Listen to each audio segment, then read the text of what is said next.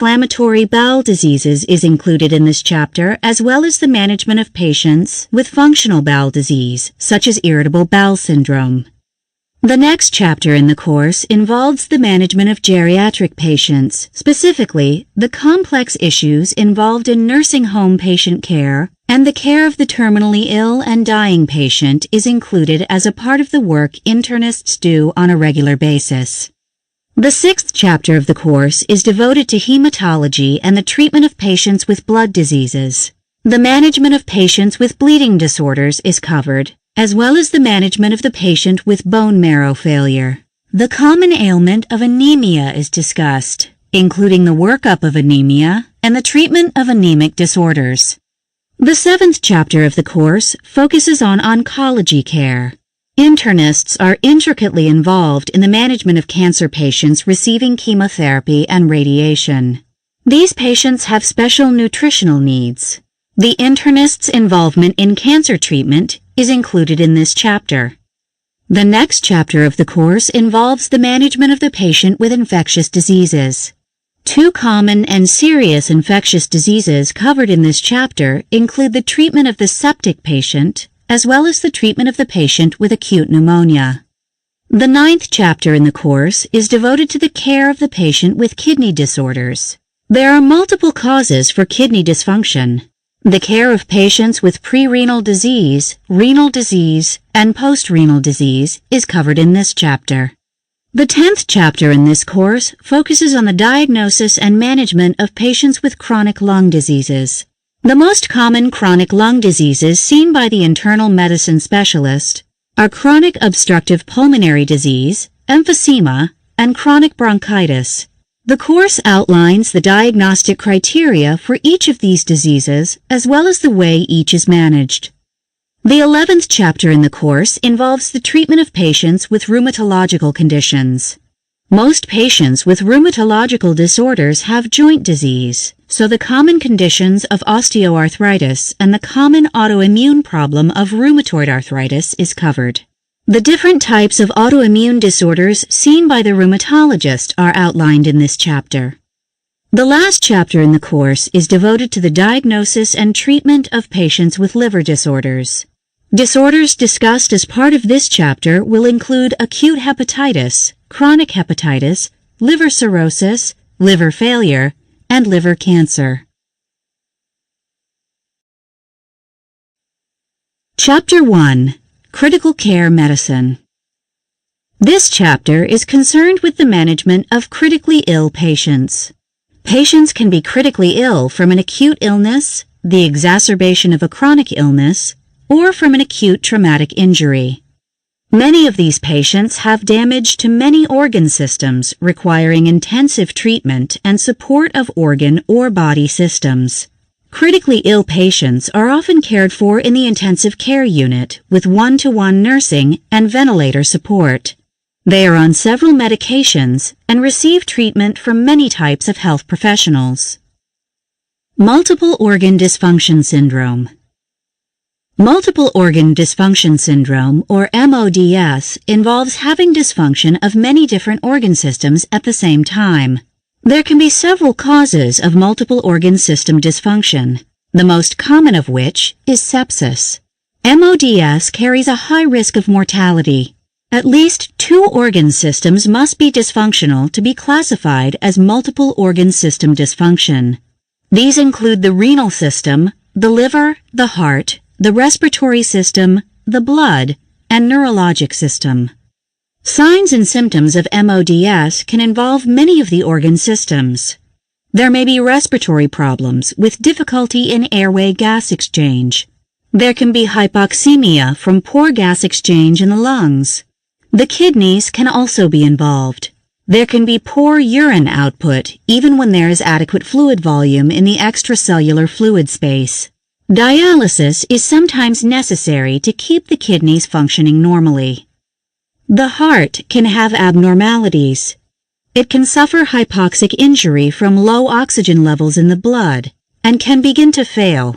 The liver can fail, resulting in an excess of bilirubin. Many patients suffer from an altered state of consciousness, either from trauma or from metabolic toxicity.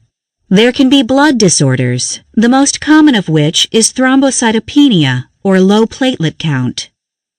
MODS is usually a secondary diagnosis, with the primary cause being an insult to one or more organ systems. There is an inflammatory reaction from an infectious agent or from a severe organ system disease.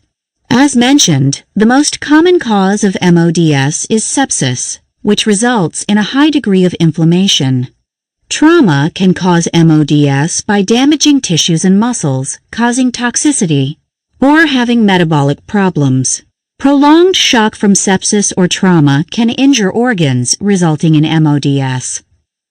Cardiopulmonary failure involves the failure of both the heart and lungs, which often fail together. Often, the beginning of MODS involves the failure of the heart or lungs, resulting in hypoxia and difficulties in many organ systems. A lack of proper oxygenation to the heart causes the heart muscle to fail, which impairs blood flow and oxygenation in the tissues. When the end organs are not adequately oxygenated, this results in diseases such as kidney failure and liver failure. Fluid can leak out of the blood vessels when the heart fails to pump blood adequately to the coronary arteries. This causes fluid to build up in the lungs, resulting in pulmonary edema. This restricts the function of the lungs and worsens oxygenation, leading to even worsened failure of end organs. Toxins build up that cannot be gotten rid of by the kidneys or liver. This worsens the damage to the end organs in a negative feedback loop, where there is ongoing worsening of oxygenation, blood flow, and end organ damage. Multiple organ dysfunction is difficult to treat with any type of medication. Treatment is directed at organ support and hemostasis of the respiratory system, cardiac system, and blood. The aim of treatment of MODS is to keep as much oxygenation to the tissues as possible in the face of decreased gas exchange and poor tissue perfusion. Many people need parenteral nutrition to be started as early as possible in the course of their disease to keep nutrients flowing to the end organs. Adequate nutrition decreases the risk of infectious complications and prevents malnutrition. Even with maximal treatment, the mortality rate is extremely high in patients with MODS. The more organ systems that are failing, the higher is the rate of death. Even with modern medical technologies, the rate of death in MODS continues to be high, as there is little intervention that can be done besides providing the patient with maximal supportive care and nutrition. Sepsis is the #1 cause of MODS and carries a high rate of death and subsequent disability. Generally, the lungs fail first, followed by the cardiovascular system. This results in the failure of other body systems that don't get adequate tissue perfusion. The goal is to keep the cardiovascular system going adequately so that the other end organs get properly perfused. If infection is the cause of MODS, the first goal is to find the source of the infection and treat it as soon as possible so the damage to the cardiovascular system can be minimized. The treatment of MODS secondary to sepsis involves 3 goals. The first is to restore blood flow when the blood pressure drops in the infectious process. Hypoxia, hypotension, and poor tissue perfusion need to be addressed simultaneously. The cause of the infection needs to be determined, and adequate oxygenation needs to be re-established. If surgery is necessary to rid the patient's infection, this must be done as soon as the patient is hemodynamically stable. Finally, the third goal is to maintain homeostasis and functioning of the organ systems so that toxins don't build up and the endocrine system is maintained. Septic shock is recognized by the following characteristics.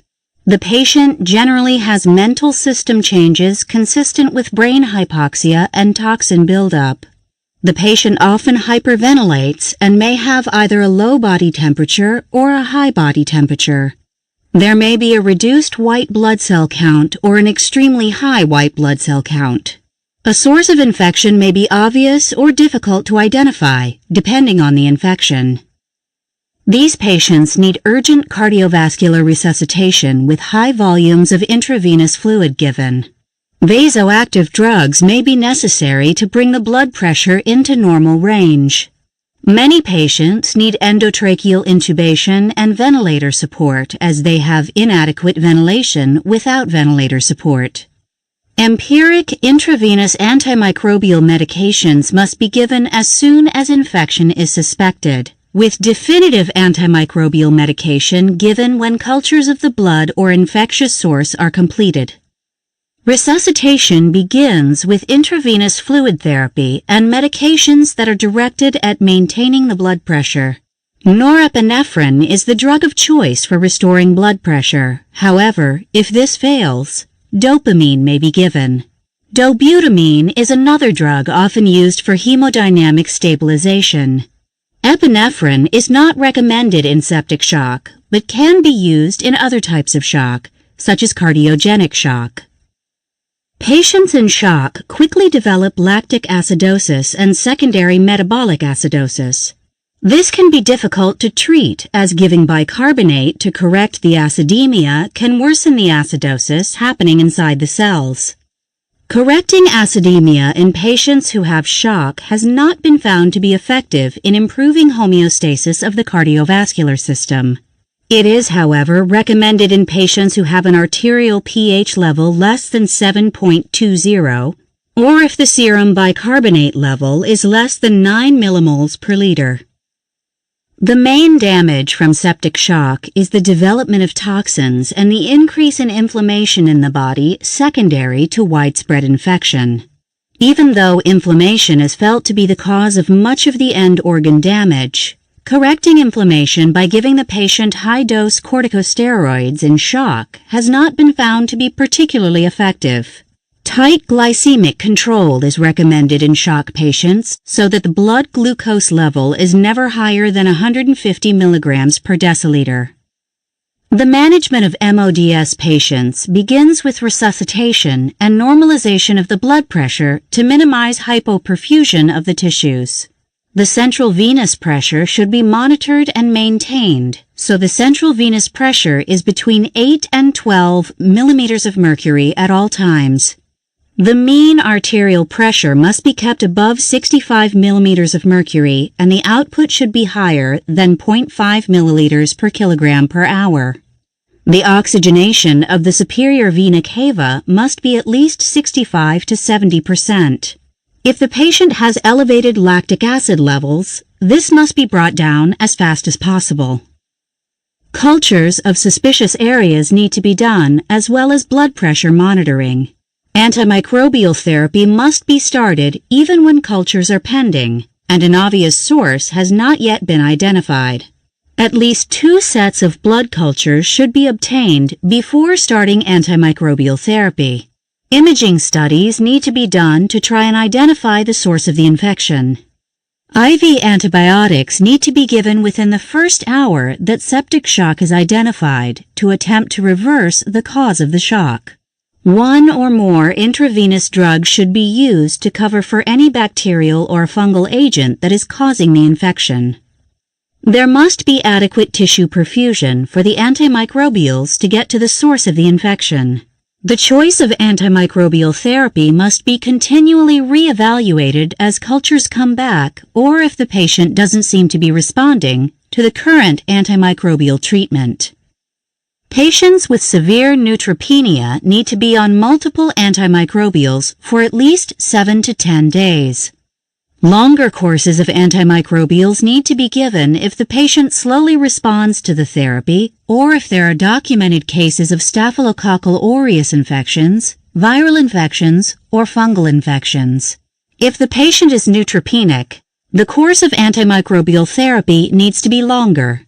If a virus is the cause of the sepsis, antiviral therapy needs to be started. If the sepsis appears to be purely an inflammatory problem and no infectious source is identified, antimicrobials do not have to be started.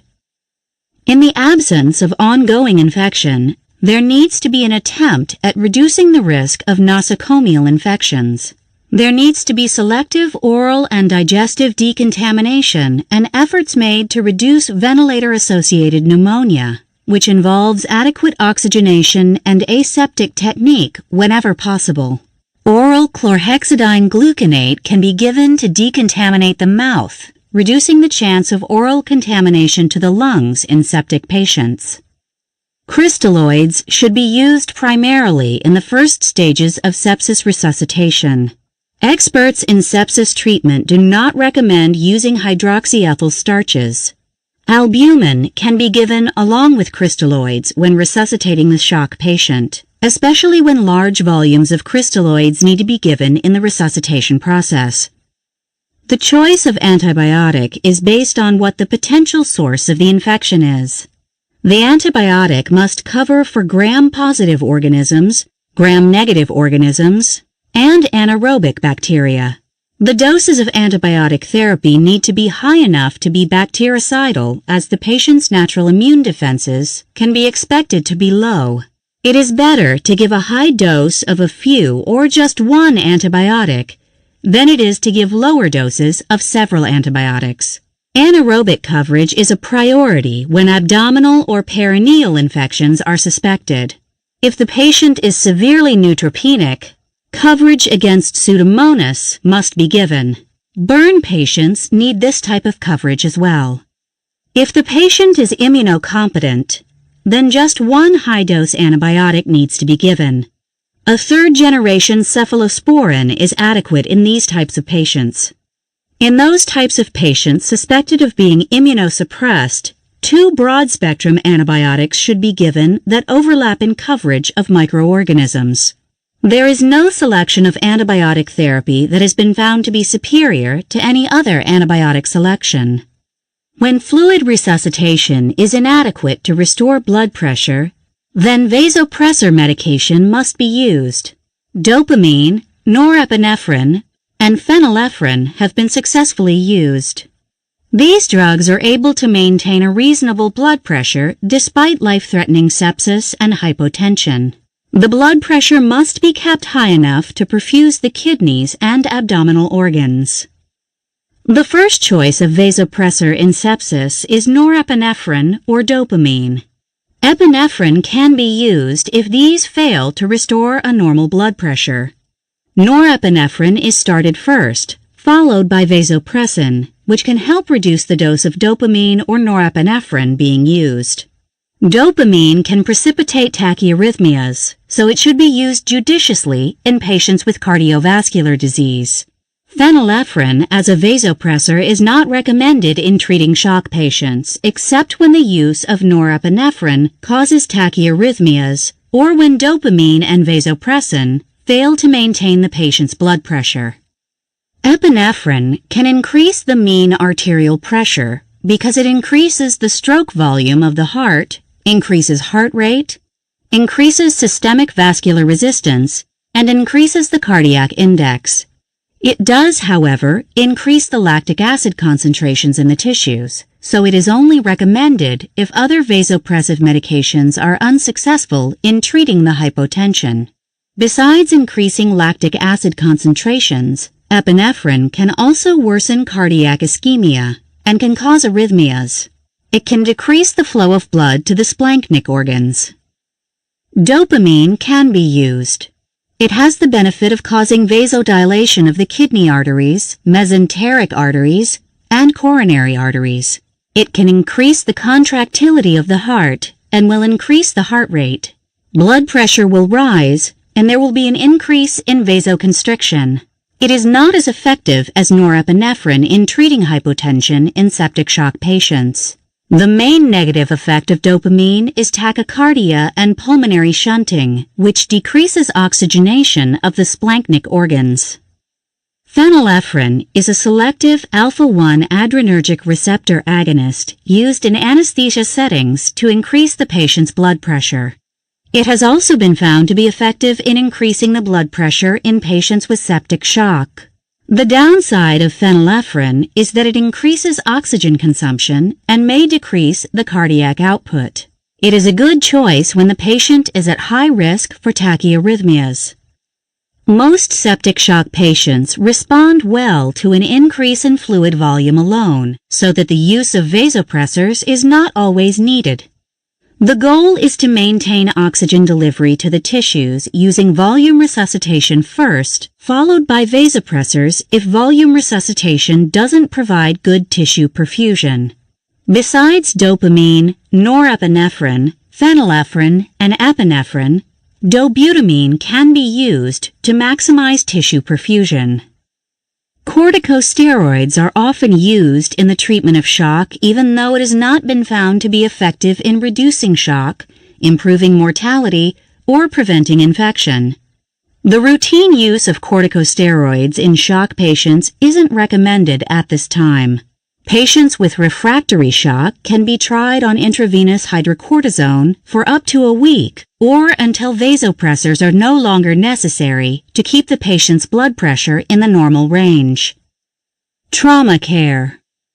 The initial evaluation and management of a critically injured patient suffering from multiple trauma can be challenging. In the past few decades, there has been an improvement in the understanding of what goes on when a patient is injured and multiple organ systems are involved, so that the mortality rate has declined dramatically. Deaths from trauma can be immediate, early, or late. Patients who die immediately generally have irreversible injury to the great vessels, heart, or brain. The patient generally dies at the scene of the trauma and is never treated in the emergency department. In some cases, these deaths can be prevented by maximizing resuscitative efforts at the scene. Early deaths from trauma occur within minutes to several hours following the injury. These patients usually make it to the emergency department and suffer death from overwhelming hemorrhage or cardiovascular collapse that is unresponsive to resuscitative efforts.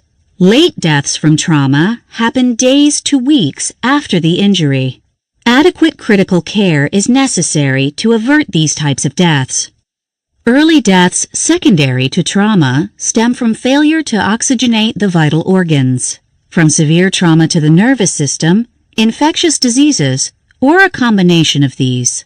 Things like inadequate oxygenation, poor ventilation, circulatory collapse, and lack of perfusion of end organs contribute to the patient's demise. In cases of severe CNS trauma, signals to the heart and lungs are impaired, and the patient cannot oxygenate or perfuse their organs. Early trauma deaths depend on the patient's age, gender, body habitus, or the environmental conditions surrounding the trauma. Patients who suffer trauma in rural areas have delayed access to trauma care and are at a greater risk of early trauma deaths. The development of the advanced trauma life support system has improved mortality because rural providers and ambulance personnel have begun to be trained using approaches developed by ATLS. Using ATLS protocols consistently has provided for the best resuscitation of patients with life-threatening injuries. The evaluation and treatment of trauma patients comes down to quickly finding those injuries that are life-threatening, adequately supporting the cardiovascular system, and arranging for definitive therapy, which usually involves rapid transfer to a trauma center. Triage. The main objective of triage is to put patients in categories according to their chance of survival. The vital signs are assessed, along with the patient's mechanism of injury, age, and suspected underlying medical conditions. Evidence that a faster workup is necessary include having multiple injuries, being extremely young or quite elderly, having severe neurological trauma, having an instability of the vital signs, having pre-existing cardiac disease, or having lung disease. The primary survey is performed first to identify those things that are life-threatening. Obstructed airway takes precedence over impaired circulation, and things like the necessity of amputation or other organ injury. If possible, caregivers need to assess all body symptoms at the same time, while simultaneously correcting those things that are correctable. By evaluating and treating at the same time, patients with multiple traumatic injuries can be treated and stabilized faster. The need for a resuscitation team is labor-intensive, but is necessary in the trauma setting and in cases where there are mass casualties. When many victims are in need of care, the triage process allows for the maximal amount of care to be given to those patients who are expected to survive their injuries, but that need intervention. In some cases, the most severely injured patients are not treated because they are not expected to survive, even with maximal resuscitation. The resuscitation team needs to be organized as soon as it is deemed necessary to treat one or more traumatized patients. Leadership roles need to be established early, and equipment needs to be operable. In larger hospitals, surgeons need to be notified and available to correct any surgically correctable traumatic injuries. The team leader should be a physician skilled in the management of trauma patients. Other doctors or providers are designated to be responsible for the airway management, blood pressure control, and the secondary survey of the patient. If procedures need to be done, a healthcare provider skilled in that area needs to be available to provide the service. Nurses must be available for the continual monitoring of the vital signs, intravenous access, and the attainment of blood samples. If possible, respiratory therapists need to be on hand for airway management, and X-ray services need to be available for radiologic studies. Neurosurgeons and orthopedic surgeons need to be contacted immediately as soon as it becomes evident they are needed. If there is severe CNS trauma, a neurosurgeon must be readily available to provide emergency neurosurgical intervention for patients with CNS trauma. The first step in trauma care is the performance of a primary survey. It involves the evaluation of the airway, breathing, circulation, disability, and environmental exposure. The first priority is airway. This is assessed by determining the availability of environmental air to enter lungs that are unobstructed. Obstruction of the airway can be due to direct injury to the pharynx or larynx, foreign bodies inside the airway, edema, or an inability of the individual to protect their airway because of a decreased level of consciousness. Treatment of airway disturbances can be done by removing excretions using suction or by intubating the patient. If facial trauma is present, the patient can have a surgical airway placed. The next step is to evaluate the patient's ability to spontaneously ventilate and oxygenate for themselves. Findings of impaired ventilation include the absence of spontaneous breathing, absent or asymmetric breath sounds, shortness of breath, or dullness of the chest wall during chest percussion. There can be disturbances of the chest wall suggestive of chest wall injury, a sucking chest wound, or flail chest. These can be managed by treating the hemothorax, pneumothorax, tension pneumothorax, or sucking chest wound with an emergency thoracostomy and chest tube placement. If the patient has flail chest, they need mechanical ventilation, which is often necessary for other injuries that are causing the ventilation difficulty. The circulation is next assessed by looking for evidence of low blood volume, cardiac tamponade, and external sources of bleeding. The neck veins need to be evaluated for collapse or distension, and there needs to be an assessment of the heart tones. The hypovolemia needs to be treated by placing 2 large-bore peripheral intravenous catheters containing Ringer's lactate and giving a large fluid bolus. Upper extremity catheters are preferred over lower extremity catheters. If there is cardiac tamponade, pericardiocentesis is warranted. This needs to be followed by immediate surgery to find and repair the cause of bleeding. External bleeding can be controlled by direct pressure or emergent surgery. The patient's estimated level of disability can be assessed by doing an initial gross mental status examination and a motor examination. Find out if there has been a serious head injury or spinal cord injury. Use the Glasgow Coma Scale to assess the patient's level of consciousness. The pupils need to be looked at for size, reactivity to light, and symmetry. Spinal cord injury needs to be assessed by observing motor movement. Pupillary findings or hemiplegia suggests possible upcoming herniation of the cerebrum through the tentoria incisura because of an expanding mass in the brain or because of cerebral edema. If these findings are seen, the patient needs emergency management for increased intracranial pressure. Treatment includes intravenous mannitol, hypertonic saline, sedatives, and muscle relaxants. This needs to be done after an adequate airway is established. Emergency neurosurgical intervention is necessary. If there is no decreased level of consciousness and the presence of paraplegia or quadriplegia, there is probably a spinal cord injury. The possibility of a spinal cord injury necessitates full spinal immobilization. If respiratory efforts are weak because of a high cervical spinal cord injury, endotracheal intubation is necessary. The last step in the primary survey includes evaluating the patient's exposure to a harmful environment and control of the environment. The patient's clothes need to be removed and a thorough physical examination needs to be undertaken. Treatment for hypothermia needs to be undertaken as removing their clothing can worsen this problem. Warm blankets can be provided along with warming of the intravenous fluids. Heat lamps may be used, and if available, warmed air-circulating blankets. There can be diagnostic intervention and monitoring along with the primary survey.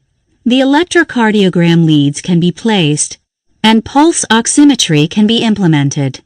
Monitors can provide information crucial to the resuscitation process.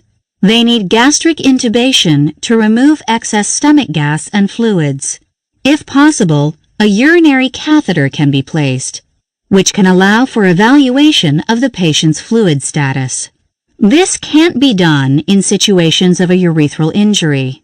A retrograde pyelogram should be done if a urethral injury is suspected before a catheter can be placed. While the primary survey is going on, the provider is simultaneously making diagnoses and doing interventional procedures until the patient's condition is more stable. During this time, the patient has ongoing monitoring of the vital signs, protection of the airway, oxygenation, intravenous fluid resuscitation, and the administration of blood products. Patients who have multiple injuries may need several liters of crystalloid fluids over the first 24 hours to maintain an adequate blood pressure, tissue perfusion, and end organ perfusion. The urine output needs to be adequate during this time. Blood is given for low blood volume that isn't responsive to intravenous crystalloids. If blood loss isn't controlled by direct pressure and transfusion, surgery or diagnostic imagery needs to be done to evaluate and treat the source of the bleeding. The end point of the resuscitative process includes normal vital signs, lack of ongoing blood loss, normal urine output, and lack of evidence of end organ damage.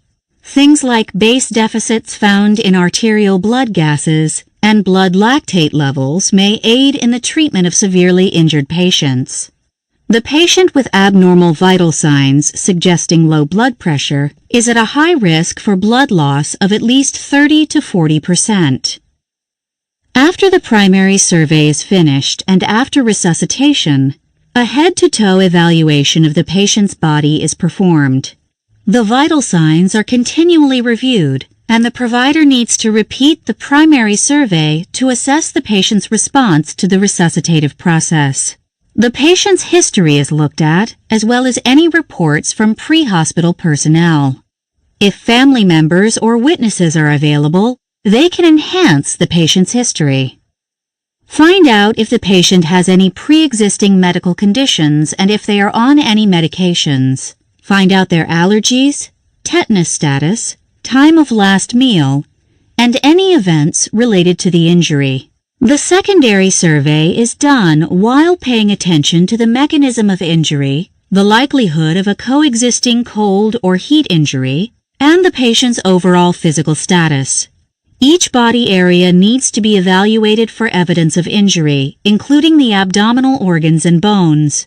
A full neurological assessment needs to be undertaken as part of this survey. This should include a complete cranial nerve evaluation.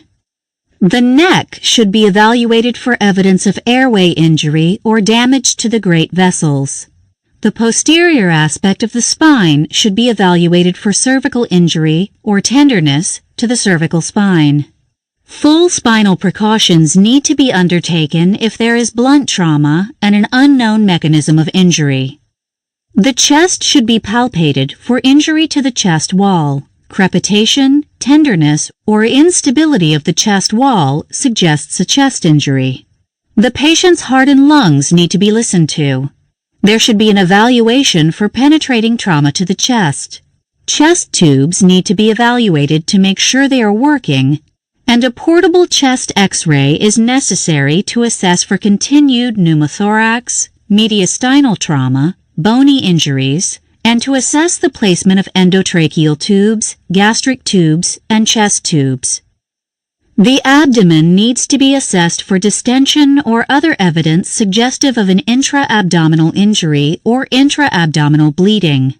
If there is penetrating trauma, a local evaluation should be undertaken to see if the abdominal muscles were penetrated. High-velocity penetrating trauma needs surgical evaluation and intervention. The pelvis needs to be assessed for pelvic fractures. An AP pelvis film can be done to look for fracture. If a pelvic fracture is suspected, the pelvis should not be manipulated, as this can worsen the bleeding. Perineal evaluation needs to be undertaken, looking for bleeding, gross blood in the vaginal canal, blood in the rectum, or urethral blood.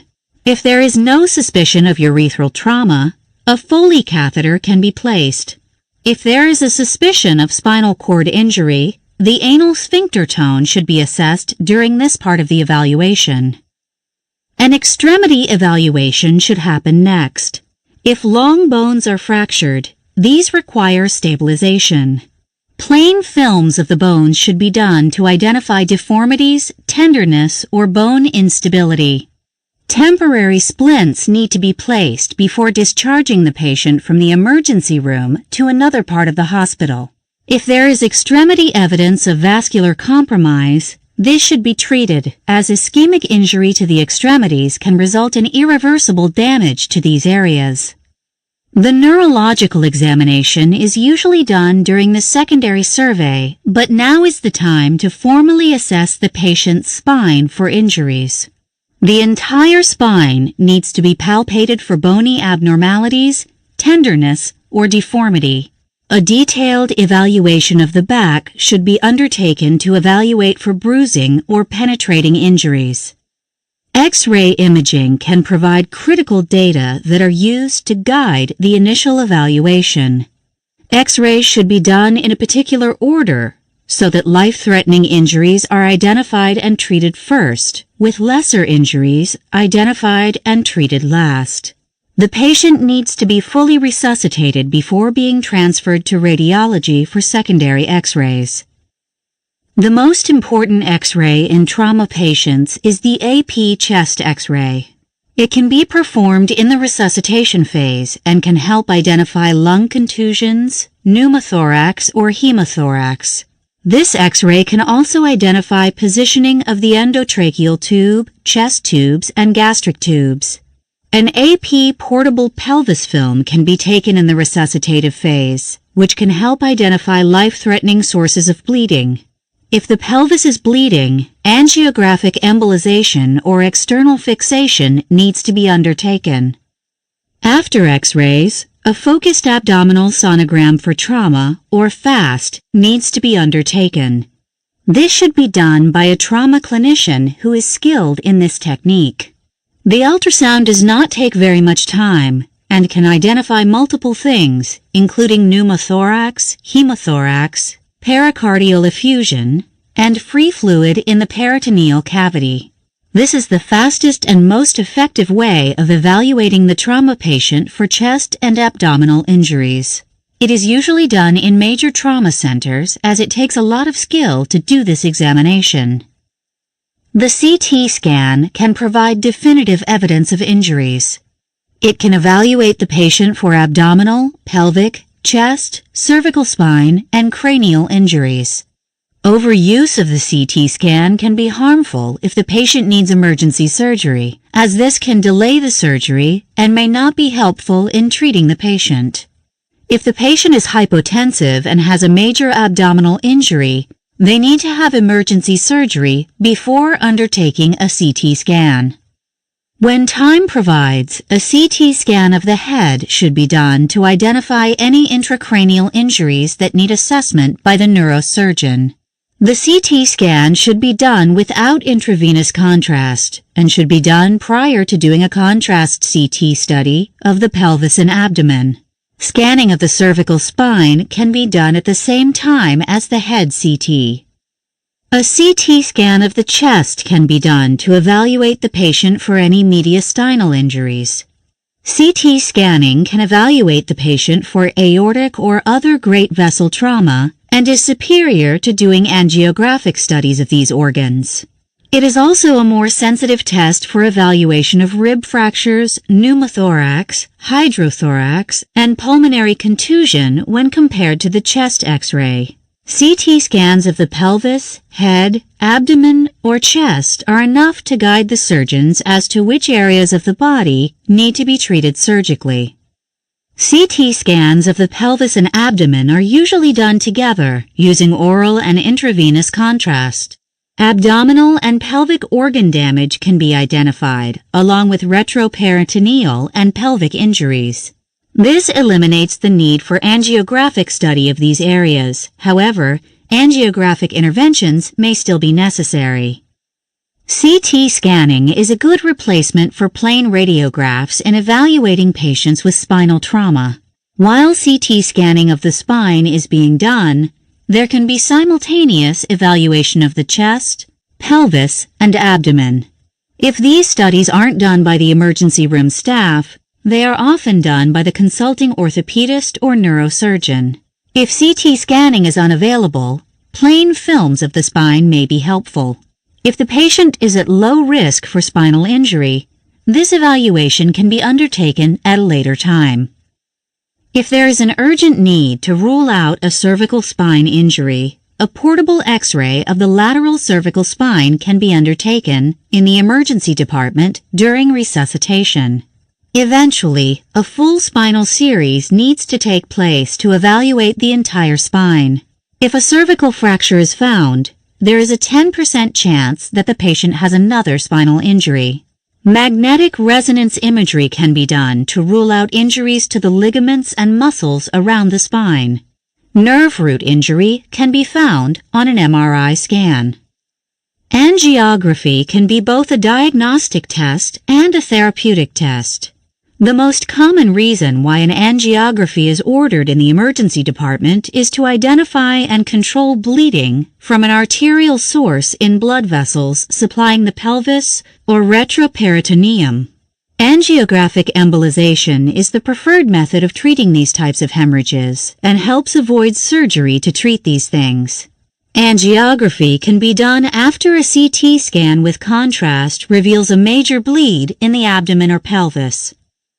The most important lab test to do in the early stages of trauma management is the type and cross match, which is usually available in 20 minutes. Arterial blood gases can also be done in this period. However, continuous pulse oximetry may be just as valuable and less invasive. A baseline hemoglobin can be done, but may not reflect a major hemorrhage in the early stages. This may need to be repeated after fluid resuscitation to fully evaluate the patient for hemorrhaging. Urine drug screens for illicit drugs and an alcohol screen are often done at major trauma centers to see if these things are interfering with the resuscitation process. Blood alcohol and glucose testing can help identify possibly correctable reasons for a low level of consciousness. Assessments of coagulation, electrolytes, and cell counts are not very useful in trauma patients. Key takeaways. The most common cause of multiple organ dysfunction syndrome is bacterial sepsis. Patients decompensate because of poor oxygenation that leads to cardiac dysfunction and poor end organ perfusion. Resuscitation with fluids is the treatment of choice in sepsis. However, vasopressors and albumin can be used to restore volume. Early empiric antibiotic therapy can improve outcome in multiple organ dysfunction syndrome. Trauma patients need to have their airway, breathing, circulation, nervous system, and environment evaluated first. Patients can die immediately, early in the course of trauma, and late in the course. After the primary and secondary surveys, imaging can take place to further evaluate the head, cervical spine, abdomen, and pelvis. Simultaneous examination and treatment offer the best chance of survival. Trauma patients often need care at a trauma center, as these can provide the services a trauma patient needs for definitive care. Quiz. Number 1. A patient is seen on the medical ward with new onset hypotension, low body temperature, and changes in mentation. How do you further evaluate this patient? A. Obtain a CT scan of the head to rule out intracranial pathology. B. Obtain a bedside radiograph of the chest to rule out pneumonia. C. Send the patient to the intensive care unit and begin a thorough evaluation for sepsis. D. Start IV antibiotics and look for a source of infection. Answer: D. This patient is presenting with all the signs of septic shock.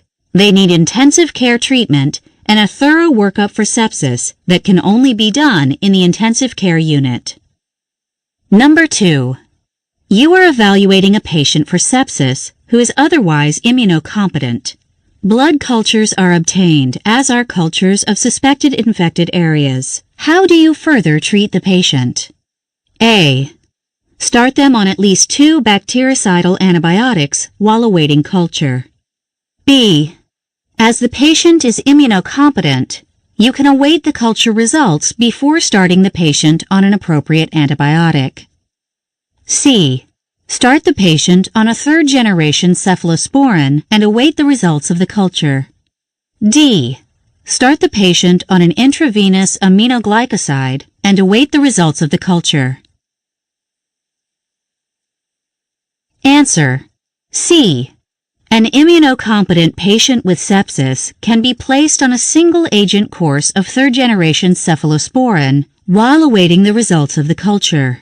An aminoglycoside doesn't provide adequate coverage, and the patient doesn't need more than 1 antibiotic. Antibiotic therapy should start before cultures return. Number 3. The patient is being treated for sepsis and has not had normal blood pressure readings after fluid resuscitation. How do you respond next? A. Give the patient intravenous phenylephrine. B. Give the patient intravenous dopamine. C. Give the patient intravenous albumin. D. Give the patient intravenous norepinephrine. Answer: D. The initial treatment of choice if volume resuscitation doesn't work is to start a vasopressor. The vasopressor that should be tried first is norepinephrine, with the other choices being used only if norepinephrine fails or gives adverse side effects. Intravenous albumin will not restore the blood pressure. Number 4. You are caring for a patient with multiple end organ failure from serious burns. What organism should you consider if the patient is suspected of having sepsis? A. Pseudomonas. B. Klebsiella. C. Staphylococcus. D. Streptococcus. Answer: A. The patient is at a high risk of sepsis secondary to Pseudomonas because of burns. This patient needs an antimicrobial agent that covers for this in cases of sepsis. Number 5. You are called to the scene of a motor vehicle accident with one victim. The victim was seatbelted and was involved in a high-velocity single-car accident. The victim is found pulseless with no cardiac activity and no evidence of external trauma. What injury has the patient likely sustained? A. Blunt abdominal trauma. B. Head injury. C. Injury to the aorta. D. Cervical spine injury. Answer: C. Patients who die at the scene without evidence of external trauma have generally died from cardiac trauma or trauma to the great vessels. There is no evidence of head trauma as the patient was seatbelted. Number 6. What is a common cause of late deaths in trauma patients? A. Hemorrhage of the pelvis. B. Pneumonia. C. Cervical spine injury. D. Open orthopedic injury. Answer: B. Most late deaths from trauma are secondary to an infectious process, such as pneumonia, and not from an orthopedic injury or hemorrhage. Number 7. You are evaluating a trauma patient with an intact airway and normal ventilation who is found to be hypotensive. In managing this, what do you do? A. Give typed and cross-matched blood as soon as it is available. B. Place 2 IVs in 2 peripheral veins and give Ringer's lactate solution until the blood pressure normalizes. C. Give IV fluids with albumin to diminish the chance of cerebral edema. D. Place a central line and give IV normal saline until the central venous pressure is normal. Answer: B. Peripheral lines should be placed and Ringer's lactate solution should be given. Blood transfusions take too long and albumin is unnecessary in the early stages of resuscitation. A central line would take too long and is unnecessary unless a peripheral IV cannot be placed. Number 8. What is the advantage of the ATLS system? A. It helps get trauma patients to a trauma center faster. B. It has standardized trauma care for individuals in all parts of the country. C. It teaches advanced interventional techniques to ambulance personnel. D. It allows rural victims to have a better chance of survival. Answer: B. The main advantage of the ATLS system is that it has standardized trauma care throughout the country, so that victims from just about anywhere can receive adequate resuscitative efforts. It does indirectly help rural patients have a better chance of survival. Number 9. What is the main purpose of doing angiography in a trauma patient? A. It is the only way that arterial bleeding can be diagnosed. B. It is a fast way to identify bleeding sources. C. It can be used along with arterial embolization to control severe bleeding. D. It can confirm findings seen on an MRI evaluation. Answer: C. Angiography can be done to identify bleeding sources, but it is not very fast and is mainly used when anticipating arterial embolization to control severe bleeding. Number 10. Which imaging test is usually done first in trauma patients? A. CT scan of the head. B. CT scan of the cervical spine. C. AP X-ray of the cervical spine. D. PA X-ray of the chest. Answer: D. The first imaging test usually done in cases of trauma involve a PA X-ray of the chest to look for pneumothorax, hemothorax, and placement of tubes and lines. Chapter 2. Cardiac Care. This chapter is about the care of a cardiac patient. Cardiologists care for many types of cardiac patients, both young and old. This chapter is devoted to a discussion of interventional cardiology, in which cardiologists specialize in doing procedures that assess the function of the heart. Two main cardiac diseases and their treatment are also discussed. The care of the acute myocardial infarction patient is discussed, along with the care of the patient in heart failure. Interventional cardiology. Doctors who do interventional cardiology use catheters and similar devices to evaluate the heart for vascular or structural abnormalities. The most common procedure done by interventional cardiologists is a heart catheterization, with or without an angioplasty procedure, to treat blockages of the coronary blood vessels. A cardiac catheterization starts with the placement of a large catheter in the femoral artery, although other arteries can be used. The catheter travels to the heart and dye is injected that will show up on X-ray. A real-time X-ray evaluation of the coronary arteries can be done under fluoroscopy. The radial artery is sometimes used and is more comfortable for the patient. Interventional procedures have radicalized the treatment of the cardiac patient so that many patients can be treated for coronary artery disease without having to go through open heart surgery and all the complications and post-operative recovery that goes along with such surgeries. Angiography and angioplasty have become the gold standard of treatment for the patient with acute myocardial infarction and the patient with blocked coronary arteries in the absence of an acute myocardial infarction. Clots can be extracted from blocked coronary arteries, and stents can be placed after balloons are inflated to open the blocked artery. The definition of angioplasty is any procedure used to dilate a blocked artery or a blocked vein. It is most commonly used on coronary arteries, but can be used in peripheral arteries. Other interventional procedures include the valvuloplasty, in which a catheter and balloon are used to dilate damaged valves in the heart. Congenital heart diseases can be corrected without open surgery, including the correction of atrial septal defects, ventricular septal defects, and repair of a patent ductus arteriosus. Valves can be placed percutaneously. This can be done to replace the aortic valve, the pulmonary valve, or the mitral valve. If the valve needs repair instead of replacement, this can be done percutaneously as well. Catheters can be introduced into completely blocked coronary arteries and can remove thrombi that have blocked the artery so that circulation can rapidly be restored.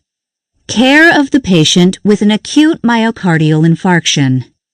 An acute myocardial infarction or heart attack involves the irreversible cell death of cells in the heart muscle secondary to lack of oxygen. The most common cause of an acute myocardial infarction is the blockage with a thrombus of a major coronary artery that has previously become narrowed by hyperlipidemia.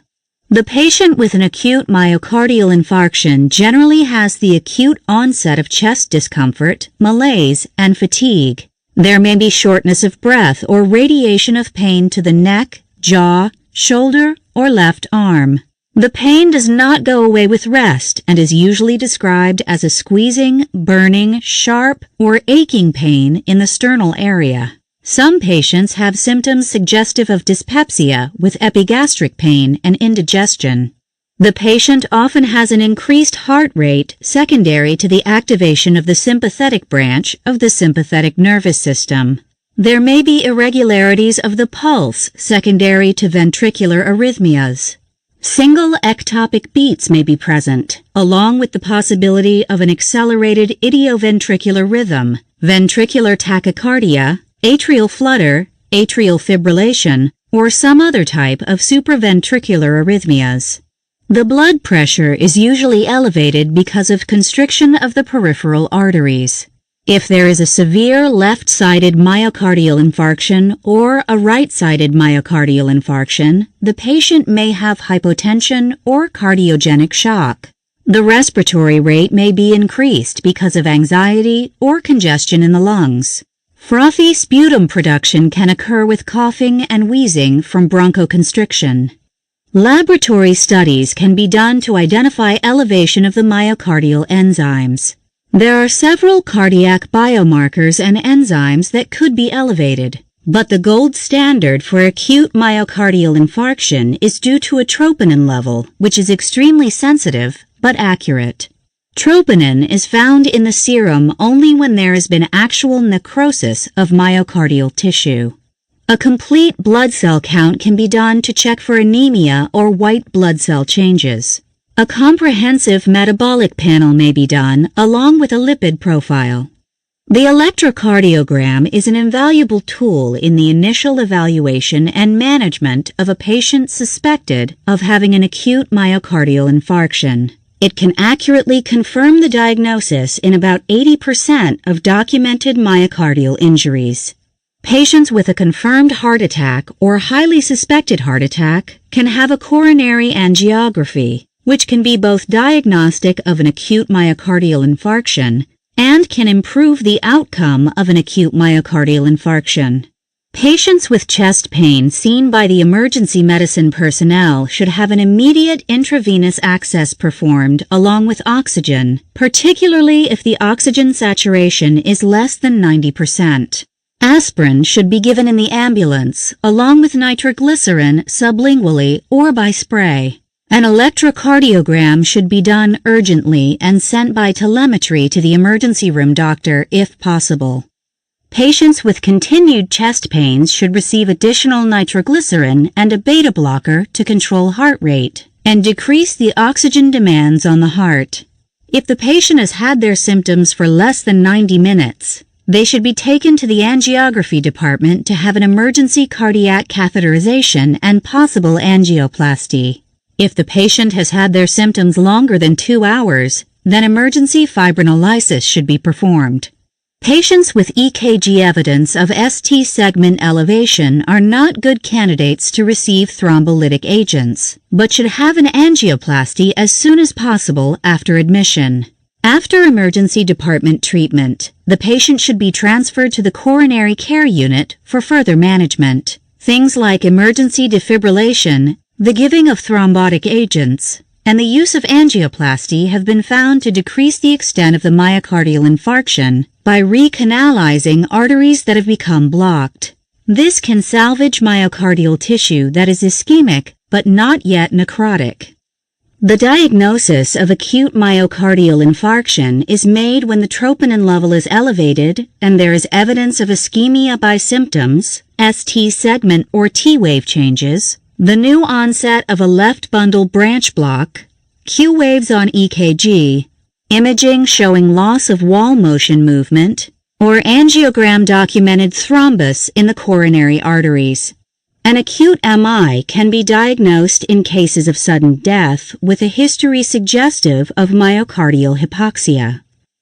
Acute coronary syndrome is defined as a spectrum of cardiac conditions that happen because of ischemia or infarction of myocardial tissue from a sudden loss of circulation.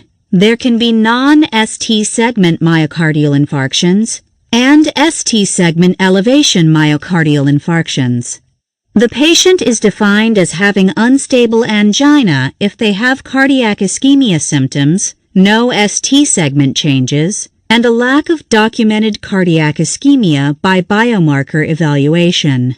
Anytime there is elevation of biomarkers, such as troponin, cardiac necrosis can be proven. The clear majority of acute myocardial infarctions come from atherosclerosis. About 90% of acute myocardial infarctions are the direct effect of a thrombus in a coronary artery. The artery is usually already narrowed from atherosclerotic disease, and a plaque may or may not have ruptured. The rupture of a plaque can lead to platelet activation, the aggregation of platelets, and the activation of the coagulation pathway. This can cause vasoconstriction, which worsens the cardiac ischemia already bad from clot formation. Acute myocardial infarction can happen in the absence of atherosclerosis. Things like vasculitis, heart trauma, vasospasm, coronary artery emboli, drug use, arteritis, aneurysms of the coronary arteries, hyperthyroidism, heavy exertion, or severe anemia can lead to cardiac ischemia significant enough to cause necrosis of cardiac tissue. There can be hypoxia from an aortic dissection, pulmonary problems, and carbon monoxide poisoning. Rarely, children can have an MI from certain uncommon pediatric diseases. Patients with an acute myocardial infarction have a 30% chance of death. Half the time, the death occurs before the patient reaches the hospital. About 5 to 10% recover initially, but die in the year following their heart attack. Half of all MI patients return to the hospital with another event or complication of their MI in the year following the MI. Patients do better if they have early reperfusion or fibrinolysis as soon as they are identified as having an acute MI. Patients with good ventricular function do better, and patients who receive aspirin, beta blockers, and ACE inhibitors after their heart attack have a better prognosis. A poor prognosis is associated with concomitant diabetes, other vascular diseases, delayed reperfusion, advanced age. Patients with ongoing depression have a poor prognosis, poor left ventricular function after the event, and evidence of congestive heart failure after the event. Patients with ongoing depression have a poor prognosis. Care of the heart failure patient. Heart failure is defined as having poor pump function of either the left or right ventricles, or both. The heart dysfunction is usually due to muscle damage from an acute MI or ongoing ischemia. Rarely, a patient will present with heart failure without having had a previous myocardial infarction. Overall, heart failure is common and is the leading cause of hospitalization in patients older than 65 years of age. Patients suspected of having heart failure should have a blood test for B-type natriuretic peptide, or BNP. This is found to be elevated in most cases of heart failure. If the heart failure has a sudden onset, the patient should have a transthoracic Doppler echocardiogram to evaluate the function of the heart. After the patient has been stabilized and is in the intensive care unit, they need to have beta blocker treatment unless the heart rate is less than 50 beats per minute, or they have EKG evidence of a second or third degree atrioventricular block. Patients with shock should not have beta blocker treatment. The patient should be stable prior to receiving beta blocker therapy. Angiotensin-converting enzyme inhibitors or ACE inhibitors should be given to the patient to maintain a low blood pressure. Aldosterone antagonists should be started if there is evidence of reduced left ventricular ejection fraction. If the patient can't tolerate an ACE inhibitor or angiotensin receptor blocker, they should be given an aldosterone antagonist. Upon admission to the coronary care unit, all patients should have a complete physical, chest X-ray, and electrocardiography. Blood testing for B-type natriuretic hormone should be done to evaluate the severity of the heart failure. The higher the level, the greater is the degree of heart failure. A Doppler echocardiogram can establish areas of wall movement abnormalities or other cardiac anomalies. The treatment of acute heart failure involves giving intravenous diuretic therapy to reduce the workload of the heart. Opiates should be avoided as this can depress the cardiorespiratory system. Patients already on a diuretic should receive an increased dose of the same or different diuretic. Renal function, urine output, and weight are evaluated regularly during diuretic treatments. Nitrates are not necessary unless there is evidence of ongoing ischemia. Nitrates should also be used if there is severe hypertension or regurgitation of the aortic or mitral valves. Sodium nitroprusside should be avoided, as well as any vasopressor medications. Vasopressors should only be used if there is evidence of reversible cardiogenic shock. The patient should be artificially ventilated in cases of respiratory failure, physical exhaustion, or decreased level of consciousness. Unless these things are present, the patient generally does not have to be intubated and can just receive supplemental oxygen to maintain normal oxygenation. Patients with heart failure secondary to severe aortic stenosis should be considered candidates for aortic valve replacement as a treatment for their heart failure. This can involve replacement by means of a catheter rather than open heart surgery. Patients with evidence of ischemia should be considered candidates for revascularization. If mitral valve regurgitation seems to be the cause of the heart failure, then a mitral valve replacement through a catheter should be considered. Those patients with reversible heart failure or who are candidates for a heart transplant may be placed on mechanical assist devices. Some patients fail to adequately respond to diuretic therapy, either because they have severe renal insufficiency or are having poor renal perfusion because of heart failure. In such cases, the patient can be started on low-dose dopamine therapy to increase the vasodilation of the renal arteries, improving their blood flow. Thiazide diuretics may be added to improve diuresis and decrease fluid volume, thereby reducing the work of the heart. If the patient has heart failure because of low perfusion of the cardiac muscle, they may be candidates for an intra-aortic balloon counterpulsation pump. This is used as an alternative to the use of intravenous inotropic drugs to decrease the work of the diseased heart. It can correct left ventricular systolic failure and resultant hypoperfusion of the systemic vasculature. There are multiple drugs the heart failure patient can be started on to improve heart function or to decrease the work of the heart.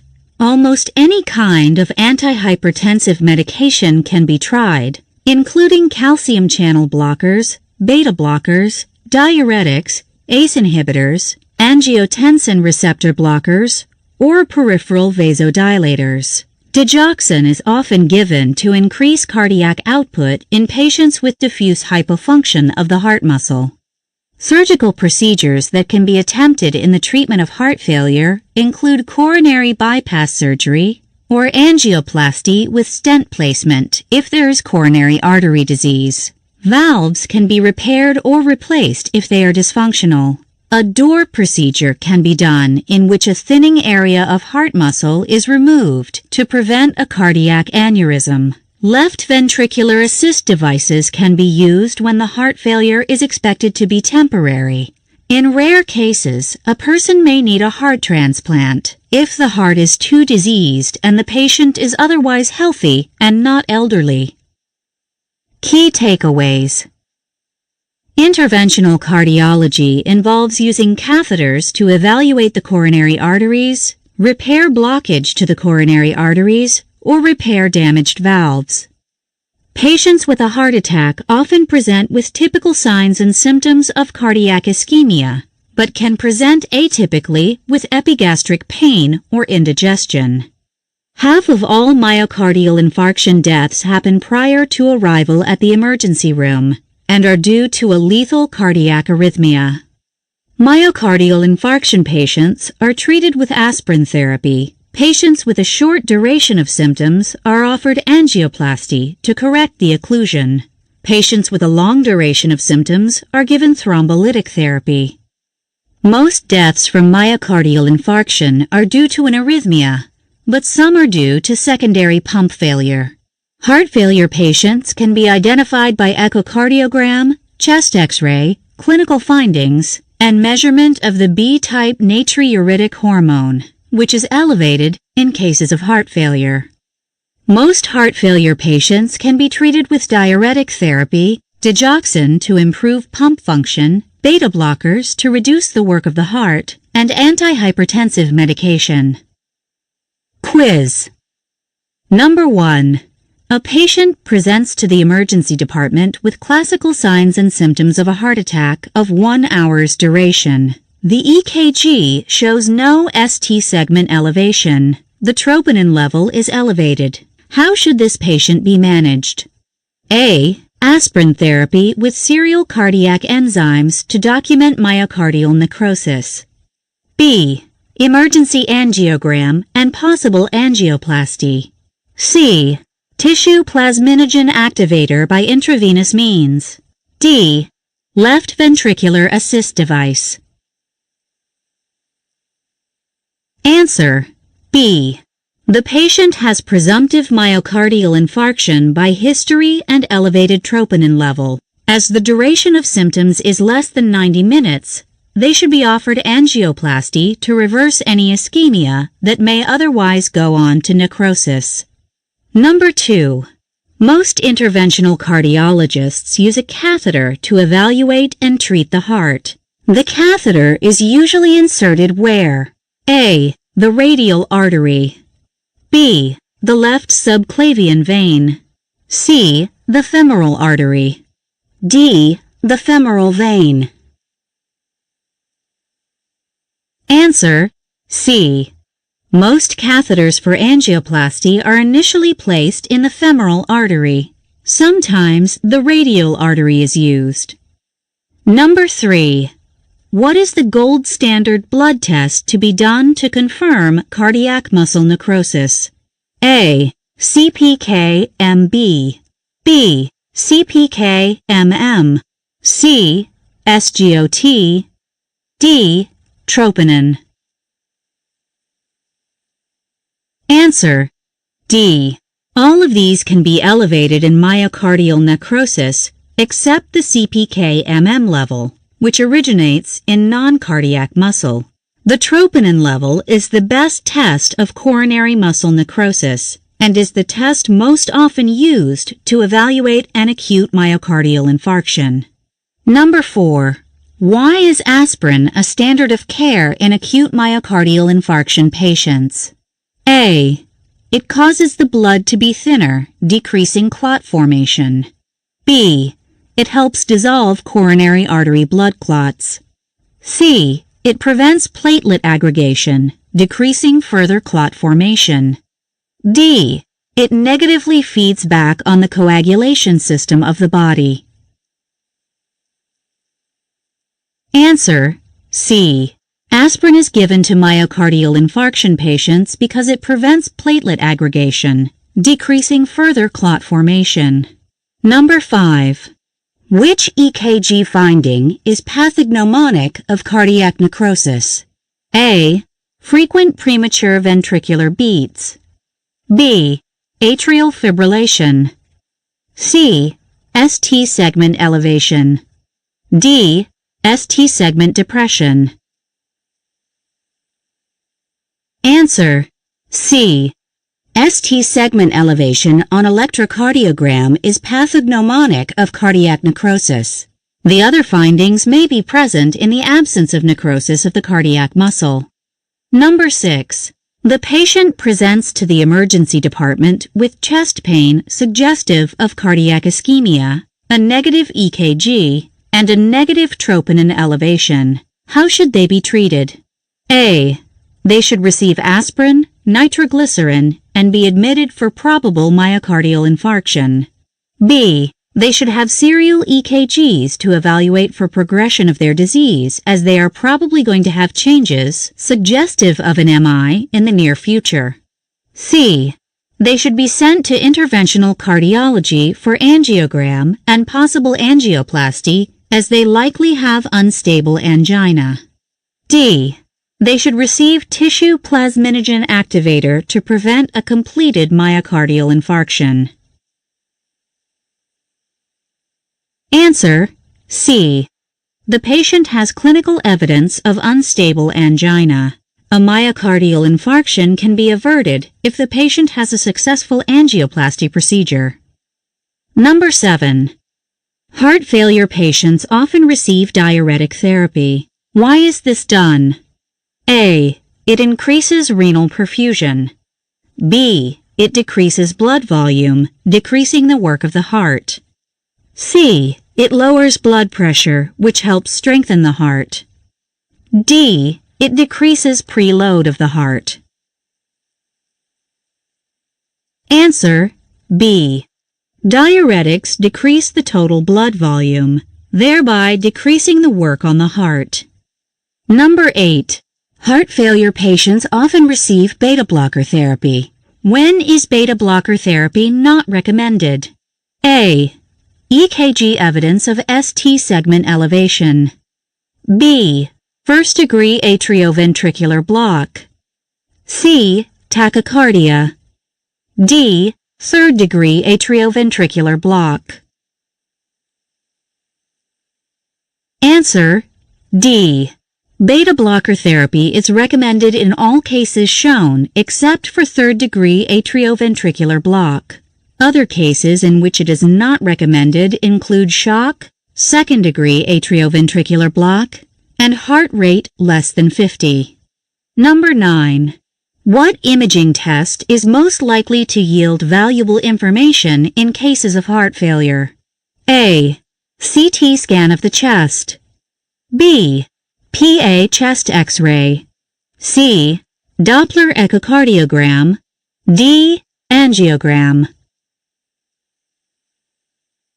Answer C. A Doppler echocardiogram is recommended in cases of heart failure, as it can tell if there are structural abnormalities of the heart and can tell the pump functioning of the heart. Number 10. When do heart failure patients receive a left ventricular assist device? A. When their ejection fraction is extremely low. B. When their pump function is low enough to cause hypotension. C. When their heart failure is expected to reverse itself.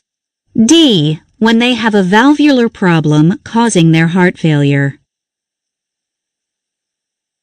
Answer C. Heart failure patients can receive a left ventricular assist device when their heart failure is expected to be temporary. Chapter 3. Endocrinology. This chapter is about the treatment of endocrinology disorders. There are a wide variety of endocrine problems related to everything from hypothalamus dysfunction to pituitary gland dysfunction to dysfunction of a wide variety of endocrine end organs.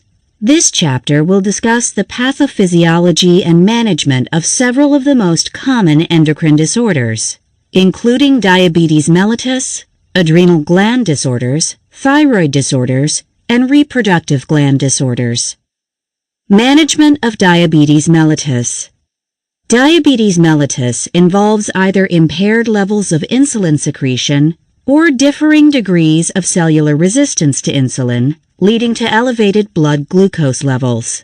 Patients with untreated diabetes mellitus may be asymptomatic or may have symptoms such as polyuria, polydipsia, polyphagia, and blurry vision.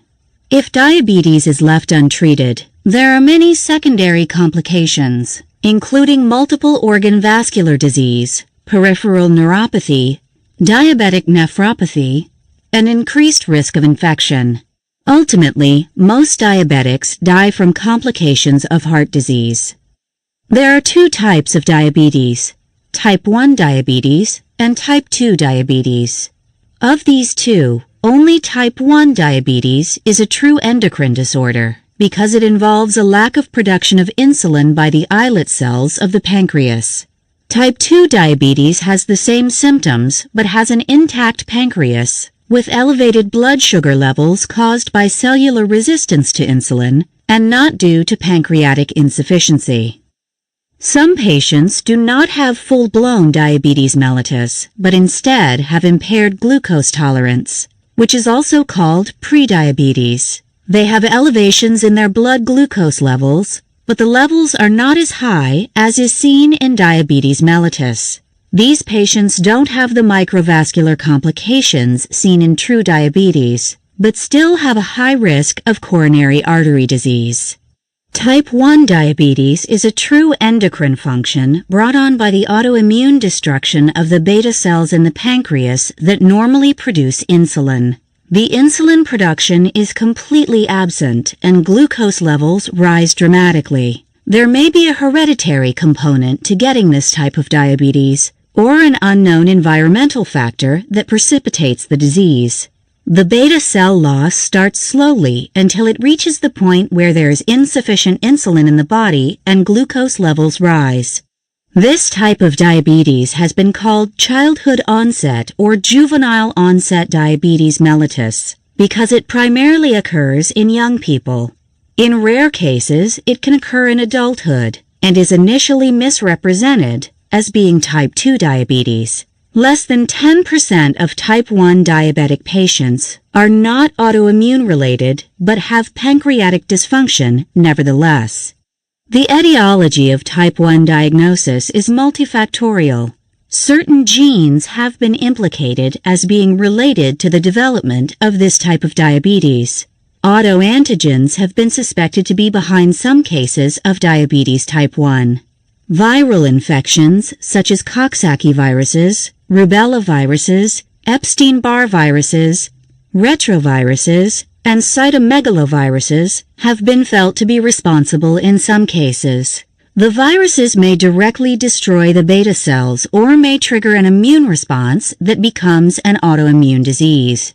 Some people believe that diet plays a role in the disease and that early exposure to dairy products, gluten, or cereals contribute to getting the disease. Type 2 diabetes involves having an intact pancreas and normal or elevated insulin levels with cellular resistance to insulin.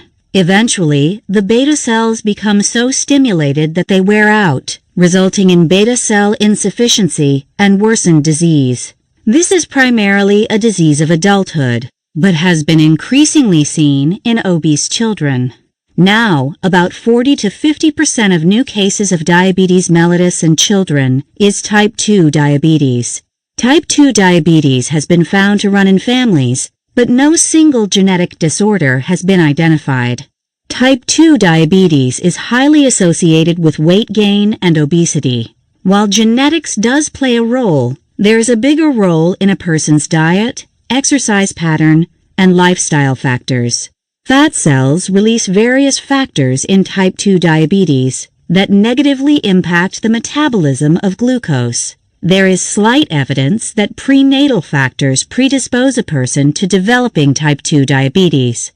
Rare types of diabetes mellitus occur because of cystic fibrosis, which can damage the pancreas, pancreatitis, and hemochromatosis. Patients with acromegaly and Cushing's syndrome have elevations in blood glucose values that have nothing to do with the function of the pancreas. Certain drugs can cause elevations in glucose, such as glucocorticoids, niacin, protease inhibitors, and beta blockers.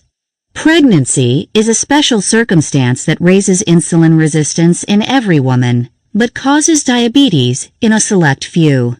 Things that differentiate type 1 diabetes from type 2 diabetes include a difference in age at onset, obesity seen only in type 2 disease, ketoacidosis seen only in type 1 disease, low insulin levels mainly seen in type 1 disease, twin concordance mainly seen in type 2 disease, and specific genes associated with only type 2 disease. Type 1 disease is mainly a matter of having pancreatic autoantibodies with lack of insulin secretion, but there can be lack of insulin production in severe or long-standing type 2 disease. Both types of diabetes can yield secondary and organ complications. Only type 2 diabetics respond to oral medication, while type 1 diabetics always need insulin. The most common symptoms of diabetes mellitus are directly related to elevations in glucose. If the glucose elevation is mild, there may be no symptoms, delaying an accurate diagnosis. As glucose levels rise, there is glucose in the urine and an increase in urinary frequency. Increased volumes of urine are put out, causing an increased thirst and an increased amount of liquid intake. If the urine output exceeds the input, dehydration and hypotension can occur.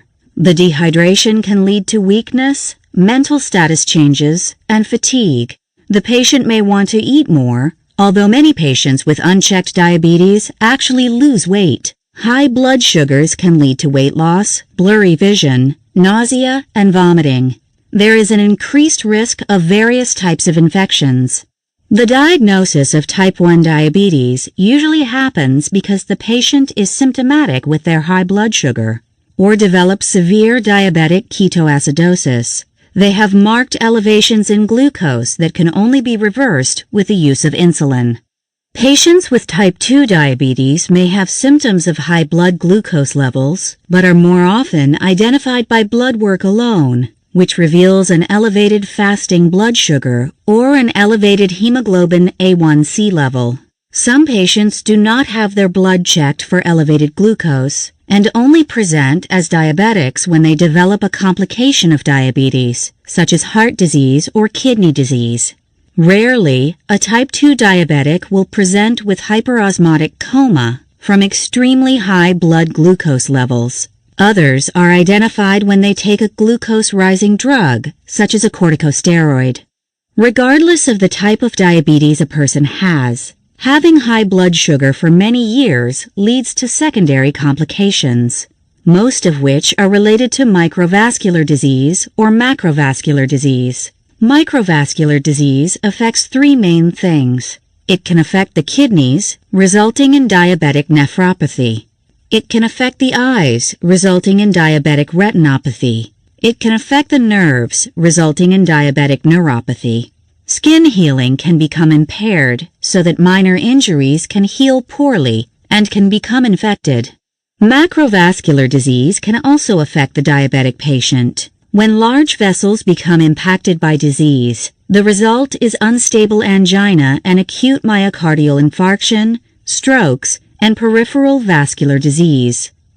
Diabetic retinopathy is a major cause of blindness.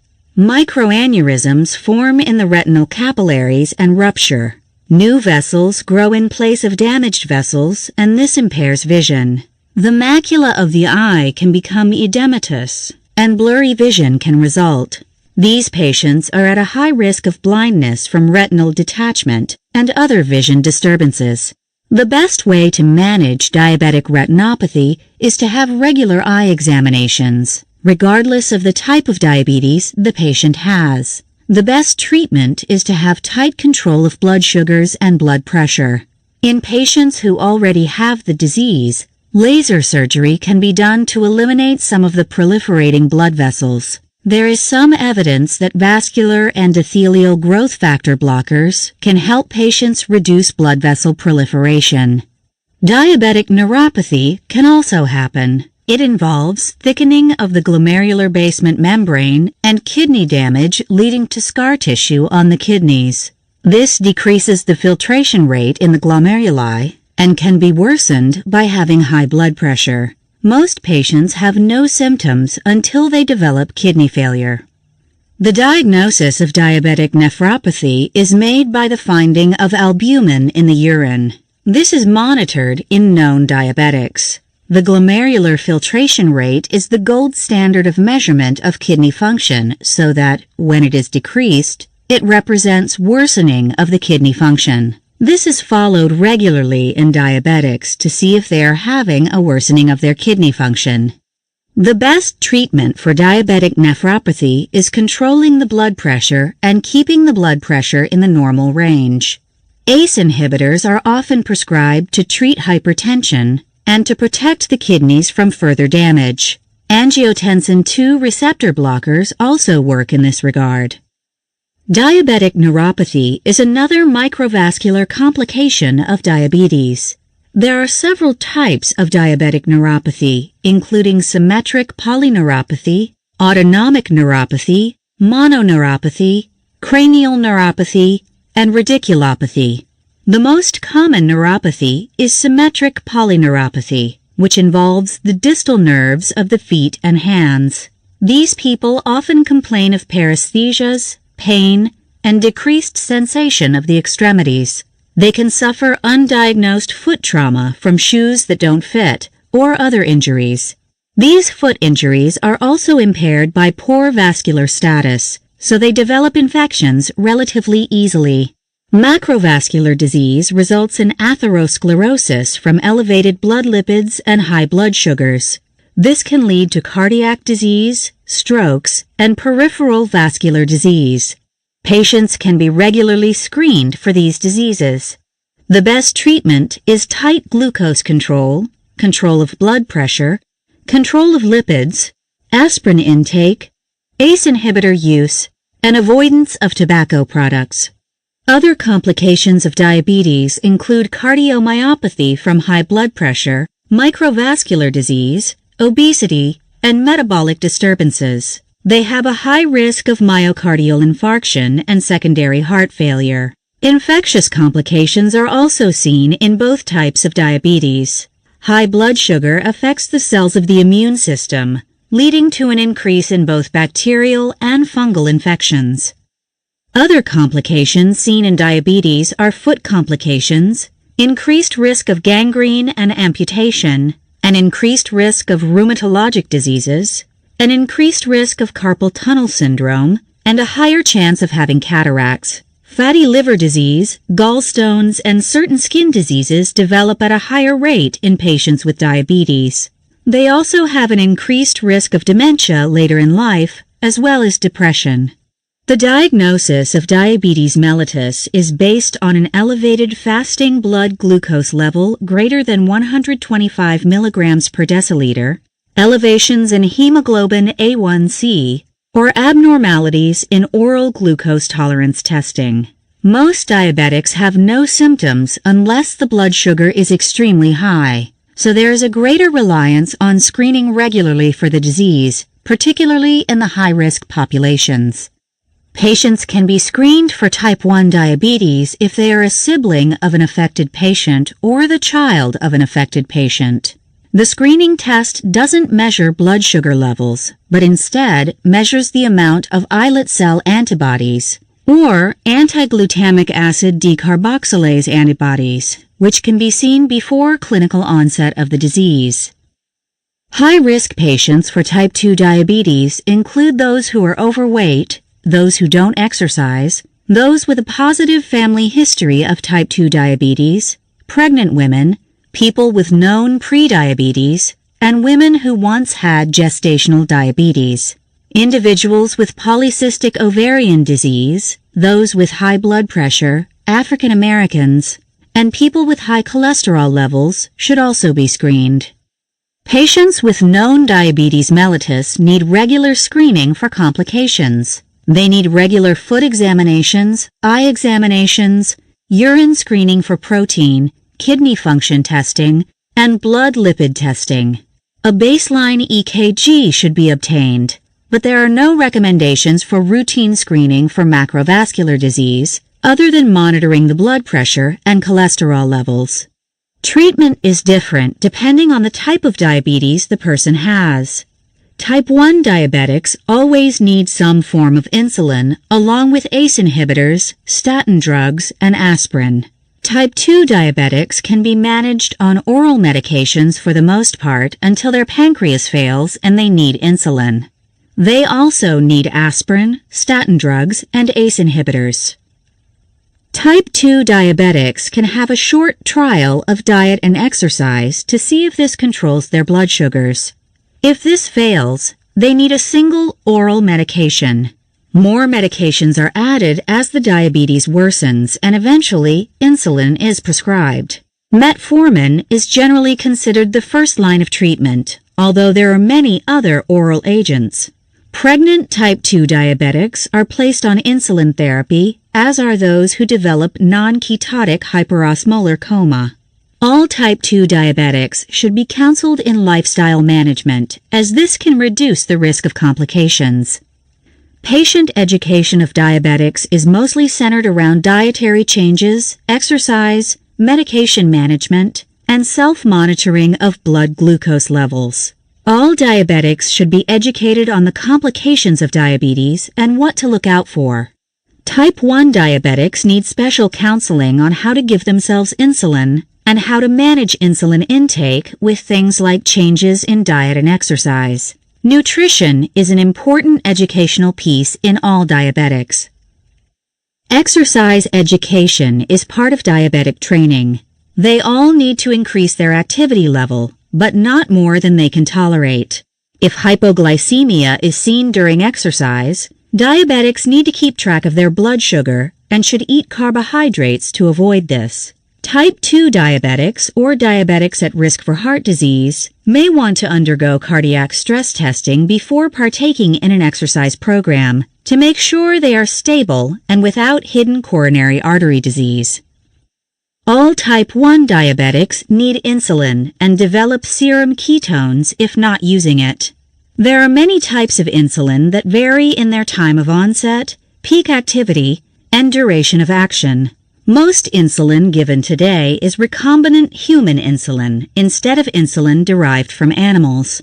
This has eliminated the potential of an allergic reaction to insulin, which used to be a common problem. Almost all insulin is given subcutaneously at various intervals, except for patients receiving insulin by means of an insulin pump. The most commonly seen complication in insulin users is hypoglycemia from too much insulin. Rare complications include low potassium levels, allergic reactions, fat atrophy at injection sites, and circulating anti-insulin antibodies, which can make giving insulin difficult. Hypoglycemia is most common in diabetics who are trying to achieve very tight control over their glucose levels. Mild symptoms can occur when the glucose is slightly low, such as headache, sweating, palpitations, dizziness, blurry vision, agitation, or confusion. When the blood sugar gets too low, coma or seizures can develop. Older patients with low blood sugar levels can develop symptoms similar to a stroke. Sudden death, stroke, or a heart attack can be caused by low blood sugar levels. Type 2 diabetics take oral drugs for the treatment of high blood sugar. The oral drugs can increase cellular sensitivity to insulin, can enhance the secretion of insulin by the pancreas, or can slow the absorption of glucose by the GI tract. The types of various oral agents include sulfonylureas, biguanides, thiazolidine diones, and alpha-glucosidase inhibitors. There are multiple combination medications on the market that make use of more than one way to control blood sugars. Some type 2 diabetics take injectable drugs to control high blood sugars. The two types of injectable drugs are the GLP-1 agonists that increase glucose-dependent insulin secretion and amylin analogs that help improve blood sugar levels after meals. These drugs can be used alone or can be used in combination with oral agents. Uncommon treatments for diabetes include transplantation of pancreatic islet cells or pancreatic tissue. Besides medications for glucose control, all diabetics are considered candidates for ACE inhibitor therapy or treatment with angiotensin II receptor blockers. Statins are considered to reduce cholesterol levels, and other antihypertensive medications can be used. Diabetics are at an increased risk of infection, so they are given regular vaccinations for the flu virus and for pneumonia. Foot care is strictly adhered to, and those diabetics that are overweight are counseled to decrease their weight if possible.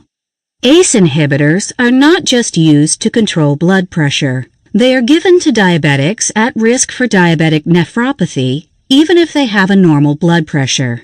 ACE inhibitors also decrease the chance of macrovascular complications. Aspirin is recommended to protect against heart disease and stroke. There is no way to prevent type 1 diabetes mellitus. Patients with early disease can take azathioprine, cyclosporin, or glucocorticoids to temporarily improve their type 1 diabetes. Type 2 diabetes, on the other hand, can be prevented with modifications in lifestyle, such as weight loss, dietary restrictions, and the development of an exercise program. Metformin improves insulin sensitivity and can be used to prevent type 2 diabetes in people with impaired glucose tolerance. Management of thyroid disorders.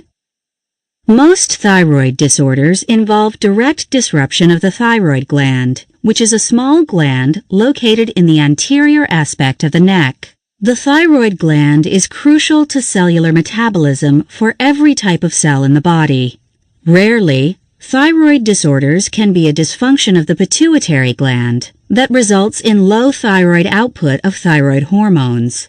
The two main hormones put out by the thyroid gland are thyroxine and triiodothyronine. The release of these hormones is under the direct control of the pituitary gland that puts out thyroid-stimulating hormone, or TSH.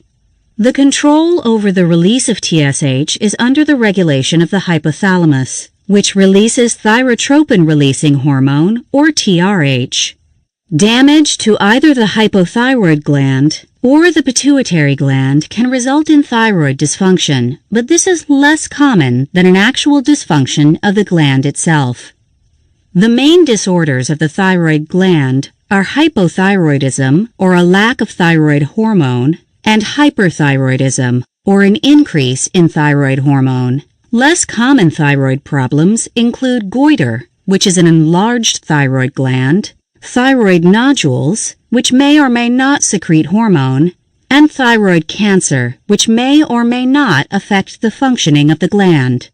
Hypothyroidism is the most common thyroid condition.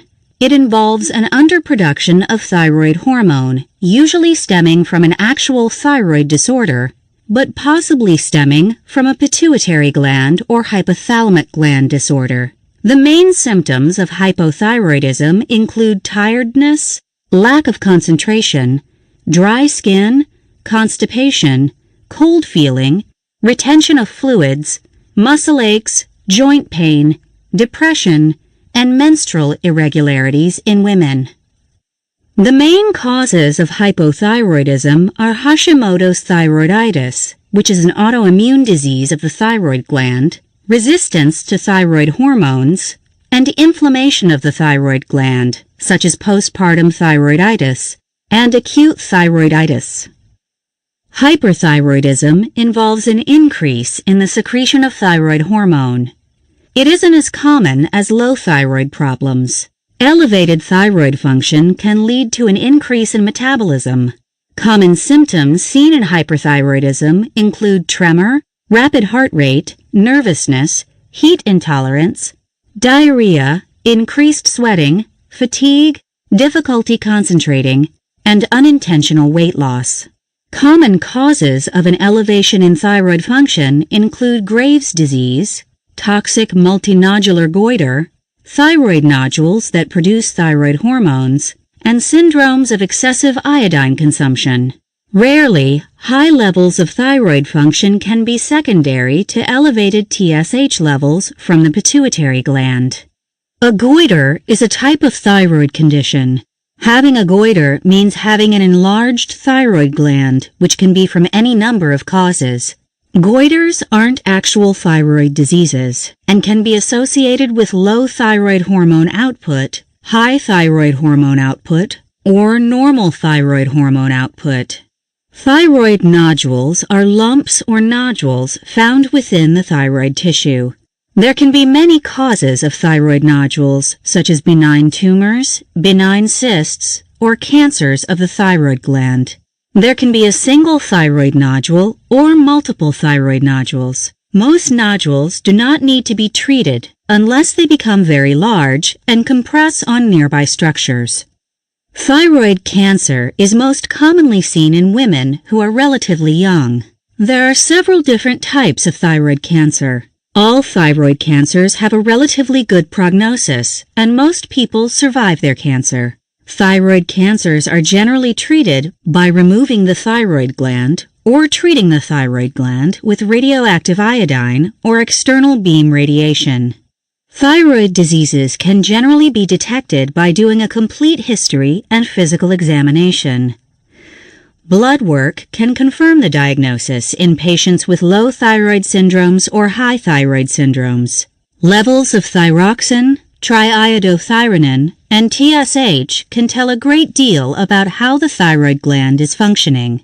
Antithyroglobulin antibodies, antithyroperoxidase antibodies, or TSH receptor stimulating antibodies can identify the various autoimmune disorders seen in thyroid diseases. Imaging tests are employed in the diagnosis of thyroid nodules and diffuse thyroid enlargement. Ultrasound can be employed to see the consistency of the thyroid tissue and can identify the characteristics of thyroid nodules. Unfortunately, the thyroid ultrasound can't tell the difference between a cancerous lesion and a benign lesion, so biopsies must be obtained to check the pathology of the nodules detected on ultrasound. Thyroid scans make use of radioactive iodine tracer molecules to detect the function of the thyroid gland. The thyroid gland is exclusive in that it is the only body organ that takes up iodine. Radioactive iodine is given intravenously and is taken up by the thyroid gland. Hyperfunctioning areas show increased uptake by the thyroid tissue, while hypofunctioning areas show decreased uptake by the thyroid tissue. Hot nodules take up excess iodine, while cold nodules take up less iodine. Cold nodules are sometimes cancerous, so they are taken more seriously and investigated further. Fine needle aspiration and thyroid biopsy are both techniques that take a sampling of cells in the thyroid gland for pathologic analysis. Many thyroid biopsies are done with fine needle aspiration, which is less invasive and just as sensitive as an open biopsy. Ultrasound is used to guide the needle used to take a sampling of the suspicious thyroid tissue. Most thyroid diseases are taken care of with medications. Medications are especially used in cases of hypothyroidism. Synthetic thyroid hormone is used as a pill that replaces missing thyroid hormone. If the patient is hyperthyroid, medications can be used to suppress the function of the thyroid gland. Drugs can also be given to suppress the symptoms of hyperthyroidism. If medications don't manage an overactive thyroid gland, radioactive ablation can be given, which converts a high thyroid state to a low thyroid state. Then replacement therapy is used after that. Thyroid surgery is done in cases of goiter that can't be fixed with radioactive iodine, or when a hyperfunctioning nodule needs to be removed. Thyroid surgery is also done in cases of thyroid cancer. If the thyroid gland is removed or destroyed, supplemental thyroid hormone is given as replacement therapy. In Graves' disease, part of the thyroid is removed rather than destroying the tissue with radioactive iodine treatments. Most thyroid disorders are easy to manage with medical therapy to enhance or suppress thyroid function, and rarely is a thyroid disorder life-threatening. Severe myxedema can cause a low thyroid coma, and severe hyperthyroidism can cause a serious hypermetabolic state. Severe hyperthyroidism is known as a thyroid storm, which can be life-threatening. Fortunately, these extremes in thyroid function are rare. Even patients with thyroid cancer have a good prognosis, unless the cancer has metastasized at the time of diagnosis. Management of adrenal disorders. The adrenal glands are a pair of glands located on top of each of the kidneys. They produce several different hormones that help regulate blood sugar, burn protein, burn fat, control blood pressure, and react to psychological and physiological stressors. The most important hormones of the adrenal glands are cortisol and aldosterone. The adrenal cortex produces androgens and cortisol, while the adrenal medulla produces epinephrine and norepinephrine, which play a big role in the fight-or-flight response of the sympathetic nervous system.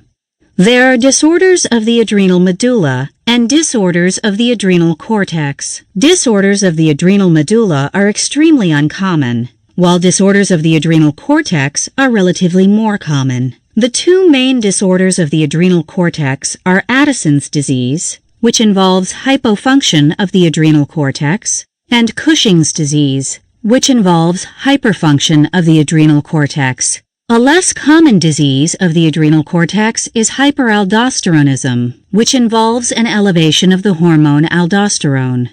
Briefly, untreated Cushing's syndrome can result in hyperglycemia, hypertension, osteoporosis, and other health issues.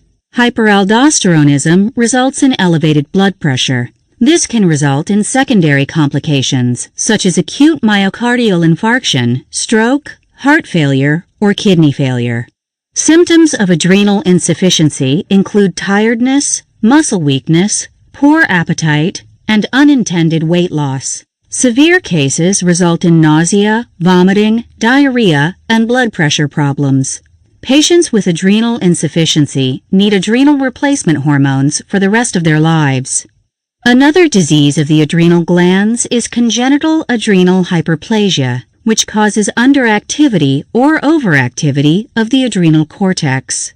This is a genetic condition that can be treated in similar ways that other adrenal diseases can be treated. Adrenal insufficiency.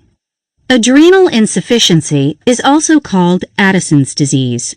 It results from a lack of production of cortisol, aldosterone, and androgens from the adrenal cortex. There are two different kinds of adrenal insufficiency. Primary adrenal insufficiency is synonymous with Addison's disease, which is relatively uncommon. The adrenal cortex itself is damaged and doesn't make enough cortisol, androgens, or aldosterone. Some causes of primary adrenal insufficiency are infections of the adrenal gland, bleeding of the adrenal gland, and some inherited diseases that result in an inadequate amount of adrenal cortical tissue. Secondary aldosterone insufficiency is considerably more common. It results when the pituitary gland fails and doesn't send enough adrenocorticotropic hormone, or ACTH, to the adrenal cortex, and the cortex responds by not making enough cortisol. The adrenal glands are not fatigued, as in Addison's disease, and would put out enough cortisol if the signal were present. The main cause of primary adrenal insufficiency is an autoimmune process.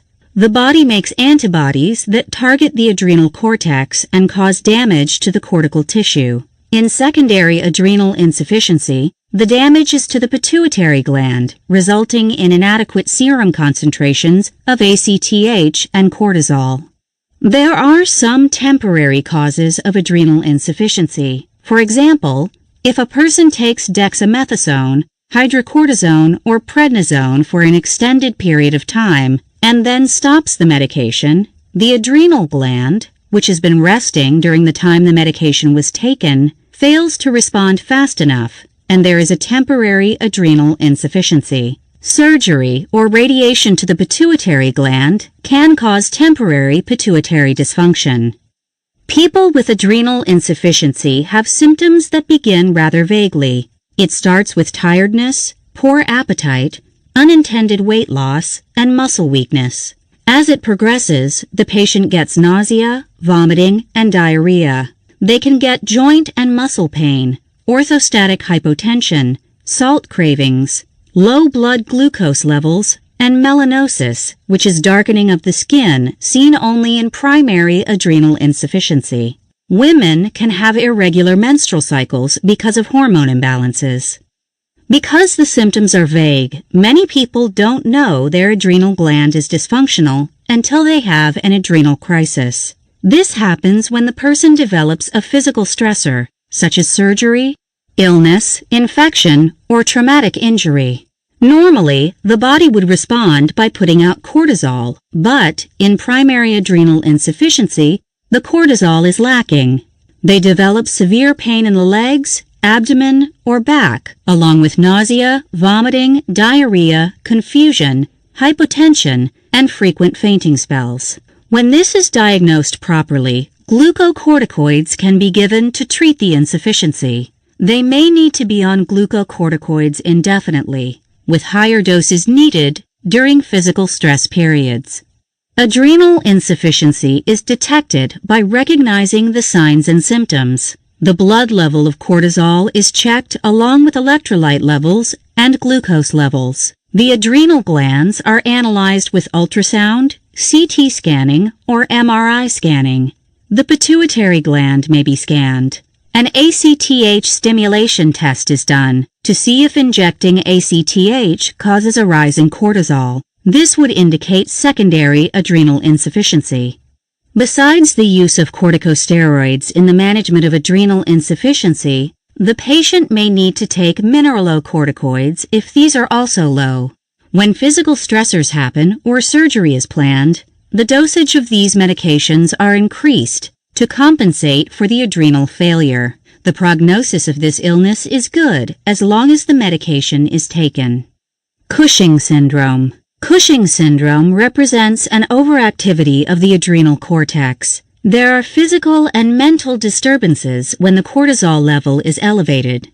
When cortisol levels are normal, the body can properly respond to stressors, maintain a normal blood pressure, preserve heart function, control the immune system, and adequately convert proteins, carbohydrates, and fats into energy.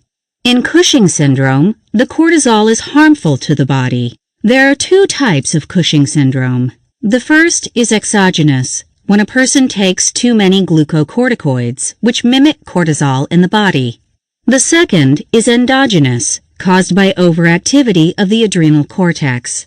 The most common kind of Cushing syndrome is the exogenous kind, usually caused by taking prednisone for an inflammatory disease or following a transplant procedure.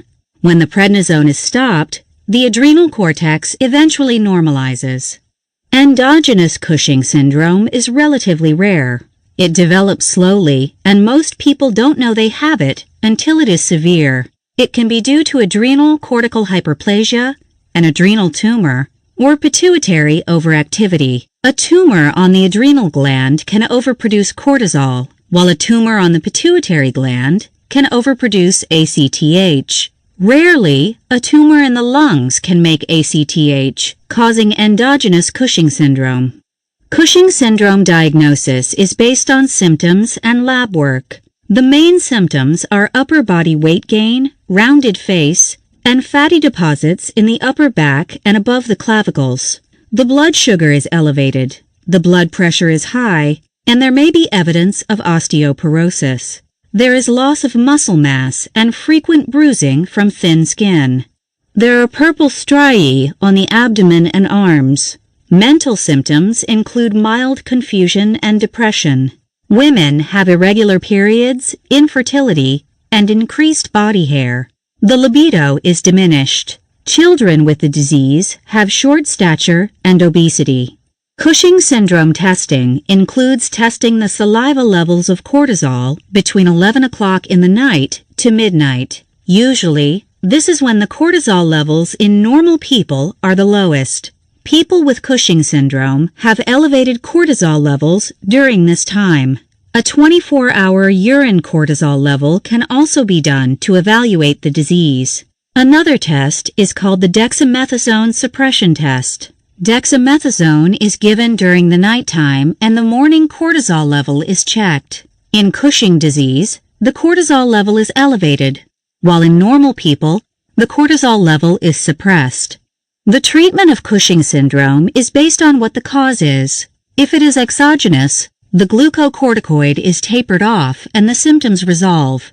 If there is a tumor causing the corticosteroid excess, it is usually benign and can be removed surgically. In some cases, radiation therapy is used to destroy the hormone-secreting tumor. In rare cases, both adrenal glands are removed and the patient takes exogenous glucocorticoids to make the cortisol level normal again. Primary aldosteronism. Primary aldosteronism is simply an elevation of the aldosterone level. It is usually the result of overproduction of the hormone by the adrenal cortex. Too much aldosterone results in the kidneys holding on to sodium and water. The blood volume is high and the blood pressure rises. The blood pressure elevation can lead to secondary kidney failure, myocardial infarction, cerebrovascular accident, or heart failure. The problem can be primary, meaning the issue is with the adrenal gland being dysfunctional and making too much aldosterone. It can be secondary, in which the adrenal glands are normal, but an external source is driving the elevation of aldosterone. About 67% of the time, the adrenals are just putting out too much aldosterone. The rest of the time, the problem is a benign tumor of the adrenal cortex, which is known as Conn syndrome. Rarely, a genetic problem can cause an adrenal overproduction of aldosterone. Also rare is a cancerous adrenal gland tumor. Primary aldosteronism is generally diagnosed or suspected when a person has high blood pressure that is refractory to several medications, high blood pressure occurring before the age of 30, stroke occurring at a young age, or low potassium levels found in a screening test. If suspected, primary aldosteronism can be definitively evaluated by checking the levels of aldosterone and renin in a blood test. In primary aldosteronism, the aldosterone levels are high and the renin levels are low. Blood samples can be taken from both renal veins to see which adrenal gland is producing too much aldosterone. If it is found that both adrenal glands are putting out too much aldosterone, diuretics can be given to block the activity of aldosterone. Patients are instructed on a low-sodium diet, increased exercise, smoking cessation, weight loss, and decreased alcohol consumption.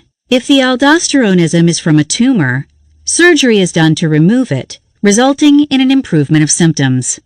Managing reproductive hormone disorders. There can be dysfunction of the hormone production in both males and females, resulting in decreased fertility, metabolic problems, cardiovascular problems, and bone problems. In females, the main hormones produced by the gonads are estrogen and progesterone. In males, the main gonadal hormone is testosterone. The pituitary gland regulates the production of these hormones in both men and women. The hormones from the pituitary gland include luteinizing hormone, or LH, and follicle-stimulating hormone, or FSH. Women can have ovarian failure early in life, resulting in premature menopause. It can be caused by failure of the ovaries to develop in the first place, or damage to the ovaries, so they stop functioning. Occasionally, the problem can be iatrogenic, stemming from surgical excision of the ovaries, immune system dysfunction, radiation, or chemotherapy agents that damage the ovaries. When the ovaries fail prior to age 40, the woman becomes infertile and loses the health benefits found when the hormones are present, such as heart benefits and bone benefits. Women can have menopausal symptoms such as hot flashes, night sweats, sleep disturbances, and vaginal dryness. The main treatment for ovarian failure is to replace the ovarian hormones by giving the woman estrogen and progesterone orally. This usually resolves the symptoms, but increases the risk of blood clots and breast cancer. Women usually take the hormones until they reach menopausal age. Then they are discontinued, and menopause ensues at the proper time. Fertility usually can't be restored just by giving estrogen and progesterone, so that if a pregnancy is desired, a donor egg must be used, along with in vitro fertilization and hormonal management of the pregnancy. Men can have low testosterone levels because of testicular failure. Testosterone is important to male fertility, muscle strength, metabolism, and energy levels. Low testosterone can cause a feeling of low energy and poor muscle strength. There is a poor libido and an increased risk of osteoporosis.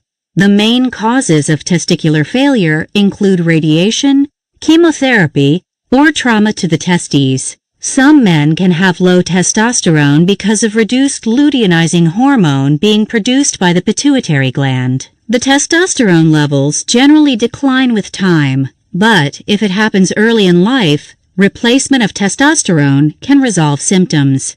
Testosterone replacement isn't recommended for older men with low testosterone levels.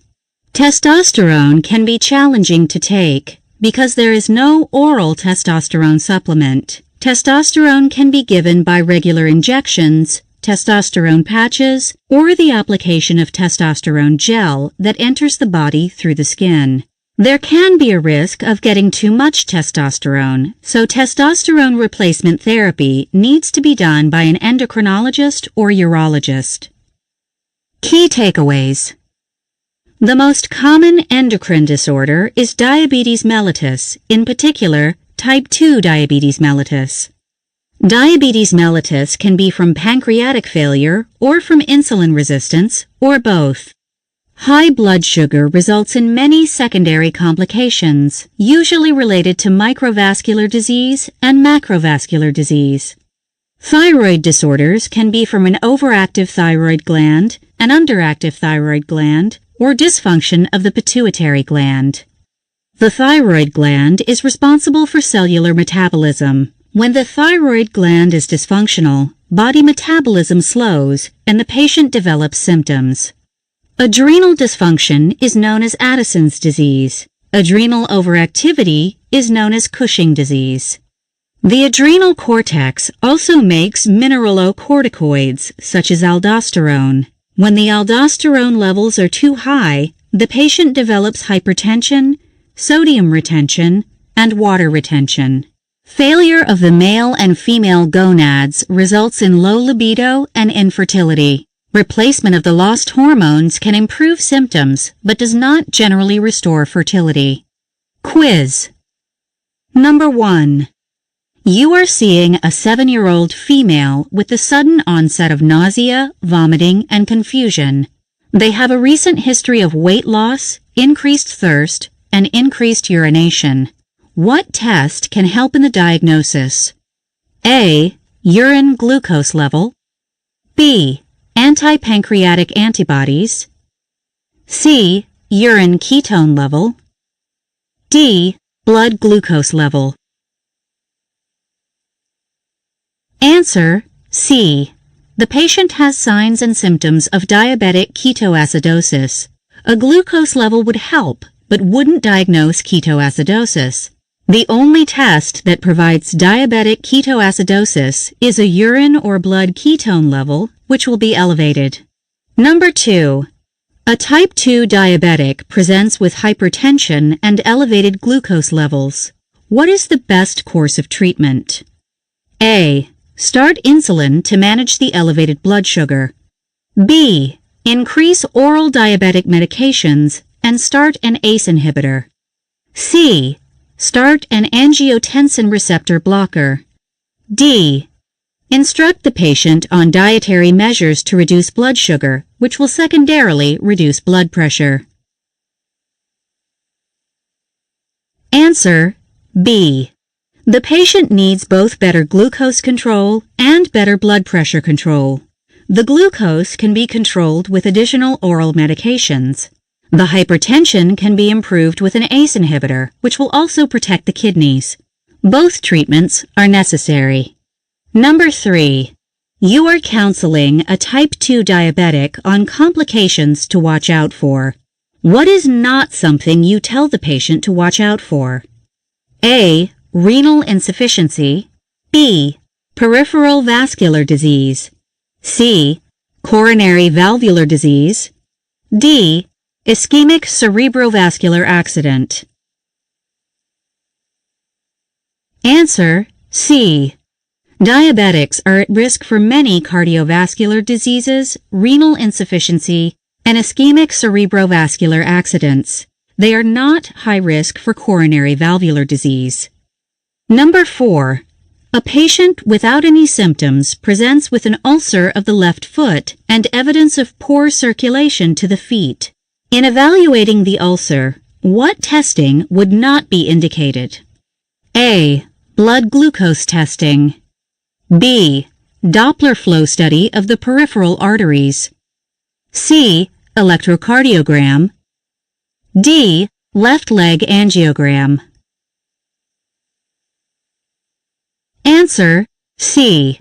The patient has evidence of peripheral vascular disease and has a high risk of this being secondary to undetected diabetes mellitus. The patient can be further evaluated by doing a blood glucose test, Doppler flow study of the peripheral arteries, and possible left leg angiogram to evaluate the leg for reversible lesions that could restore blood flow to the leg. Number 5. A 55-year-old woman presents with fever, tachycardia, sweating, anxiety, and diarrhea. What condition might the patient be suffering from? A. Thyroid storm. B. Myxedema. C. Hashimoto's thyroiditis. D. Medullary thyroid cancer. Answer A. The patient is presenting with evidence of severe hyperthyroidism, which is also referred to as a thyroid storm. This can be life-threatening if not treated aggressively. Number 6. The patient is a 34-year-old woman who has recently given birth. She develops postpartum depression and begins to gain weight. She is extremely fatigued and complains of constipation. What testing would help diagnose the problem? A. Serum ACTH level. B. Saliva cortisol level at midnight. C. Serum TSH level. D. Serum aldosterone level. Answer: C. The patient is postpartum, which places her at a high risk of developing postpartum hypothyroidism, which would explain all her symptoms. A serum TSH will be elevated, clinching the diagnosis of hypothyroidism. Number 7. The patient has increased fat deposits in the upper back, hypertension, hyperglycemia, and purple striae on the abdomen. What is the most common cause of this disorder? A. Primary aldosteronism. B. Endogenous Cushing disease. C. Exogenous Cushing disease. D. Benign adrenal cortical tumor. Answer: C. The most common cause of these symptoms is the taking of exogenous glucocorticoids, causing exogenous Cushing disease. Endogenous Cushing disease and benign cortical tumors can yield the same symptoms, but are much less common. Number 8. You are evaluating a patient with pneumonia who has persistent orthostatic hypotension, fainting spells, nausea, vomiting, and diarrhea. You test the patient for sepsis and find no evidence of anything more serious than acute pneumonia. What do you expect might be happening to this patient? A. The pneumonia is inadequately treated, so the patient needs intravenous antibiotics. B. The patient has a lung tumor that secretes ACTH, but that can't be seen on X-ray yet. C. The patient is having an Addisonian crisis secondary to illness. D. The patient is having a hypermetabolic state and should be checked for hyperthyroidism. Answer: C. The patient has a physical illness and symptoms suggestive of hypofunction of the adrenal glands. Hyperthyroidism doesn't present with hypotension. The patient needs a workup for Addison's disease. Number 9. The patient is an 8-year-old presenting with obesity, increased thirst, and increased frequency of urination. What test would aid in diagnosing this condition? A. Serum TSH level. B. Serum ACTH level. C. Serum ketone level. D. Fasting glucose level.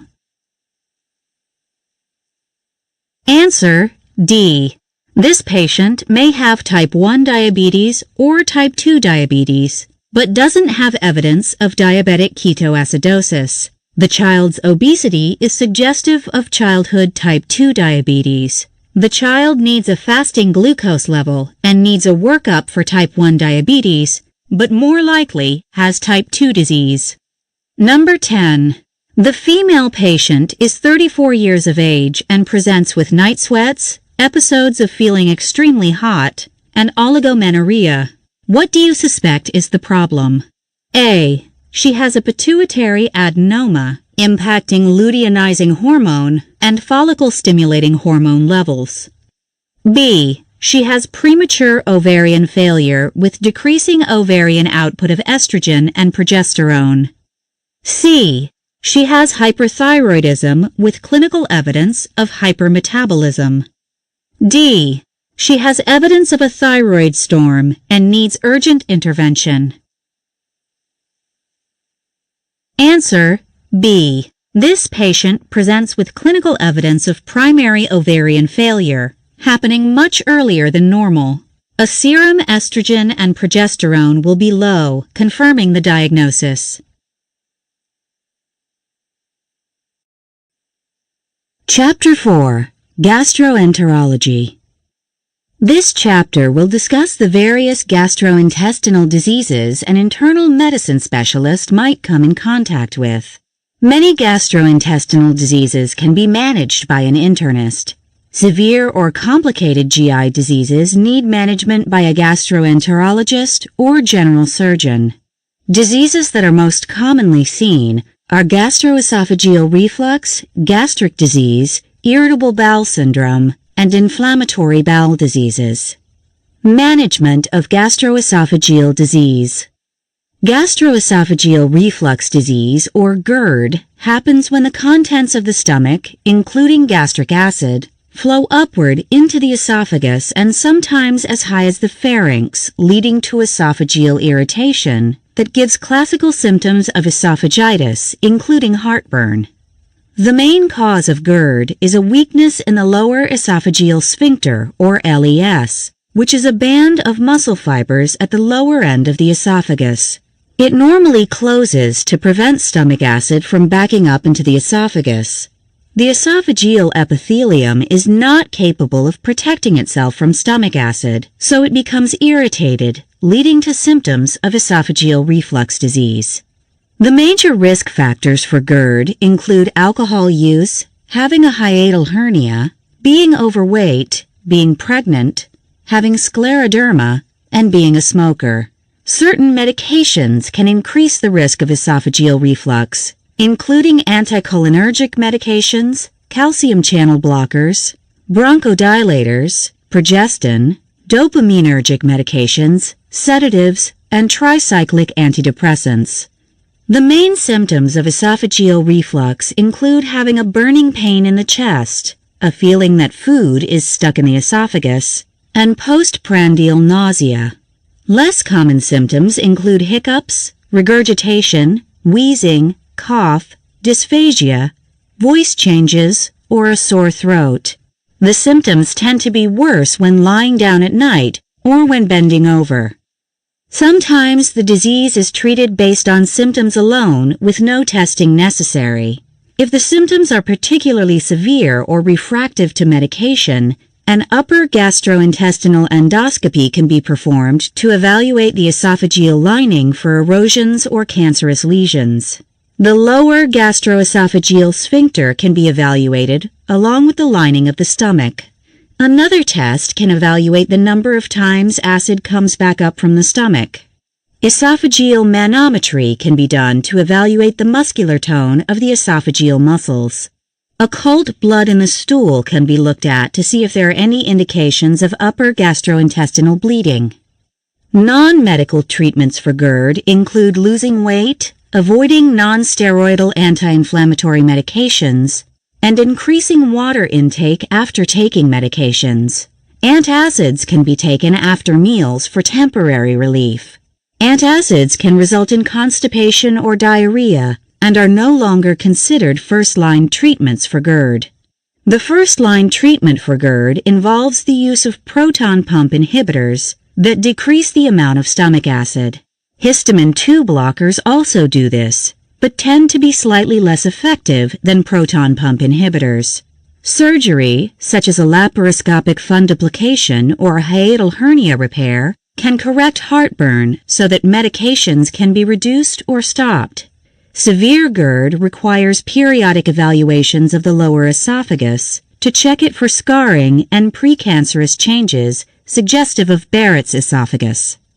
While lifestyle changes can reduce symptoms and medications can lessen symptoms, most people don't have complete resolution of symptoms and require lifelong treatment to keep symptoms under control. If symptoms are not managed, the patient can develop asthma symptoms, esophageal cancer, bronchospasm, chronic cough, voice changes, teeth decay, esophageal stricture, and esophageal ulcers. General approach to gastrointestinal problems. Gastrointestinal disorders are extremely common. They should be screened for during routine physical examinations. Many people complain of abdominal pain, which can be from multiple sources. Epigastric pain can be the result of disorders of the stomach, small intestine, or pancreas. Right upper quadrant abdominal pain can be from liver problems, gallbladder problems, or bile duct disease. Right lower quadrant pain can be from the appendix, terminal ileum, or cecum. Left lower quadrant abdominal pain can be from diverticulitis or constipation. Pelvic disorders can present with lower abdominal pain. Pain radiating to the shoulder can be from cholecystitis or other gallbladder irritation. Patients need evaluation of other symptoms besides abdominal pain. Other symptoms can be related to swallowing difficulties, intolerance to certain foods, nausea, and vomiting. If the patient is vomiting, they need to be asked about the contents of the emesis to make sure there isn't any upper GI source of bleeding. They need to be asked about their bowel habits to see if they're having symptoms of constipation or diarrhea. The character of their stool should be evaluated to see if there is evidence of gastrointestinal bleeding, mucus in the stool, or fatty stool. A gynecological history should be evaluated in women, as the symptoms related to the gastrointestinal tract may instead be gynecological in origin. Some patients may have vague symptoms related to gastrointestinal pathology, such as fever, changes in appetite, weight loss, or weight gain. Unexplained weight loss needs further evaluation, as this can represent gastrointestinal pathology or an unrelated cancer. Patients should be asked about previous abdominal surgeries and the intake of medications or drugs that can cause gastrointestinal symptoms. Gastrointestinal examinations begin with looking at the mouth for ulcers, tooth decay, pharyngeal irritation, or dehydration in the mouth. Inspection of the abdomen could reveal a large mass. Bowel sounds should be evaluated, along with auscultation for abdominal brutes. The abdomen should be evaluated for ascites, areas of tenderness, and the size of the solid organs in the abdomen. Peritoneal signs, including guarding and rebound tenderness. The presence of hernias from previous surgery or hernias caused by abdominal wall or inguinal weaknesses should be evaluated. A digital rectal examination can check for occult blood in the stool. Women should have a gynecological examination to look for pathology. Further testing should be done if there is loss of appetite, blood in the stool, anemia, fever, enlargement of the solid organs, severe pain, persistent nausea or vomiting, or unexplained weight loss. Testing can include abdominal X-rays, CT scan of the abdomen with contrast, MRI scanning, upper GI endoscopy, colonoscopy, or barium enema. Both upper GI complaints and lower GI complaints may represent pathology of the gastrointestinal system or can be a functional problem. Functional disorders can be inferred after thorough evaluation of the structural aspect of the abdomen, pathology reports of GI tissues, radiological evaluation, and endoscopic evaluation. If these are normal, a functional problem is probably the cause of the complaints. Common tests done to evaluate GI diseases include an ambulatory 24-hour pH monitoring, which evaluates the pH of the esophagus over a period of time.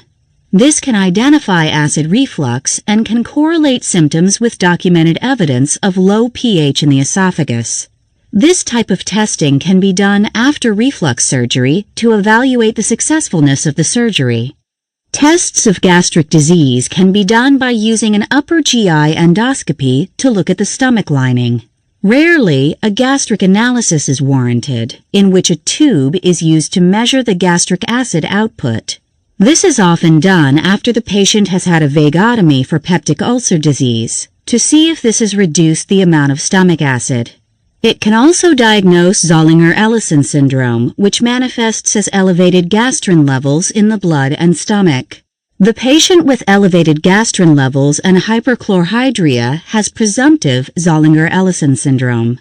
Some patients present with acute abdominal pain and symptoms suggestive of significant gastrointestinal pathology. Surgical consultation may be indicated if the examination is suspicious for acute perforation of the viscus, mesenteric ischemia, ileus, intestinal obstruction, intra-abdominal abscesses, appendicitis, hernias, or ischemic colitis. Some of these conditions can be treated medically, while others require surgical intervention. Anorectal disorders.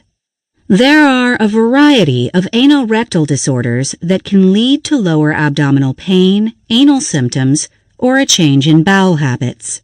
Common anorectal disorders include an anal fissure, an anorectal abscess, fecal incontinence, hemorrhoids, anal itching, rectal prolapse, anorectal ulcerations, or cancer of the rectum.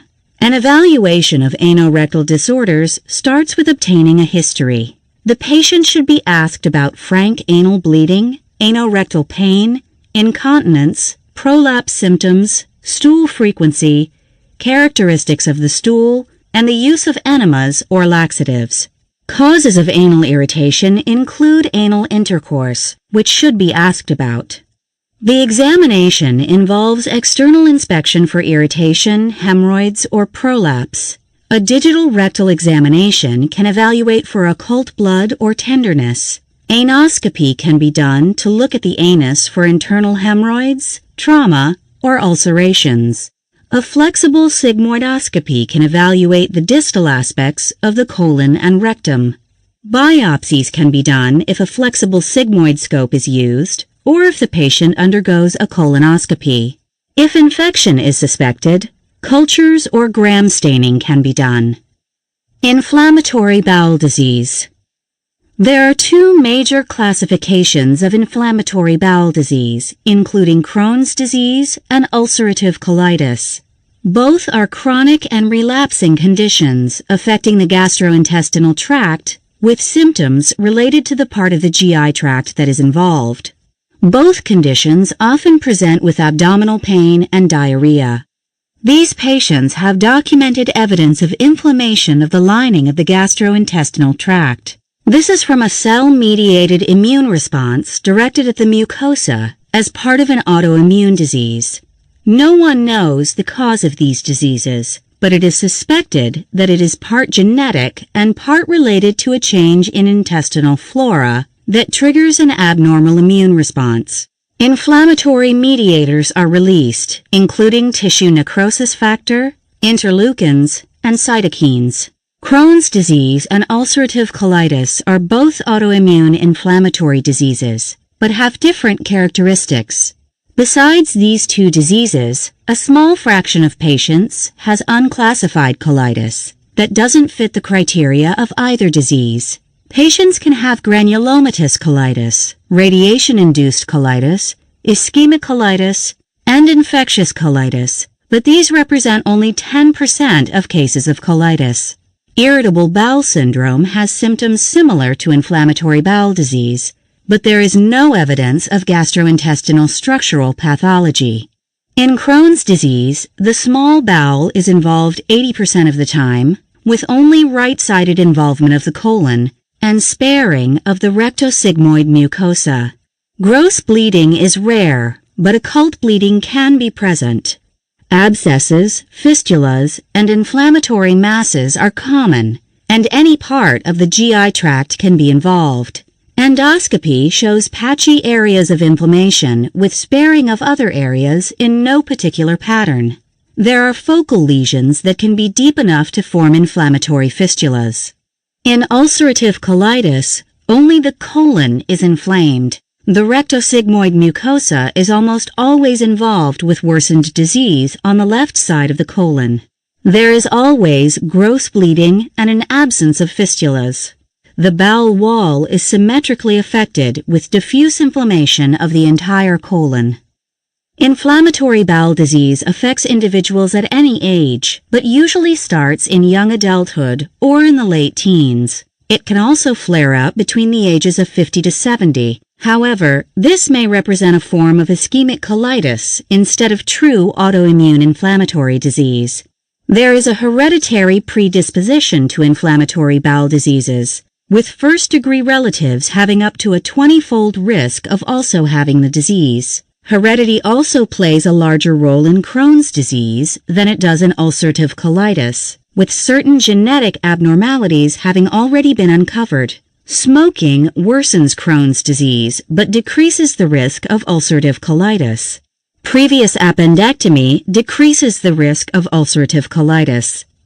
People with inflammatory bowel disease can have other manifestations that are unrelated to the colon or gastrointestinal tract. These can include peripheral arthritis, stomatitis, erythema nodosum, and episcleritis.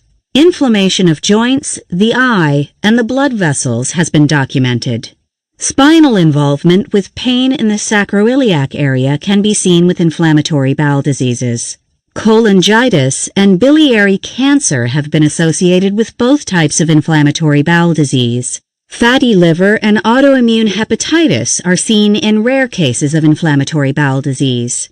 In Crohn's disease involving the small bowel, absorption of nutrients can be impaired with deficiencies of fat-soluble vitamins or vitamin B12, resulting in macrocytic anemia.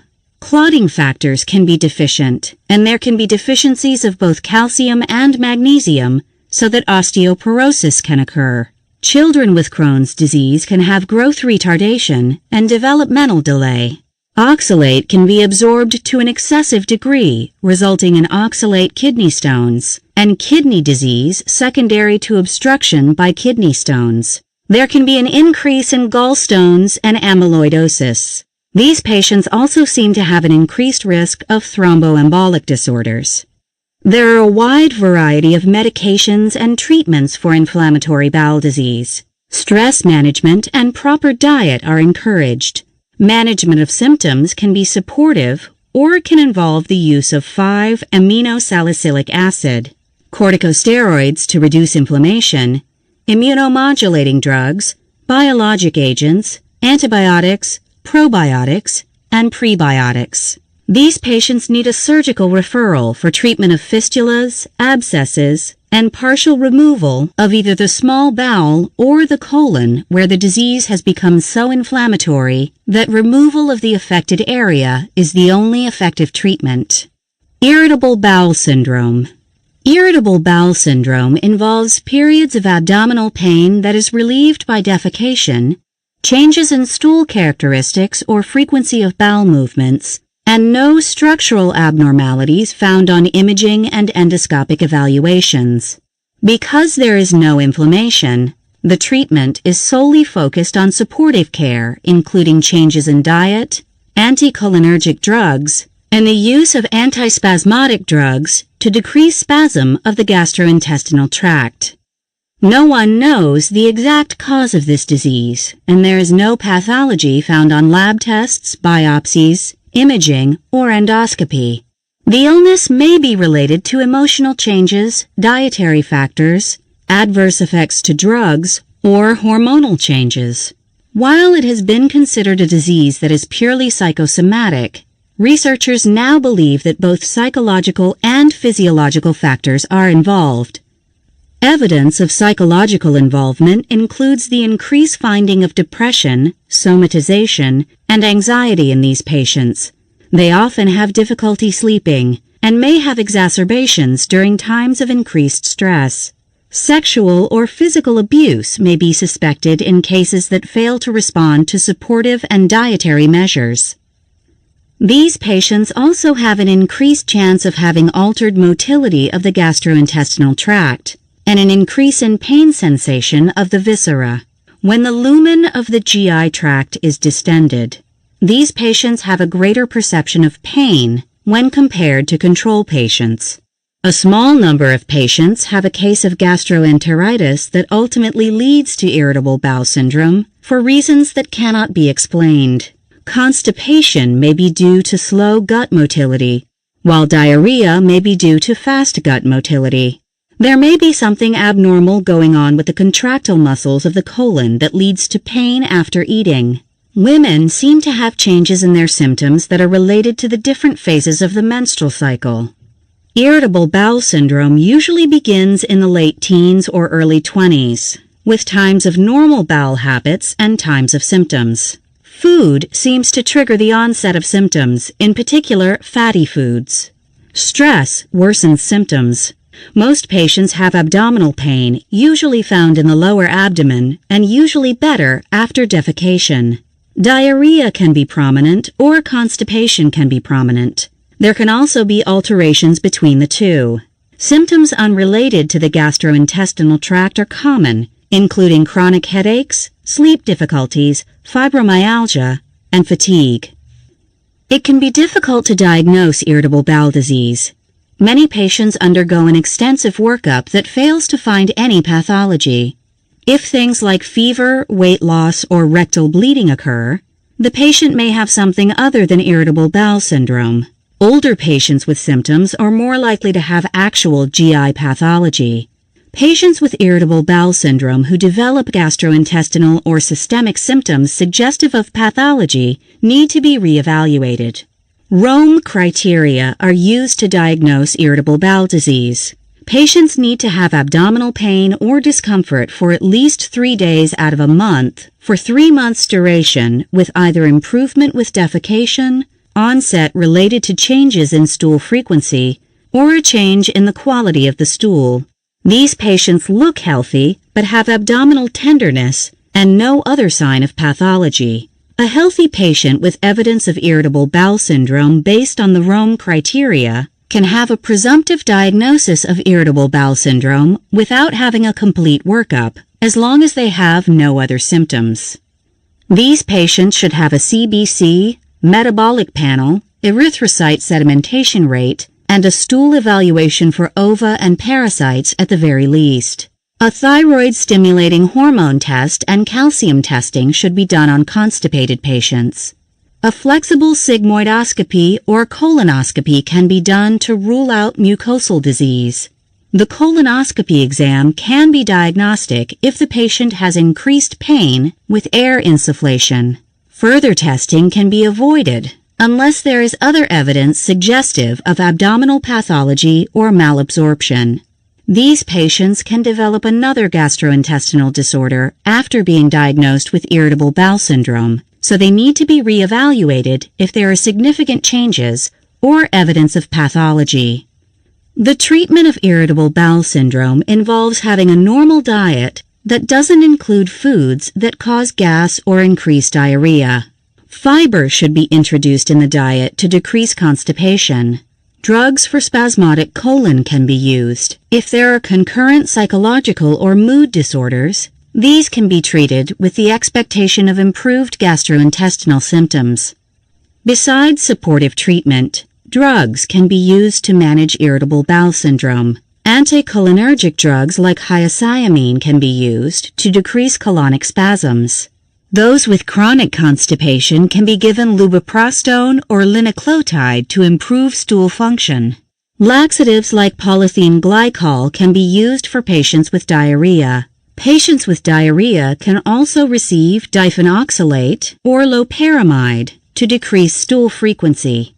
An antibiotic called rifaximin has been found to lessen abdominal pain and bloating in patients with diarrhea.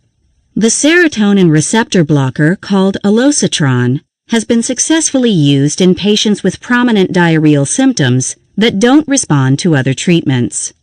Tricyclic antidepressants have been successful in managing diarrhea, bloating, and abdominal pain.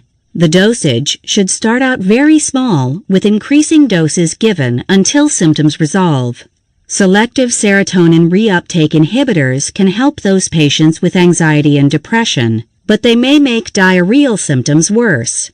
Probiotics sometimes help patients with irritable bowel syndrome who have a lot of bloating. Peppermint oil has been found to relax smooth muscle and decrease irritable bowel syndrome pain. Psychotherapy can also help. Key takeaways. Patients with GERD have chronic heartburn worse when lying down and better when given proton pump inhibitors, antacids, or histamine 2 blockers. Acute abdominal pain can be evaluated through a careful history and physical examination, with imaging modalities and blood work to rule out infectious causes of the pain, ruptured viscus, inflammatory bowel disease, liver disease, gallbladder disease, and malabsorption. Inflammatory bowel diseases show characteristic abdominal pain and changes in bowel habits associated with extra gastrointestinal findings and pathology of the mucosa seen on endoscopic evaluation. Irritable bowel syndrome can be identified using the Rome criteria and doing a basic lab and endoscopy evaluation. Red flags like bleeding, weight loss, fever, and advanced age should indicate the need for further evaluation. Many patients with irritable bowel syndrome have psychological symptoms and may have other gastrointestinal problems such as parasitic disease, lactose intolerance, or celiac disease. If they have no obvious gastrointestinal pathology, they can be treated symptomatically with dietary modifications, exercise, and the judicious use of medications directed at reducing symptoms. Quiz. Number 1. The patient is a 30-year-old male with postprandial chest discomfort, dyspepsia, and worsened symptoms while lying down. How do you evaluate this patient? A. Do an upper GI contrast study to rule out gastric pathology. B. Do an esophageal manometry study to evaluate esophageal pressure. C. Do an upper GI endoscopy to rule out Barrett's esophagus. D. Treat with proton pump inhibitors before doing any studies. Answer: D. This is a young patient with no evidence of GI pathology other than GERD. A trial of a proton pump inhibitor should be done before proceeding with any invasive or non-invasive testing. Number 2. The patient is a 70-year-old male with chest discomfort of long-standing duration after meals. He has worsened symptoms when lying down and worsened symptoms when eating spicy foods. He takes aspirin for heart disease prevention but no other medications. How do you treat this man? A. Have him take antacids after every meal and avoid spicy foods. B. Perform esophageal manometry. C. Perform an upper GI endoscopy. D. Have him take a histamine 2 blocker for 6 months and reevaluate. Answer: C. The patient is older and presents with symptoms of GERD. His symptoms are long-standing, and he has a risk of precancerous changes in his lower esophagus. Before treating with a proton pump inhibitor, he should have an endoscopy to evaluate him for lower esophageal pathology so as not to miss an early esophageal cancer. Number 3. The patient is a 14-year-old with right lower abdominal pain and fever unassociated with bowel changes. How do you proceed? A. Do a colonoscopy to rule out inflammatory bowel disease before treating. B. Do an occult blood evaluation of the stool to rule out active Crohn's disease. C. Treat as an acute abdomen and do an ultrasound of the appendix and CBC. D. Do a swallow study with small bowel follow-through to rule out Crohn's disease of the terminal ileum. Answer: C. This patient has evidence of an acute abdomen and should be evaluated for appendicitis before considering a chronic bowel condition. Number 4. The patient is a 22-year-old female with a sudden onset of left lower quadrant abdominal pain without fever. The pain is somewhat severe and is associated with nausea. How do you proceed? A. Do a digital rectal exam to check for occult blood. B. Further evaluate pain by doing a colonoscopy to biopsy the colonic mucosa for inflammation. C. Do a pelvic examination and pregnancy test to rule out ectopic pregnancy. D. Treat as an acute abdomen and rule out ruptured viscus or diverticulitis. Answer: C. This patient's pain may or may not be associated with gastrointestinal pathology. She has no evidence of chronic gastrointestinal disease, but is at a low risk of a ruptured viscus or diverticulitis. She should have a thorough gynecological workup before assuming the problem is gastrointestinal. Number 5. The patient is a 23-year-old male with a 6-month history of abdominal pain, diarrhea, and weight loss. How should he be evaluated? A. He should be evaluated for irritable bowel syndrome using the Rome criteria. B. He should have a thorough workup for inflammatory bowel disease, including colonoscopy and imaging studies. C. He should have an abdominal ultrasound to evaluate his spleen, liver, gallbladder, and appendix. D. He should be treated with antidiarrheal medication and worked up for a more serious disease if the medication fails to control his symptoms. Answer B. He has gastrointestinal symptoms and a red flag of weight loss, which puts him at a higher risk of having inflammatory bowel disease than he does of having irritable bowel syndrome. He should be evaluated for inflammatory bowel disease before giving any supportive treatment. Number 6. The patient is an 80-year-old with diarrhea, crampy abdominal pain, and a positive test for occult blood in the stool. What do you think might be the problem? A. His symptoms are suggestive of colon cancer. B. His symptoms are suggestive of irritable bowel syndrome. C. His symptoms are suggestive of ulcerative colitis. D. His symptoms are suggestive of ischemic colitis. Answer D. At his age, he is unlikely to have a new diagnosis of irritable bowel disease or ulcerative colitis. His symptoms are not really suggestive of colon cancer, but he has a high risk of ischemic disease involving the colon or small intestine. Number 7.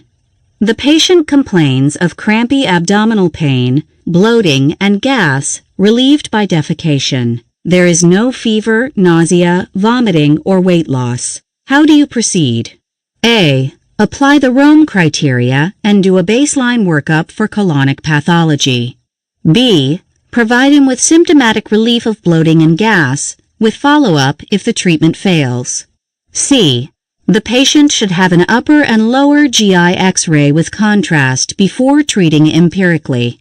D. The patient should be treated as having an acute abdomen and should have a surgical consult.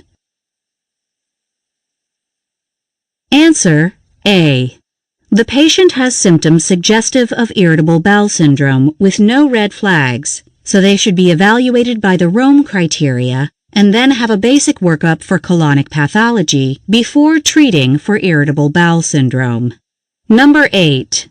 The patient is a 7-year-old with a new onset of diffuse abdominal pain, nausea, and vomiting. How do you proceed? A. Treat symptoms of nausea and vomiting with the presumptive diagnosis of gastroenteritis. B. Do a baseline CBC and treat as an acute abdomen if this is abnormal. C. Do serial X-rays of the abdomen looking for evidence of a ruptured viscus. D. Do an upper GI X-ray series with contrast to look at the stomach and small bowel for Crohn's disease.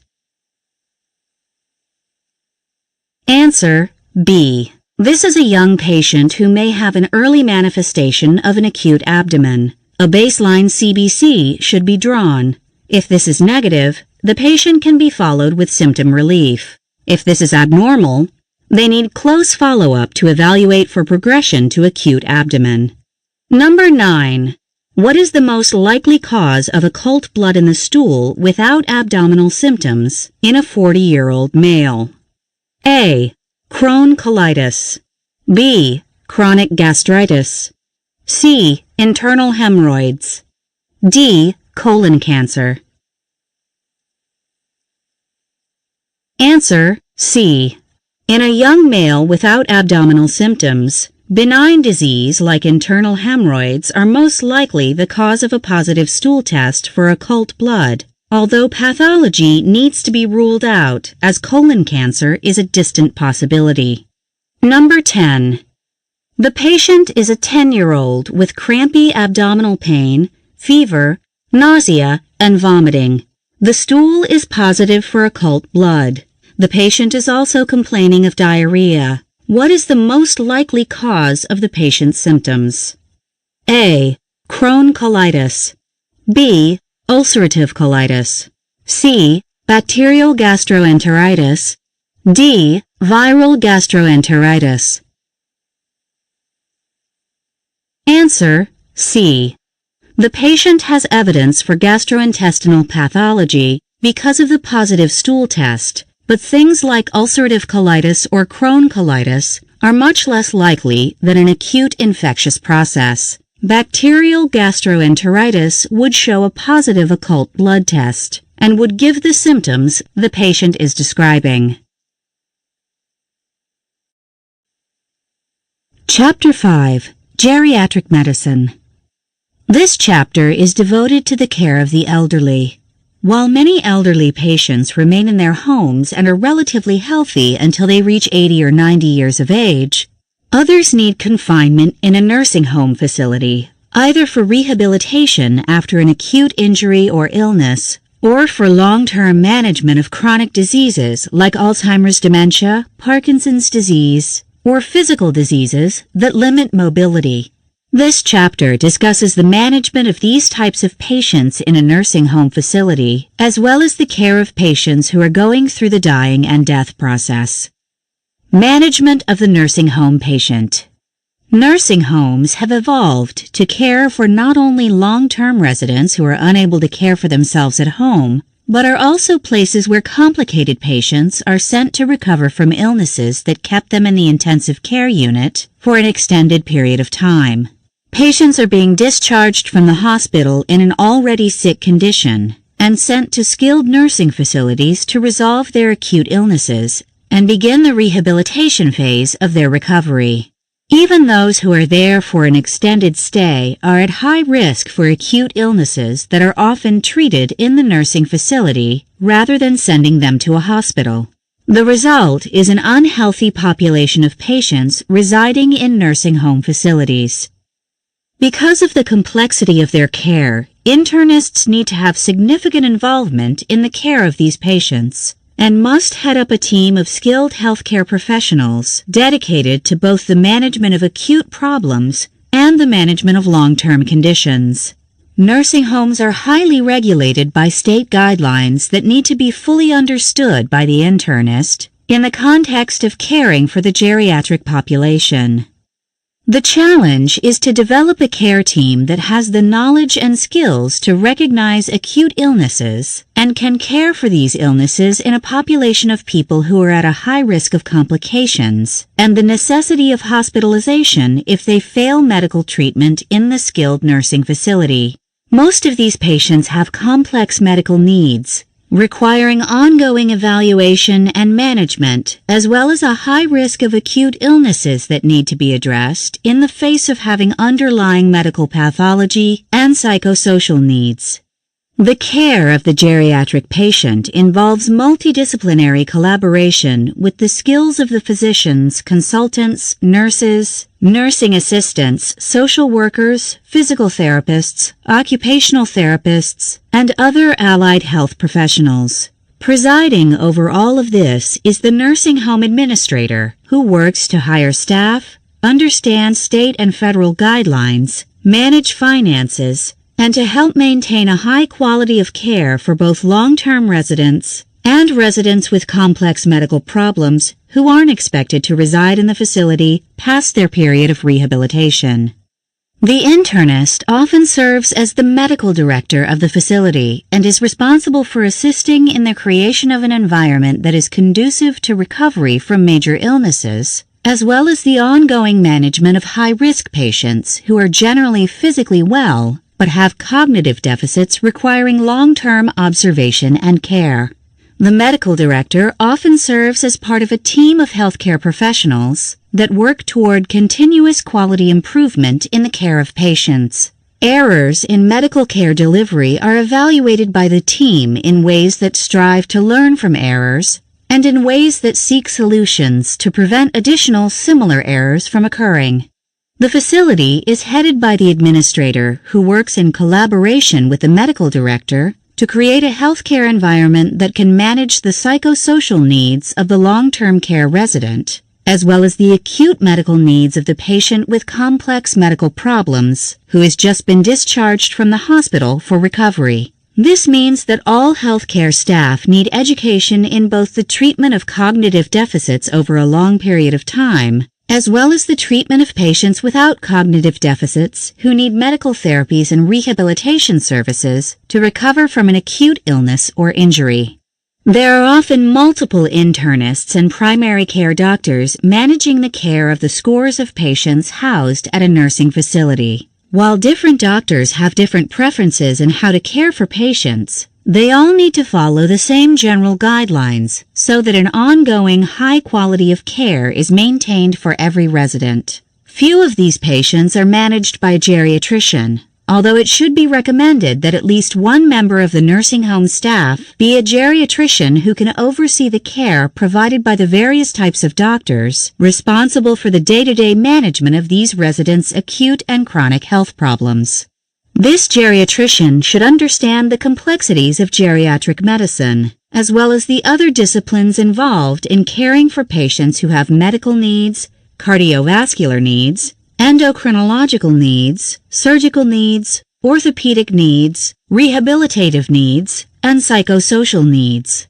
This person also needs to understand the principles of healthcare delivery in a long-term care facility, and should also be part of the multidisciplinary team that oversees the continuous quality improvement of the residents. In some cases, the medical director and the geriatrician are the same person. This can be beneficial because it is the responsibility of the medical director to lead the other physicians in developing protocols to deal with patients who have complex medical needs. The geriatric patient with a complex medical problem coming from a hospital setting needs care and rehabilitation services that are unique to their age and their health conditions. The geriatrician can act as consultant to the doctors caring for residents, so they receive care appropriate to both their medical condition and their age. Sometimes, medical doctors become overly aggressive in managing health problems in the elderly and may put them through ongoing and painful diagnostic procedures to identify problems that may not be treatable or advisable to treat in the elderly population. The geriatrician can help guide doctors toward maximizing resident comfort rather than aggressively treating problems with treatments that have a high chance of adverse side effects. The healthcare facility should make sure that each resident is cared for by a doctor who assumes responsibility over the patient's medical condition and who agrees to see the resident on a routine basis for chronic medical problems, as well as on an acute basis for new problems that develop in this high-risk population. Patients just discharged from the hospital need to be seen more often than once a month. So, if the primary doctor can't manage to see the patient, the care can be temporarily transferred to the staff geriatrician who can see the patient more regularly as they recover from their acute illness.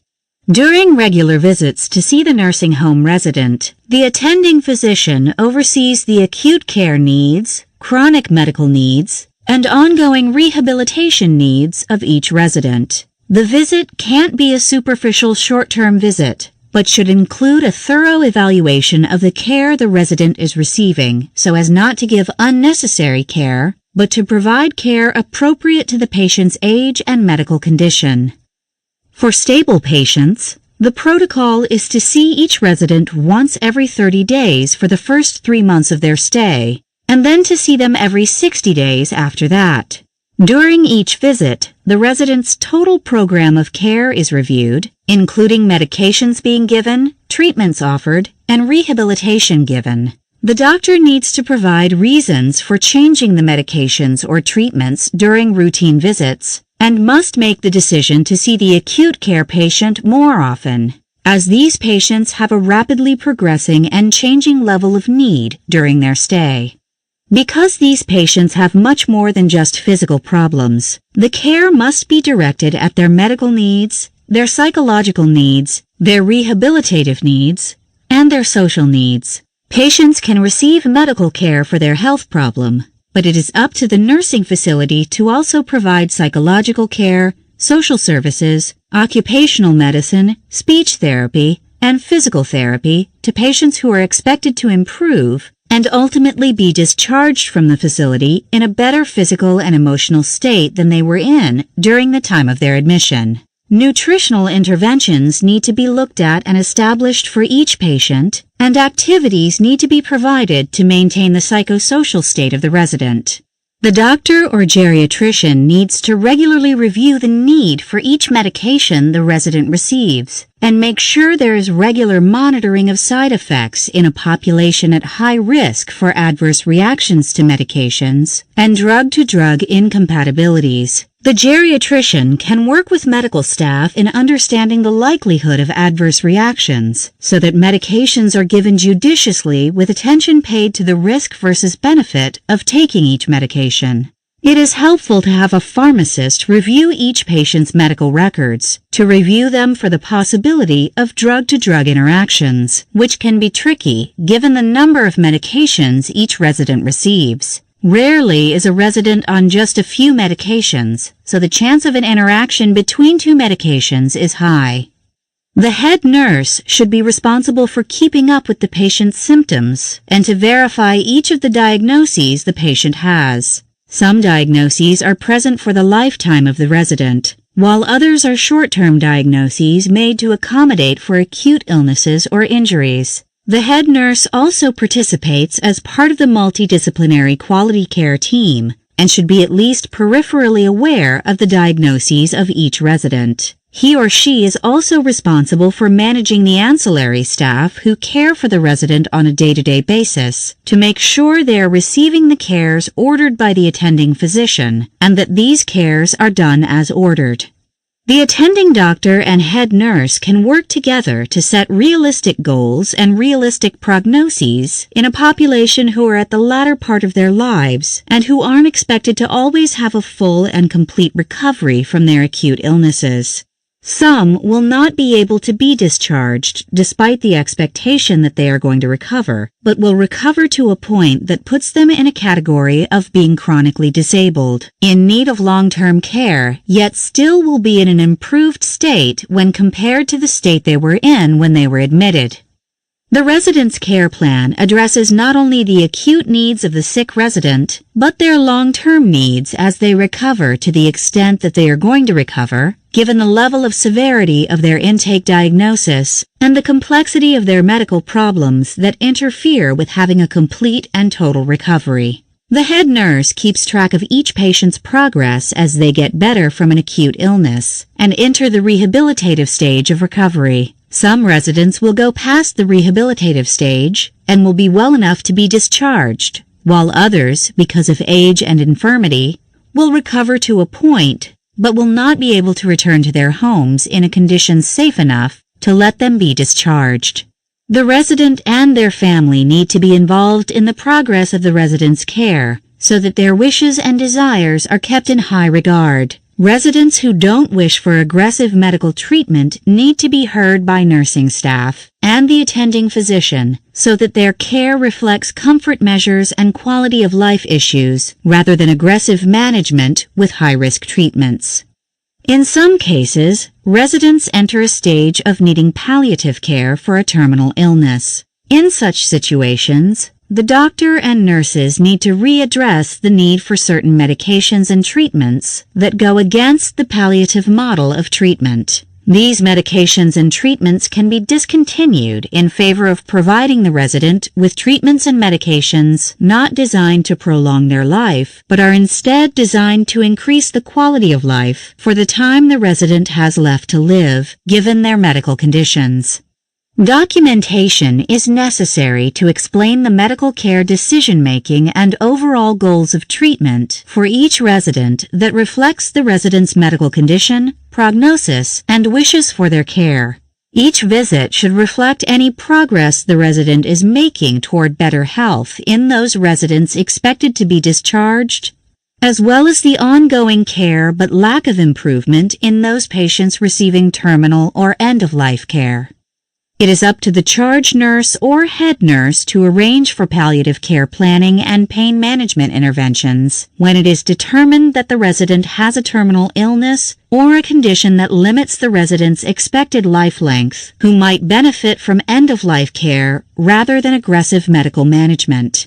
Notes around end-of-life care need to be in the resident's nursing home record so that all healthcare providers recognize the resident's status and plan their care of the residents to reflect the residents' and their families' wishes. The goals for a terminally ill resident are far different from the goals of the acutely rehabilitating resident, so the care of each type of resident is going to be drastically different but appropriate for the resident's status. Each attending doctor's visit should address the status of any chronic conditions the resident has, the status of any recent acute illness or changes in condition, any new physical findings, and how the resident's current symptoms or conditions affect their overall quality of life.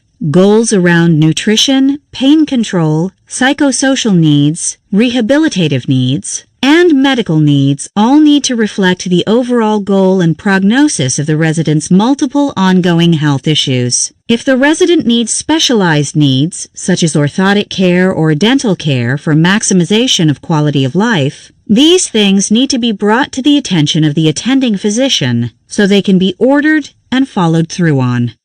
Lab tests need to be judiciously ordered, as many labs may be unnecessary given the patient's wishes for a limited amount of aggressive medical management.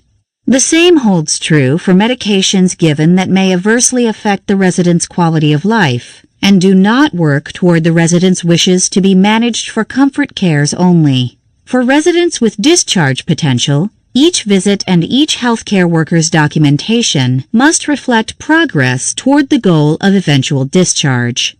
Doctors who make regular visits to the nursing facility must make enough visits frequently enough to handle both the chronic needs of the low-risk resident and the acute care needs of the complex sick resident. This may mean having to visit the nursing facility more often to deal with the rapidly changing course of the patient recovering from an acute illness, or the resident who has developed a new but transient illness, so that the medical record is up to date and available for physician review during the visit. The charge nurse should be available for these visits and should be current on all residents' acute and chronic illnesses. Sometimes, illnesses can be managed over the phone if the nursing staff is able to adequately assess the resident's change in status and can relay that status change to the doctor, who can then make an informed decision on how to handle the resident's new complaint without having to see them on a non-routine basis. The doctor needs to respond rapidly to phone calls from nursing staff so that acute illnesses are treated as soon as they come up and so that care can be arranged to improve the resident's health without delay of care. If a phone call seems insufficient, the doctor has the responsibility to see the resident urgently to make a clinical judgment and a change in treatment plan that reflects the resident's overall goals of treatment.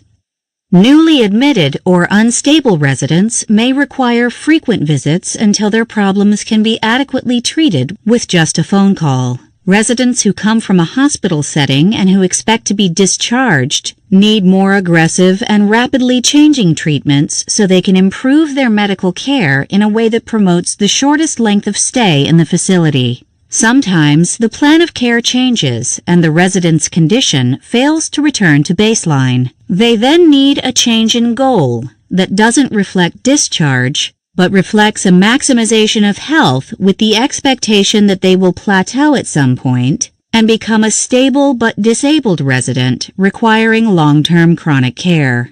Residents of a nursing facility are in a unique position to be cared for with chronic and acute problems that would otherwise require hospitalization, but that can be managed in the nursing facility using the available resources of the facility.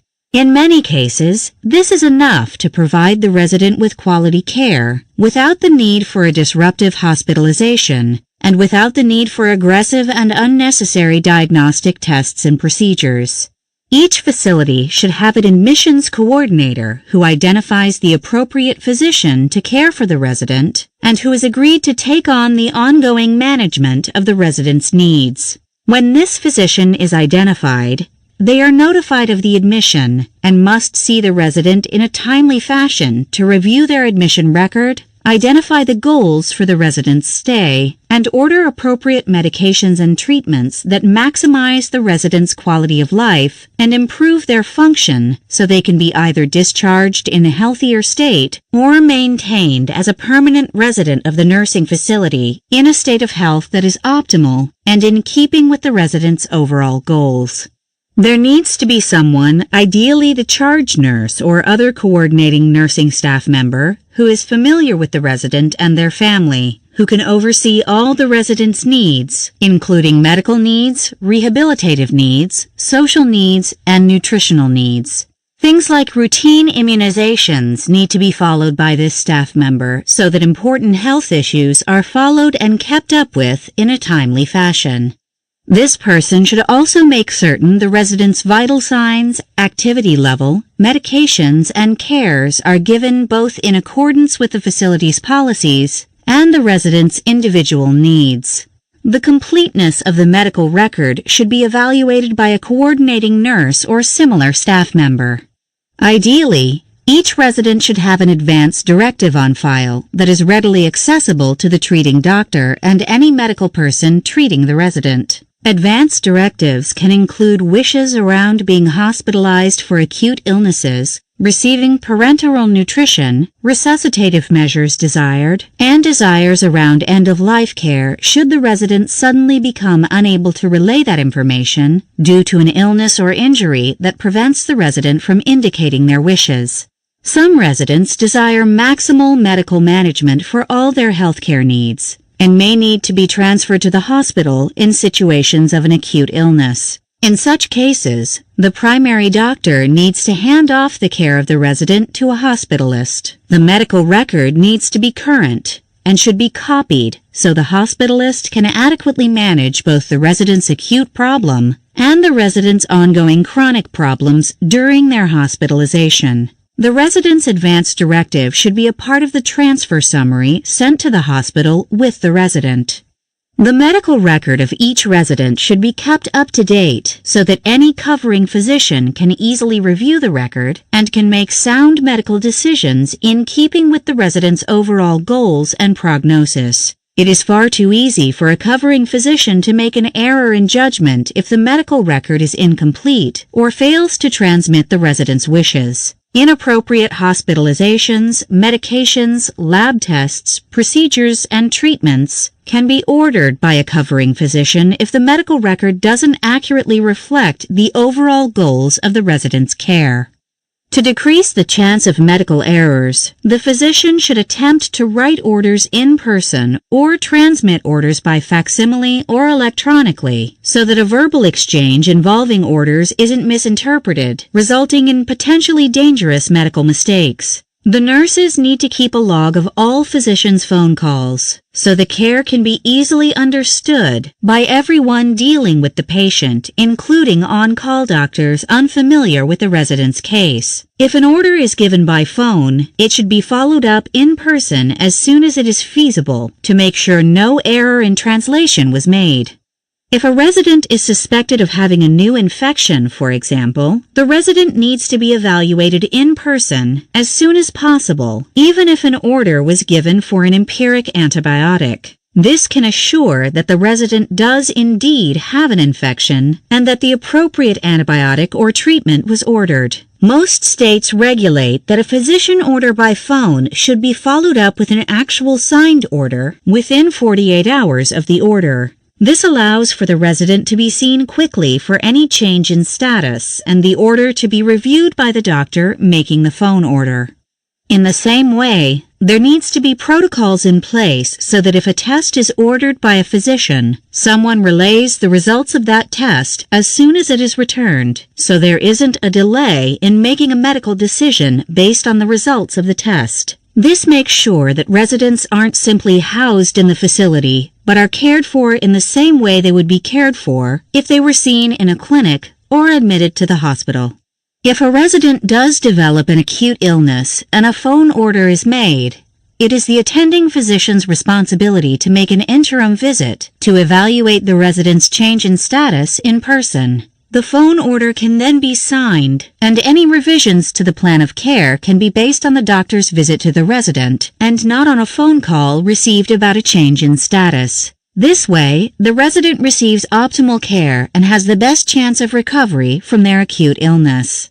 Because residents are at a high risk of developing an acute illness while living at a nursing facility, it is up to the nursing staff to continually monitor each resident and to document changes in health or mental status that may need physician intervention.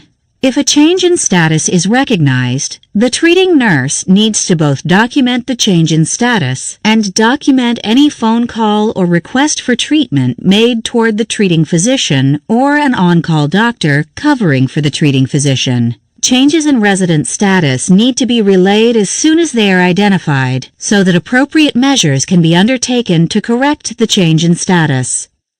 If changes are made to the resident's plan of care because of an acute illness, the nursing staff needs to document the results of any change in the plan of care to make sure the treatment ordered is having a positive effect on the patient's health and is not simply ordered and forgotten about. Just as a family member would be alert for improvement after a new doctor's order, so should the nursing staff be equally vigilant about following the resident's status after a new illness and a new treatment. Should there be a sudden adverse event happening to the resident, it is up to the treating nurse to relay both this information to the treating doctor along with the information in the resident's advance directive, so that the order for treatment given is in keeping with the resident's original wishes. This allows for residents to be treated for a sudden change in status in such a way as to improve their status, but not do anything inappropriate or overly aggressive that may have adverse effects or that aren't in keeping with what the resident and family want to have done to the resident. If there is anything vague or incomplete in the advance directive, there should be a family contact listed in the medical record who is authorized to make medical decisions on behalf of the resident in situations where the resident can't make those decisions known to the treating doctor and attending nurses. If there are acute ethical decisions to be made, there should be a documented plan at the facility as to how to deal with ethical issues as they arise that are in keeping with the law and with the regulations the nursing facility is operating under. With the advance directive in place and a knowledgeable family member identified, the best chance is available for any physician asked to care for the resident to have all the information necessary to make a medical decision that is in keeping with what the resident would ask for should they be in a position to ask for care. The advance directive should be periodically reviewed with the resident or appointed proxy so that it reflects changes in the resident's health status. A resident who develops terminal cancer, for example, may wish to make changes in their advance directive that reflects their terminal state of health.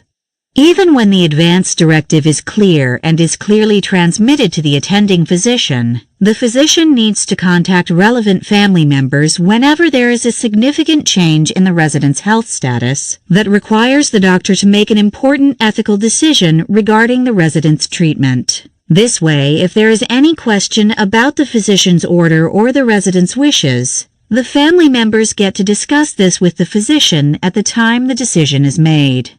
Each treating internist, geriatrician, or family physician should have an opportunity to be involved in the ethics committee of the nursing facility to review facility policies, as well as to bring up any ethical issues that may have come up in the care of a resident at the facility. Ongoing facility policies can be changed to make sure they are always clear and current. Facility policies about end-of-life care should be given to each family and resident upon admission, so that if the family or resident disagrees with the policy or has any ideas of their own about the treatment they want to receive in an end-of-life situation, this can be documented in the resident's advance directive and in their chart so decisions can be made if the resident deteriorates that reflect the resident's wishes while they were still coherent enough to let their wishes be known.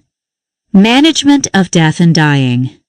The major goal in end-of-life care for any patient is the promotion of comfort. Care isn't given with the expectation of improvement in health status, but is intended only to help or soothe the patient. The goals of end-of-life care include maximizing quality of remaining life without necessarily doing anything invasive or painful that won't add to the patient's goal of being comfortable during the last days, weeks, or months of their life. End-of-life care reflects the patient's wishes much more than it reflects standards of care for the treatment of acute and chronic diseases. One person's definition of a peaceful death might be different from another person's definition. For this reason, each dying person needs to make their definition of what they want at the end of their life when they can adequately make that definition clear to their family and to the healthcare providers taking care of the patient. Some patients want to be able to die at home, even when they have severe symptoms. Others may want treatment at the end of their life that can only be given in a hospital setting. Regardless of the person's actual wishes, the goal of end-of-life care is to avoid patient suffering during the time they have left to be alive. The dying patient needs care in 4 crucial areas of living. These include the maintenance of physical comfort, the maintenance of mental and emotional needs, attendance of spiritual needs, and the performance of practical tasks involved in day-to-day living. In addressing physical discomfort, the goal is more than just providing adequate pain control. Besides pain control, patients need comfort around breathing issues, intact skin and freedom from skin irritation, attention to digestive issues, temperature regulation, and treatment for fatigue. Pain control is extremely important to the dying patient. Not everyone who is dying will have a painful condition, but for those who do experience pain, there is a wide variety of pain control measures that can be undertaken to help the person in pain without regard to issues such as drug abuse or dependence on painkillers. This means that the doctor should be free to order as much of a painkiller as is necessary or as strong of a painkiller as is necessary to deal with the patient's pain without concern that the patient will become dependent on the drug. Pain relief should be ongoing and should always stay ahead of the pain. This means that pain-controlling drugs should be given on a regular schedule and not when the patient is in extreme pain. This may mean that the patient is continually sedated, but if pain relief was the patient's wishes, doctors and family members need to be comfortable with the idea that pain relief and sedation go hand in hand. If a pain medication is failing to keep up with the pain, a stronger pain medication needs to be freely ordered and regularly taken. Morphine is often prescribed to terminally ill patients because it both treats pain and improves breathing difficulties. It has the side effect of causing drowsiness or episodes of confusion.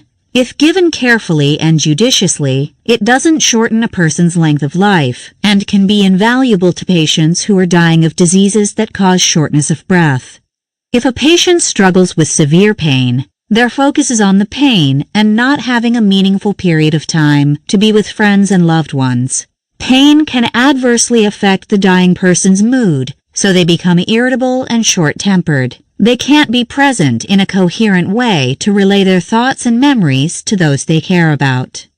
Shortness of breath is a common problem in patients who are near the end of their life. If the patient is overly focused on their breathing, they can't connect with loved ones as they are dying. Besides morphine, the doctor can order the head of the bed to be raised, so the patient can breathe more comfortably. Nebulizer treatments can be given to open constricted airways and windows can be opened to bring in fresh air. Humidifiers can help with dry mucous membranes. Patients imminently dying can experience what is commonly called the death rattle. This noisy breathing can be upsetting to family members at the bedside. Medications can be given to clear up the mucus buildup in the throat, so breathing is less labored and less noisy. This may help the dying person breathe easier in the last hours or days of their life.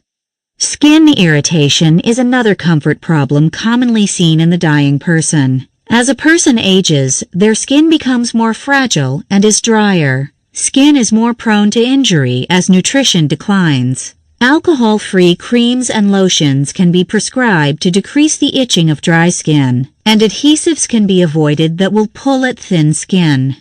Facial skin, skin around the lips, and skin around the eyes are especially dry. This can be treated by ordering lip balm to be applied to the face and lips. Ice chips can be ordered in patients who can't drink to moisten the mouth so talking is easier. Damp cloths can be placed over the eyes to relieve dryness of the skin around the eyes. Swabs that are moistened can be used in the mouth if ice chips aren't tolerated. Ordering changes in position can help prevent pressure ulcers that can build up when the patient stays in one position too long. Pressure sores aren't just sources of infection. They can be painful and can interfere with the patient's quality of life. Ordering position changes every few hours can prevent pressure sores, as can ordering foam protectors on elbows or heels. Special mattresses can be ordered to better form to the patient's position. Nursing staff should be vigilant about keeping the patient's skin clean and free of urine or feces that can break down skin. Dry skin breaks down more than moisturized skin, so keeping the skin moisturized can help prevent painful skin problems. Patients who have organ systems failing may have side effects, such as loss of appetite, nausea, vomiting, and constipation. The diet should be strictly as tolerated. Without attention paid to proper nutrition, the patient should be allowed to eat whatever is comfortable and should be given medications to control nausea and relieve constipation. Remember that pain medications promote constipation, so stool softeners and other anti-constipation medications should be taken on a regular basis. Sometimes the dying patient wants to eat something, but is too weak to eat on their own. They should be offered frequent small amounts of whatever food they feel like eating, and should be assisted in eating if they are too weak to use utensils by themselves. Feeding and drinking aren't mandatory in the dying patient, but a little bit of fluid intake can help with a dry throat or constipation. Some patients consciously give up eating to speed the dying process, and they should not have tube feedings, nor should they be forced to eat. Temperature regulation can be difficult in a dying patient. The patient's mental status may decline to the point where they can't indicate that they are hot or cold. Staff and family need to be aware of the ambient temperature and look for clues like sweating or goosebumps that indicate the patient needs their temperature regulated by removing blankets or adding blankets. One of the most common complaints in a dying patient is fatigue. They may have no energy to sit up in a chair or get to the bathroom. This means that bedside commodes or bedpans should be offered, and rather than bathing, sponge baths can be given to preserve the patient's energy. Dying patients have mental and emotional needs. Some may be in extreme distress and fearful of the dying process. Alert patients may be anxious or depressed. These things can be relieved by keeping the patient physically comfortable and by encouraging them to talk about their fears. The doctor should be prepared to address any of the patient's fears by managing discomfort and by giving anxiolytic medication when talking doesn't relieve it. Some dying people choose to withdraw from friends and loved ones at the end of life because they, too, are grieving the loss of their life. They may have specific fears that need addressing, so they aren't withdrawn and worried about whatever is bothering them. As the treating doctor, it is tempting to avoid the dying patient because there's nothing that can be done to cure them. By focusing on the patient's quality of remaining life and addressing their overall needs, the doctor can participate in the patient's process without feeling like they have no role to play anymore in the patient's care. Doctors should feel free to hold their patient's hand or give a gentle touch to let the person feel as though they are connected with their doctor. They need to feel supported by their doctor even when aggressive treatments have been discontinued. The tone of the doctor's role needs to change from that of someone there to do everything possible to cure the patient to being someone there to be available for comfort measures the patient needs at the end of their life. Doctors have the opportunity to talk less and listen more when dealing with the dying patient. Beyond giving practical advice, the doctor can simply listen to the patient's wishes or to whatever the patient has to say. This can make the last days of the patient's life more comfortable and can continue the doctor-patient relationship. Consider ordering music to be played in the dying person's room. This can help the patient relax and can provide them with positive memories and can distract them from breathing issues or pain problems that can't be completely managed with medications. It may be difficult for the doctor to become involved in the spiritual needs of the dying patient, but this is something that needs to be addressed in the same way that physical discomfort needs to be addressed. Arrangements may need to be given to have a counselor, social worker, or pastor see the patient on a regular basis to address spiritual issues. Some patients are extremely comfortable with the spiritual aspect of their dying and will embrace assistance from a pastor or priest. Others may be struggling with their faith and may need help in talking to someone from their religious affiliation so they can have their questions about the spiritual aspect of dying dealt with by someone who understands their religious and spiritual beliefs. Family and friends should have free access to the dying person without regard to things like visiting hours and hospital protocol. Family members may need a special room to congregate in as they take turns attending to the dying person. Nursing staff should be attentive to the fact that these people need access to bathrooms, drinking fountains, and sources of food and snacks as they attend to the dying person. Even if the doctor believes the patient is obtunded or unconscious, efforts should be made to talk to the dying person about their health and any cares given to them. Sometimes it is unavoidable to talk about the dying patient to friends and family and forget that the patient is in the room. Every effort should be made to communicate with the dying patient as if they still understand what is being said to them. Dying patients have periods of being obtunded, interspersed with periods of lucidity. When lucid, they should have access to loved ones and should be talked to about their progress, even if it means only discussing their level of pain or nutritional wishes. There are practical tasks that need addressing at the end of one's life. The patient may have specific wishes about what they want at the end of their life, or may have financial concerns they want addressed before they die. They may want to make specific contact with people in their life, and may wish to have help in arranging their funeral. Doctors generally have little role to play in these matters, but need to make sure the right people are available in the patient's life to address these obvious practical issues while the patient is still lucid and can make decisions. Patients also need to have their practical wishes managed by someone in their circle of friends or family, so the patient has time to devote to being with loved ones rather than being worried about finances or what will happen to a beloved pet after they die. An allocated family member aware of the dying person's personal life should be made available to the patient to address these practical matters. The doctor's major role in the care of the dying person is to reduce the patient's use of traditional medical tactics and increase their availability to loved ones and comfort measures so they can avoid worrying about dying and the discomforts that go along with dying and can focus more on loved ones, spirituality, and things that give them pleasure to the extent that they can receive pleasure given their terminal state.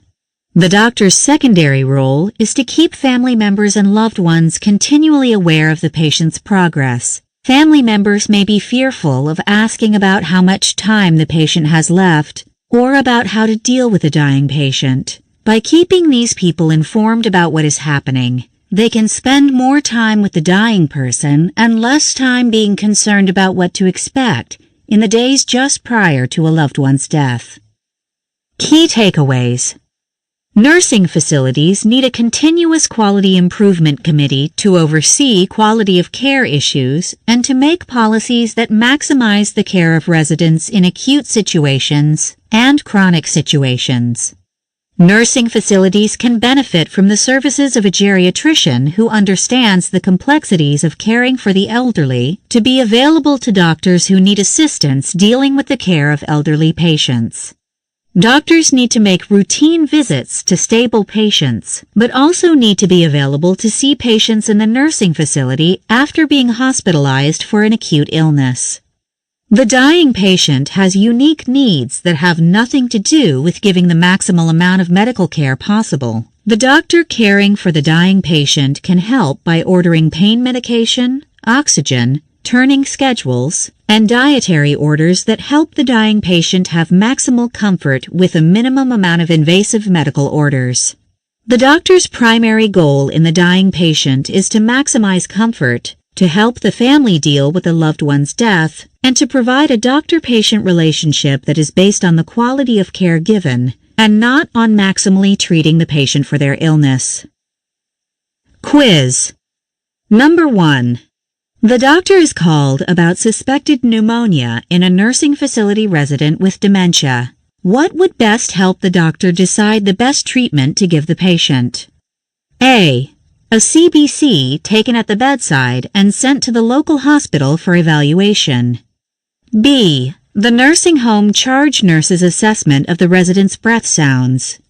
C. Visiting the patient urgently to evaluate their respiratory status. D. Reviewing the resident's advanced directives to see if they have wishes around antibiotic use. Answer D. The dementia resident in the nursing home may have left wishes about antibiotic use in cases of acute infection that can guide the doctor in making a sound ethical decision about how to treat the resident. Number 2. The on-call physician is the only doctor available to call about a resident with a new urinary tract infection. What should the staff do? A. Wait until the primary care physician is back on duty to call the urinary results to. B. Call the on-call doctor and get a telephone order for an antibiotic. C. Call the on-call doctor and get a faxed order from the doctor for an antibiotic. D. Insist that the on-call doctor come to see the patient to evaluate their condition. Answer C. For something like a urinary tract infection, the resident doesn't have to be seen if the information can be relayed to the doctor by phone. An on-call doctor is sufficient, but the doctor should fax the order to avoid confusion about the order. Number 3. A resident in the nursing facility after a hip fracture develops evidence for pneumonia and respiratory distress. The doctor responsible for the resident sees the resident and determines the resident is in acute respiratory distress. No advance directive is available, but the resident is too short of breath to speak. What should the attending doctor do? A. Make contact with a geriatrician to see how best to handle this resident. B. Ask a family member what the resident would want to have done in this medical situation. C. Decide to admit the resident to the care of a hospitalist and send the medical record for the hospitalist to review. D.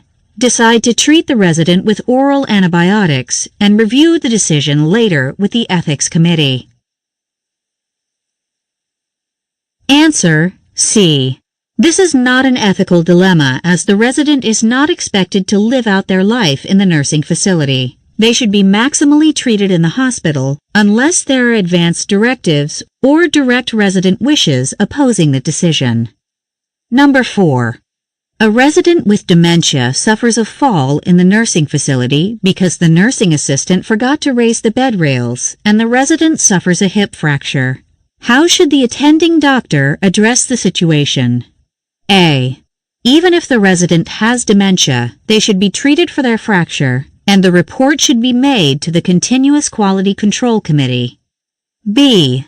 The resident had dementia and isn't expected to ambulate anyway, so they can receive supportive care only for their fracture. C. The resident should have an X-ray to confirm a fracture and should have an orthopedist see them at a later date to consult with the primary care doctor. D.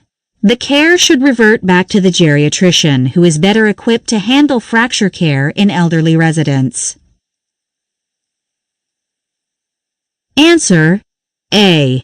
This is an issue for the Continuous Quality Improvement Committee, as there was a nursing error, but the resident should be maximally treated unless there is evidence the resident would oppose maximal treatment. Number 5. A patient is sent to the nursing facility after an episode of pulmonary edema and requires both rehabilitation and ongoing management of fluid and electrolyte status. How should the attending care doctor handle the resident's care? A. Make daily phone contact with the charge nurse who can assess the resident's lung sounds and electrolyte status. B. Turn the care over to the geriatrician who can manage pulmonary edema in the elderly better than the internist. C. Arrange to make more frequent visits to the nursing facility until the resident stabilizes. D. Order daily x-rays of the resident's lungs and have the results faxed to the clinic as soon as they are available. Answer C. This is not a long-term care resident who needs monthly visits, but is more of an acute care patient who needs more frequent visits until they stabilize. The attending physician can generally handle this if they were the treating physician in the hospital. Number 6. The nursing home resident is completely lucid and fills out an advanced directive requesting no heroic measures to save her life. She develops acute pulmonary edema and shortness of breath in the nursing facility and wants relief. How does the attending doctor handle this? A. As the resident was lucid and ordered no heroic efforts, the doctor places the resident on oxygen for comfort and does no further intervention. B. The doctor admits the resident to the hospital because the only way to keep her comfortable is to use intravenous treatments unavailable at the nursing facility. C. Gives oral medication only to the resident even though they don't treat the resident's shortness of breath because the resident ordered no heroic efforts. D. As the resident was lucid at the time the advance directive was made, she should have understood that oxygen alone wouldn't treat the condition, so the doctor orders intramuscular diuretics to be given at the nursing home. Answer B. The resident wanted no heroic treatment, but deserved to be kept comfortable. In acute pulmonary edema, oxygen alone won't treat the shortness of breath, so the resident deserves maximal treatment even if it just improves the shortness of breath. IV diuretics are warranted that can't be given in the nursing home. Number 7. The patient being treated has terminal lung cancer and wants palliative care. What order would most help the patient? A. Liberal use of nebulizer treatments to keep the airways only. B. Liberal use of morphine and continuous oxygen supplementation. C. Oxygen by mask when cyanosis is evident and liberal use of morphine. D. Morphine when pain is present and liberal use of oxygen. Answer B. The lung cancer patient who is dying will have issues with pain and shortness of breath. Morphine can address both problems, and oxygen should be used continually for comfort. Number 8. The internist has ordered comfort measures to include skin care, pain management, and nutritional management for a terminally ill patient. How should the internist manage the patient's care over the coming days? A. Discharge the patient to home and order home health care to visit daily to address new concerns. B. Consider seeing the patient at home or in the hospital on a daily basis, even if no new orders are necessary. C. Make sure that nursing staff address all the orders, but make no new orders unless a new problem arises. D.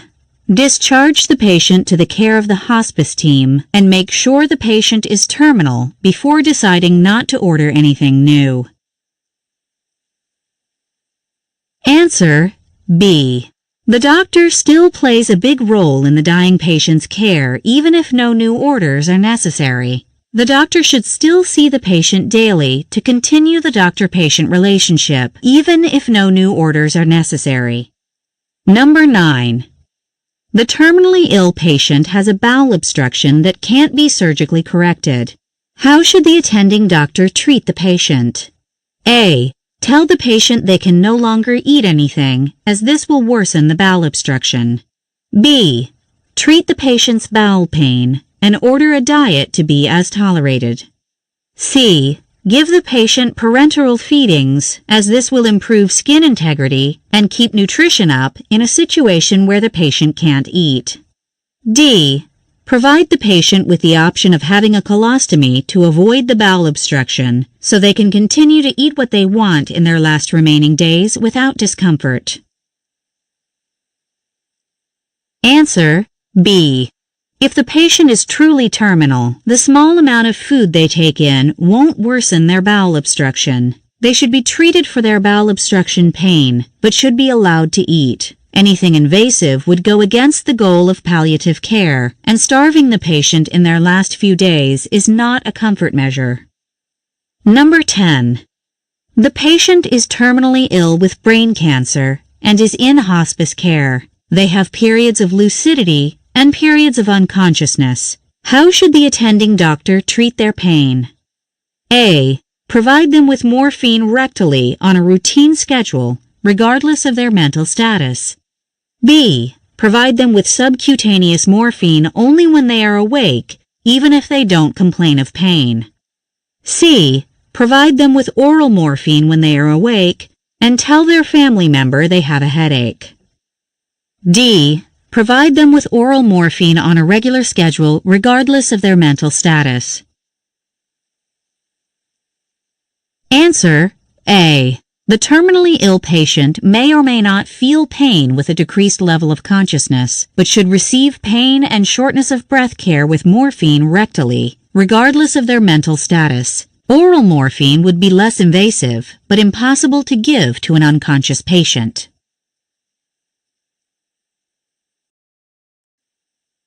Chapter 6. Hematology.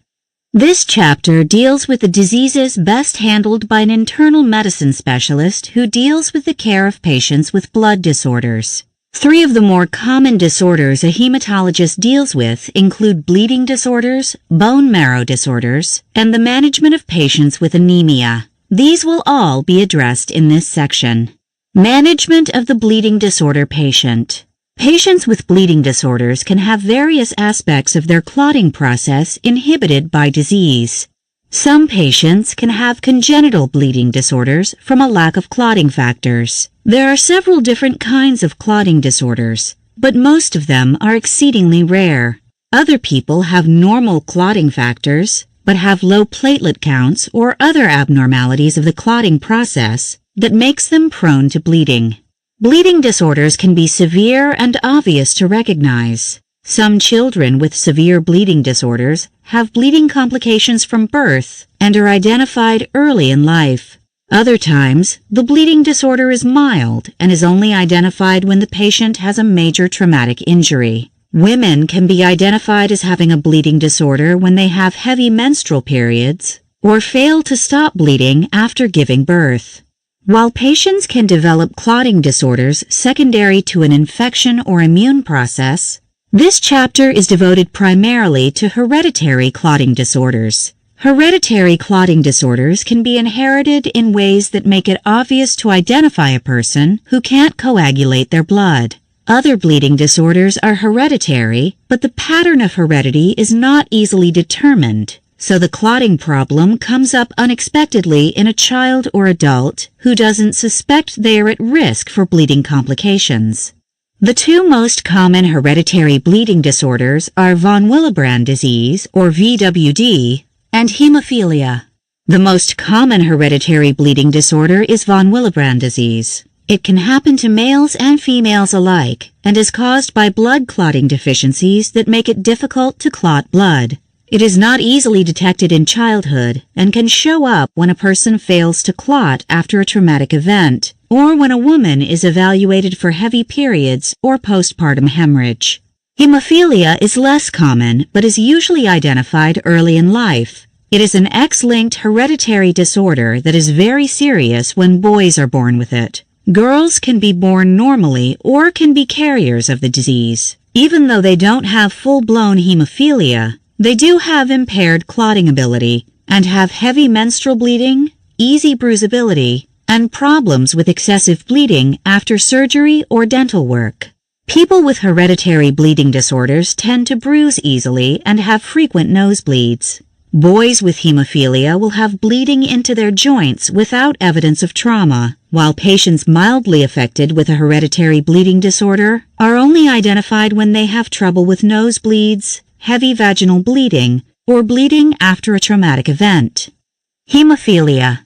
Hemophilia represents a group of clotting disorders caused specifically by lack of a clotting factor because the individual possesses an abnormal gene that results in an inability to make a specific clotting factor. The two most common hemophilia conditions are hemophilia A and hemophilia B. Both are X-linked recessive disorders in which a female can be a carrier of the disease, while a male has full-blown disease and a serious problem with bleeding.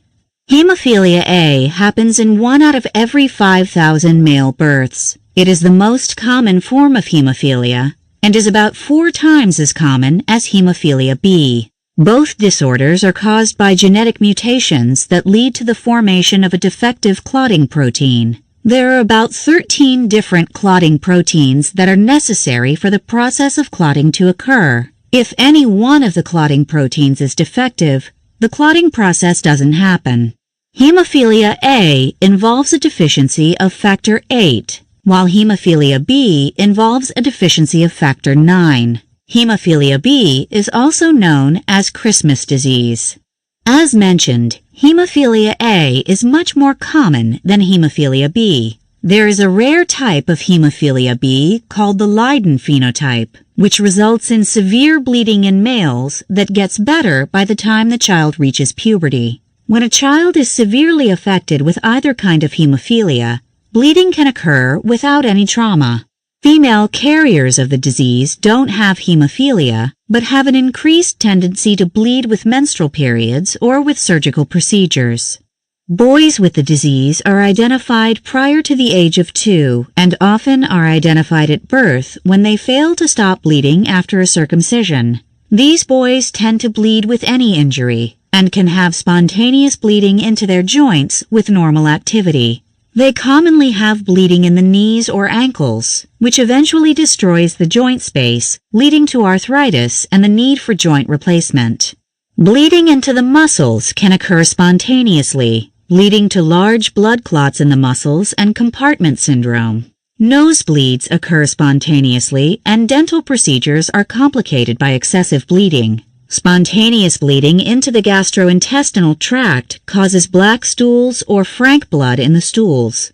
Blood in the urine can occur, as can bleeding in the brain without evidence of trauma. Mild cases aren't identified until they bleed after surgery or trauma. The majority of hemophilia sufferers are detected early in life because there is a strong clinical suspicion of bleeding with a known family history of the disease. A third of cases are secondary to spontaneous mutations, and there is no family history of the disease. The disease is diagnosed by measuring the amount of the various clotting factors found in the blood clotting cascade. Patients with hemophilia A and B have a normal number of platelets, a normal prothrombin time, and an abnormal partial thromboplastin time because of clotting factor deficiencies. Genetic testing can also be done to identify the specific mutation, but this is rarely necessary when the family history is positive. Females will want to know if they are carriers of the disease if it runs in their family and if they don't have a father with hemophilia. If their father has hemophilia, they are automatically going to be carriers of the disease. Women who give birth to a boy with hemophilia are also automatically carriers of the disease. Women who don't know if they are carriers can have their clotting factors measured or can have genetic testing to see if they are carriers. Some potential parents will have chorionic villus sampling to see if they are carrying a male child with hemophilia and will have a voluntary termination of their pregnancy if they are carrying a son with the disease. Others will continue the pregnancy but will have early management of the disease in their affected male children. The main treatment for hemophilia is the replacement of the missing clotting factors. Donor blood is specially prepared to isolate and concentrate the clotting factors, or clotting factors are artificially manufactured in the laboratory. Boys with the disease will regularly receive clotting factors or will receive them when they have a bleeding episode. Children with mild hemophilia A can be treated with DDAVP or desmopressin that stimulates clot formation. DDAVP can be given intravenously or via a nasal spray. Because hemophilia can cause painful bleeding, patients often receive regular pain medications. Some hemophiliacs develop antibodies to clotting factors that make it difficult to treat the disease. Antibodies to factor VIII are the most common and destroy the concentrate before the factor can be helpful in the clotting process. Patients can receive immunosuppression to block their immune response to factor concentrates and will be able to receive treatment for their bleeding disorder. Von Willebrand disease. Von Willebrand disease is the most common hereditary bleeding disorder. It is caused by a defective gene that makes von Willebrand factor, which is a clotting protein. Von Willebrand factor normally binds to factor VIII in the blood clotting cascade, and when the factor is missing or defective, bleeding complications can occur. Up to 1% of the population is affected by the disease, which is inherited in both men and women and is caused by a gene mutation on chromosome 12. The major symptoms of von Willebrand disease are spontaneous nosebleeds, bleeding after dental or surgical procedures, heavy menstrual bleeding, easy bruising, and bleeding after childbirth. There are 3 hereditary types of von Willebrand disease, and 1 type of the disease that is acquired rather than hereditary.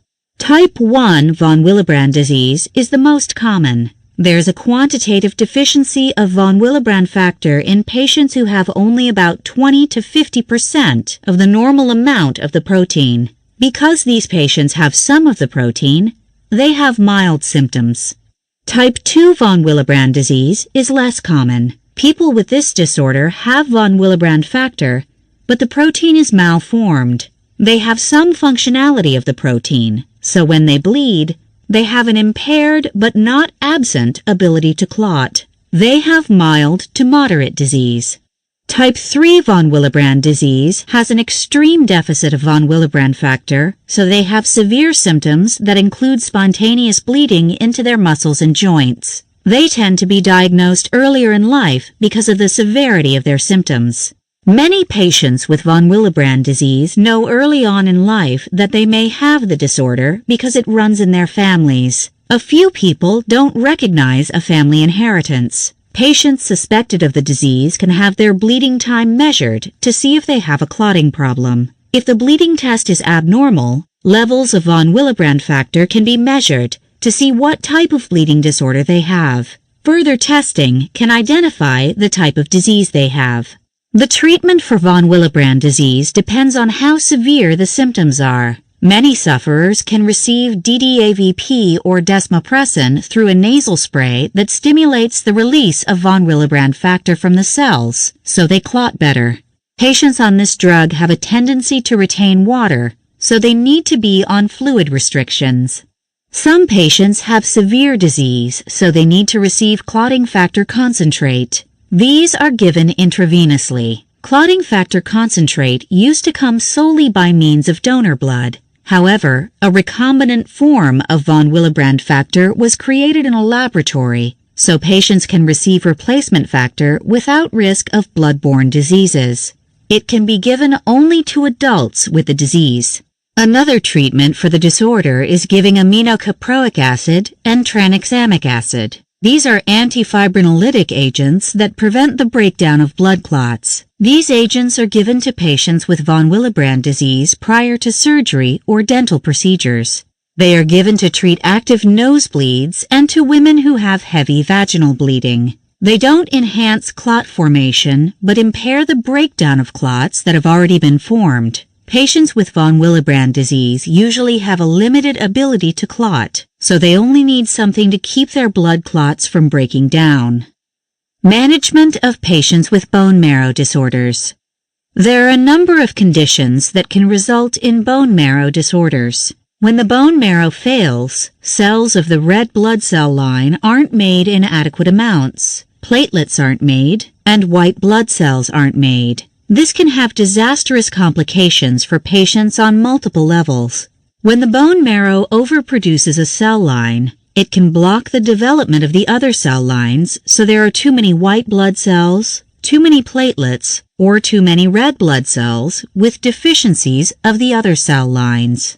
Bone marrow disorders can be subtle and will cause only mild symptoms at first, while other bone marrow disorders come on suddenly with life-threatening consequences. Occasionally, bone marrow disorders are diagnosed incidentally by the finding of an abnormal red blood cell count, an abnormal white blood cell count, or an abnormal platelet count. In other situations, the bone marrow fails significantly and there are obvious symptoms. Bone marrow disorders can be non-cancerous and can simply be the overproduction of a certain cell line.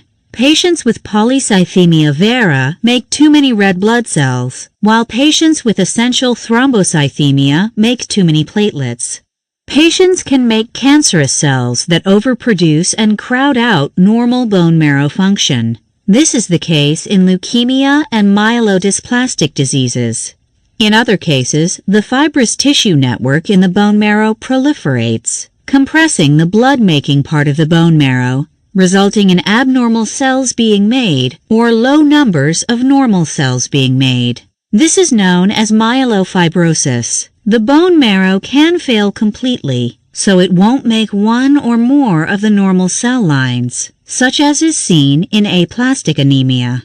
In other cases, low amounts of essential nutrients such as vitamin B12 or iron can be found, which decrease the bone marrow's ability to make normal cells, so abnormally large red blood cells are made or abnormally small red blood cells are made. Overproduction of white blood cells can result in lymphomas or multiple myeloma. Infections of the bone marrow can cause failure of the bone marrow, and cancers can spread to bone marrow, causing secondary bone marrow failure. One of the most common bone marrow disorders is leukemia. This is a cancer of white blood cells in which the bone marrow makes too many of one line of white blood cells, which crowds out the making of normal cells. While large amounts of the cancerous cell line are produced, the cells don't function correctly, and there is immune dysfunction leading to infectious complications. Lack of red blood cell production leads to anemia, and lack of platelet production leads to bleeding complications. The spleen, liver, and lymph nodes become clogged with abnormal white blood cells. Myeloproliferative disorders of the bone marrow involve the overproduction of any one of the cell types to the exclusion of the other cell types. The cells that are made are immature and don't function the way they are supposed to. Symptoms are related to having too much of one cell type and a deficiency of other cell types. The three main types of myeloproliferative disorders include chronic myeloid leukemia, in which there are too many immature neutrophils and not enough of other blood cell types. Polycythemia vera involves the overgrowth of red blood cells with crowding out of other cell lines. Essential thrombocythemia involves an overgrowth of platelets with crowding out of other cell lines. Myelodysplastic syndrome is a group of diseases that involve abnormalities of bone marrow production. It may appear that the bone marrow is hyperactive, but it is instead making a large number of immature cells and not enough healthy mature cells. This can lead to anemia, lack of healthy white blood cells, or a lack of healthy platelets. Patients will have difficult to treat anemias, low white blood cell counts, and low platelet counts that don't respond to traditional therapies. Cells can appear abnormal in at least one cell line, and there can be increases in immature cells in the bone marrow and an increased risk of the immature cells becoming cancerous. Patients with myelodysplastic syndrome have an increased risk of developing acute myelogenous leukemia. Aplastic anemia is a type of bone marrow deficiency in which there is a defect in the stem cell line that produces red blood cells. This can happen because of radiation exposure to the bone marrow or toxic exposure that damages the bone marrow. There can be genetic abnormalities like Fanconi's anemia, or viral infections that damage the red blood cell precursor cells so red blood cells aren't made. Occasionally, A lack of erythropoietin from damaged kidneys can cause bone marrow failure in the red blood cell line while having an intact ability to make platelets and white blood cells. Infections, toxins, cancer, and certain drugs can adversely impact bone marrow function, leading to secondary anemia. Another bone marrow disease involves the making of plasma cells. This includes patients with multiple myeloma. The bone marrow overproduces one cell line of mature B lymphocytes, which are the cells that make antibodies. The overproduction of B lymphocytes crowds out the ability to make other cell lines, so there is a lack of platelets and a lack of red blood cells. Still, other bone marrow disorders arise not from an abnormality of the bone marrow, but from cancer arising in another body area that metastasizes to bone. This causes crowding out of the normal bone marrow, so that cells of all cell lines normally made in the bone marrow are unable to be made. Patients with complete bone marrow failure do not make cells from any cell line. They do not have enough red blood cells, and so they become anemic. They do not have enough white blood cells, so they develop infectious complications. They do not have enough platelets, so they develop bleeding complications. The severe anemia can lead to extreme fatigue and an inability to meet the oxygen demands of the body because there aren't enough red blood cells circulating. This can lead to myocardial ischemia and heart failure. Patients can be temporarily treated with red blood cell transfusions, platelet transfusions, and medications to build white blood cell counts. The best treatment for bone marrow failure is to receive a bone marrow transplant. Candidates for a bone marrow transplant must be under the age of 55, with severe bone marrow failure, and a known related donor who is matched as far as HLA typing to minimize rejection. If the patient with bone marrow failure received a transplant, they have up to a 75% survival rate. Patients who are matched with a donor that is unrelated to them have only a 20% survival rate. Those patients who have an inherited form of bone marrow failure with a matched related donor can receive a hematopoietic stem cell transplant, which involves giving bone marrow stem cells. Patients are given chemotherapy and radiation to destroy any abnormal bone marrow cells, and then receive stem cells that travel to bone marrow and create new cell lines of healthy cells. Patients with bone marrow failure resulting in neutropenia have a serious infectious disease risk and need emergency treatment. They must be urgently treated with antibiotic therapy that can provide them with antibiotic coverage that is so good it can compensate for their own lack of ability to fight off infections. These patients run a high risk of infectious complications, such as septicemia and multiple end organ failure.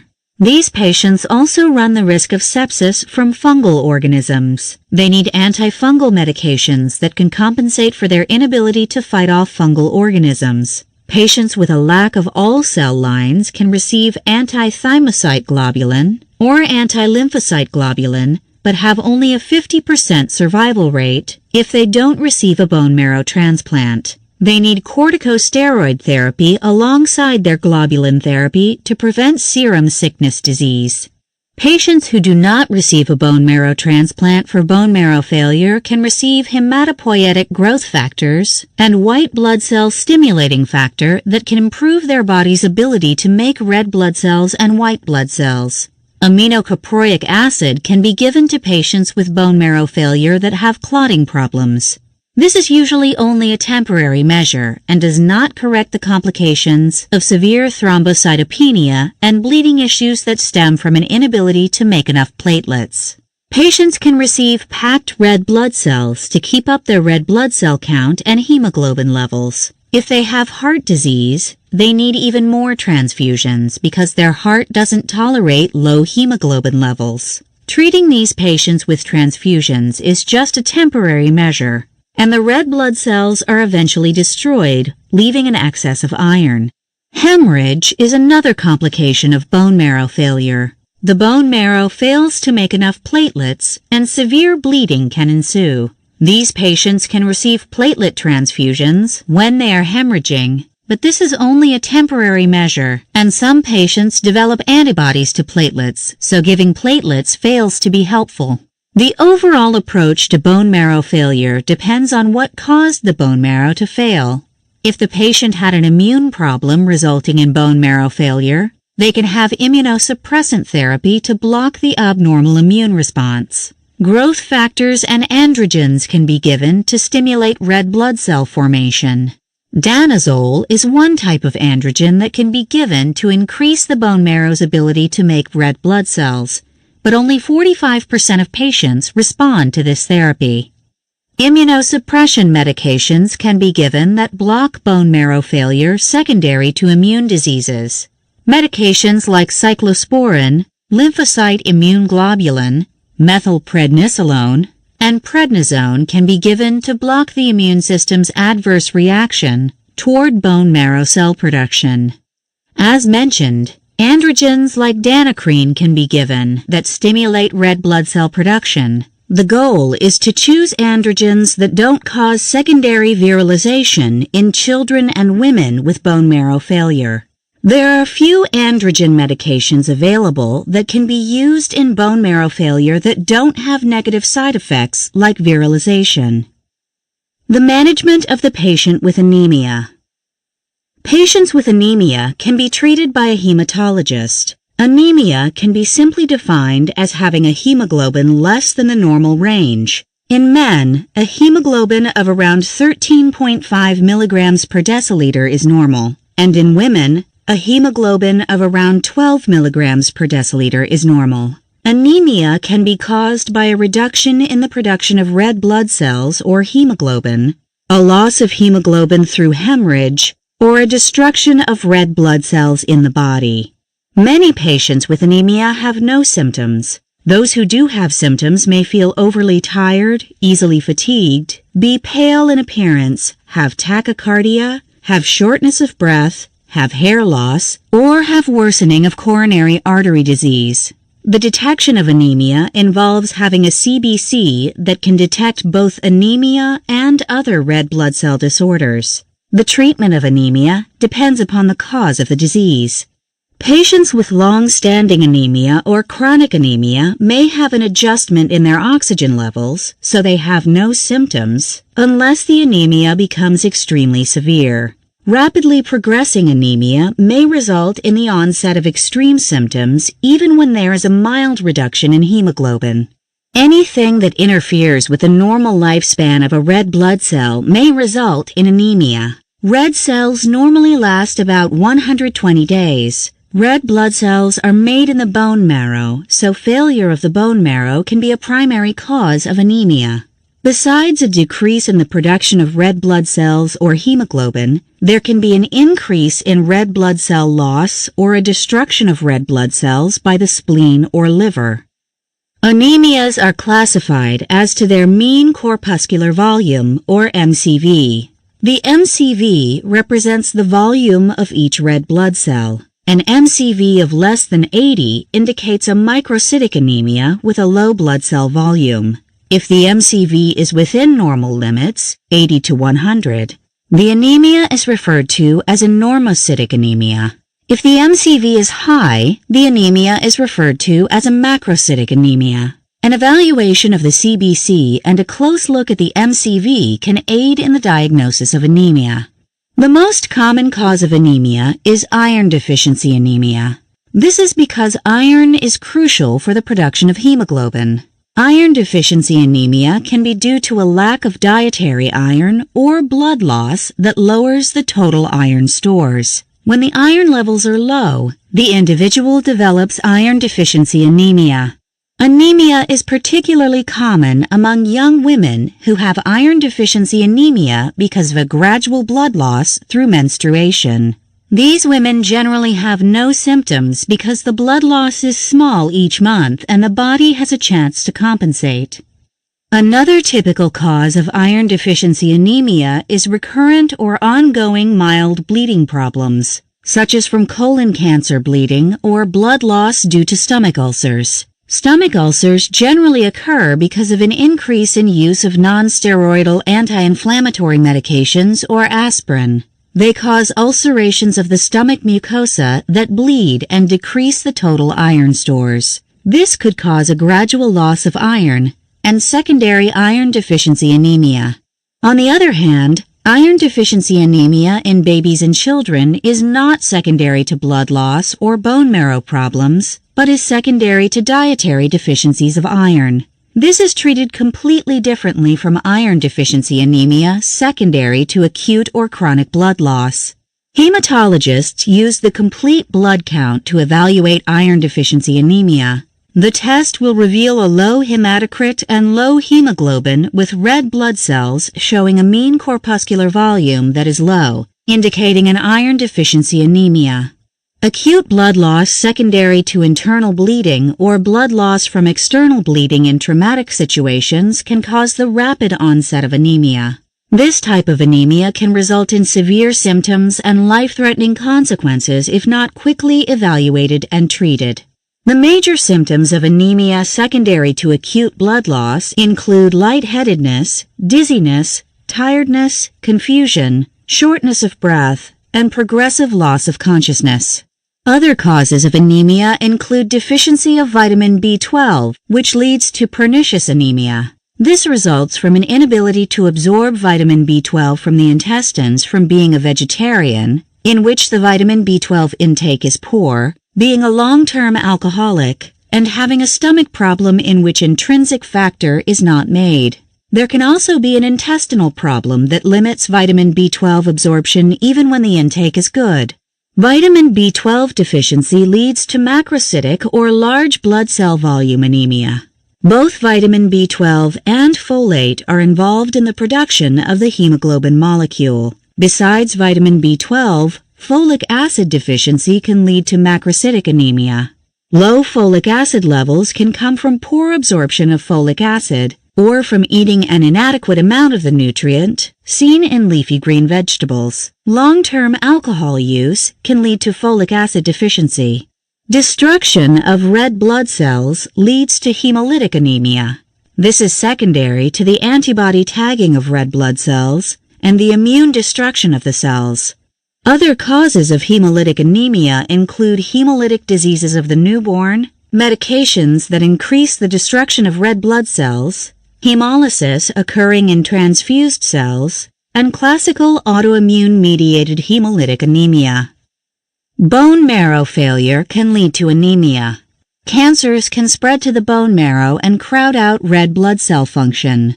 Bone marrow cancers, such as multiple myeloma or leukemia, can cause bone marrow failure by interfering with the normal production of red blood cells in the marrow. Chemotherapy drugs can damage the bone marrow's ability to make red blood cells and can cause anemia.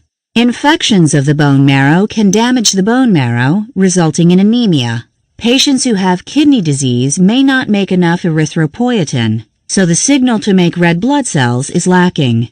Another cause of anemia is known as anemia of chronic disease. This is common among individuals who have long-lasting chronic diseases. Medications can be the culprit in certain anemias. Human immunodeficiency virus, or HIV, and acquired immune deficiency syndrome, or AIDS, can be causes of anemia of chronic disease. Hereditary disorders can result in abnormal hemoglobin molecules that don't carry iron normally, or that result in a shorter lifespan of red blood cells. Hereditary disorders include sickle cell anemia, alpha thalassemia, and beta thalassemia. Hereditary anemias may be mild or severe depending on the cell's ability to carry hemoglobin despite being abnormal. Certain hereditary anemias result in immediate death of the fetus in utero, while others are mild and are only picked up during routine screening later in life. Hematologists use the complete blood cell count, or CBC, to detect anemias. The CBC can be done as part of a screening test or can be done because there is a clinical suspicion for anemia. A routine CBC includes a red blood cell count, hematocrit, hemoglobin, white blood cell count, differential, and platelet count. The red blood cell count, hematocrit, and indices identify anemia. while the mean corpuscular volume, or MCV, is used to distinguish between the various causes of anemia. The treatment of anemia depends on the cause of the disease. Doctors look for an underlying cause of the anemia and treat this to improve the production of red blood cells. Blood loss sources can be identified and corrected. Stomach ulcers can be treated to stop internal bleeding, and surgery can be done to remove colon cancer, which is often a source of occult bleeding.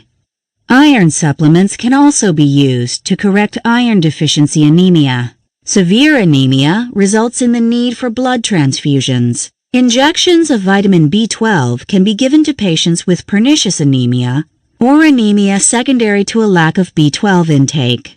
Patients with bone marrow failure from disease or chemotherapy can receive medications to stimulate the bone marrow. Kidney failure patients can be given epoetin alpha, which stimulates the red blood cell production in the bone marrow. Key takeaways. Common bleeding disorders include hemophilia and von Willebrand disease, which are hereditary bleeding disorders.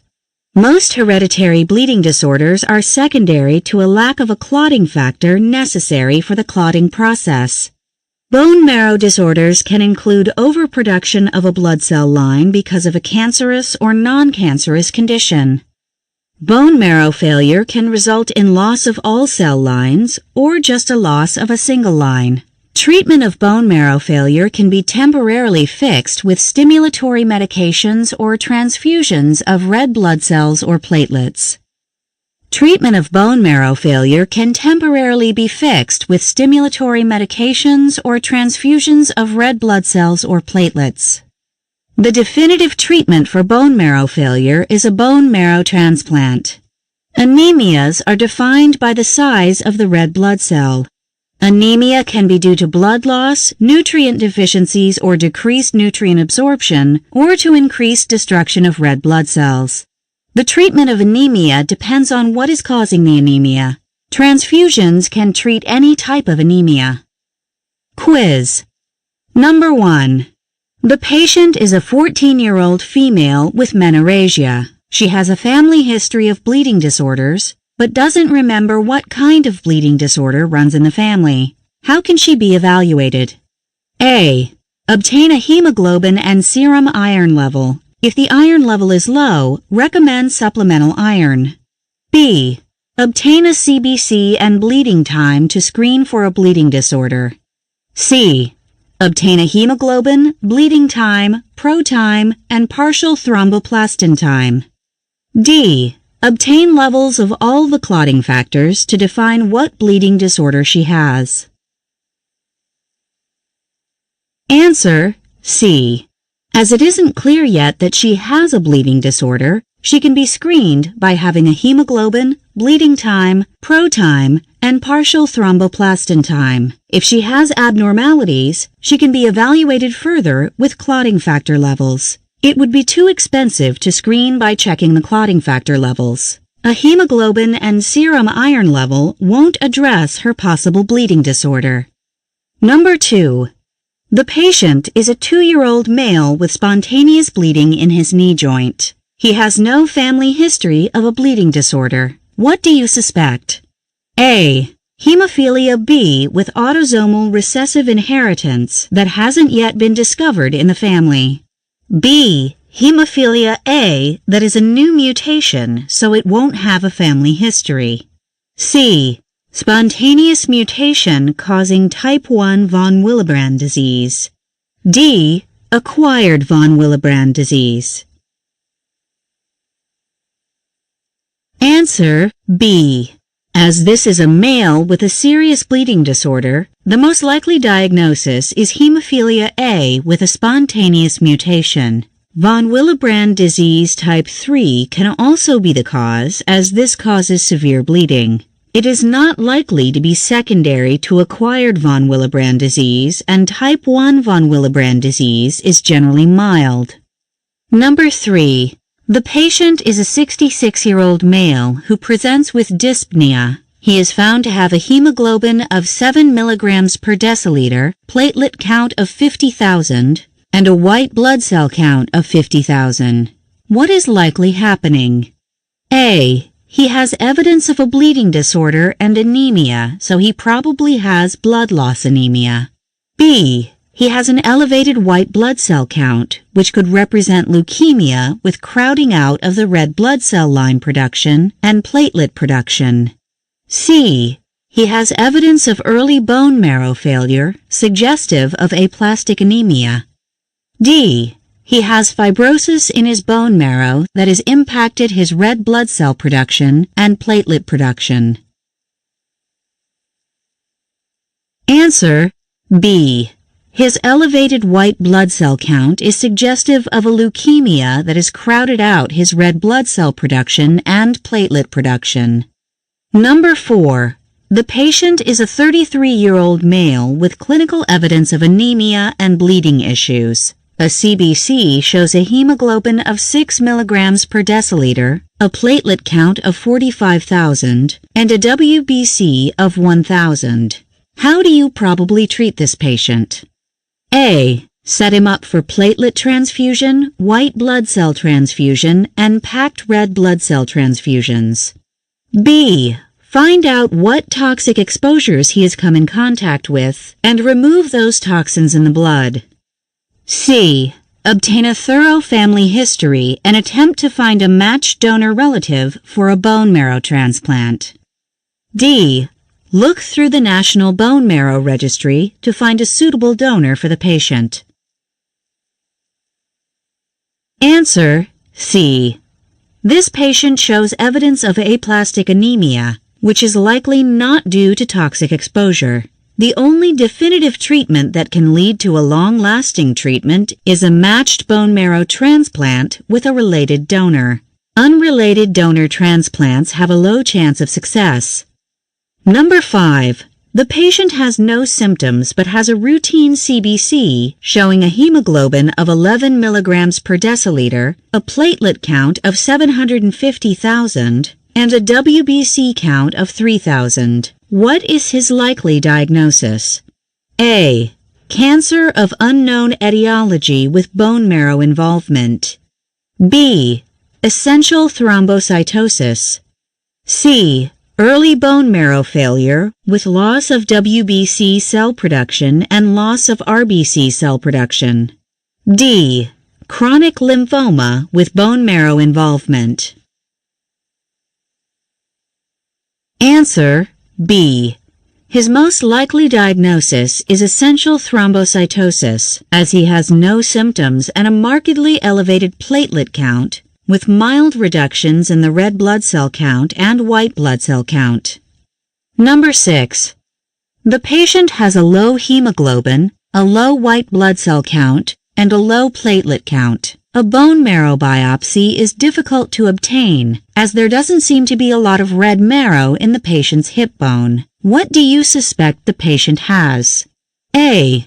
Early leukemia that hasn't yet resulted in an elevated white blood cell count. B. Fanconi's anemia with involvement of the bone marrow. C. Myelofibrosis. D. Kidney failure with lack of erythropoietin. Answer C.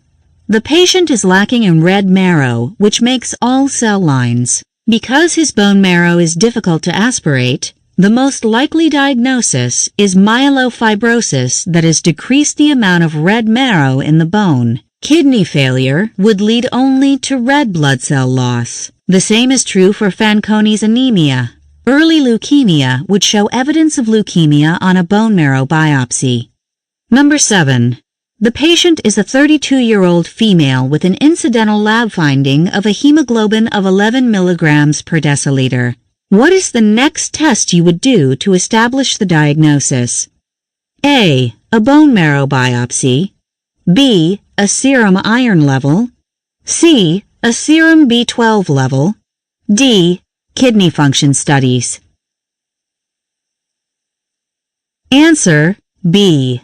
The most common cause of anemia in women who are menstruating is iron deficiency anemia, secondary to menstrual blood loss. The workup can include other testing if the serum iron doesn't seem to be the cause of the anemia. Number 8. A 68-year-old diabetic patient with hypertension has an incidental finding of a hemoglobin of 10.5 milligrams per deciliter. The most common cause of anemia in this patient is what? A. Blood loss anemia with low iron stores. B. Macrocytic anemia with low B12 absorption. C. Chronic renal failure with decreased erythropoietin. D. Macrocytic anemia with low folate intake. Answer C. This patient has clinical evidence of chronic disease, which probably includes diabetic nephropathy. This leads to a lack in erythropoietin and secondary anemia. Number 9. The patient is a 69-year-old male with peptic ulcer disease who is found to have macrocytic anemia. What is the likely cause of this anemia? A. Anemia of chronic disease. B. Anemia secondary to low folate intake. C. Anemia secondary to B12 deficiency. D. Anemia secondary to lack of B12 absorption. Answer D.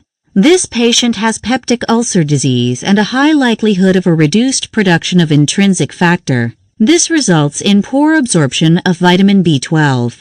Number 10. The patient is a 54-year-old alcoholic male with an incidental finding of a hemoglobin of 10 milligrams per deciliter and an increased MCV. What is the most likely cause of the anemia? A. Anemia of chronic disease. B. Folate deficiency anemia. C. B12 absorption problems. D. Anemia secondary to alcoholic gastritis and occult blood loss. Answer B. The most common cause of anemia in alcoholic patients is folate deficiency, which can be proven by checking a folate level.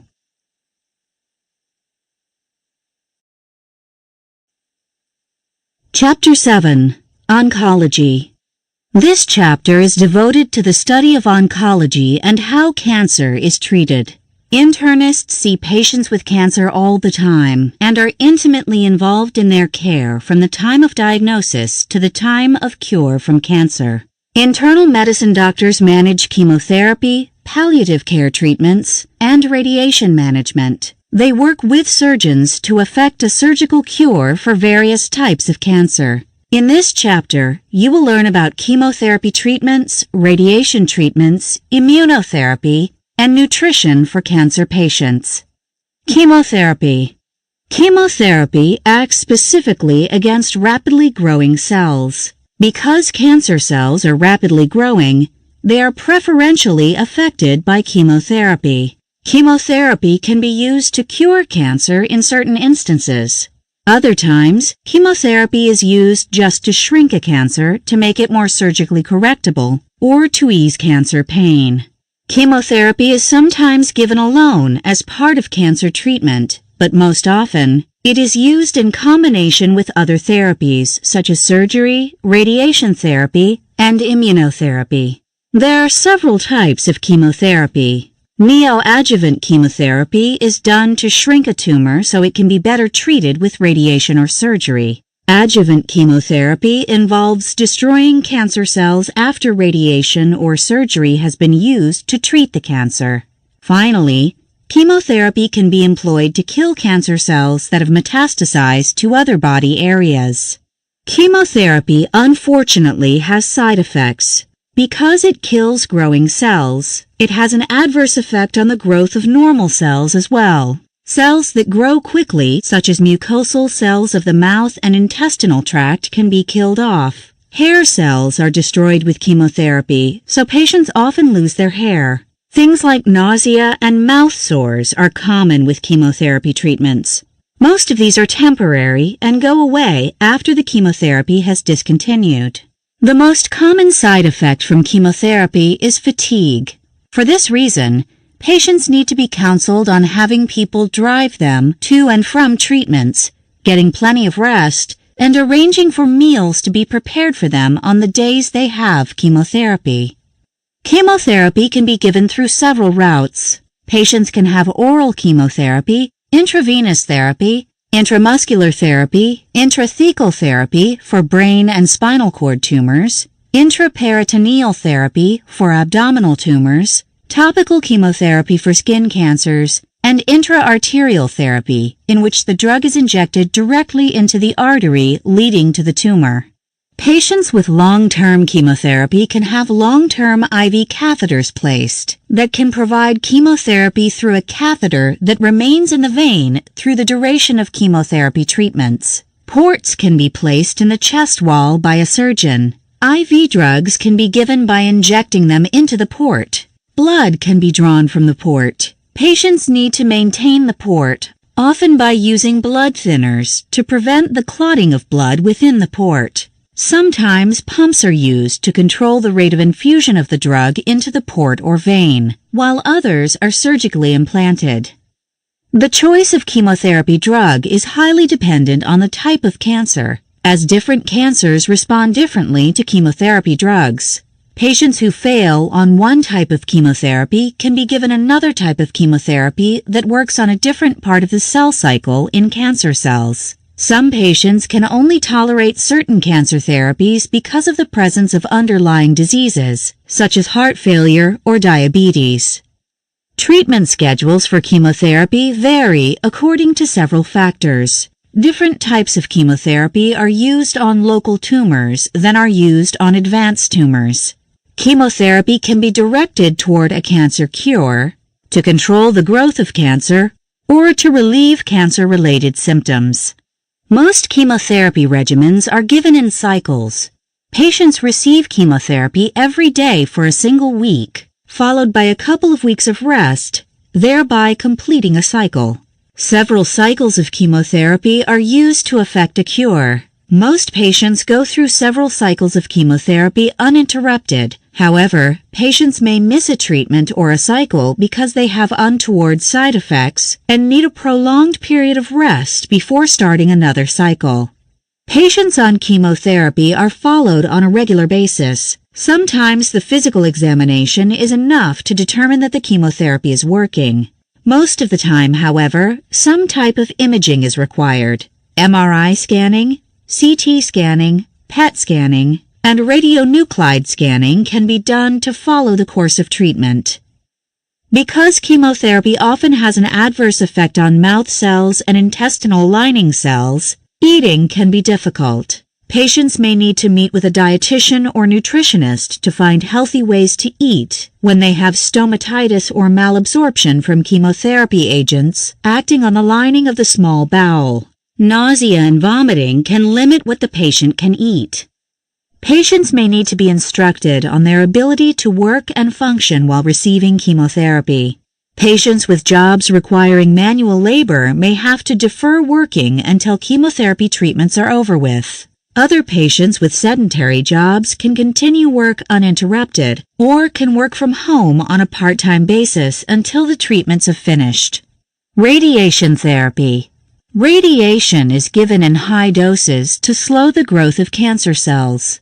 Radiation can be used to effect a cancer cure, to prevent the return of a cancer, or to slow the growth of an existing cancer. It can be used palliatively to shrink the size of a tumor so that it causes less pain, or does things like improve shortness of breath or bowel discomfort. Most radiation treatments do not work immediately. It can take several days or weeks of radiation treatment before actual cell growth is impaired. After radiation therapy is discontinued, an ongoing effect is experienced, whereby cells continue to die after the treatment has stopped. There are two major types of radiation therapy. These include external beam radiation and internal radiation. External beam radiation is delivered using a machine that is carefully placed to direct radioactivity specifically at the tumor site. This takes several minutes to provide a single dose of radiation that localizes to the area of the body where the tumor is. Internal radiation involves using radiation treatment inside the body. There are two types of internal radiation. in which radioactive capsules or seeds are surgically implanted so they lie near the tumor, allowing for treatment of the cancer with radiation and minimal effect to surrounding tissue. Radiation can be given in liquid form through an IV. An example of this is radioactive iodine treatments for thyroid cancer. The radioactive iodine is given through a catheter and localizes to the thyroid gland because the thyroid gland preferentially takes up iodine. In some cases, radiation is used alone. However, most of the time, radiation is used as part of an overall package that involves the use of surgery, chemotherapy, or immunotherapy. Brachytherapy is used in things like head and neck tumors, breast cancer treatments, cervical cancer therapy, prostate cancer treatments, and cancer treatments of the eye. When used along with therapy, radiation is successful in shrinking tumors prior to surgery to shrink the size of a tumor, making it easier to resect surgically. During surgery, radiation is sometimes employed. The patient is opened up and radiation is directed at the cancer directly, without having skin and soft tissue to pass through. In other situations, radiation is used following surgery to kill any cells that were not able to be removed by the surgery. Radiation can also be used along with chemotherapy to kill cells the surgery was unable to treat. Because radiation is directed at a certain area of the body, it can have side effects related to its action on healthy cells near the cancer site. Fatigue is one of the main features of radiation therapy. Other side effects depend on the site of the tumor and which body parts are in the path of the radiation beam. When radiation is directed at the brain, individuals feel fatigue, loss of hair, headache, blurry vision, and skin changes where the radiation was directed. Radiation for breast cancer can cause localized skin changes, breast swelling, and tenderness to the affected area. Chest radiation can affect swallowing and can result in breathing changes, such as cough and shortness of breath. Head and neck radiation can affect mouth cells, change the way food tastes, or can cause swallowing troubles. The thyroid gland can become hypofunctioning.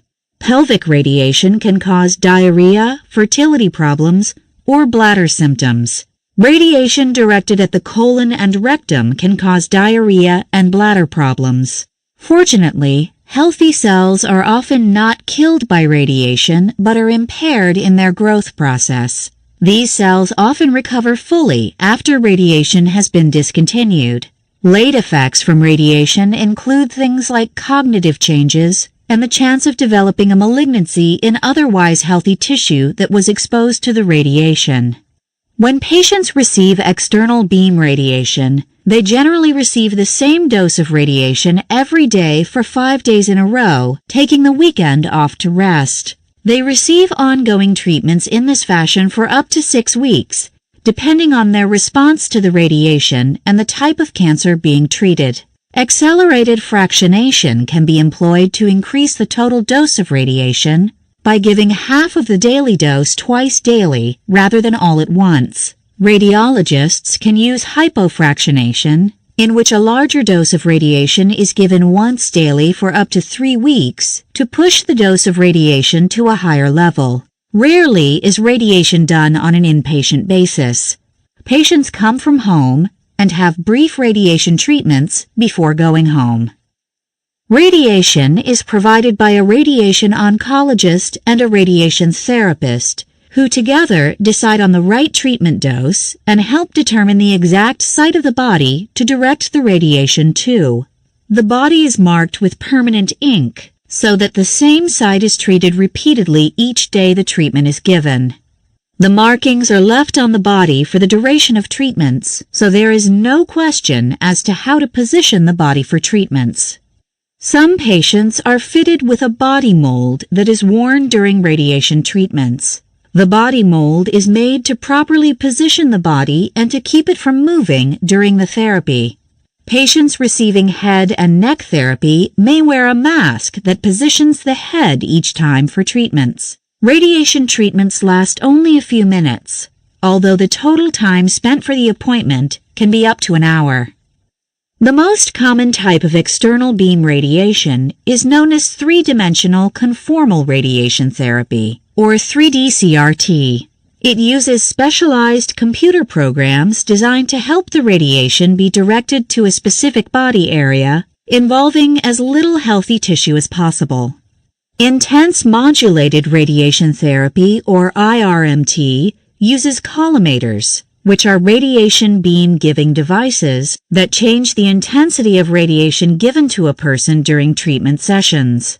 This allows the tumor and surrounding tissues to receive differing amounts of radiation during a course of treatment. The goal of this type of therapy is to give high doses of radiation to the cancer, sparing as much of the surrounding tissue as possible. It can reduce side effects brought on by delivering radiation to healthy cells.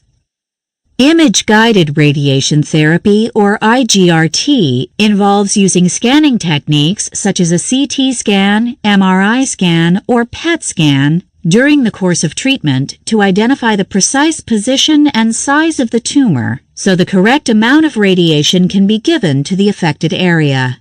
It increases the accuracy of the treatment so that less overall radiation is given per session and fewer side effects are experienced. Tomotherapy is a type of image-guided radiation therapy. During this type of therapy, a tomography machine is used to image the cancer like a CT scanner so that precise doses of radiation can be given to the proper area with as little involvement of healthy tissue as possible. It tends to be better than 3D CRT at giving high doses of radiation to the tumor without damaging normal cells.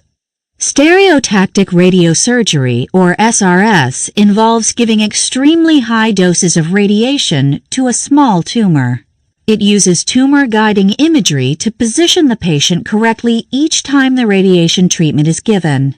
High doses of radiation can be used with little involvement of normal tissue. It is commonly used for tumors of the brain or spine that are not very large. Small metastatic tumors to the brain can be treated with this method. A head frame is often employed to keep the patient's head from moving during treatment sessions. Stereotactic body radiation treatments, or SBRT, gives radiation treatments over just a few sessions, using higher doses over a small radiation field. It is often used for brain tumors and spinal cord tumors. More than one dose is required to affect some kind of difference in the size of tumor. Besides brain and spinal cord tumors, this can be used for liver and lung tumors. Proton therapy is another type of radiation therapy. It delivers proton beams instead of photon beams. Protons are charged particles that can affect cell growth. They deposit their energy not throughout a tissue, but at the very end of their pathway in the body. The idea behind this type of therapy is that skin and tissue passed through on the way to the cancer are less affected, so that higher doses of radiation can be given with fewer side effects. Electron beam radiation can be used in some cancer treatments. Electron beams have one drawback. This is that they can't go very far through tissue, so they can only be used on superficial tumors close to the skin surface or during surgical procedures, where it can be specifically directed at the cancer. Immunotherapy. Immunotherapy can be used to kill cancer cells. Monoclonal antibodies are a type of immunotherapy. They cause an immune response to occur that is directed at the tumor. The monoclonal antibodies specifically target cancer cells, marking them for cell death by the body's immune system. This targeted therapy depends on having the cancer patient's immune system be healthy enough to fight the cancer cells that are targeted for destruction. Adoptive cell transfer is another type of immunotherapy involving a treatment that tries to enhance the function of the T cells of the body so they fight cancer better. T cells are taken from the tumor and isolated. Their genes are modified so they can be even better at targeting the cancer cell. These modified T cells are allowed to grow in the laboratory before being given to the patient for cancer treatment. It can take several weeks to grow these kinds of cells until they are ready to be transplanted back into the patient for tumor targeting. Cytokines can be given to affect an immune response. Cytokines are immunological proteins important to the body's immune system functioning. Two types of cytokines used in cancer treatment are interleukins and interferons. Vaccines against cancer cells can be given to boost the body's immune response toward a specific cancer cell. BCG is a type of immunotherapy generally used to treat patients with bladder cancer. BCG is a weak bacterial strain of the bacteria that generally causes tuberculosis. It is infused into the bladder by means of a catheter and causes the body to act against cancer cells of the bladder. It is generally not used to kill any other type of cancer cell, but is being investigated in that regard.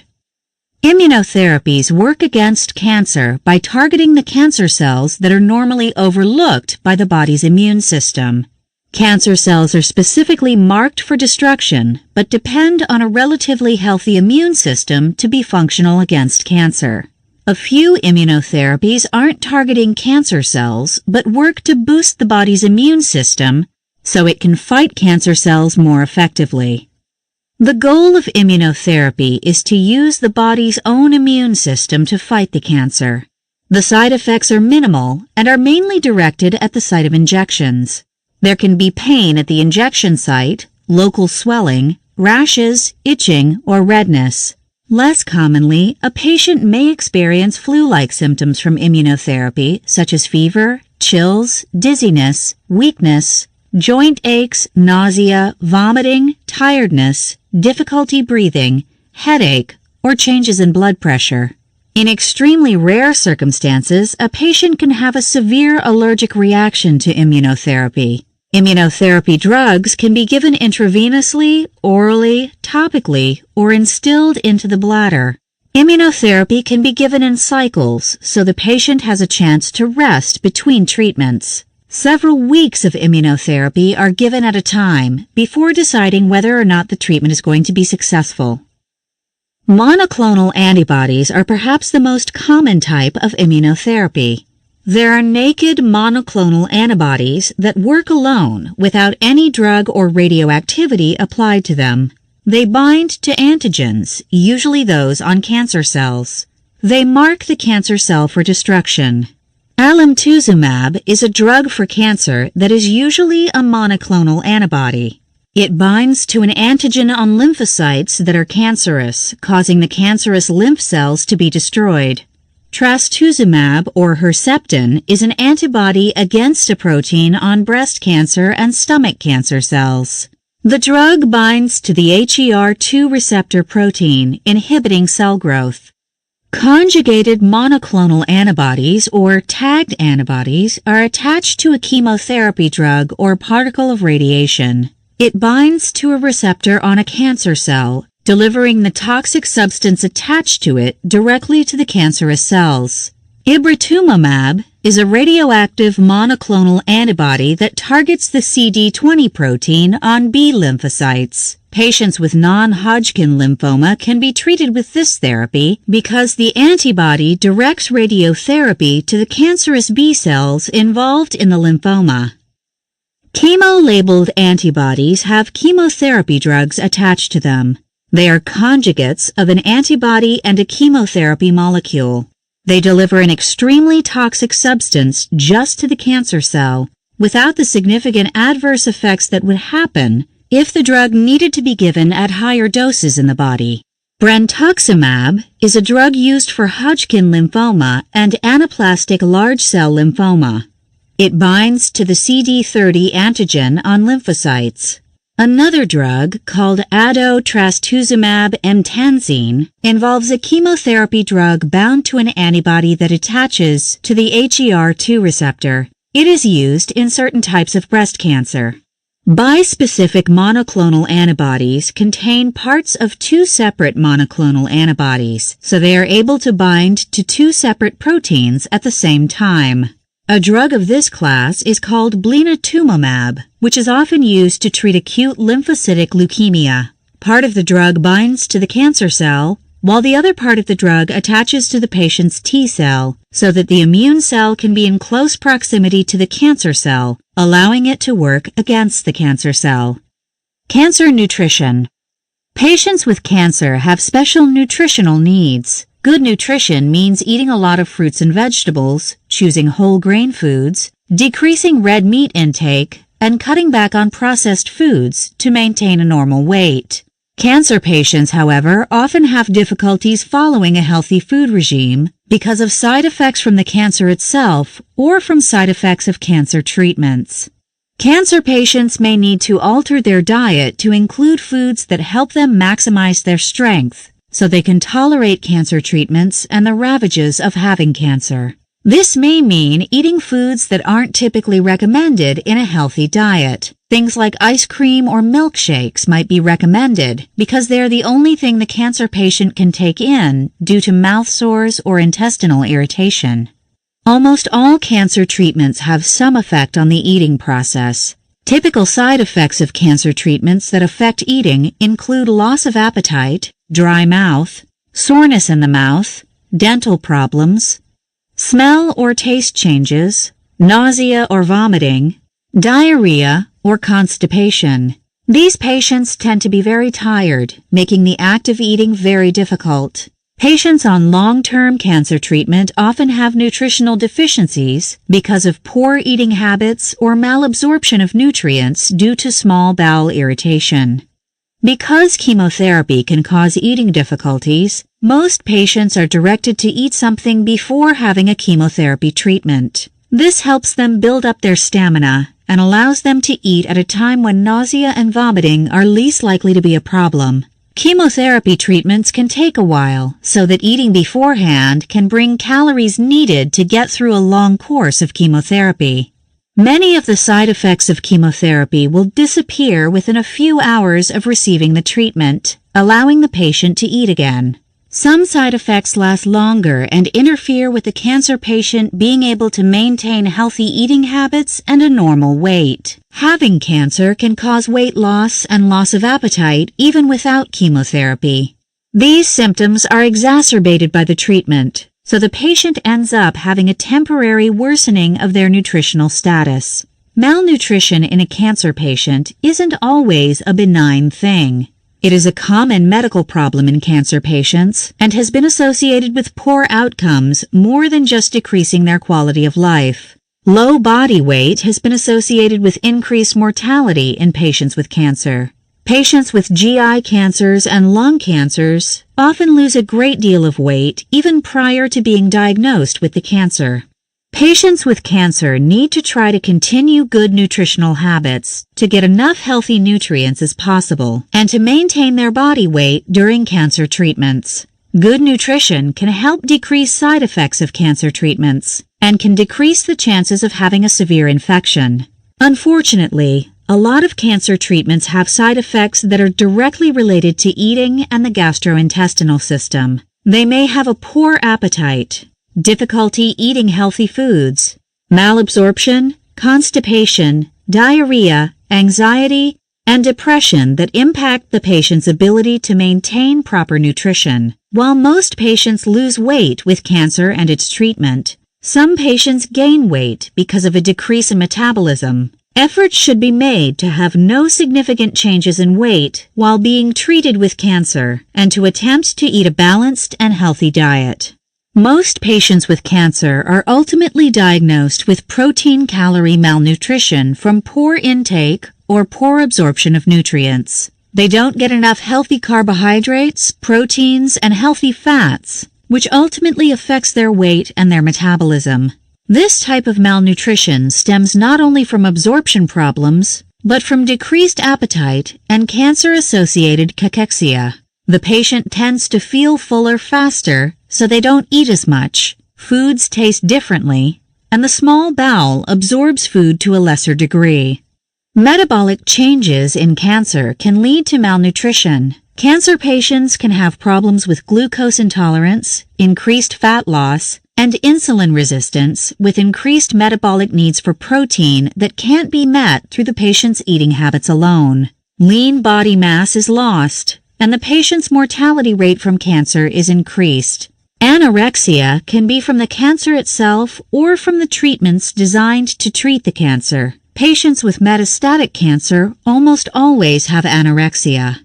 Mental status changes, such as depression and anxiety, can adversely affect the cancer patient's ability to eat and desire to eat healthy foods. They can be overly tired and unwilling to go about cooking or eating food that is good for them.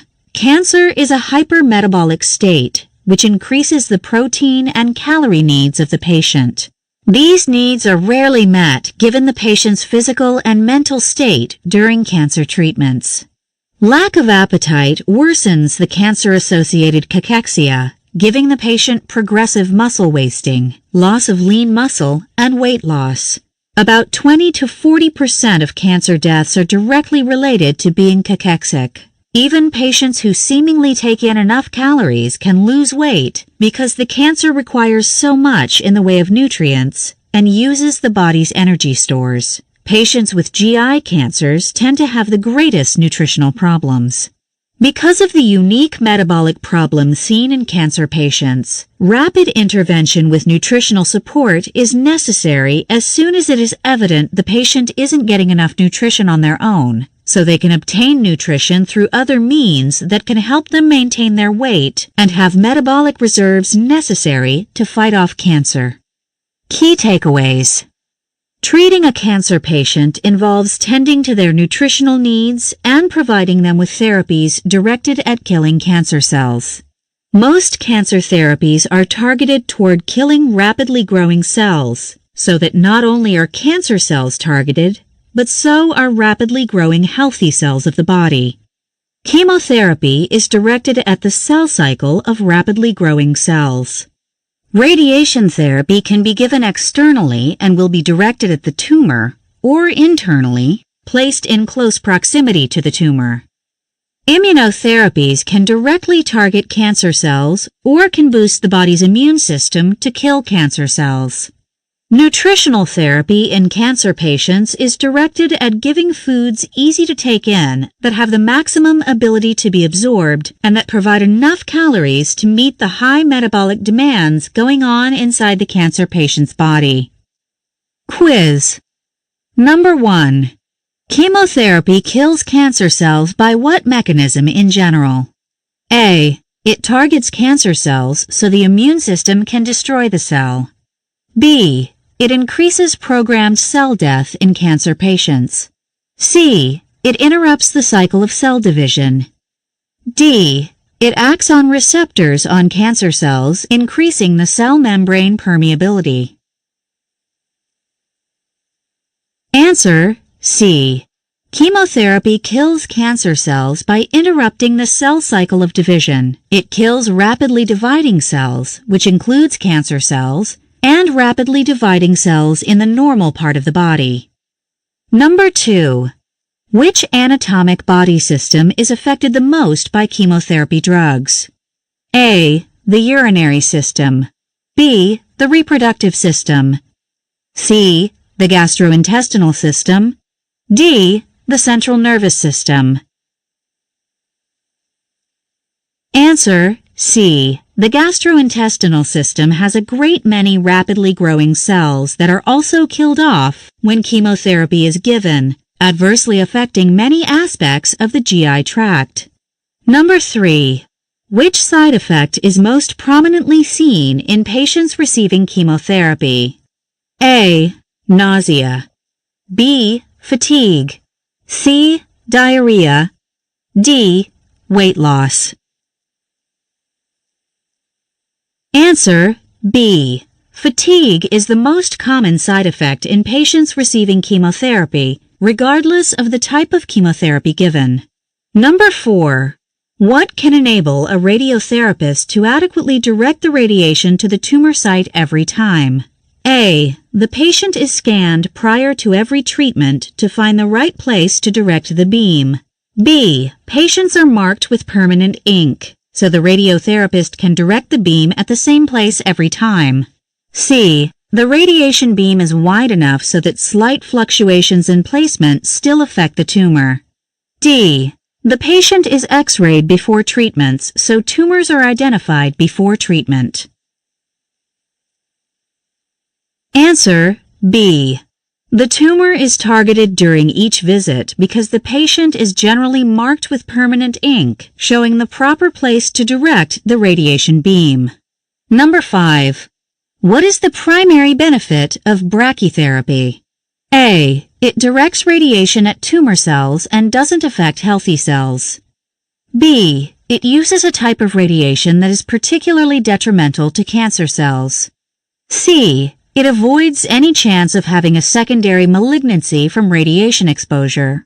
D. It places radiation in close proximity to the tumor in solid form. Answer D. Brachytherapy is beneficial in treating certain types of cancer by placing the radiation source close to the cancer, avoiding systemic effects. Number 6. Liquid forms of giving radiation are especially helpful in treating what type of cancer? A. Liver cancer. B. Esophageal cancer. C. Thyroid cancer. D. Gastric cancer.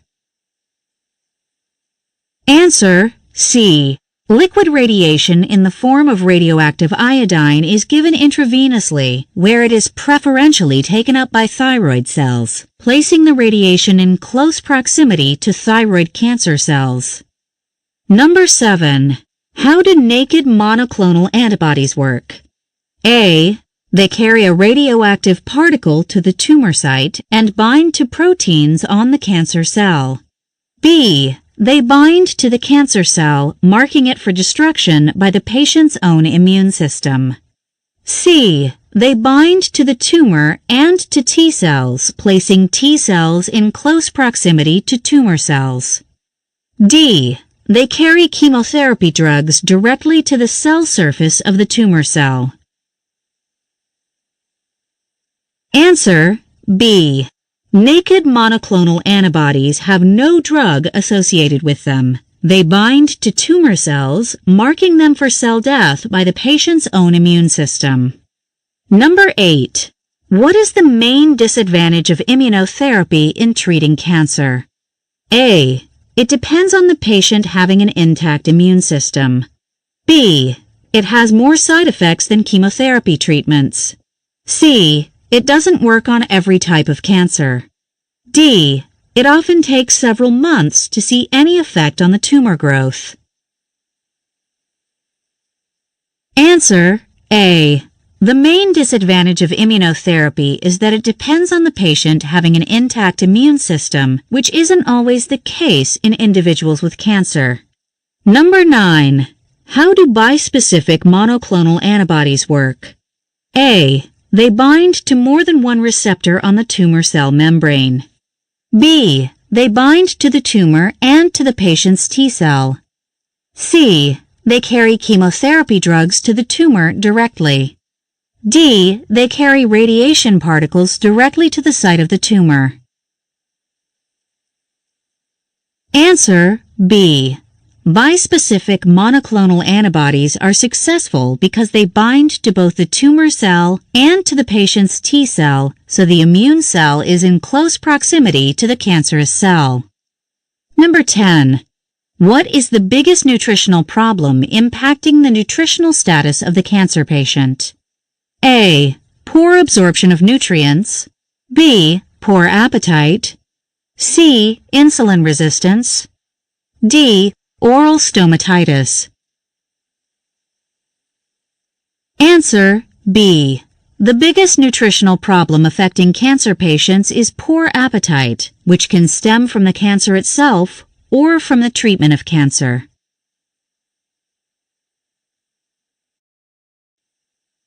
Chapter 8. Infectious Disease. This chapter involves the discipline of infectious diseases. There are a wide variety of acute and chronic infectious diseases an internist comes in contact with as part of everyday practice. Most acute diseases are relatively self-limited and require no intervention or antimicrobial therapy to control the symptoms until the disease passes. Chronic infectious diseases can be more difficult to treat, with systemic implications and treatments that go beyond just giving antimicrobial therapy. This section will discuss the management of two acute infectious processes that are relatively commonly seen in an internist's practice. Both the management of sepsis and the management of acute pneumonia will be discussed. The management of the septic patient. Sepsis is a life-threatening infectious process that can stem from many different sources. The infection begins at a site in the body, but then becomes systemic, leading to a response to the infectious process that causes destruction of the body's own organs and tissues. Most people with sepsis have a specific set of findings, including fever, tachycardia, tachypnea, and altered mental status. The initial symptoms depend on the source of the infection and are organ-specific.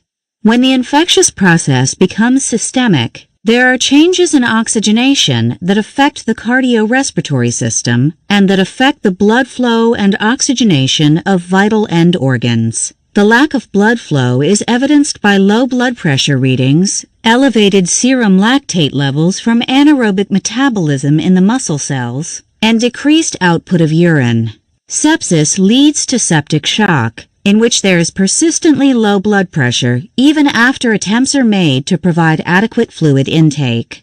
Sepsis is more than just a generalized infection. It stems from the body's immune response to the infection. Most causes of sepsis are bacterial in origin, but other pathogens can be responsible. Sepsis can arise from lung infections, urinary tract infections, gastrointestinal infections, and brain infections.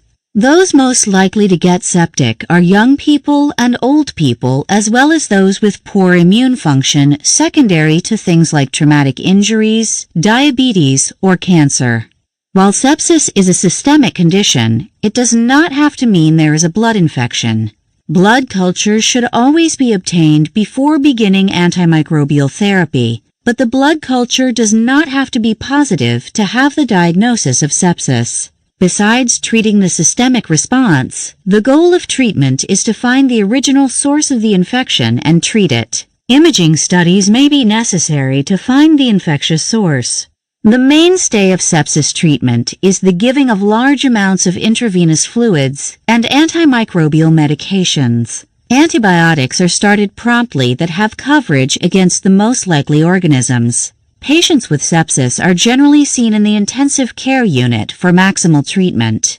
If IV fluids are inadequate to bring the blood pressure into normal range, vasopressors are used to increase systemic vascular resistance. Many patients with sepsis require mechanical ventilation, and some patients require dialysis for poor renal function.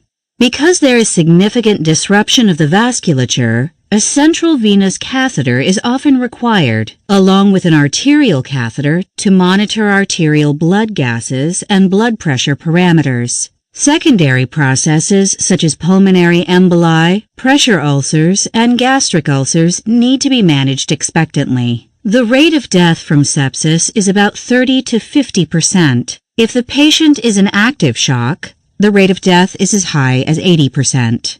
Evidence of sepsis varies from case to case. There tends to be symptoms related to the original source of the infection, as well as systemic findings like fever, a reduction in body temperature, tachypnea, tachycardia, mental status changes, and peripheral edema. Glucose metabolism can be impaired so that blood sugars are high. Blood coagulation can be affected with abnormal clotting that leads to end organ dysfunction. Clotting factors and platelets can be used up, resulting in a secondary bleeding disorder. Low blood pressure leads to shock. The most common original sites of infection in shock are the abdomen, the lungs, and the urinary tract. Half of all septic shock patients begin with lung infections. Up to a third of the time, no original cause can be found. Both gram-negative and gram-positive bacterial infections can lead to sepsis. A small percentage of sepsis stems from fungal infections, such as yeast infections. Sepsis needs to be identified as early as possible with blood tests to include a CBC, serum lactate level, electrolytes, kidney function tests, glucose, and blood cultures. If possible, 2 sets of blood cultures should be obtained before starting the antibiotic. Cultures of suspected origins of the infection should be taken, such as urine cultures, cerebrospinal fluid cultures, wound cultures, and sputum cultures. Fluid resuscitation should be the initial approach to hypotension, with central venous catheters and central venous oxygen measurements taken in refractory shock. Serum lactate levels should be followed to assess for perfusion of muscles. Infections that may require surgical interventions should be looked for aggressively so that surgery can be undertaken to control the infectious source. Sepsis is likely the problem if the temperature is either too high or too low, the heart rate is elevated, the respiratory rate is elevated, and the white blood cell count is either too high or too low. Sepsis proceeds in stages, from early sepsis to severe sepsis and finally to septic shock. Patients with severe sepsis have at least one end organ that is failing because of low perfusion. Septic shock is identified when blood pressure remains low after giving IV fluids. Just about any end organ can fail in sepsis. The lungs can develop acute respiratory distress syndrome and can oxygenate poorly. The brain can be involved in symptoms suggestive of encephalopathy. The liver can fail to make clotting factors. The kidney can put out low urine volumes. The heart can pump inefficiently. Patients can require vasopressors to bring the blood pressure up and can have metabolic acidosis secondary to lactate excesses. Damage to the lungs can result in poor gas exchange in the alveoli, which causes systemic hypoxia. Other typical findings in sepsis include a decreased Glasgow Coma score, decreased cognitive abilities, low platelet count, elevated bleeding parameters, renal dysfunction, and liver dysfunction. Most patients with these findings are indeed septic. However, sepsis can be misidentified in alcohol withdrawal situations, severe pancreatitis, burn hypotension, pulmonary embolism, anaphylaxis, thyroid storm, nutrigenic shock, and adrenal insufficiency. Sepsis is more than a severe infection. There are microbial factors that play into becoming septic, as well as immune factors that act to adversely affect the organs of the body. The beginning of sepsis involves elevations in inflammation and the overuse of inflammatory reserves. This leads to a failure of the immune system and an inability to fight infection. Patients with multiple trauma and severe burns can have sepsis in the absence of a blood infection. Patients with chemical pneumonitis or pancreatitis can develop signs and symptoms of sepsis without having a true bacterial source. Blood vessels become dilated by molecules like nitric oxide, and there can be a lack of molecules that constrict blood vessels, so blood pressure declines. There are many things that need to be managed in suspected shock patients. All patients need systemic antibiotics after cultures are taken. All patients need intravenous resuscitation with parenteral fluids. Lactic acid should be followed to measure muscle perfusion. Patients need high-flow oxygen, monitoring of urine output, and hemodynamic monitoring. Most septic patients need mechanical ventilation at some point, and some need blood product transfusion. Enteral feeding should be established to keep up with metabolic demands. Enteral feeding should be established to keep up with metabolic demands, and vasopressors need to be given if colloid replacement doesn't increase the blood pressure. High blood sugars need insulin management. Prevention of gastric ulcers needs to take place, and there should be steps in place to prevent deep vein thromboses. Usually, 2 broad-spectrum antibiotics should be started as soon as sepsis is suspected. The finding of a positive blood culture is not necessary to establish sepsis, nor is it necessary to start IV antibiotic therapy. The choice of antibiotic depends on the suspected source. Intravenous fluids are given to maintain an adequate blood pressure and urine output. Often this takes large volumes of crystalloids. If there is acute respiratory distress syndrome as a complication of sepsis, smaller amounts of intravenous fluid should be given to maximize gas exchange. Besides crystalloids, albumin can be given to bring up the intravascular fluid volume. If the hemoglobin is decreasing, packed red blood cells should be given to keep the hemoglobin stable. The most common vasopressor used to bring the blood pressure up is norepinephrine. Epinephrine can be used if this fails. If the heart function is inadequate, then dobutamine is given to bring the blood pressure up. Patients with septic shock and acute respiratory distress syndrome may benefit from intravenous corticosteroid use. Antibiotics should be continued for 7 to 10 days even after the patient has stabilized. The management of the patient with pneumonia. Pneumonia is basically an inflammation of the lung parenchyma secondary to some type of infectious process. The infection can be bacterial, viral, or fungal in origin. Rarely, pneumonia can be non-infectious and can be caused by a toxin affecting the lungs. Pneumonia can be mild or fatal, depending on the patient's ability to fight the infection. Pneumonia is more common in the elderly, who handle infections more poorly. Young children can also be affected by pneumonia, as can people with chronic health conditions. There are basically two types of pneumonias. There is community-acquired pneumonia that develops outside of a hospital setting. It happens most often in wintertime when respiratory infections are more common. Hospital-acquired pneumonia happens when the patient is in a hospital setting for another health reason. It tends to be more severe because the patient is already sick and may be on ventilator support. Pneumonia can be classified according to the way the lung is affected. In bronchopneumonia, for example, the infection is more diffuse and is found in the air sacs. Lobar pneumonia involves an infection of one lobe of the lung, affecting all of the air spaces in the lobe.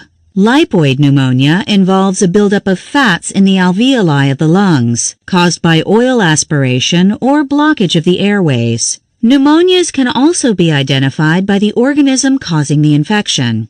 Bacterial pneumonia is caused by bacteria, viral pneumonia is caused by viruses, and fungal pneumonia is caused by fungi. Pneumonia can be further classified into the specific organism causing the infection. Pneumonia can be classified as to the cause of the infection. For example, aspiration pneumonia can be caused by inhaling a drink, spit, or vomit into the lungs from an impairment in the swallowing reflex. Atypical pneumonia is caused by certain types of bacteria. Ventilator-associated pneumonia stems from getting a lung infection while being on a ventilator. In general, pneumonia is not particularly contagious. It takes the combination of an infectious agent and a weakened immune system to bring about the lung infection. In theory, any type of pneumonia could be considered contagious, but the host must be susceptible to getting the infection. Certain types of pneumonia are more contagious than others, including mycoplasma pneumonia and tuberculosis. A person with pneumonia always has the potential to pass the infection on to another person, but the time frame varies from organism to organism. The range of contagion can be between a day or so to several weeks. While the sick person is still sneezing or coughing from their illness, they can spread droplets of infection to another person. In bacterial pneumonia, the person is considered to be less contagious after they've been on adequate antibacterial coverage for at least 2 days. However, this can vary with the type of infection. With tuberculosis, for example, it can take a couple of weeks on therapy before the contagion risk is diminished. Viral pneumonias stop being contagious when the person has improved symptoms. The most common cause of pneumonia is Streptococcus pneumoniae, which is a type of bacterium. There are many other types of pneumonia that cause severe pneumonias or less severe pneumonias, called walking pneumonia. Viral pneumonia is usually caused by the influenza virus, which affects both the upper and lower respiratory tract. Children can have pneumonia from respiratory syncytial virus. Viral pneumonia is not as severe as bacterial pneumonia, but can lead to secondary bacterial pneumonias, which are dangerous.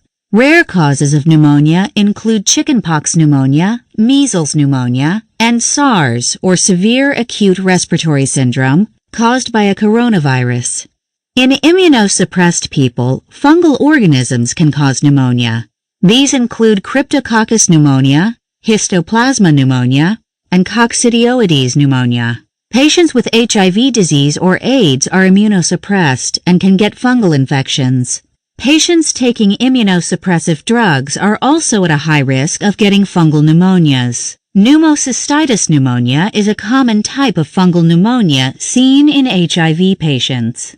There are a number of factors that go into the development of pneumonia. Factors to consider include having a weak immune system from cancer or immunosuppressed diseases, being under the age of 2, being older than 65 years of age, and having a chronic disease such as cystic fibrosis, COPD, diabetes, heart disease, asthma, or sickle cell anemia. Swallowing problems can also contribute to aspiration, which is another cause of pneumonia. Patients on a ventilator are at an increased risk of pneumonia. Patients with malnutrition or a history of cigarette smoking have an increased risk of developing pneumonia. Typical signs and symptoms of pneumonia depend upon the individual's current state of health at the time the pneumonia develops. Most patients with severe pneumonia get a cough, chest pain, shortness of breath, fever, chills, tiredness, and the coughing up of mucus. Non-respiratory symptoms associated with pneumonia include nausea, vomiting, and diarrhea. Infants with pneumonia have atypical findings, including restlessness or lethargy. Older adults with pneumonia tend to have fewer typical symptoms of pneumonia, and instead have a change in mental status because of the infection. The diagnosis of pneumonia involves taking a careful history and physical examination. The lung evaluation often results in findings of pneumonia, including decreased lung sounds, crackling in the lungs, and audible wheezing. A chest X-ray can be done to see if there is consolidation in part of the lung. Rarely, a CT scan needs to be performed to find the pneumonia. Pulse oximetry can detect hypoxia from gas exchange impairment. Cultures of the blood or sputum can reveal the causative organism. Internists can do a bronchoscopy to find sputum in the bronchial tree to test for pneumonia. Most pneumonias can be treated with antibiotics directed at the offending bacterium or fungus. The choice of medication depends on which organism is involved, the chance of resistance, and the patient's underlying health problems. Community-acquired pneumonia can often be managed at home with oral medications. Empiric treatment can be used until a culture result returns. A few cases of community-acquired pneumonia require hospitalization, particularly if the individual has an underlying medical condition. Antibiotics are not used in cases of viral pneumonia. In most cases, no medication is used. However, some immunosuppressed patients require antiviral medications to decrease complications of the disease. Oseltamivir and zanamivir are antiviral agents used to treat pneumonias secondary to influenza. The typical complications of pneumonia include sepsis, in which the pneumonia bacterium infects the bloodstream. Other cases of pneumonia result in pleural effusions, fluid buildups between the lungs and the chest wall. The pleural effusion can be sterile or infected with bacterial organisms. Abscesses can develop in the lung itself. Most patients with pneumonia experience improvement in symptoms within 5 days after starting the antibiotic. Mild symptoms like fatigue and cough may last a longer period of time, even after the infection has cleared. The death rate from pneumonia can be as high as 30% in severe cases. About 5 to 10% of hospitalized pneumonia cases are fatal. Those with a weakened immune system and those who are elderly have a higher risk of death from pneumonia. Key takeaways. Patients with sepsis may or may not have a positive blood culture for bacteria.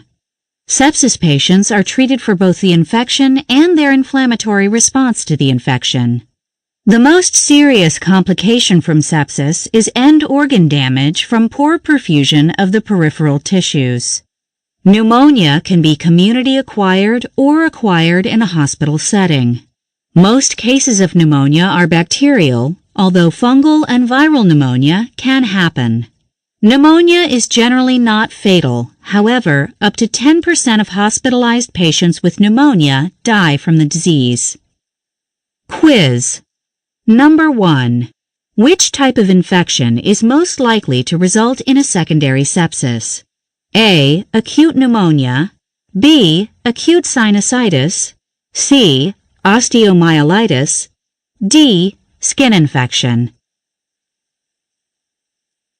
Answer A. Respiratory infections, gastrointestinal infections, and urinary tract infections are at the highest risk of secondary sepsis. Number 2. The patient with sepsis is often hypotensive. This is best treated with what kind of therapy? A. The administration of blood products. B. Intravenous colloidal solutions. C. Intravenous albumin. D. Vasopressive agents. Answer B. Most patients with sepsis can be successfully managed with intravenous colloidal solutions when they have sepsis and hypotension. Number 3. Which organ system tends to fail first in cases of sepsis? A. The kidneys. B. The liver. C. The heart. D. The lungs. Answer D. The lungs and the gas exchange in the alveoli tend to fail first in cases of sepsis, which cause the heart to fail and blood pressure to become low. Number 4. What statement is true about sepsis? A. Cases of sepsis are due to an uncontrolled bacterial infection. B. Septic patients suffer from hypotension. C. The body temperature is elevated in sepsis. D. Sepsis is more common in immunocompromised hosts. Answer D. Sepsis is more common in immunocompromised hosts. The body temperature may be high or low, the blood pressure may be normal or low, and there are non-bacterial causes of sepsis. Number 5. Which vasopressor is most commonly used in the treatment of sepsis? A. Norepinephrine. B. Epinephrine. C. Dobutamine. D. Dopamine. Answer A. The most commonly used vasopressor in the treatment of sepsis is norepinephrine, with epinephrine being a second-line treatment. Number 6. Which type of drug must be used in all cases of sepsis? A. Vasopressor therapy. B. Corticosteroids. C. Antibiotics. D. Proton pump inhibitors. Answer C. Antibiotics must be used in all cases of sepsis, even when the source of infection is unclear and the blood cultures are negative. Number 7. Which patient is likely to develop pneumocystis pneumonia? A. An elderly patient living in the community. B. An infant living in the community. C. A ventilator-dependent patient. D. A patient with AIDS. Answer D. Pneumocystis pneumonia is most likely to occur in a patient with AIDS. It is rarely found outside of this setting. Number 8. Which type of virus is most commonly responsible for pneumonia? A. Adenoviruses.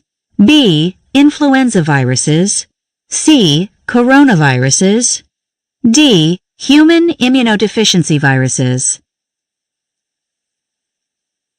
Answer B. Influenza viruses are the most common virus associated with acute pneumonia. Number 9. The patient has community-acquired pneumonia by X-ray evaluation showing lobar consolidation. How is this patient treated? A. Sputum cultures are obtained and the patient is treated after the culture returns. B. Antiviral agents are given as the source is likely viral in nature. C. Empiric antibiotic therapy is started. D. Antifungal agents are started until cultures return. Answer C. Patients with community-acquired pneumonia can be treated with empiric antibiotic therapy. The findings on X-ray are most consistent with a bacterial infection. Number 10. Why are stroke patients at a higher risk of pneumonia? A. They have weakened immune systems, so infection is more likely. B. They are not very active, putting them at a higher risk for infection. C. They are often hospitalized, making them a higher risk of hospital-acquired pneumonia. D. They often have swallowing problems, making aspiration more likely. Answer D. Stroke patients are at a higher risk of pneumonia because they often have swallowing problems, putting them at an increased risk of aspiration and secondary pneumonia. Chapter 9. Nephrology. Internists often work with patients who have kidney disease. The most common kidney diseases treated by the internist are various types of chronic kidney disease and kidney failure. This chapter is devoted to the treatment of patients with acute and chronic kidney disease, kidney failure, and patients who need dialysis. The management of patients with kidney disease.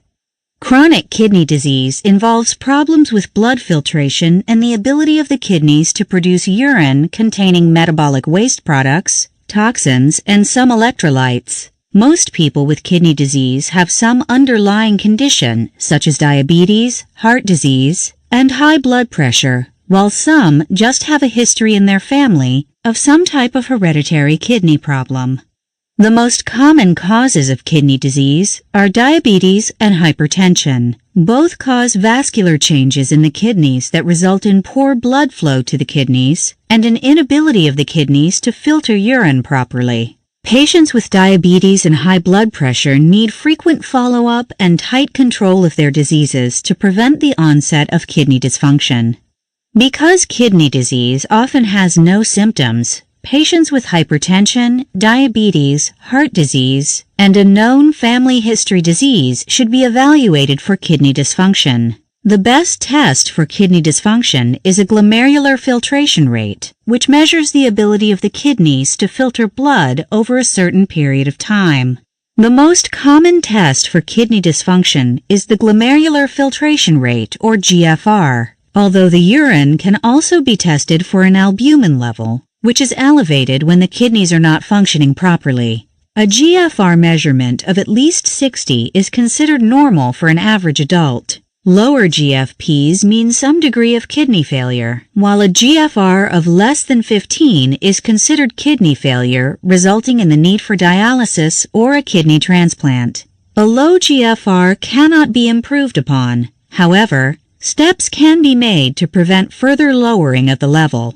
A serum creatinine can also be ordered. This test is done to estimate the GFR. The urine protein or albumin level isn't a quantitative level. The lab technician takes a urine specimen and dips a dipstick into it. If there is protein present in the urine, the dipstick will change color, indicating the qualitative presence of protein. A urine albumin to creatinine ratio, or UACR, can be done, which measures the amount of albumin compared to the amount of creatinine in a urine sample. This estimates the amount of albumin that would pass through the kidneys over a 24-hour period of time. Patients with known chronic kidney disease need to keep their blood pressure in good control and should monitor their blood sugars if they are diabetic. Medications may be taken that protect the kidneys, and exercise can improve kidney function. Smokers with kidney disease should probably stop smoking. Hypertension is probably the single most important thing that can be treated to manage chronic kidney disease. The goal is to keep the blood pressure reading below 140/90. ACE inhibitors and angiotensin II receptor blockers are the treatment of choice for hypertension, as they offer protection against kidney damage as well as good blood pressure control. To maintain good blood sugar control in kidney disease, diabetics should regularly monitor their blood sugar. A hemoglobin A1C should be checked on a regular basis to see how the average blood glucose level has been over the prior 3 months. The goal is to keep the hemoglobin A1C level less than 7%.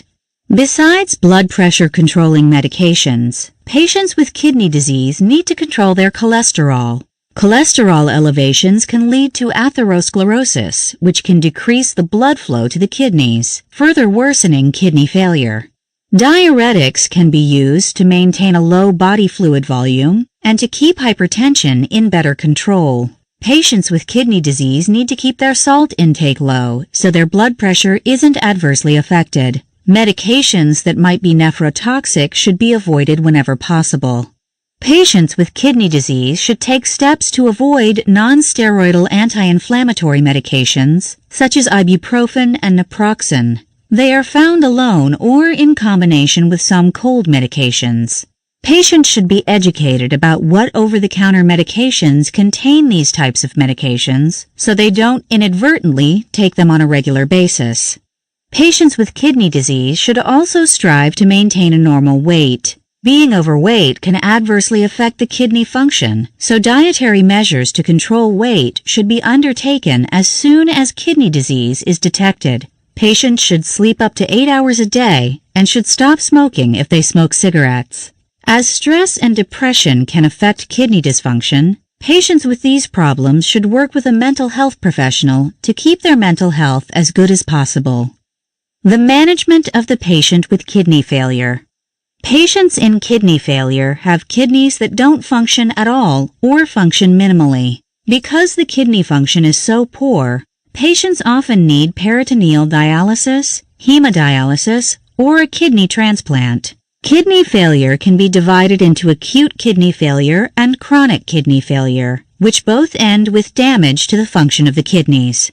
There are different ways to identify acute kidney failure or acute kidney injury. There can be pre-renal causes of kidney failure, which means the blood flow to the kidneys is impaired in some way. There can be renal causes of kidney failure, in which the kidney itself is damaged. There can be post-renal causes of kidney failure, in which there is a problem past kidney filtration that damages the structure and function of the kidneys. About 60 to 70% of acute renal failure patients have pre-renal causes for their kidney insufficiency. Common causes include dehydration from severe vomiting, diarrhea, diuretic therapy, or blood loss.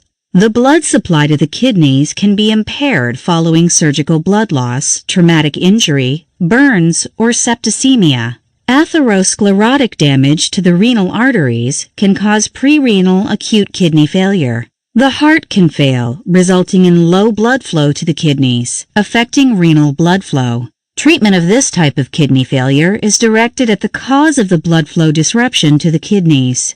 Post-renal kidney failure can occur with obstruction of the outflow to the kidneys. This is a relatively rare cause of kidney failure. Obstruction that lasts too long without treatment can result in chronic kidney failure.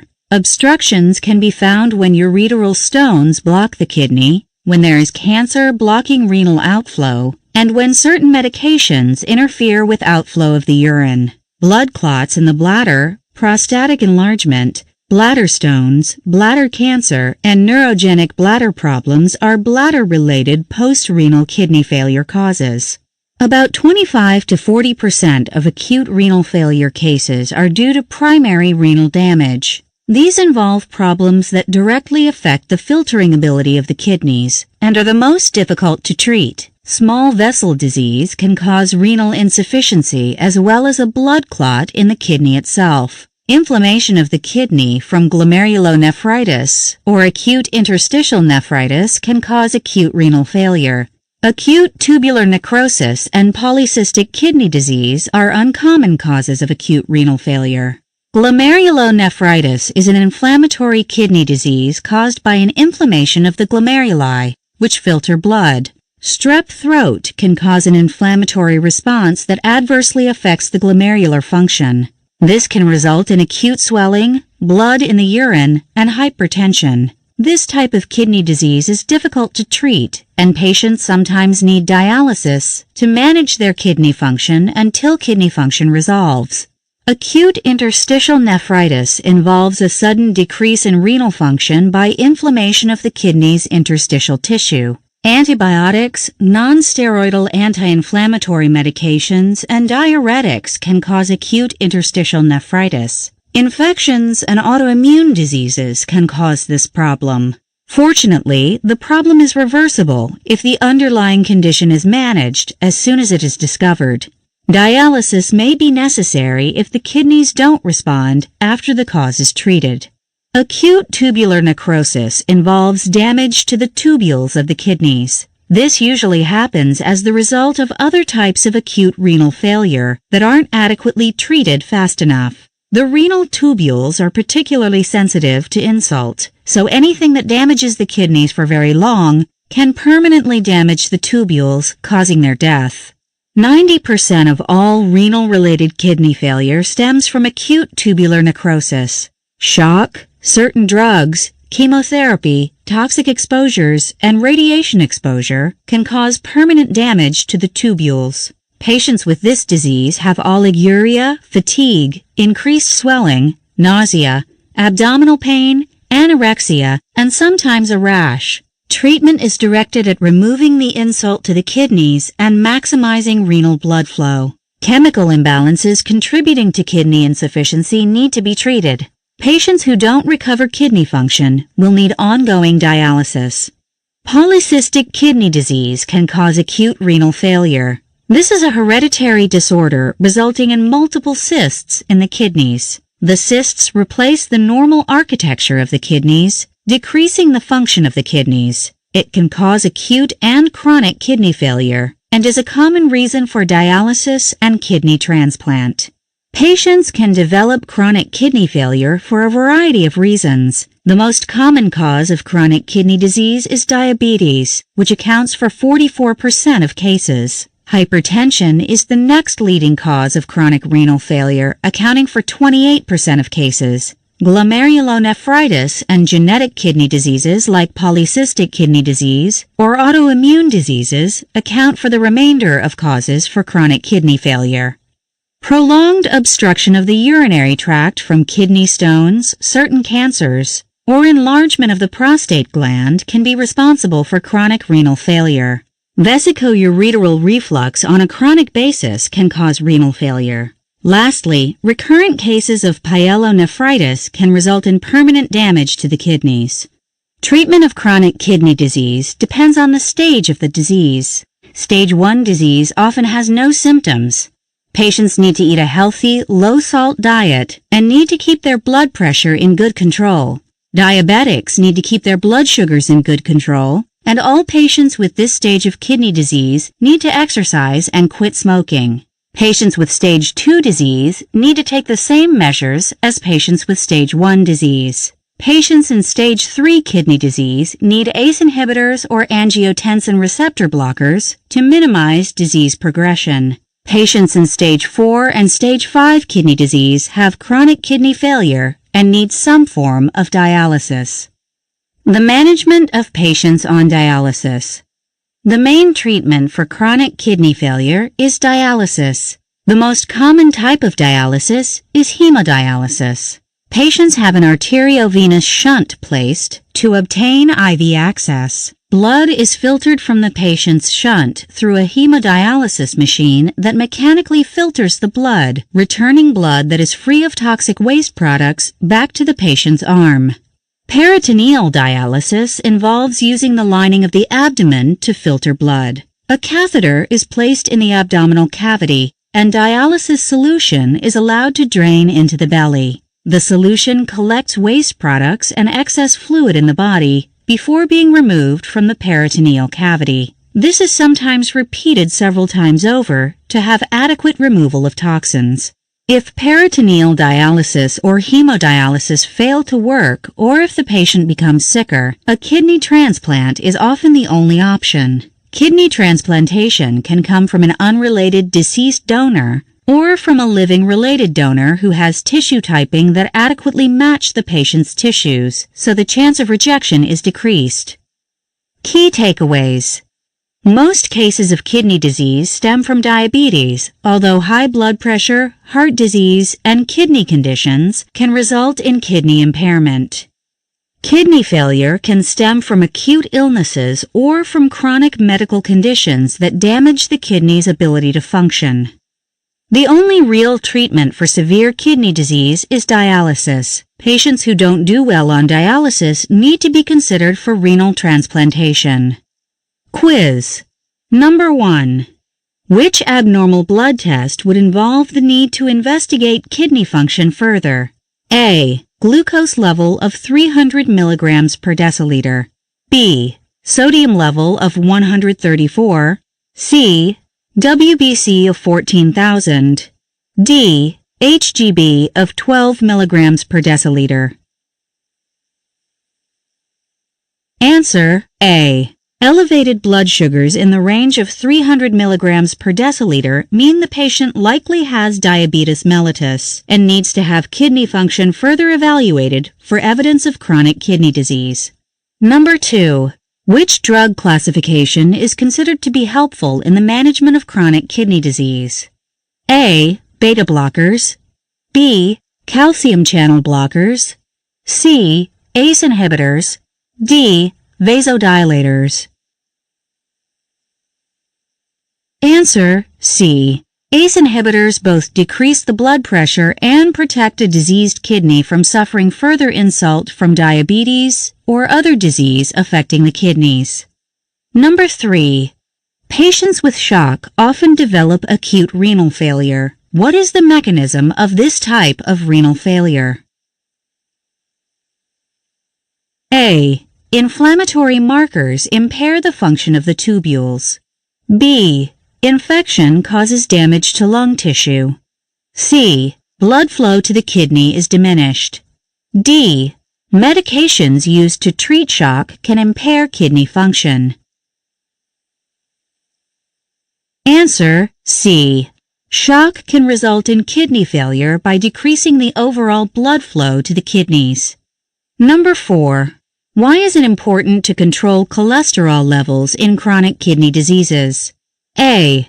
Cholesterol can block the tubules of the kidneys. B. Cholesterol needs to be filtered by the kidneys, and too much cholesterol can overtax the kidneys. C. Cholesterol can raise blood pressure levels. D. Cholesterol can block the arteries leading to the kidneys. Answer D. Cholesterol should be lowered in kidney disease as it can block the arteries leading to the kidneys, resulting in decreased renal arterial blood flow. Number 5. How can prostate disease lead to chronic renal failure? A. The prostate gland can cause decreased blood flow to the kidneys if it is enlarged. B.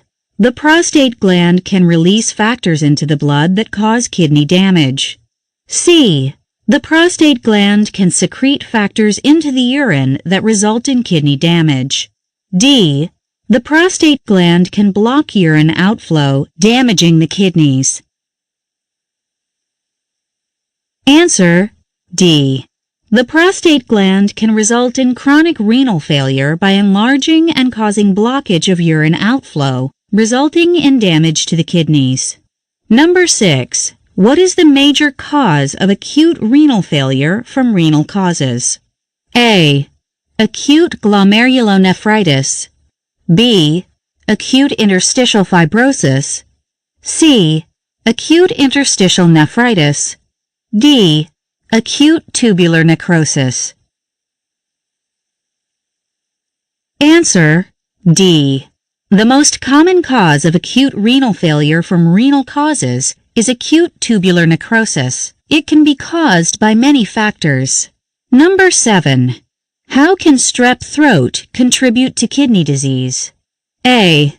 The kidneys can become infected with the streptococcus virus. B. The kidneys are damaged by inflammation associated with a streptococcal infection. C. Streptococcal infections cause decreased blood flow to the kidneys. D. Streptococcal infections raise blood sugar levels, which damage the kidneys. Answer B. Inflammation associated with a streptococcal infection can result in acute kidney damage. Number 8. You are managing a patient suffering from chronic renal insufficiency. What health parameter do you want to monitor and maintain in good control the most? A. Blood hemoglobin A1C. B. Blood pressure. C. Serum albumin level. D. Serum electrolytes. Answer B. The blood pressure is the single most important thing to manage in patients with chronic renal insufficiency. Number 9. You are managing the care of a patient with stage 1 renal failure. What medications are recommended for patients in this stage of renal failure? A. ACE inhibitors. B. Oral diabetic medications. C. Angiotensin II receptor blockers. D. No medications are recommended. Answer D. For patients in stage 1 renal failure, no medications are recommended. The patient just needs to eat a healthy diet and avoid risk factors for worsened renal insufficiency. Number 10. What is the recommended treatment for patients in stage 5 renal failure? A. ACE inhibitors. B. Angiotensin II receptor blockers. C. Hemodialysis. D. Thiazide diuretics. Answer C. The recommended treatment for patients in stage 5 renal failure is hemodialysis. At this stage, most medication regimens will not help the renal function. Chapter 10. Pulmonology. The pulmonologist is involved in the treatment of a wide variety of lung disorders, both acute and chronic. Much of the time, internists taking care of patients with lung diseases deal with chronic lung diseases. The most common chronic lung diseases are chronic obstructive pulmonary disease, emphysema, and chronic bronchitis. This chapter is devoted to the diagnosis and management of these common lung conditions. The management of the patient with COPD. COPD stands for chronic obstructive pulmonary disease.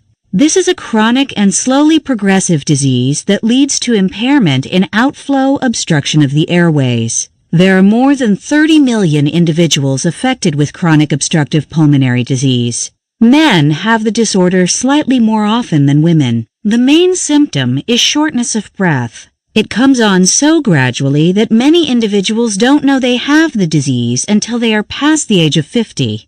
COPD is a broad term that technically includes the diagnoses of chronic bronchitis, asthma, and emphysema, even though these are different diseases. The airway obstruction seen in COPD is partially reversible and partially irreversible. The disease process is progressive and involves abnormal inflammation of the lungs in response to an insult, such as cigarette smoke and inhalation of pollution or toxins. Most patients with COPD have a history of tobacco abuse, usually cigarette smoking. Patients with COPD usually start having symptoms of a productive cough that is worse in the morning. The cough produces clear or white sputum.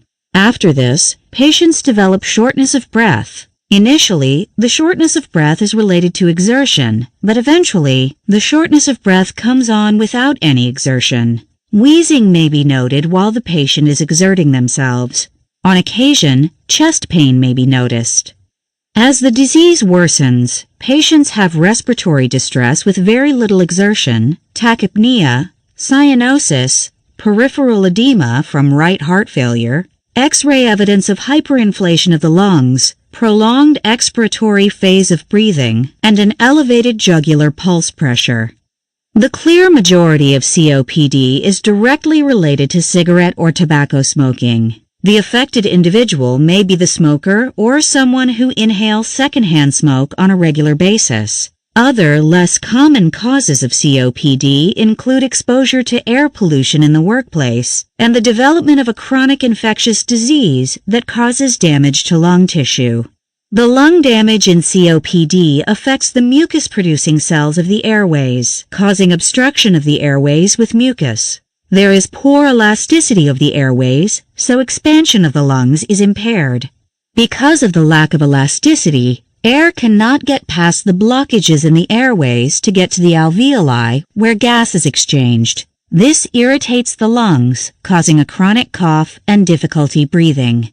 Besides environmental causes of COPD, there can be a genetic cause for the disease. Patients born with alpha-1 antitrypsin deficiency are missing a protein necessary for adequate lung function, so they develop COPD without any other risk factors for the disease. This is a relatively rare disorder, however. Less common causes for COPD are IV drug use, immunosuppressive disorders, vasculitis, connective tissue diseases, and rare genetic diseases that affect the lungs. COPD occurs in different stages and can be classified according to the lung function. Patients are classified according to their forced expiratory volume in 1 second, which is also called the FEV1. Stage 1 disease involves an FEV1 of at least 80% of the expected value. Stage 2 disease involves having an FEV1 of between 50 and 79% of the expected value. Stage 3 disease involves having 30 to 49% of the expected value. Stage 4 involves having an FEV1 of less than 30% of the expected value. As mentioned, COPD is the catch-all term for a variety of diseases, including infectious diseases, emphysema, and chronic bronchitis. Some doctors believe that chronic bronchitis and emphysema are just variations of COPD and are not separate diseases. Infectious diseases that are chronic in nature can contribute to the development of obstructive lung disease. The diagnosis of COPD can be made clinically by listening to the patient's breathing complaints, getting a past or present history of tobacco use, or the finding of past lung disease or airway exposure to pollutants. A chest X-ray may reveal the lung damage typically seen in COPD. Other times, a chest CT scan is necessary. In many cases, the arterial blood gases will be abnormal, as can the arterial oxygen saturation. The best way to manage COPD is to avoid the exposure, usually to tobacco smoke. Patients are placed on beta-2 agonists, usually given through an inhaler, anticholinergic inhalers, steroids, oxygen supplementation, mucolytic agents, or surgeries to remove severely damaged parts of the lung. In rare cases, the patient is a candidate for lung transplantation. The treatment of COPD depends upon the stage of the disease. Stage 1 involves using an inhaled bronchodilator only. Stage 2 disease involves using both short and long-acting bronchodilators. Stage 3 disease involves bronchodilator therapy plus inhaled glucocorticoids. Patients in Stage 4 disease need bronchodilator therapy, long-term oxygen therapy, glucocorticoid therapy, and possible surgery to reduce the lung volume. The sickest patients are candidates for lung transplantation. The major goals involved in the treatment of COPD include opening up the airways as much as possible, reducing the number of secondary infections and episodes of hypoxemia, and reducing the symptoms of respiratory disease. Patients are generally treated in the hospital if they have an exacerbation of their disease or an acute infectious process affecting their lung function. Sometimes, COPD patients need ICU admission and mechanical ventilation. Indications for aggressive management include the development of mental status changes, lethargy, respiratory fatigue, poor oxygenation, or respiratory acidosis.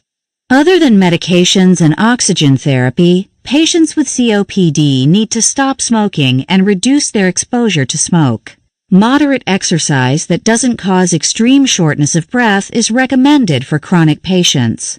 Home remedies that are sometimes used to treat COPD include taking vitamin E supplements, taking omega-3 fatty acids, antioxidant therapy, acupuncture, and relaxation therapies. For patients with COPD who smoke, nicotine replacement therapy can be recommended. Medications like varenicline or Chantix can be used for smoking cessation. Bupropion has been successfully used to help patients quit smoking. Patients receiving oral tricyclic antidepressant therapy or who take clonidine have an increased chance of smoking cessation. Bronchodilators are the mainstay of COPD treatment, as they are effective in opening the airways to allow normal expiration. Both short-term and long-term bronchodilators are used. Short-term bronchodilators include albuterol, metoprolol, levalbuterol, and perbuterol. Long-term bronchodilators include salmeterol, formoterol, and indicaterol. Many patients with COPD take anticholinergic bronchodilators, such as cipratropium, tiotropium, and aclidinium. Oral bronchodilators can be used, such as theophylline. The management of patients with emphysema. Emphysema is a type of chronic obstructive lung disease that involves damage and abnormal enlargement of the distal air sacs or alveoli in the lungs. Emphysema can be present alone or can be in combination with chronic bronchitis. Most patients have emphysema from cigarette smoking, while the rare patient has the disease from a genetic abnormality. Most patients have emphysema and chronic bronchitis together. There are 3 histological types of emphysema. Centriacinar emphysema stems from disease starting in the bronchioles and spreading into the upper half of the lungs from long-term tobacco use. Panacinar emphysema occurs in the lower aspect of the lungs with destruction of alveolar tissue. Many patients with this type of emphysema have alpha-1 antitrypsin disease. Paraseptal emphysema occurs around the septi of the lungs and is associated with repeated lung infections or inflammation in the lungs.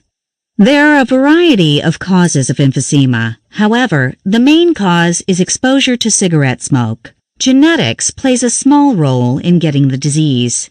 Patients have inflammation in the lungs with activation of the white blood cells attempting to fight exposure to tobacco smoke. The immune response results in the destruction of elastin in the lungs and the loss of the normal architecture of the lungs, resulting in parts of the lung tissue that don't oxygenate well.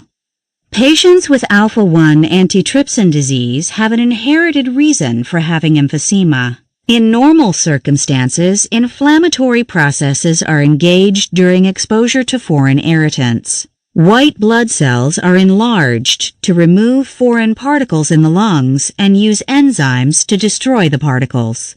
Some of these enzymes are known as trypsins. Antitrypsin enzymes are found in the lungs that destroy trypsin enzymes when they are no longer needed. In alpha-1 antitrypsin disease, the lung's trypsin enzymes cannot be destroyed, so they damage normal lung tissue, resulting in open spaces in the lungs, typical of emphysema.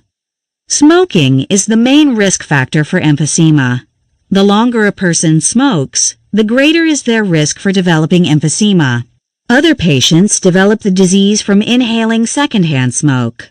Dust or fumes from the environment can trigger emphysema, especially if that exposure is occurring as a result of one's work environment, where chronic inhalation of dust or fumes is part of the job.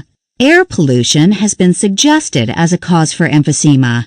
In parts of the world where wood flames are used for cooking, exposure to this smoke contributes to emphysema.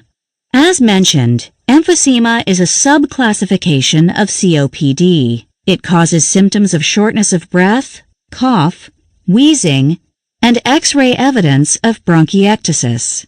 Shortness of breath usually comes on with activity, but as the disease progresses, the shortness of breath occurs at rest. The patient develops tachypnea and may have cyanosis from low blood oxygen levels.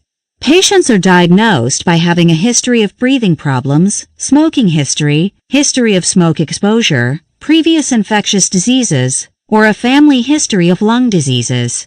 The physical examination shows tachypnea, shortness of breath at rest, the use of accessory muscles to breathe, a barrel-shaped chest, and hollow breath sounds. There can be examination findings that include a prolonged expiratory phase, cyanosis, and wheezing. Long-standing cases of emphysema will be evident as having clubbing of the fingernails secondary to chronic hypoxia. Pulse oximetry can be done, showing an oxygen saturation reading of less than 92%. If the result is much lower than that, the patient likely needs supplemental oxygen. Blood can be drawn, showing an elevated red blood cell count from low oxygen levels in the blood. If the patient is young, an alpha-1 antitrypsin level can be drawn to check for genetic causes of emphysema. Arterial blood gas measurements can be taken that will show both the oxygen level in the blood and the blood acid-base status, which can help identify acid-base abnormalities associated with breathing disorders.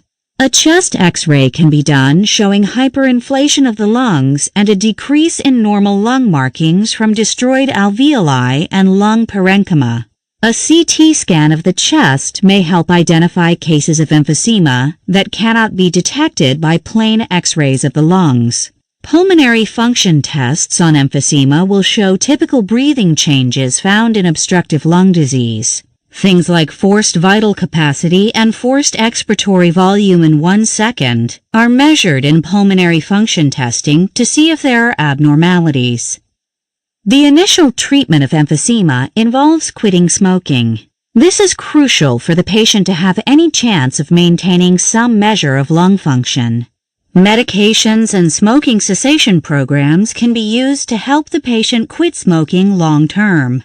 Bronchodilators are the mainstay of the initial treatment for emphysema. They relax the airways so air can flow more easily past obstructions. Patients can make use of short-acting bronchodilators, long-acting bronchodilators, anticholinergic medications, and inhaled steroids to reduce inflammation and open airways. Medications can be given through a metered dose inhaler or through a nebulizer machine. Most patients with emphysema do not have pure emphysematous disease, but have some inflammatory component suggesting chronic bronchitis. Those patients with pure emphysema are more likely to have alpha-1 antitrypsin disease as the cause of their emphysema. Many patients are on combined inhalers that address both the airway dysfunction and the inflammation. Oral prednisone can be given when inhaled prednisone fails to work. IV corticosteroids are used when the patient has a severe attack of dyspnea and hypoxia. Patients with severe disease often need supplemental oxygen to be used at rest or only with activity. Many patients use oxygen only at night to improve the quality of their sleep, while others use it only for times of increased activity. The use of oxygen depends on the patient's symptoms as well as on their oximetry readings or the results of their pulmonary function studies. The management of patients with chronic bronchitis. Chronic bronchitis involves a long-standing inflammation of the bronchial tubes at some point along the pathway of breathing tubes in the lungs. Patients with chronic bronchitis usually present with a long-standing cough that is productive of large amounts of sputum. There may be fever and non-pulmonary findings such as nausea, vomiting, and diarrhea. Patients severely affected can have chest pain and extreme fatigue. Most patients don't have shortness of breath or cyanosis unless they have coexisting emphysema along with their chronic bronchitis. The physical examination often reveals diffuse wheezing, inspiratory stridor, clubbing of the fingers, peripheral cyanosis, upper respiratory findings, and X-ray evidence of bronchial inflammation. Because chronic bronchitis can mimic other acute diseases of the bronchial tree, blood work for active infection must be taken and sputum cytology should be sent for gram strain, culture, and evaluation for lung cancer. The chest X-ray can rule out other lung pathology, and a bronchoscopy can be done to make sure there isn't a foreign body or tumor causing the symptoms. Spirometry is done to see the airflow pattern and can identify patients with ongoing emphysema along with their bronchial inflammation. Like other types of COPD, cigarette smoking is the #1 cause of bronchitis. The risk goes up with advanced age, and patients often have abnormalities in their pulmonary function testing. Respiratory infections make the symptoms worse, as does exposure to respiratory irritants. Smoking disrupts the ciliary action in the bronchial tree and increases the number of mucus-secreting glands in the bronchioles. The treatment of chronic bronchitis is primarily to support and alleviate the symptoms. The patient must avoid tobacco smoke and other airborne irritants. Cough suppressants are given to control cough, and bronchodilators are given to reduce spasm of the bronchial tree. Non-steroidal anti-inflammatory medications are given for constitutional symptoms. Expectorants can reduce the viscosity of the sputum, and mucolytics can make it easier to cough up sputum. Antibiotics do not help this type of bronchitis, as there is rarely a bronchial infection from bacteria. Antibiotics are only given for acute exacerbations in which a bacterial agent is suspected. The main medical treatments for chronic bronchitis include inhaled bronchodilators. Albuterol and metoprolol are short-acting inhaled beta-2 agonists used to treat bronchospasm in patients with chronic bronchitis and bronchial spasm. Theophylline is used on a long-term basis to open the airways in patients with airway obstruction. Ipratropium is an anticholinergic inhaled agent that opens the bronchial tree in some patients. Short courses of steroids are used for exacerbations of the disease, such as prednisolone and prednisone. Inhaled corticosteroids, such as fluticasone and beclomethasone, can be used as local anti-inflammatory agents for chronic use or for exacerbations. Budesonide is another inhaled corticosteroid used for chronic management of airway inflammation and for the treatment of exacerbations of the disease. Key takeaways. Chronic respiratory diseases often treated by a pulmonologist include chronic obstructive lung disease, chronic bronchitis, and emphysema. Patients with chronic obstructive lung disease usually have the disorder secondary to smoking cigarettes or inhaling secondhand cigarette smoke. Most patients don't have pure emphysema, but have some component of emphysema along with chronic bronchitis. Patients with pure emphysema are more likely to have alpha-1 antitrypsin disease. Patients with chronic bronchitis respond well to decreasing inhaled respiratory irritants and supportive therapy with bronchodilators, cough suppressants, and corticosteroids to decrease inflammation. Quiz. Number 1. You are evaluating a 65-year-old male with the gradual onset of cough productive of clear sputum. He has no fever. He complains of mild shortness of breath with exertion. What is the most likely diagnosis of his problem? A. Acute bronchitis. B. Chronic bronchitis. C. Emphysema. D. Chronic obstructive pulmonary disease. Answer B. The patient has the signs and symptoms suggestive of chronic bronchitis. He has no symptoms of acute bronchitis and has no symptoms suggestive of emphysema. He most likely has pure chronic bronchitis. Number 2. The patient has stage 1 chronic obstructive pulmonary disease. What is the treatment of choice? A. Inhaled corticosteroid treatment. B. Oral corticosteroid treatment. C. Inhaled bronchodilator treatment. D. Oral antibiotic treatment.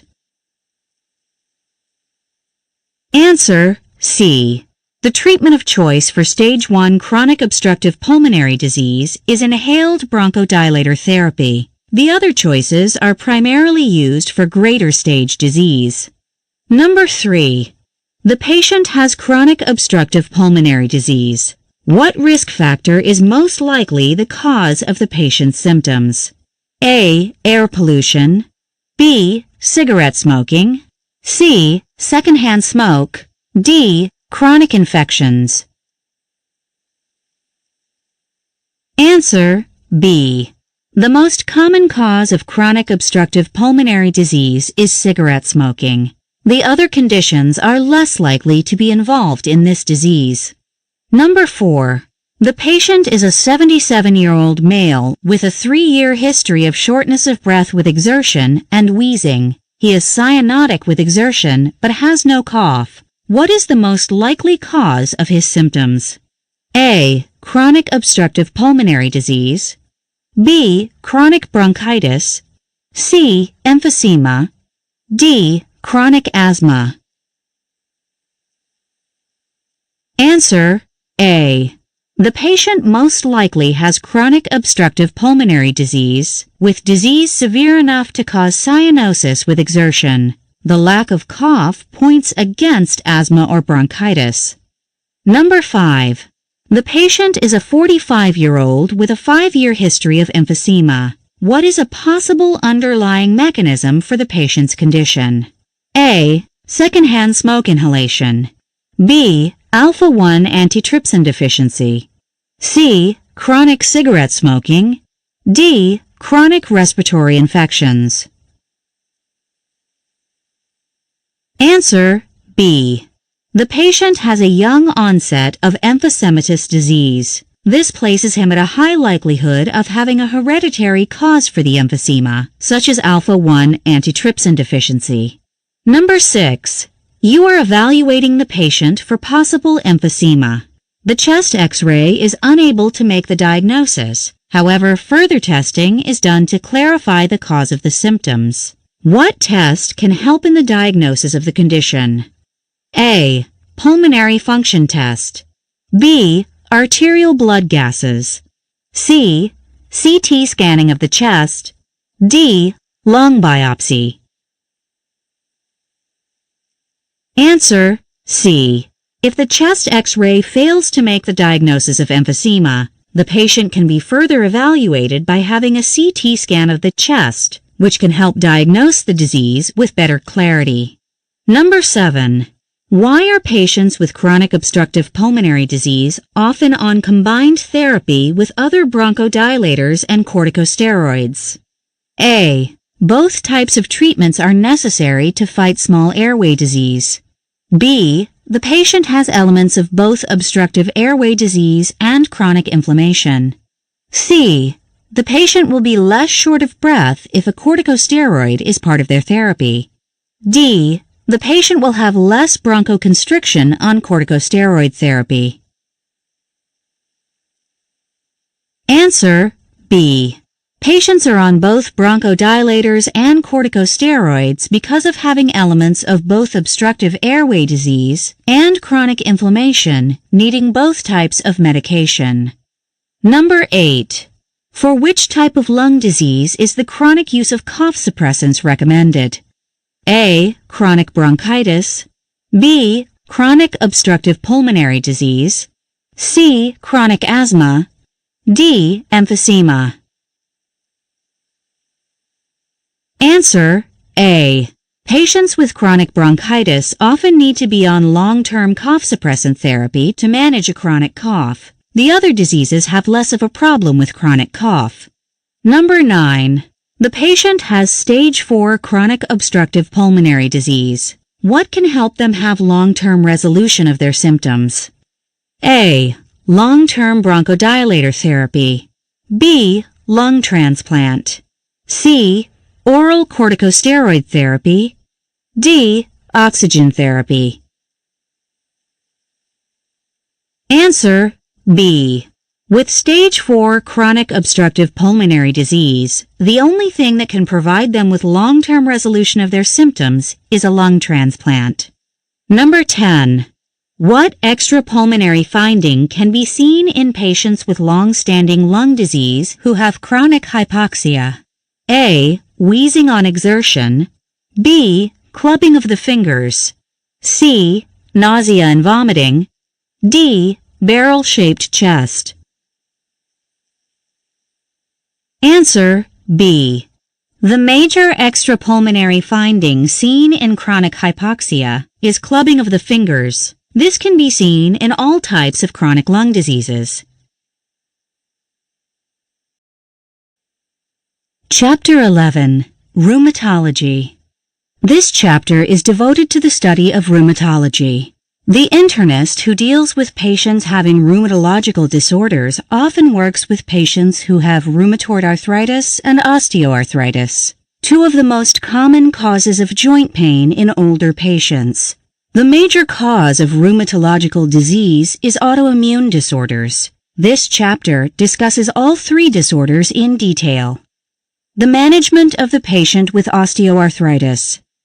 Osteoarthritis is the most common joint disease found in patients who are middle-aged or elderly. In this disease, the main joint finding is a breakdown of the cartilage in the joint spaces, resulting in bone rubbing up against bone and increased joint pain. This results in bony hypertrophy and increased biomechanical stress on the bone. The bone cannot adequately lubricate itself in the joint space, so that there is increased joint pain. Patients can have isolated osteoarthritis or osteoarthritis along with another joint disease, such as rheumatoid arthritis or gouty arthritis. Osteoarthritis tends to affect the large weight-bearing joints, the hands, and the vertebrae. Common symptoms include stiffness and swelling of the joints, bony knobs at the ends of the long bones, grinding or cracking within the joint, and limited range of motion of the joint. Osteoarthritis can affect individuals of both genders and all races.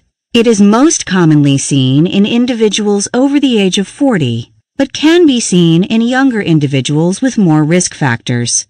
Common risk factors for osteoarthritis include advanced age, having a family history of osteoarthritis, being obese, having trauma to the joints, having repetitive motion to the joints, and having some type of joint deformity. Osteoarthritis can be diagnosed by taking a patient history and by examining their joints, which show typical degenerative changes. X-rays often show degenerative changes in the joint space, along with decreased space between the bones, suggestive of cartilage loss. There is no treatment that can reverse the joint dysfunction seen in osteoarthritis. Most patients can, however, have improvement in joint function and decreased pain with adequate treatment of their disorder. Non-pharmacological treatments can be used along with drug therapy and rarely surgery to correct the joint damage. The non-pharmacological measures that can be used in osteoarthritis include losing weight and increasing physical activity. Too much weight can cause excess stress on the joints, so most patients are counseled to lose weight if they have an excess of weight on their body. Exercise can maximize muscle strength, which will decrease pain in the joints and can decrease the disability seen in osteoarthritis. Assistive devices can be used in severely affected patients, such as canes, walkers, or orthotics. Heat packs or cold packs can be used that will decrease the pain of the affected joints. Chiropractic manipulations and massage can be helpful in certain situations. Most of the drug therapy for osteoarthritis includes topical or oral therapy, although injectable therapy is sometimes recommended. Topical medications include capsaicin cream, lidocaine gel, and diclofenac gel. Oral pain medications can include acetaminophen, but this doesn't improve inflammation. The only thing that can reduce inflammation is the use of non-steroidal anti-inflammatory medications.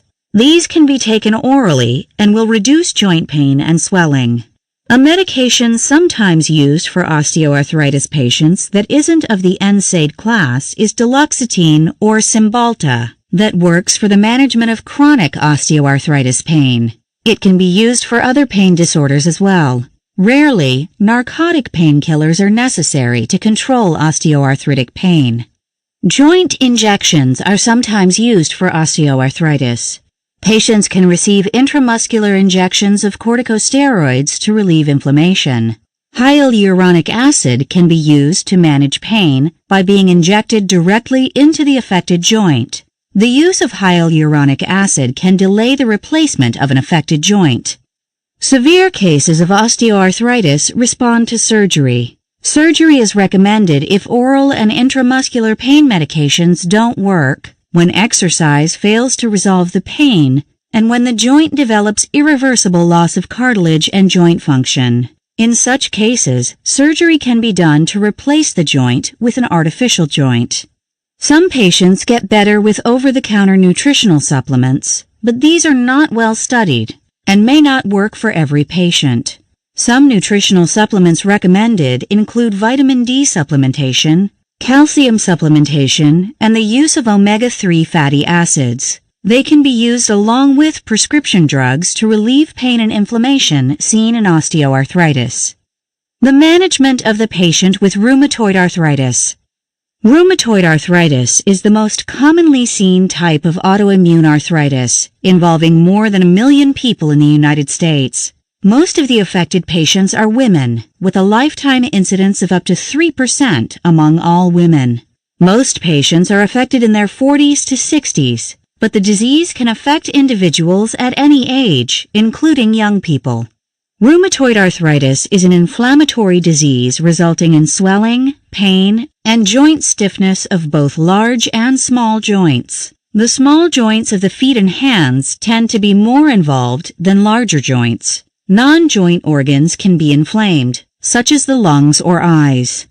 Most patients with rheumatoid arthritis have an increase in joint stiffness in the morning that can last for a couple of hours or the entire day. Besides joint symptoms, patients with rheumatoid arthritis have systemic findings, such as decreased energy levels, fever, poor appetite, dry mouth, dry eyes, and the presence of rheumatoid nodules forming beneath the skin near the hands and elbows. Rheumatoid arthritis differs from osteoarthritis in that the disease has autoimmune origins. Cells of the immune system attack the joints, resulting in inflammation of the joints and joint destruction. The synovium is the part of the joint that is attacked by the immune system. Immune chemicals damage cartilage, resulting in increased pain and inflammation. Genetics may play a role in getting rheumatoid arthritis, although environment may also play a role. Rheumatoid arthritis may be difficult to diagnose in the early stages, as the symptoms can be subtle. Morning stiffness is the most common early symptom of the disease. If rheumatoid arthritis is suspected, a rheumatologist can do further evaluation to see if the disease is caused by joint inflammation.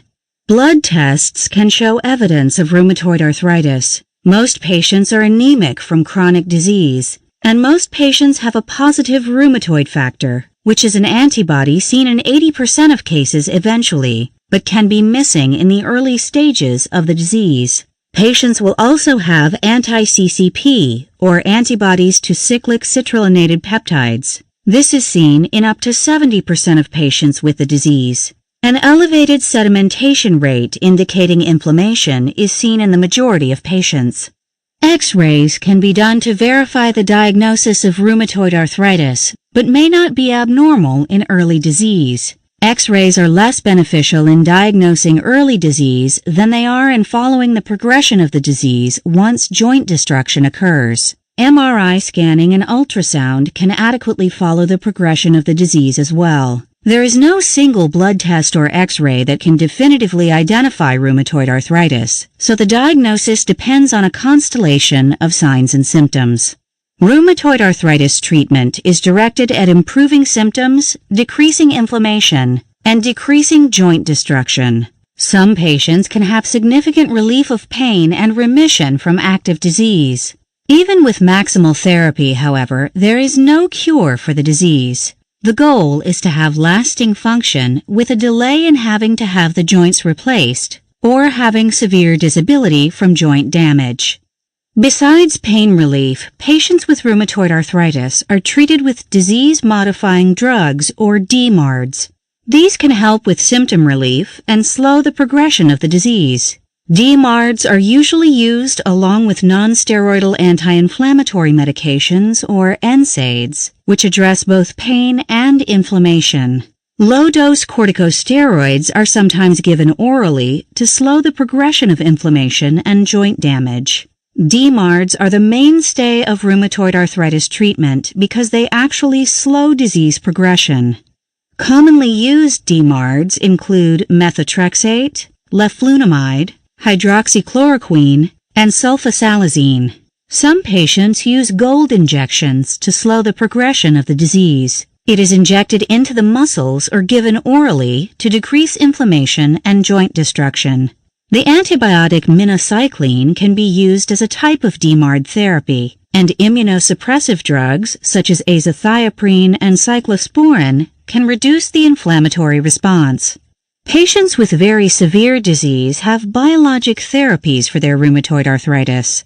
Biologic therapies are directed at the immune system itself and decrease the biological response to inflammation. Medications that are considered biologics include abatacept, adalimumab, infliximab, rituximab, and tocilizumab. Patients generally take these medications along with methotrexate for maximal control of symptoms. JAK inhibitor drugs can also be used, such as tofacitinib. Besides medication control, rheumatoid arthritis patients need ongoing patient education, nutritional support, and psychological support to cope with the inevitable joint damage and disability that goes along with having this inflammatory disease. The management of the patient with autoimmune disease. Autoimmune diseases involve a wide variety of diseases in which the body's immune system attacks connective tissue, joint cells, muscle cells, skin cells, and other types of cells in the body. Many different parts of the body can be affected with autoimmune disease, resulting in a wide variety of disorders affecting almost every tissue type in the body. There are more than 80 separate autoimmune diseases that have, as their unifying factor, the abnormal response of the immune system to a part of the body. Autoimmune disorders are extremely common, affecting more than 20 million people in the United States. Some autoimmune diseases are seen frequently, while others are extremely rare. Autoimmune diseases can happen to any individual, but are more common among women who are of childbearing age and individuals with a family history of autoimmune diseases. Certain autoimmune diseases, such as lupus and multiple sclerosis, seem to have a hereditary component and run in families. Environmental exposures also seem to be a factor in getting an autoimmune disease. Some patients get worse or develop their disease after a viral or bacterial infection. Certain ethnic backgrounds have a higher incidence of the various autoimmune diseases. While each autoimmune disease has unique features, most patients with an autoimmune disease have systemic findings, such as fever, tiredness, and dizziness. Some diseases have ongoing symptoms, while others have times of flare-ups and times of remissions. Some types of autoimmune diseases include alopecia areata, which involves patchy hair loss, autoimmune hepatitis, which involves liver damage, celiac disease, which involves gluten sensitivity, and type 1 diabetes, which causes pancreatic islet cell destruction. Thyroid cells can be overactive in an autoimmune disease called Graves' disease and can be underactive in an autoimmune disease called Hashimoto's thyroiditis. Hemolytic anemia results in loss of blood cells from immune system dysfunction. Immune cells can attack platelets, resulting in idiopathic thrombocytopenic purpura. Inflammatory bowel diseases, such as ulcerative colitis and Crohn's disease, can affect the bowels and can result in malabsorption of nutrients. Muscle cells can be targeted by the immune system, resulting in myasthenia gravis, polymyositis, or dermatomyositis. Multiple sclerosis is an autoimmune disease caused by immune cells attacking the myelin sheath around nerve cells. Patients can develop liver disease from inflammation in an autoimmune disease called primary biliary cirrhosis. Skin cells are targeted in psoriasis, which can also affect joints. One of the most common autoimmune diseases is rheumatoid arthritis, which affects most of the joints in the body. Scleroderma is relatively rare, but results from immune attack on connective tissue in the blood vessels and skin. Sjogren's syndrome involves immune dysfunction causing dry eyes and a dry mouth. Systemic lupus erythematosus is one of the more common autoimmune diseases, affecting multiple organs of the body, including the skin, kidneys, heart, lungs, and joints.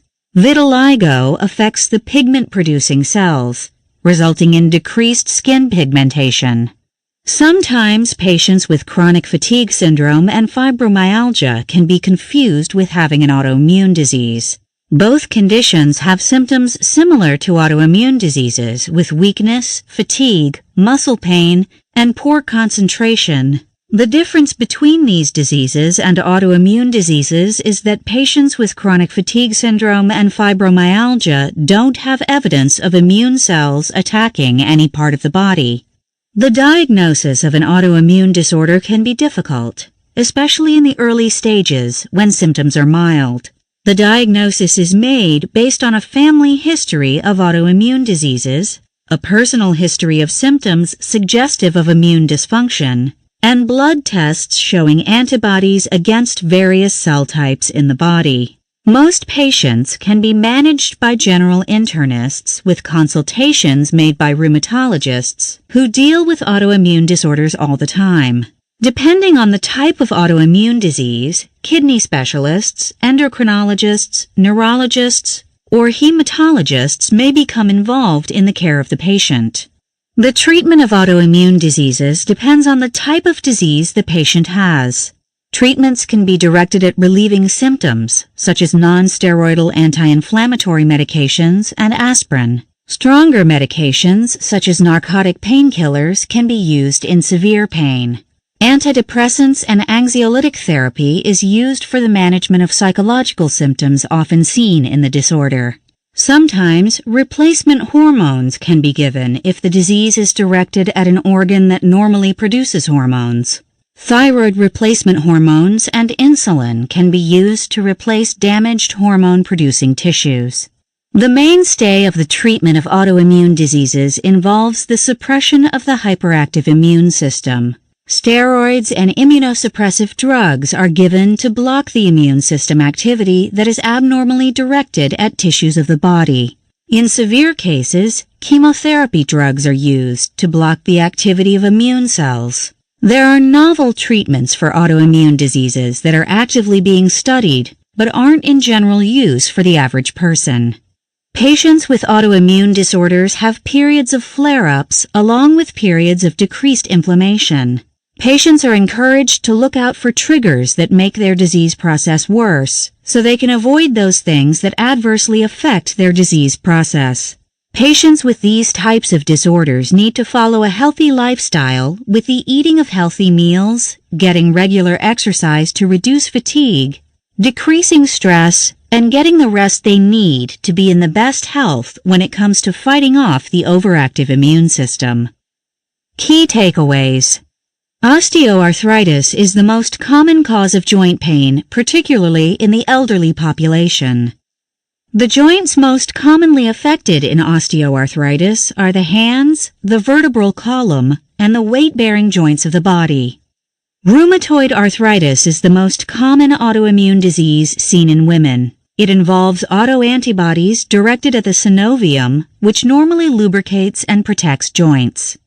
Other autoimmune diseases are less common and include immune cells attacking many different cell types of the body. Just about any organ system or cell type can be involved in an autoimmune disease. While each autoimmune disease has unique features, most patients with autoimmune disease have systemic findings, such as weakness, dizziness, and fatigue. Quiz. Number 1. What is the key difference between rheumatoid arthritis and osteoarthritis? A. Osteoarthritis tends to occur in older patients, while rheumatoid arthritis affects young people. B. Patients with osteoarthritis have less joint pain than patients with rheumatoid arthritis. C. Patients with osteoarthritis are treated with NSAIDs, while patients with rheumatoid arthritis are treated with narcotic pain relievers. D. Patients with rheumatoid arthritis have an autoimmune disease, while patients with osteoarthritis don't have an autoimmune disease. Answer D. Patients with rheumatoid arthritis have an autoimmune disease causing their symptoms, while patients with osteoarthritis don't have an autoimmune disease. Number 2. The patient is a 70-year-old woman with osteoarthritis of the knee and peptic acid disease, so she is unable to take NSAID therapy. What can be done to improve her knee pain that won't have adverse side effects? A. Narcotic pain relief of joint pain. B. Total knee replacement. C. Hyaluronic acid injections. D. Proton pump inhibitors and NSAID therapy. Answer C. Several things can be done to improve osteoarthritis pain if the patient has peptic acid disease. One safe alternative is hyaluronic acid injections that can be injected into the joint, relieving joint pain without systemic side effects. Number 3. What is the best way to diagnose osteoarthritis? A. Blood tests showing autoantibodies to joint tissue. B. CT scan of the vertebral column. C. Physical exam and X-ray of painful joints. D. Joint aspiration showing inflammation of the joints. Answer C. Osteoarthritis can be easily diagnosed using a physical examination of the joints along with an X-ray showing characteristic joint space narrowing and bony abnormalities. Number 4. The patient has suspected rheumatoid arthritis. How can this be diagnosed properly? A. Aspiration of joint fluid showing inflammatory cells. B. Blood tests for erythrocyte sedimentation rate and rheumatoid factor. C. Blood tests showing anemia of chronic disease. D. Biopsy of synovial tissue showing acute inflammation. Answer B. Rheumatoid arthritis can sometimes be diagnosed by doing blood tests for rheumatoid factor and by assessing the degree of body inflammation by doing an erythrocyte sedimentation rate. Number 5. The patient has ongoing symptoms that include a loss of pigmentation of the skin. What autoimmune disease is likely to play a role in the disease? A. Scleroderma. B. Dermatomyositis. C. Sjogren's disease. D. Vitiligo. Answer D. Vitiligo is an autoimmune disease characterized by a loss of pigmentation of the skin. Number 6. The patient has evidence of low metabolism and is found to have a decrease in thyroid function. What autoimmune disease is most likely to be a factor in this condition? A. Hashimoto's thyroiditis. B. Graves' disease. C. Sjogren's syndrome. D. Scleroderma. Answer A. The most common autoimmune disease resulting in low thyroid function is Hashimoto's thyroiditis. Number 7. The patient has chronic liver insufficiency and is found to have an autoimmune disease. Which autoimmune disease is most likely to cause liver disease? A. Systemic lupus erythematosus. B. Celiac disease. C. Polymyositis. D. Primary biliary cirrhosis. Answer D. The most likely autoimmune disease that can lead to liver insufficiency is primary biliary cirrhosis. Number 8. The patient has gastrointestinal symptoms and is found to be intolerant to gluten. What autoimmune disease is likely to play a role in this? A. Celiac disease. B. Ulcerative colitis. C. Crohn's disease. D. Primary biliary cirrhosis. Answer A. The autoimmune disease most likely resulting in gluten intolerance is celiac disease.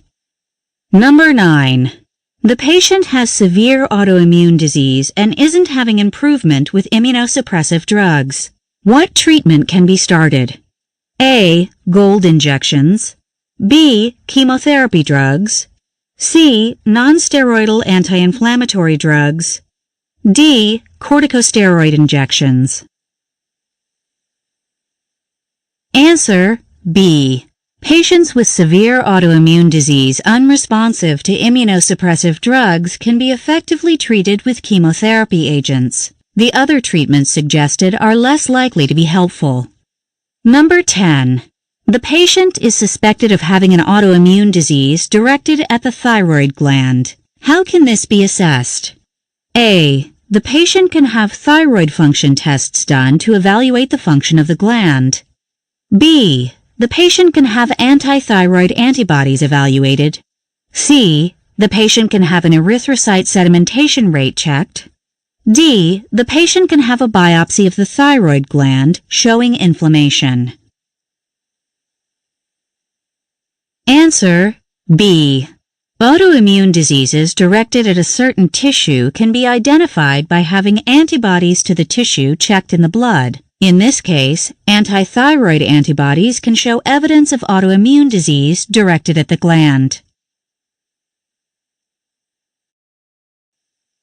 Chapter 12. Hepatology.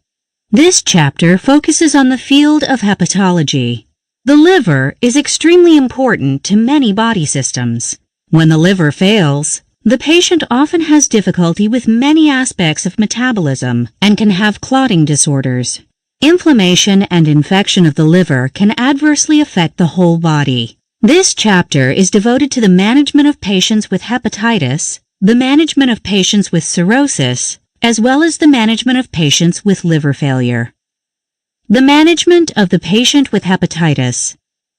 In general, hepatitis involves an inflammation of the liver that can be caused by many factors.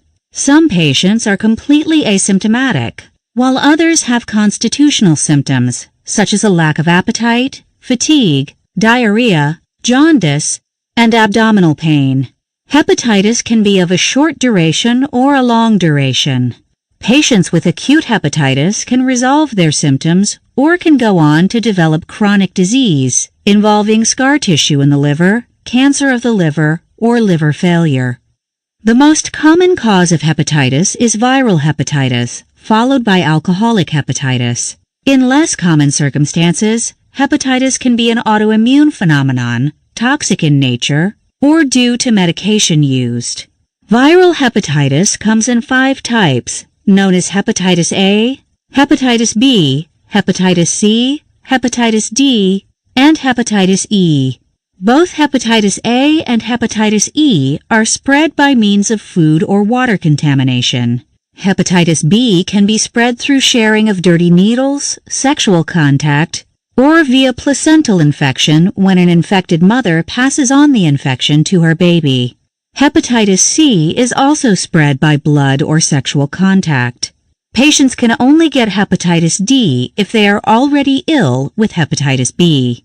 Immunizations are available for hepatitis A, hepatitis B, and hepatitis E. Cases of chronic hepatitis can be somewhat managed with medications. Autoimmune hepatitis can be treated with immunosuppressive drugs to curb the hyperactivity of the immune system. Some patients with hepatitis are candidates for a liver transplant. The most common viral hepatitis in the world is hepatitis B, followed by hepatitis C, and then hepatitis A. About 5 million people worldwide have alcoholic hepatitis. Secondary and life-threatening complications of hepatitis include scarring of the liver with liver failure and the development of liver cancer. Most cases of hepatitis are acute in nature, with few symptoms or constitutional symptoms that resolve on their own without treatment. Certain types of viral hepatitis are more likely to last longer and will convert to chronic hepatitis. There are 3 separate phases to acute hepatitis. These include a prodromal phase with flu-like symptoms and no obvious symptoms suggesting liver disease. This is followed by a jaundice phase that can last up to a month. The constitutional symptoms resolve and the liver enlarges, causing discomfort in the abdomen. The spleen may also enlarge and weight loss can ensue. The recovery phase will reveal itself with resolution of symptoms, but persistent elevations in liver enzymes. The liver may stay enlarged for a couple of months. Patients with hepatitis A and hepatitis E fully recover. while most patients with hepatitis B will recover after a few months. Very few patients with hepatitis C get better, and most go on to having chronic liver disease. Drug-induced hepatitis and autoimmune hepatitis can mimic viral hepatitis. The main difference is the presence of a known drug that caused the disease, or the presence of autoantibodies instead of positive viral titers. Severe hepatitis is known as fulminant hepatitis. There is a severe loss of liver cells resulting in life-threatening complications. Fulminant hepatitis can be due to viruses, drugs, or autoimmune disease. Pregnant women have a greater incidence of fulminant hepatitis. The signs include blood clotting problems, confusion, cerebral edema, sepsis, gastrointestinal bleeding, respiratory failure, kidney damage, and death. If the hepatitis lasts longer than 6 months, it is known as chronic hepatitis. It can be asymptomatic in the beginning, but ongoing liver damage causes constitutional symptoms similar to acute hepatitis. Patients can develop jaundice, liver dysfunction, hormonal changes, and scarring of the liver. The liver function fails, and the person develops a coagulopathy, weight loss, ascites, peripheral edema, and side effects such as encephalopathy, kidney damage, esophageal varices, and finally, liver cancer. As mentioned, most cases of hepatitis in the world are secondary to viruses.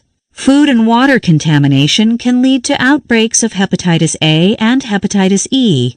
The other types of hepatitis tend not to occur in outbreaks, but are seen in high-risk populations that engage in unprotected sex or drug use. Both hepatitis B and hepatitis C can go on to develop a chronic illness. Patients with hepatitis B are at a high risk of developing hepatitis D. Only about 5% of hepatitis B patients go from acute hepatitis to chronic hepatitis. About 30% of chronic hepatitis B patients develop cirrhosis or liver cancer. Infants and children with hepatitis B often go on to have chronic disease. Most patients with hepatitis C end up with chronic disease. In fact, hepatitis C is the second leading cause of cirrhosis after alcoholic liver disease. Having a blood transfusion used to be a major risk factor for hepatitis C, but blood is now screened for the disease. Uncommonly, bacteria can cause liver infection. Bacteria can cause liver abscesses, hepatic cell inflammation, or chronic liver disease. Bacteria that infect the gastrointestinal tract, like E. coli and Klebsiella pneumoniae, are commonly causes of bacterial liver disease. The disease can be acute or chronic in nature. The most common cause of cirrhosis in the United States is alcoholic liver disease. Patients can simply develop alcoholic steatosis, which is also known as fatty liver disease. More severe involvement leads to active hepatitis, cirrhosis, and liver cancer. Hepatitis doesn't happen overnight, but occurs from long-term alcohol use. About 10 to 20% of alcohol users develop cirrhosis. Patients can have asymptomatic liver inflammation or can progress to active symptomatic disease. Certain medications and industrial toxins can lead to hepatitis and even to liver failure. Toxins can cause direct damage to the cells, can interfere with liver cell metabolism, and can structurally change the liver. Acetaminophen is a common hepatotoxic drug that damages the liver in a dose-dependent fashion. Other drugs can damage the liver even in small doses. Herbal remedies have been known to cause liver disease, particularly in parts of the world that use a lot of herbal supplements. Non-alcoholic liver disease and fatty liver disease unrelated to alcohol consumption can result in cirrhosis and liver cancer as well. It is highly associated with metabolic syndrome, diabetes, and insulin resistance. Patients with elevated triglycerides can develop fatty liver disease. Patients who are obese for longer periods of time can progress from mild liver disease to fibrosis of the liver and liver dysfunction. The diagnosis is made by doing a liver biopsy that shows fat and fibrous tissue in the liver. More rare causes of liver disease include autoimmune liver disease. This is a hereditary condition in which patients have a negative immune response toward their liver. There are identifiable circulating antibodies that can be detected, and some patients have a positive anti-nuclear antibody test and antibodies against smooth muscle.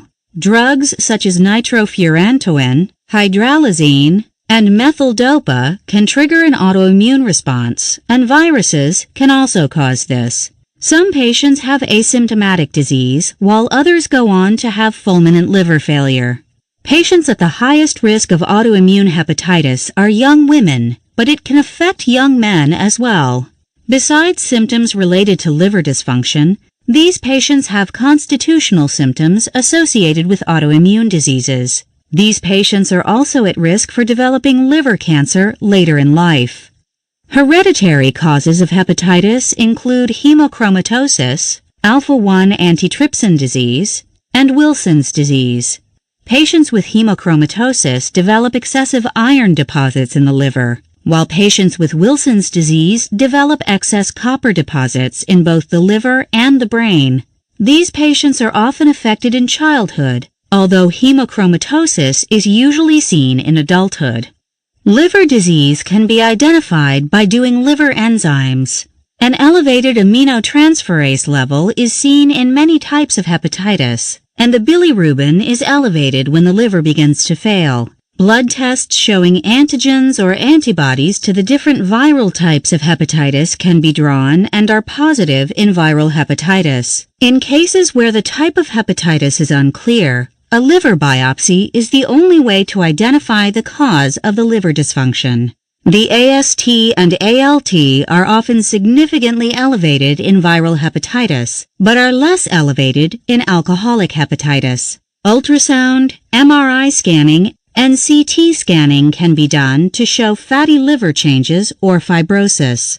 The only real difference between fatty liver disease from alcohol use and fatty liver disease from metabolic syndrome is the difference in quantity of alcohol ingested. The microscopic evaluation is often the same regardless of the cause of the fatty liver. Sometimes the pattern of elevations in AST and ALT can distinguish fatty liver disease from alcohol use and fatty liver disease from metabolic syndrome. Vaccines are available for certain types of viral hepatitis. Hepatitis A vaccine is now given to all children as part of childhood immunizations. Children are immunized against hepatitis B from the time of their birth. Individuals who may come in contact with contaminated blood as part of their job are often vaccinated against hepatitis B. Newborns with hepatitis B positive mothers are both vaccinated at birth and given hepatitis immune globulin to prevent neonatal infection. The treatment of hepatitis depends on whether it is acute or chronic. Hepatitis A rarely requires treatment beyond providing good nutrition and IV hydration during the acute phase. Almost everyone recovers from this disease. Healthy patients with hepatitis B recover up to 90% of the time without antiviral medications. Chronic hepatitis B is treated with antiviral medication. Treatments for chronic hepatitis include injected interferon alpha, pegylated interferon, and lamivudine. Other antiviral drugs given for chronic viral hepatitis include adefovir, dipiroxil, entecavir, telbivudine, and tenofovir. These are sometimes prone to resistance, but can be tried in chronic viral hepatitis patients to try and eliminate the virus. The goal of treating chronic hepatitis C is to avoid the secondary complication of liver cancer. Patients are given antiviral medications for a longer period of time until the virus is no longer detectable in the body. Combinations of drugs are given to attempt to get rid of the virus. The biggest problem with treating hepatitis C is that it is extremely expensive and not available to every individual because of the cost. Alcoholic hepatitis is best treated by avoiding the consumption of alcohol.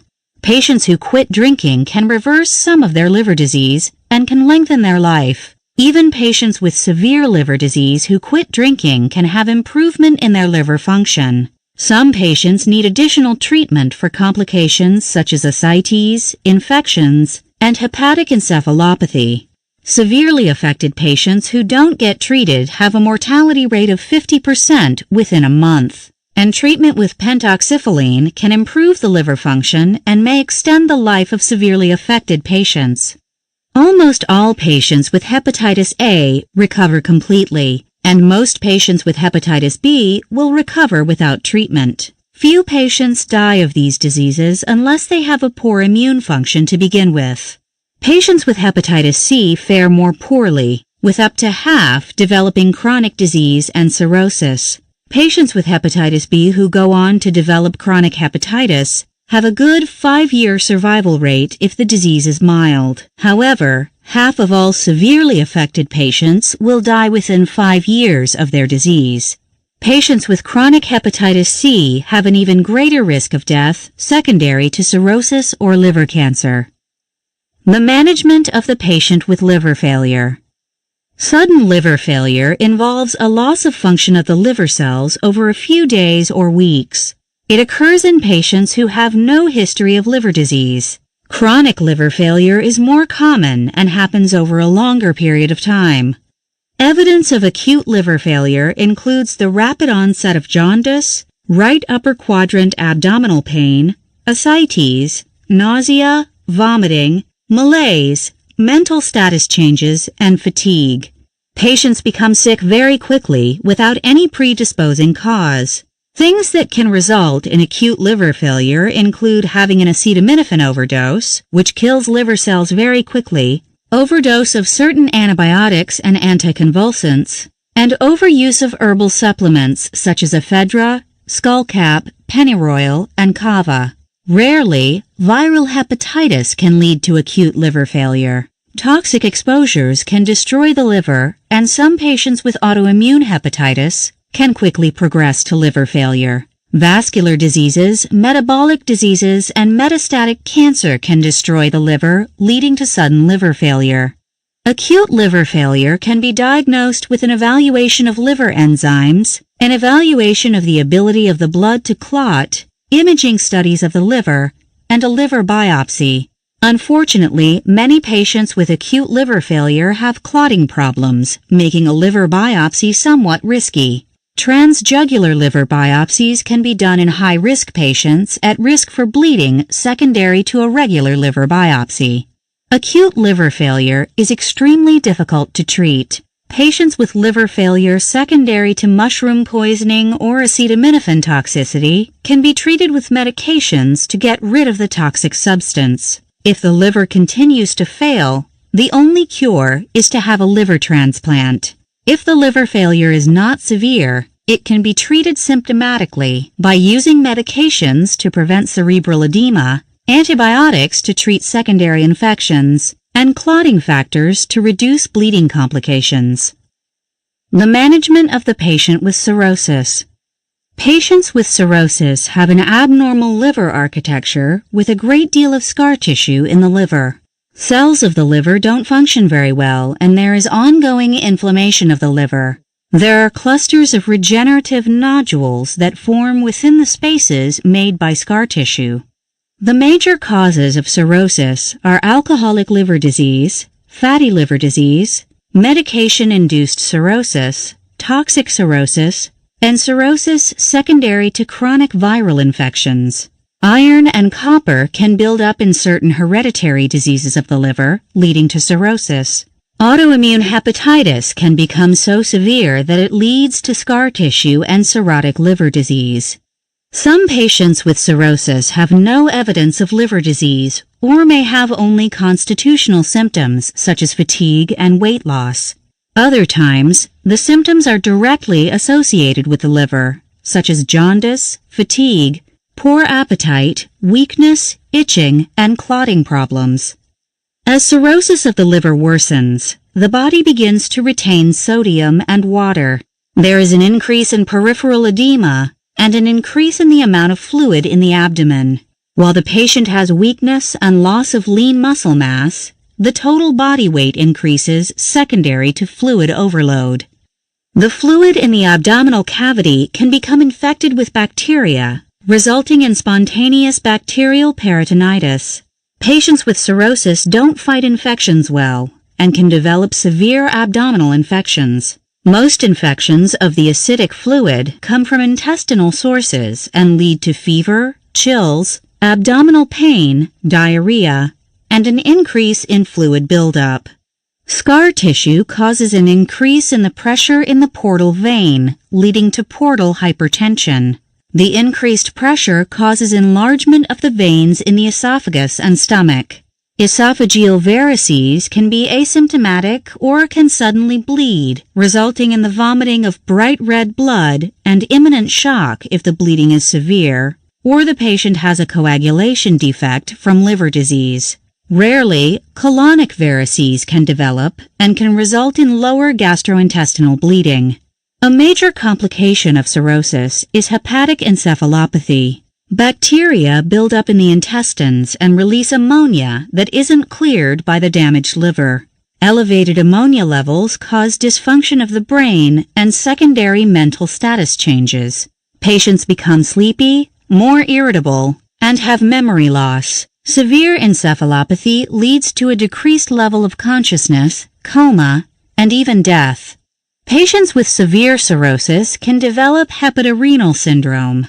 Damage to the liver causes toxic buildup that injures the kidneys. There isn't any real physical injury in the kidneys, but the blood flow to the kidneys is impaired, reducing their ability to filter blood. Salt and water are excessively retained by the kidneys, and urine output drops.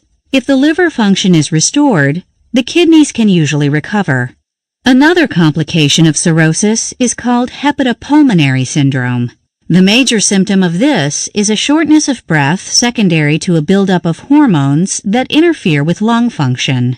The insult to the lungs comes from poor blood flow in the arterioles of the lungs that normally exchange gases in the alveoli. Not enough oxygen is picked up by the lungs, and the patient gets short of breath with exertion. Patients with cirrhosis develop hypersplenism. The spleen is normally available to filter out the blood, but in cirrhosis, the pressure in the portal vein increases, blocking the flow of blood out of the spleen.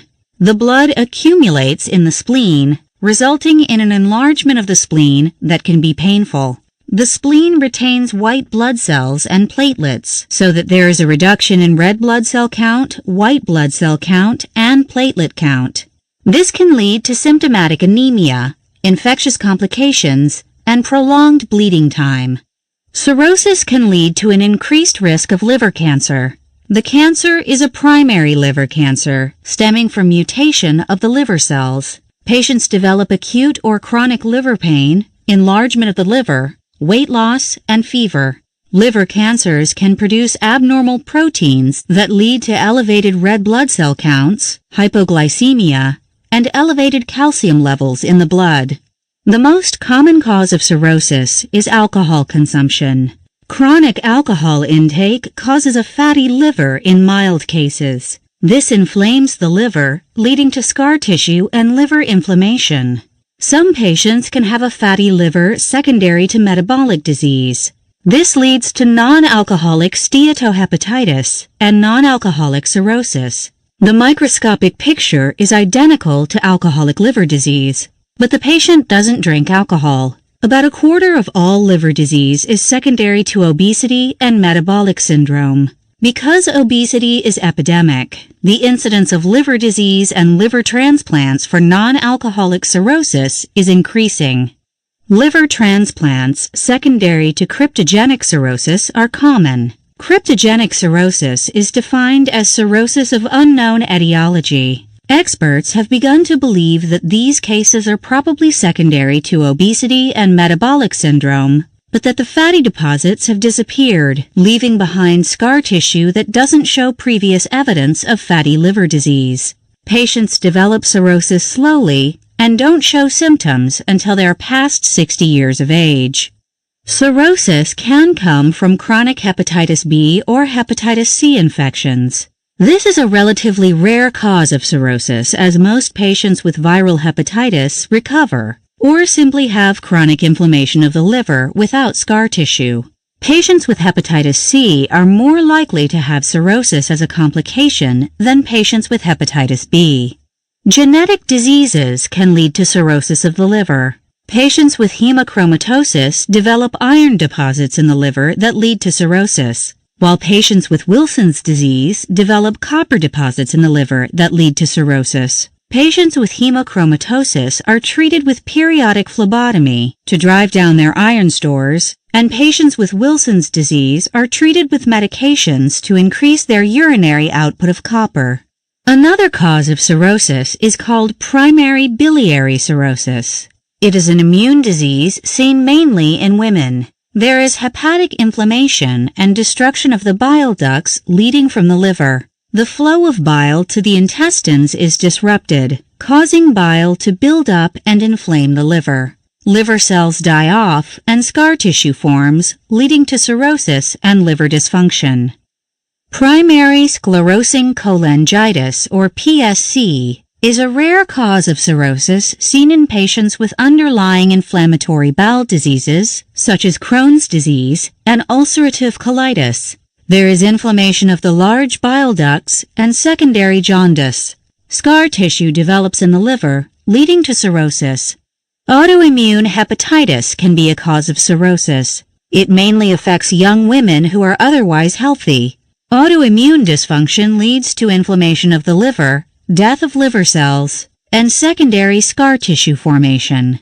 Rarely, infants can have a congenital defect in which they are born without functioning bile ducts. The bile cannot leave the liver, and inflammation ensues.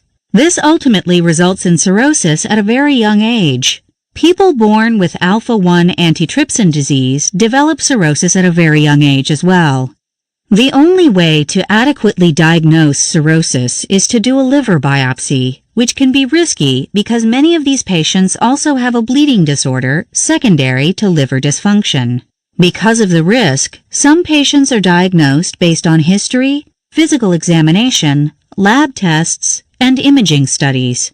Findings on the skin, such as spider telangiectasias, can point to cirrhosis of the liver, as can the finding of chronic jaundice. Ascites is a common finding in cirrhosis, and many patients with the disease have peripheral edema, secondary to portal hypertension and water retention. Esophageal varices can mean the patient has cirrhosis.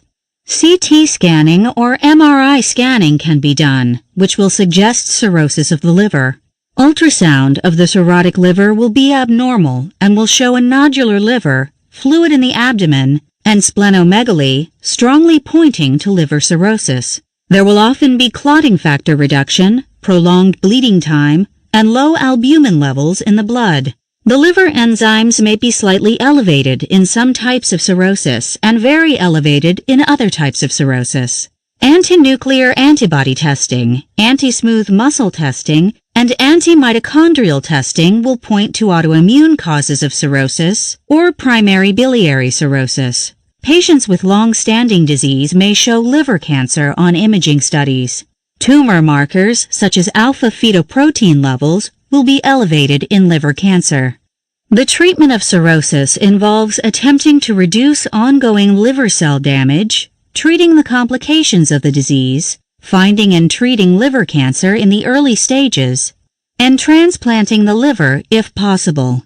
Patients are placed on a balanced diet with replacement of fat-soluble vitamins. Alcohol is withdrawn, even in cases where alcohol is not the result of the cirrhosis. Patients must avoid non-steroidal anti-inflammatory drugs because of poor liver and kidney function. Antiviral medications are used to decrease the viral load in patients with viral causes of cirrhosis. Not all patients with viral causes of cirrhosis will respond well to treatment. Patients with hemochromatosis are treated with phlebotomy, and Wilson's disease patients are treated with medications to enhance copper elimination from the body. Immunosuppressive drugs are used to treat autoimmune causes of cirrhosis, including prednisone and azathioprine. Patients with primary biliary cirrhosis are given bile acid supplements, which can reduce their chances of further liver damage. All patients with cirrhosis are given vaccines against hepatitis A and hepatitis B to decrease their chances of further liver insult from infection. The complications of cirrhosis are treated as much as possible. This includes following a low-salt and low-fluid diet and providing the patient with diuretics, such as spironolactone and furosemide. The diuretic must be given carefully, as too much can impair kidney function. Some patients have to have regular drainage of ascitic fluids by means of paracentesis. Shunts can be used to drain off ascitic fluid. Patients with large esophageal varices have a high incidence of bleeding and death secondary to hypovolemic shock. These patients are treated with drugs to lower the portal pressure, and attempts are made to destroy the varices. Propranolol is the drug of choice for reducing portal pressure, although nitrates can be given if propranolol is insufficient. Octreotide is also used to reduce portal pressure. Sclerotherapy is done to obliterate the esophageal varices, or bands are placed to ligate the enlarged veins. Patients with hepatic encephalopathy need special treatment. Low-protein diets are recommended, and oral lactulose is given to reduce ammonia levels. Another drug used to treat elevated ammonia levels is rifaximin, which is an antibiotic that suppresses bacterial growth in the intestines, which secondarily reduces the ammonia level. If the spleen is enlarged, patients may require blood transfusions or may need to receive erythropoietin or epoetin alpha to increase red blood cell production. Granulocyte colony-stimulating factor is given to bring up the white blood cell count. Numega is the drug of choice to increase the platelet count, and patients are advised to avoid NSAIDs or aspirin that can worsen bleeding complications. A very large spleen may need to be surgically resected. Patients who have cirrhosis complicated by spontaneous bacterial peritonitis are treated with a paracentesis to evaluate the fluid for bacteria. If bacteria are found, the patient is treated with intravenous antibiotics to clear the bacteria from the ascitic fluid, urine, and bloodstream. Patients at risk for ascitic infection are often treated prophylactically with oral antibiotics, particularly if they have already had the disease. Certain types of cirrhosis can be complicated by liver cancer. For this reason, patients are monitored closely for the presence of liver cancer and are transplanted as soon as the cancer is diagnosed to replace the damaged liver and remove the cancer. Unfortunately, it is difficult to screen for liver cancer, and only half the patients found with cancer have curable disease. Ultrasounds are done every 6 months, and blood is screened for alpha-fetoprotein to detect cancer as early as possible. The last resort treatment for cirrhosis is liver transplant. Because cirrhosis is irreversible, the disease can only stay the same or get worse. Those who have untreatable complications or advanced liver failure are candidates for liver transplant. These patients have an 80% chance of a successful transplant. Key takeaways.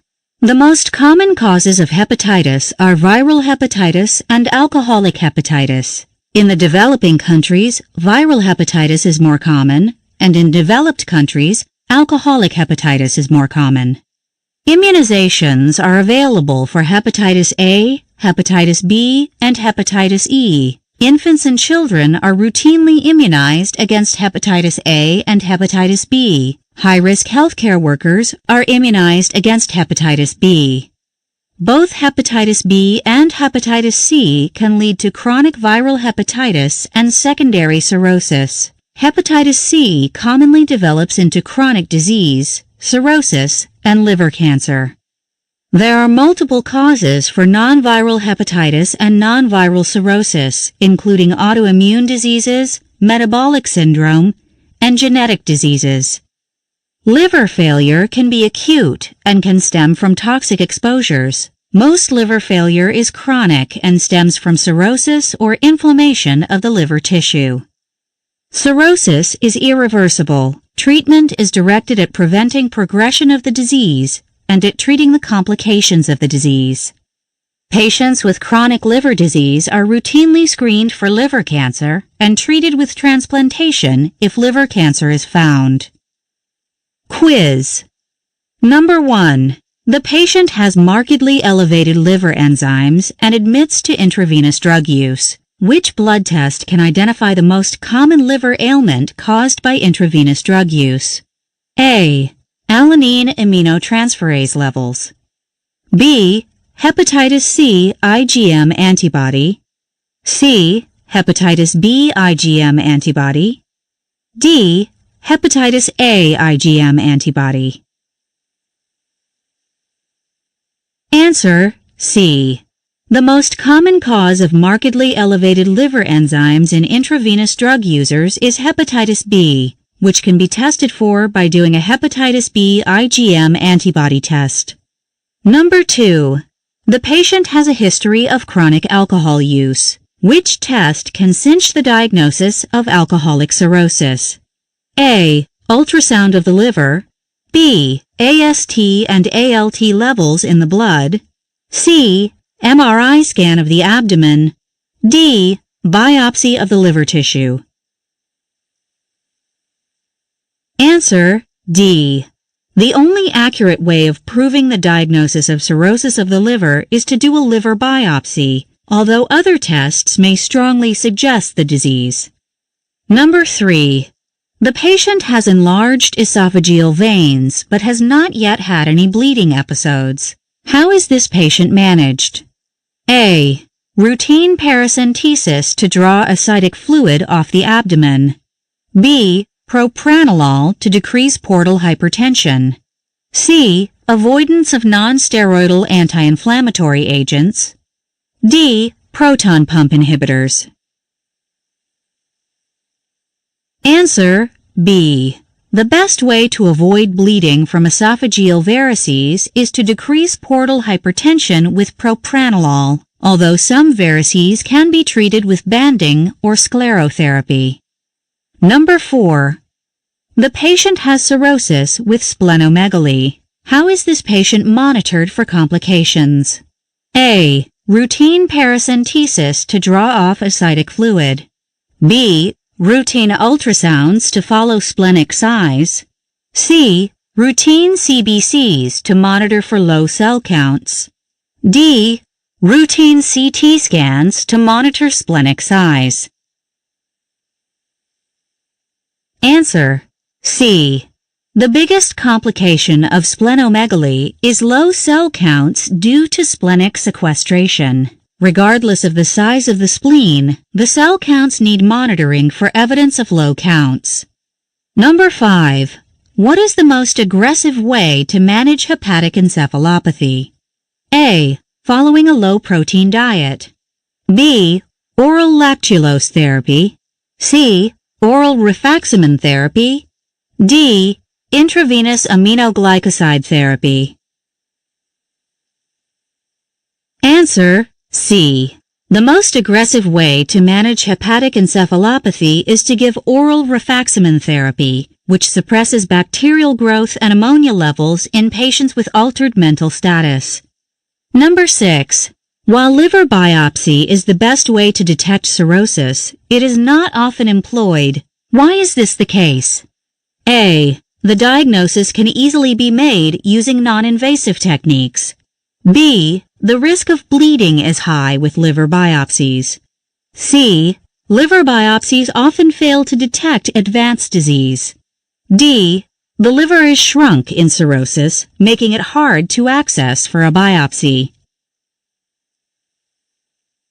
Answer B. Liver biopsy is the only way to prove cirrhosis, but it is often avoided because the risk of bleeding during the procedure is high. Number 7. How are patients with cirrhosis followed for the development of liver cancer? A. Yearly CT scans of the abdomen. B. Yearly MRI scans of the abdomen. C. Twice yearly alpha-fetoprotein levels. D. Twice yearly liver transaminase levels. Answer C. Patients with cirrhosis can be followed for the development of liver cancer by having twice-yearly liver ultrasounds and measurements of the serum alpha-fetoprotein level. Number 8. When patients with severe liver cirrhosis have ascites, how are they best managed? A. Thiazide diuretic therapy. B. Low potassium diets. C. Propranolol to decrease portal pressures. D. Spironolactone therapy. Answer D. There are many ways to treat ascites, including following a low-salt, low-fluid diet. If this fails, the patient often needs diuretic therapy, and spironolactone is one of the diuretics used for this. Number 9. A young female patient is seen with evidence of acute hepatic insufficiency. What test should be done to evaluate the cause of the hepatic failure? A. Antinuclear antibody and anti-smooth muscle antibody titers. B. Liver biopsy. C. Viral screening for hepatitis A. D. Ultrasound of the liver. Answer A. A healthy young female with evidence of hepatic insufficiency should be screened for autoimmune hepatitis. Hepatitis A is more likely to cause inflammation of the liver, but won't cause liver failure. An ultrasound of the liver will not diagnose the disease, and a liver biopsy is done as a last resort, as it is a risky procedure in liver insufficiency. Number 10. The patient is obese with blood tests showing severe hypertriglyceridemia. What liver complication can come from this? A. Autoimmune hepatitis. B. Non-alcoholic fatty liver disease. C. Liver cancer. D. Primary biliary cirrhosis. Answer B. Individuals with obesity and hypertriglyceridemia are at a higher than average risk of developing non-alcoholic fatty liver disease. Summary. This course offered an overview of the commonly managed conditions treated by internists. A discussion of critical care medicine was part of this course, including the care of the patient with multiple end organ failure secondary to shock and septicemia. Patients with traumatic injuries also need care by an internal medicine specialist, and this was reviewed in the first chapter. The care of the cardiac patient was also part of this course. The most commonly treated heart condition seen in cardiology care is the patient with an acute myocardial infarction. Interventional cardiology was discussed, as many patients are treated with interventional cardiology techniques rather than open heart surgery. Patients suffering from heart failure need specialized cardiac care directed at improving heart function and avoiding complications. Some internal medicine specialists care for patients with endocrine disorders. The most common endocrine disorder seen in internal medicine practices is diabetes mellitus. Patients need acute blood sugar management as well as management of secondary complications of diabetes. Patients with thyroid diseases are treated by internists, and this was discussed as part of this course. Adrenal insufficiency and hyperactivity of the adrenal gland were discussed. The management of patients with failure of their reproductive organs was also part of this course. Patients with gastrointestinal diseases are treated by internists, including patients suffering from gastroesophageal reflux disease and patients with diseases of the stomach. Patients with inflammatory diseases are treated by internists, and this was discussed in this course. Some patients have irritability of the intestinal tract without structural disease, and this was part of the course discussion. Geriatric care was discussed as part of this course. Many patients are treated in nursing home settings, and this was part of the course. Care of the dying patient requires a special kind of care that was part of the course discussion. The management of patients with blood diseases was discussed as part of this course. Some patients have bleeding disorders needing treatment for specific causes of their bleeding problem. The care of patients with bone marrow failure was discussed, as well as the care of patients with anemias. Patients with cancer are often treated by the internist with support by the oncological surgeon. Chemotherapy for cancer patients, radiation therapy for cancer patients, and nutritional therapy for cancer patients was discussed. Serious infectious disease management was part of this course, including the care of the patient with septicemia and septic shock. The care of the patient with pneumonia was also discussed. There are several types of kidney disorders that can lead to kidney dysfunction. The management of patients with renal disorders of various types was discussed as part of this course. The management of renal insufficiency was also covered. The management of patients with chronic lung diseases was included in the course discussion. The most common chronic lung diseases treated by internists include chronic obstructive pulmonary disease, emphysema, and chronic bronchitis. Patients with joint disorders and related diseases are handled by internal medicine specialists working in the field of rheumatology. Osteoarthritis management was discussed, and the management of the most common autoimmune disease, rheumatoid arthritis, was discussed. There was an overview of the most common autoimmune diseases and a general overview of how they are treated. Patients with liver diseases are also treated by internists. The liver diseases seen and treated by rheumatologists include acute and chronic hepatitis, cirrhosis of the liver failure, and liver cancer. Testing for these diseases and the management of their complications was part of the course discussion. Course test questions. Number 1. You are evaluating a patient in the emergency department who has the acute onset of hypotension, decreased body temperature, and an alteration in their mental status. What is the best way to initially manage the patient's care? A. Obtain a CT scan of the head to rule out intracranial pathology. B. Obtain a bedside radiograph of the chest to rule out pneumonia. C. Send the patient to the intensive care unit and begin a thorough evaluation for sepsis. D. Start IV antibiotics and look for a source of infection. Answer D. The patient is presenting with classical findings typical of septic shock requiring aggressive workup and urgent treatment. The best way to initially manage the patient's care is to admit them to the intensive care unit for an urgent workup for sepsis. Number 2. The patient you are seeing is showing evidence of sepsis but has no history of immunodeficiency. You obtain blood cultures as well as cultures of body fluids suspected of being the source of the infection. How should the patient be managed? A. Start them on at least 2 bactericidal antibiotics while awaiting culture. B. As the patient is immunocompetent, you can await the culture results before starting the patient on an appropriate antibiotic. C.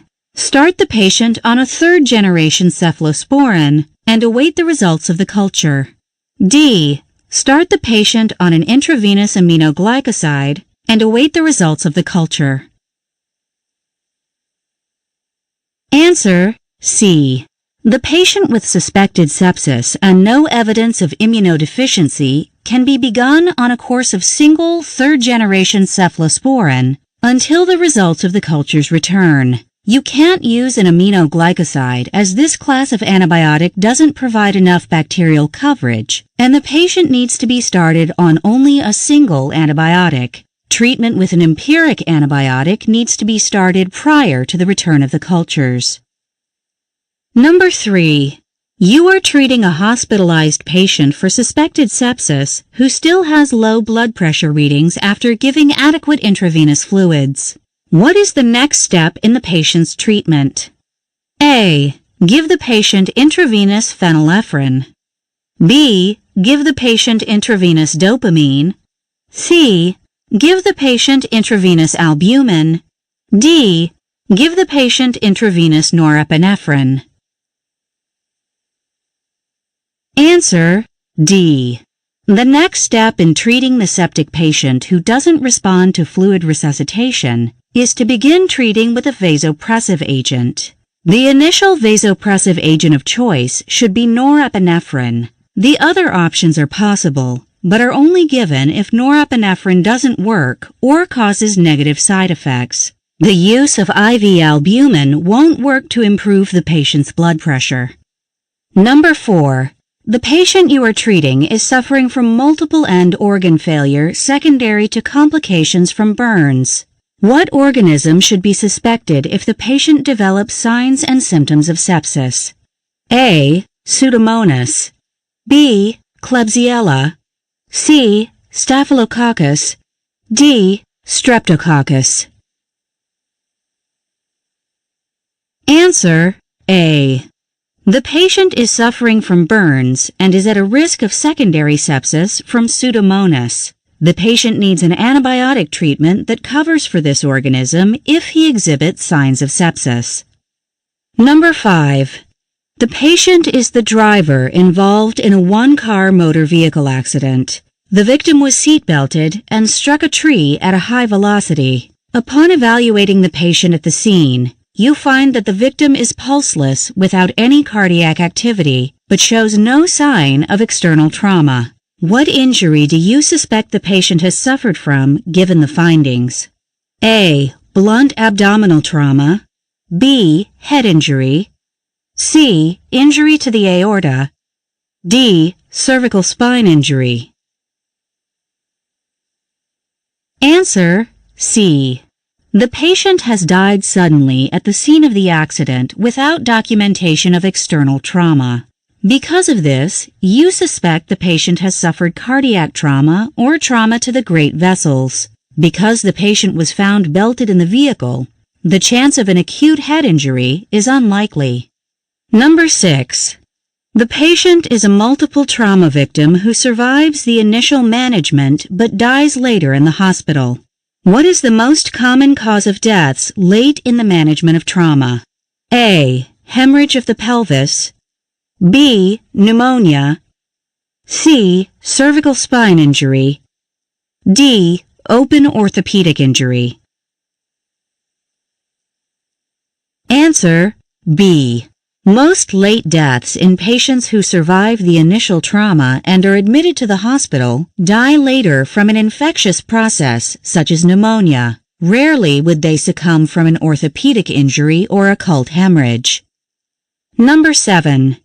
The patient you are seeing was involved in a multiple trauma situation and is found to have an intact airway and normal ventilation. In evaluating their circulatory status, you discover that the patient is hypotensive. When treating this patient for their condition, what do you do? A. Give typed and cross-matched blood as soon as it is available. B. Place 2 IVs in 2 peripheral veins and give Ringer's lactate solution until the blood pressure normalizes. C. Give IV fluids with albumin to diminish the chance of cerebral edema. D. Place a central line and give IV normal saline until the central venous pressure is normal. Answer B. The patient should be suspected of having an acute hemorrhage. To treat this, you need to place 2 peripheral IV lines and give them Ringer's lactate solution. Giving the patient a blood transfusion would take too long, and albumin is not generally used in the acute phases of resuscitation. Placing a central catheter in this patient would take too long and shouldn't be attempted in a trauma patient unless a peripheral IV cannot be placed. Number 8. What is the general idea and goal behind the ATLS system? A. It helps get trauma patients to a trauma center faster. B. It has standardized trauma care for individuals in all parts of the country. C. It teaches advanced interventional techniques to ambulance personnel. D. It allows rural victims to have a better chance of survival. Answer B. The primary goal of the ATLS system is that it has resulted in standardized trauma care regardless of where the patient is treated, so that victims from all parts of the country can receive proper trauma care. Indirectly, it does help rural trauma patients receive better trauma care, so they have a good chance of surviving their trauma. Number 9. For what purpose is the use of angiography in the management of a trauma patient? A. It is the only way that arterial bleeding can be diagnosed. B. It is a fast way to identify bleeding sources. C. It can be used along with arterial embolization to control severe bleeding. D. It can confirm findings seen on an MRI evaluation. Answer: C. Angiography can help find sources of active bleeding. It is not a fast way to diagnose active bleeding, so it is primarily used when attempting to provide arterial embolization in cases of severe and uncontrollable bleeding. Number 10. Which imaging technique should be the first test done in the evaluation of trauma patients? A. CT scan of the head. B. CT scan of the cervical spine. C. AP X-ray of the cervical spine. D. PA X-ray of the chest. Answer: D. The first imaging test performed on a patient with traumatic injuries is a PA X-ray of the chest to look for pneumothorax, hemothorax, and placement of tubes and lines. The other choices can be done, but are not the first test of choice. Number 11. You are seeing a patient who is presented for emergency treatment after developing the signs and symptoms of a heart attack an hour ago. The initial EKG reveals no ST segment elevation. A serum troponin level is drawn and is found to be increased. What initial treatment should the patient be given? A. Aspirin therapy with serial cardiac enzymes to document myocardial necrosis. B. Emergency angiogram and possible angioplasty. C. Tissue plasminogen activator by intravenous means. D. Left ventricular assist device. Answer: B. The patient most likely has had an acute myocardial infarction as documented by history and elevated troponin level, even though the EKG has not changed. Because the patient has had the symptoms for less than 90 minutes, the initial treatment should be an angioplasty to potentially resolve any blockage that could lead to myocardial tissue death. Number 12. Interventional cardiology involves the placement of a catheter for the evaluation and treatment of heart conditions. Where is the catheter generally inserted? A. The radial artery. B. The left subclavian vein. C. The femoral artery. D. The femoral vein. Answer: C. The catheters used for interventional cardiology are usually placed in the femoral artery. The second most common place a catheter is placed is the radial artery. Number 13. Which blood test is considered the most sensitive and specific for the diagnosis of cardiac muscle necrosis? A. CPK-MB. B. CPK-MM. C. SGOT. D. Troponin. Answer: D. Each of these choices can be found to be increased in myocardial necrosis, except the CPK-MM level, which comes from striated muscle. The troponin test is considered the most sensitive and specific for coronary muscle necrosis, and is the most often referred to test in cases of a suspected acute myocardial infarction. Number 14. What is the primary purpose of giving aspirin to patients suspected of having an acute myocardial infarction? A. It causes the blood to be thinner, decreasing clot formation. B. It helps dissolve coronary artery blood clots.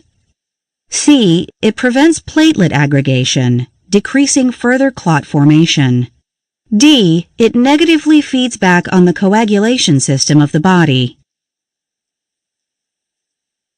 Answer: C. Aspirin is used for the management of patients with suspected myocardial infarction because it prevents platelet aggregation, decreasing further clot formation. Number 15. Which finding on a standard EKG is positive evidence indicating cardiac necrosis? A. Frequent premature ventricular beats. B. Atrial fibrillation. C. ST segment elevation. D. ST segment depression. Answer C. Elevation of the ST segment on a standard EKG is positive evidence of cardiac necrosis. The other choices indicate EKG findings that may be present even when there is no necrosis of the heart muscle. Number 16. The management of patients in acute heart failure often involves giving the patient diuretic therapy. Why is this treatment used? A. It increases renal perfusion. B. It decreases blood volume, decreasing the work of the heart. C. It lowers blood pressure, which helps strengthen the heart. D. It decreases preload of the heart. Answer B. Diuretics are helpful in the treatment of heart failure because they decrease the patient's total blood volume, which decreases the work of the failing heart. Number 17. The treatment of patients in acute heart failure often involves giving them beta blocker therapy. When is beta blocker therapy not a good choice for heart failure? A. EKG evidence of ST segment elevation. B. First-degree atrioventricular block. C. Tachycardia. D.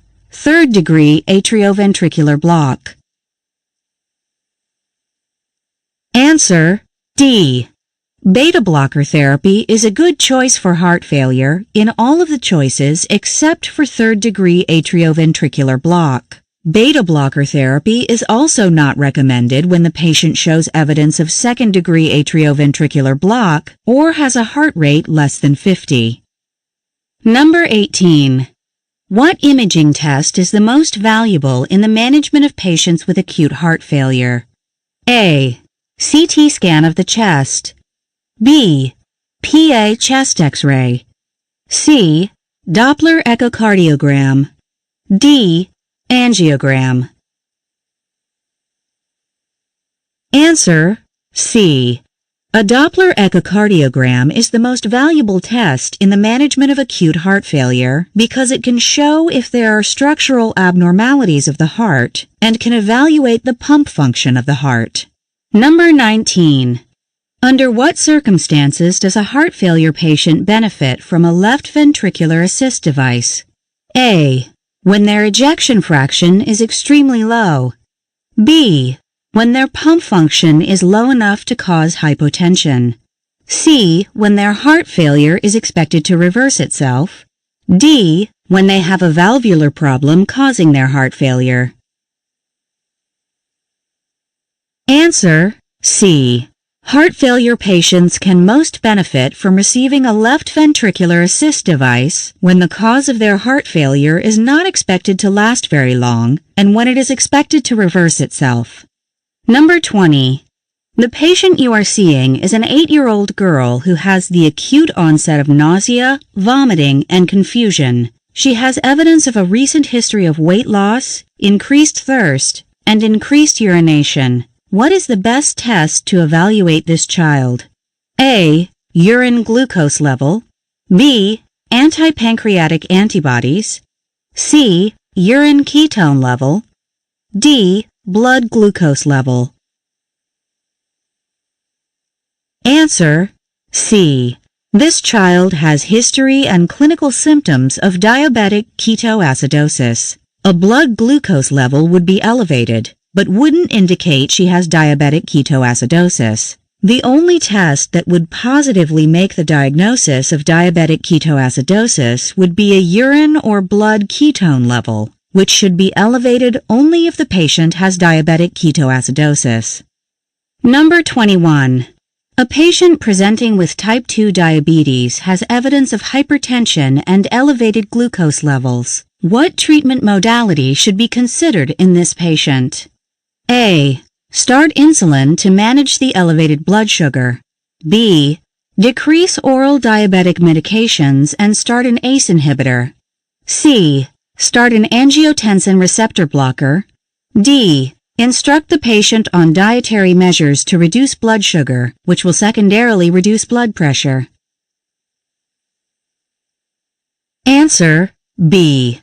The patient needs a combination of better blood sugar control and better blood pressure control. The blood sugar elevation can be managed with the addition of oral diabetic medications. The elevated blood pressure can be treated best with an ACE inhibitor, which will also help preserve kidney function in the diabetic patient. They need both treatments in this situation. Number 22. You are seeing a patient without any particular symptoms who has evidence of an ulcer on the right foot and decreased peripheral pulses on the feet. In further looking into the cause of this ulcer, what initial test would most be helpful in identifying the cause?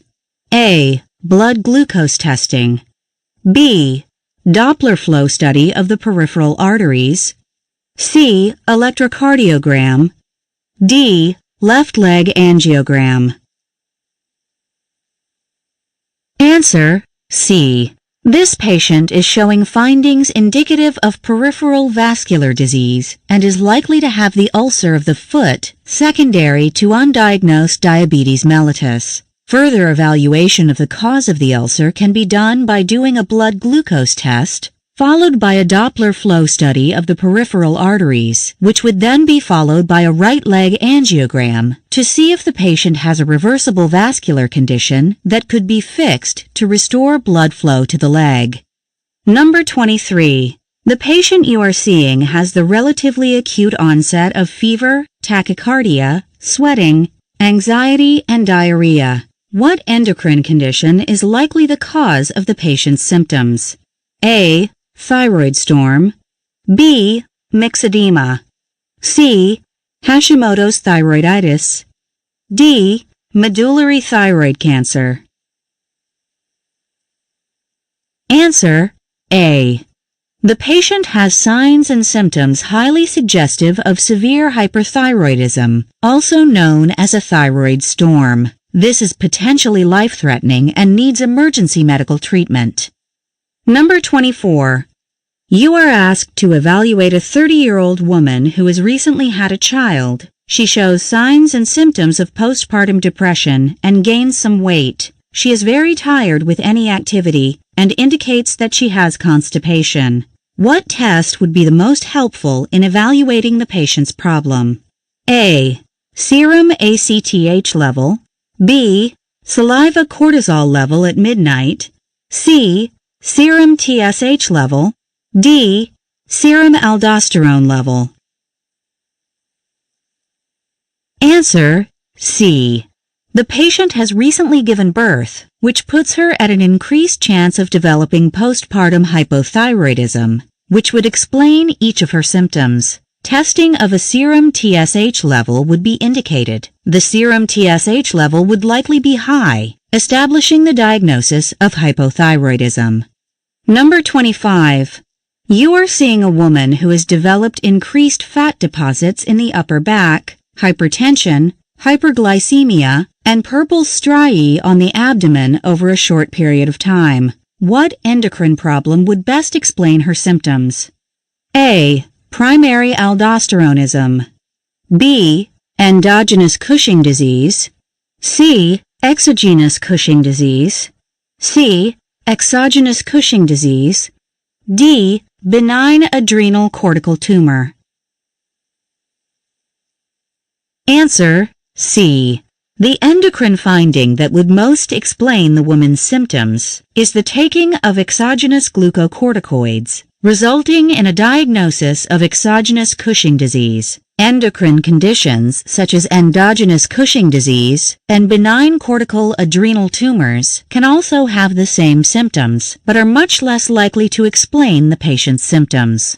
Number 26.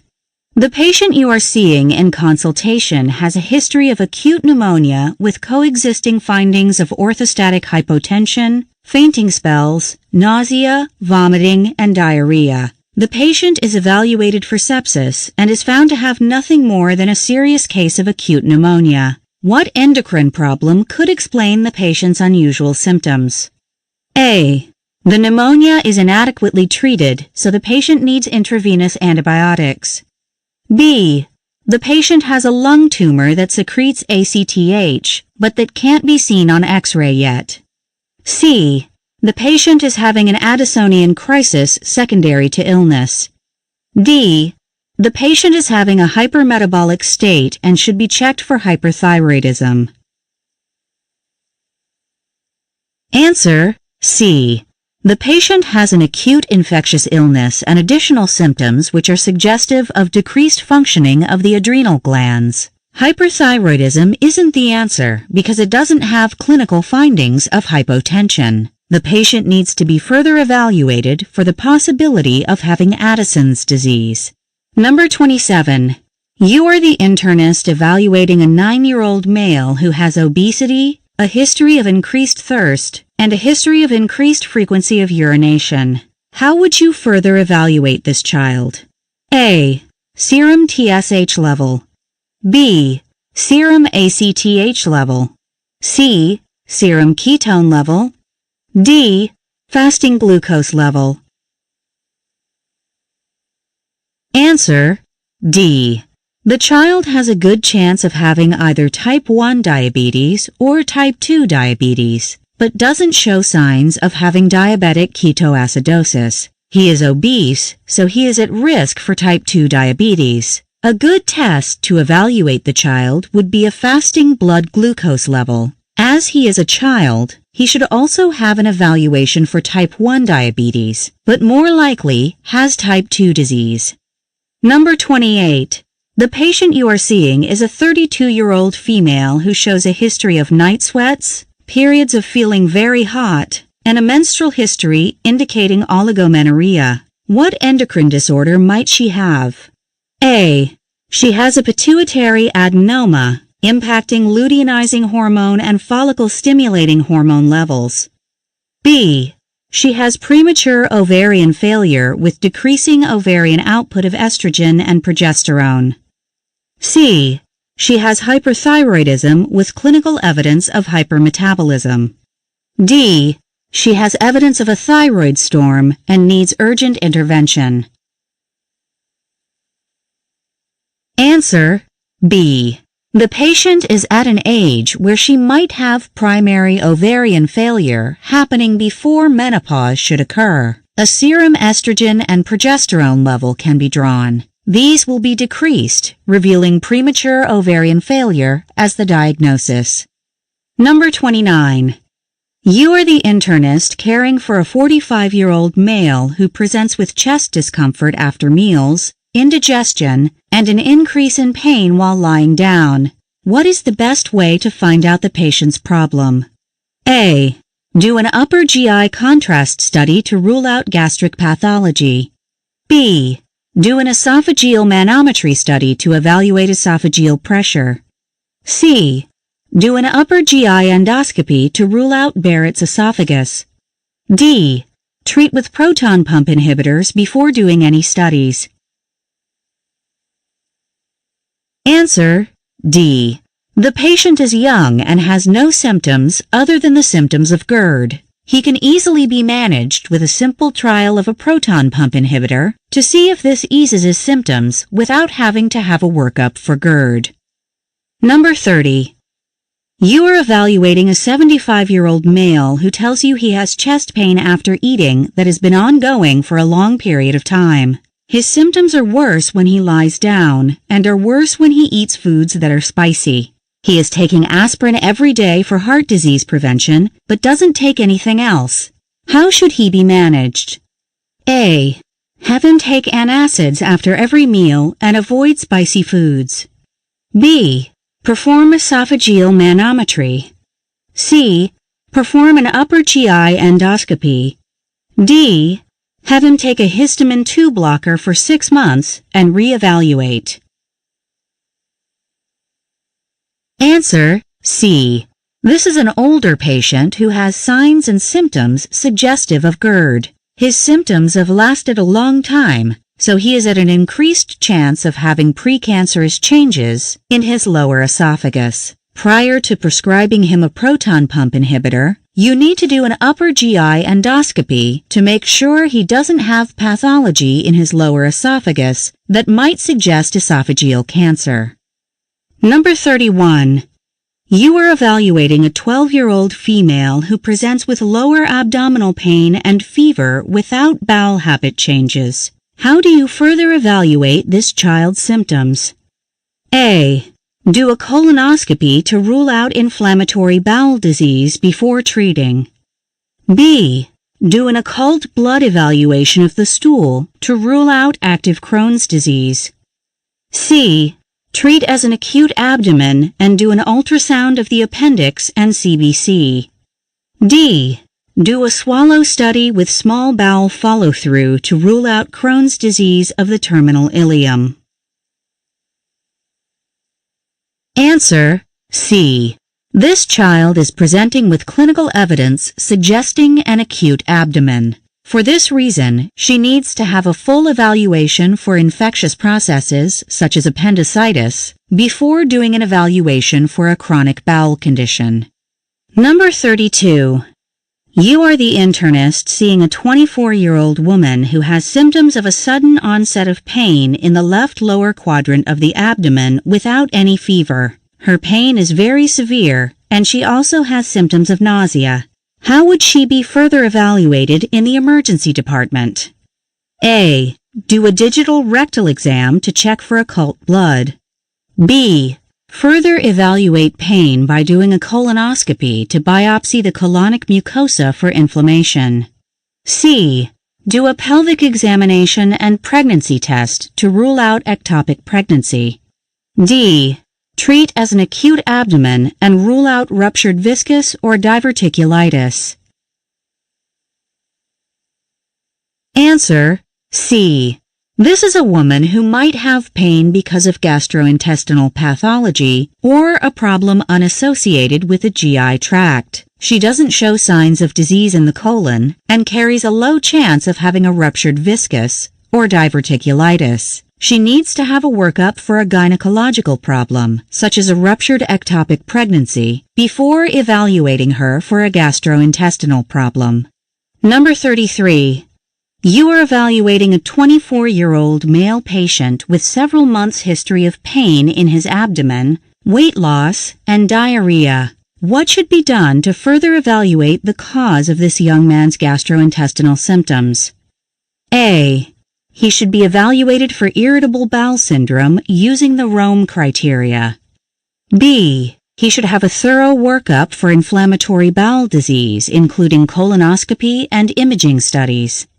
C.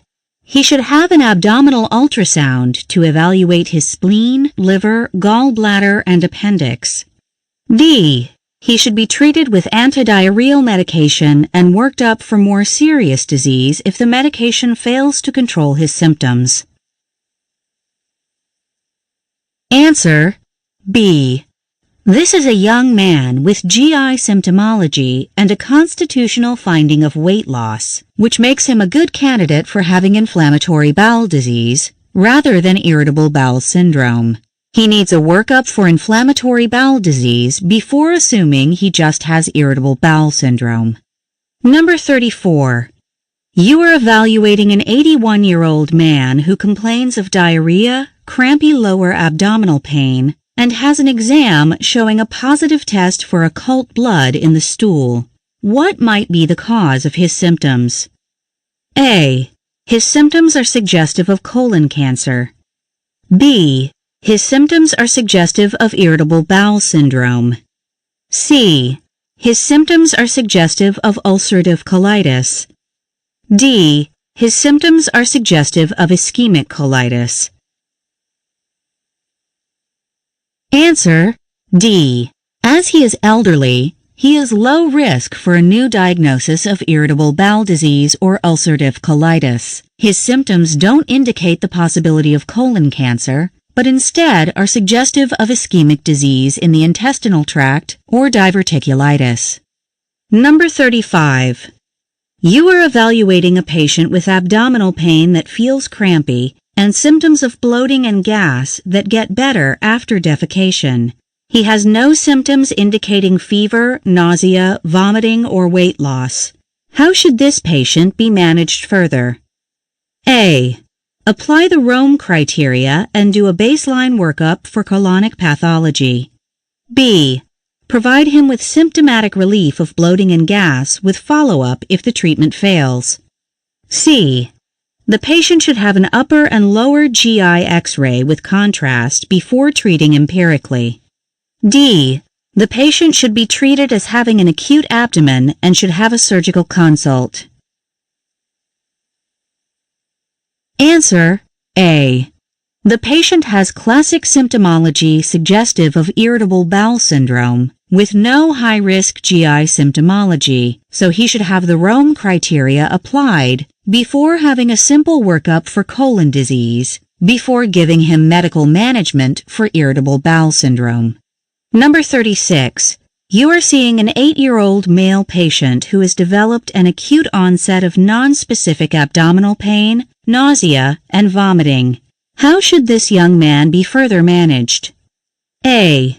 Treat symptoms of nausea and vomiting with the presumptive diagnosis of gastroenteritis. B. Do a baseline CBC and treat as an acute abdomen if this is abnormal. C. Do serial X-rays of the abdomen looking for evidence of a ruptured viscus. D. Do an upper GI X-ray series with contrast to look at stomach and bowel for Crohn's disease. Answer B.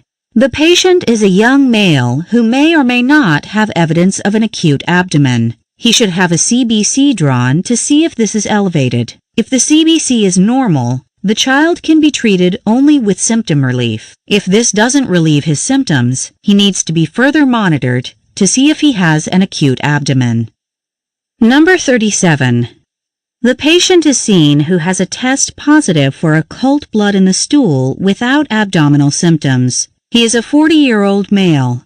What is statistically the most likely cause of this finding? A. Crohn's colitis. B. Chronic gastritis. C. Internal hemorrhoids. D. Colon cancer. Answer C. In a young and healthy man who has no abdominal symptoms, a positive stool test for occult blood is most likely secondary to benign disease like internal hemorrhoids. Even so, he needs a workup of his colon because he could have colon cancer at an early age. Number 38. You are evaluating a child who is 9 years old who presents with a subacute onset of crampy abdominal pain, fever, nausea, and vomiting. He has a stool test indicating a positive finding of occult blood. He admits to having ongoing diarrhea. What should the patient be further evaluated for? A. Crohn's colitis. B. Ulcerative colitis. C. Bacterial gastroenteritis. D. Viral gastroenteritis. Answer C. This is a patient who might have structural gastrointestinal pathology, as he has findings of a positive stool test, but inflammatory bowel diseases such as ulcerative colitis or Crohn's colitis are less commonly seen when compared to acute infectious process. An acute disease such as bacterial gastroenteritis would also give a positive occult blood test and be a more likely diagnosis in a patient of this age. Number 39. You receive a phone call describing the new onset of pneumonia in a nursing facility resident with dementia. What thing would best help you provide the proper treatment for the patient's symptoms? A. A CBC taken at the bedside and sent to the local hospital for evaluation. B. The nursing home charge nurse's assessment of the resident's breath sounds.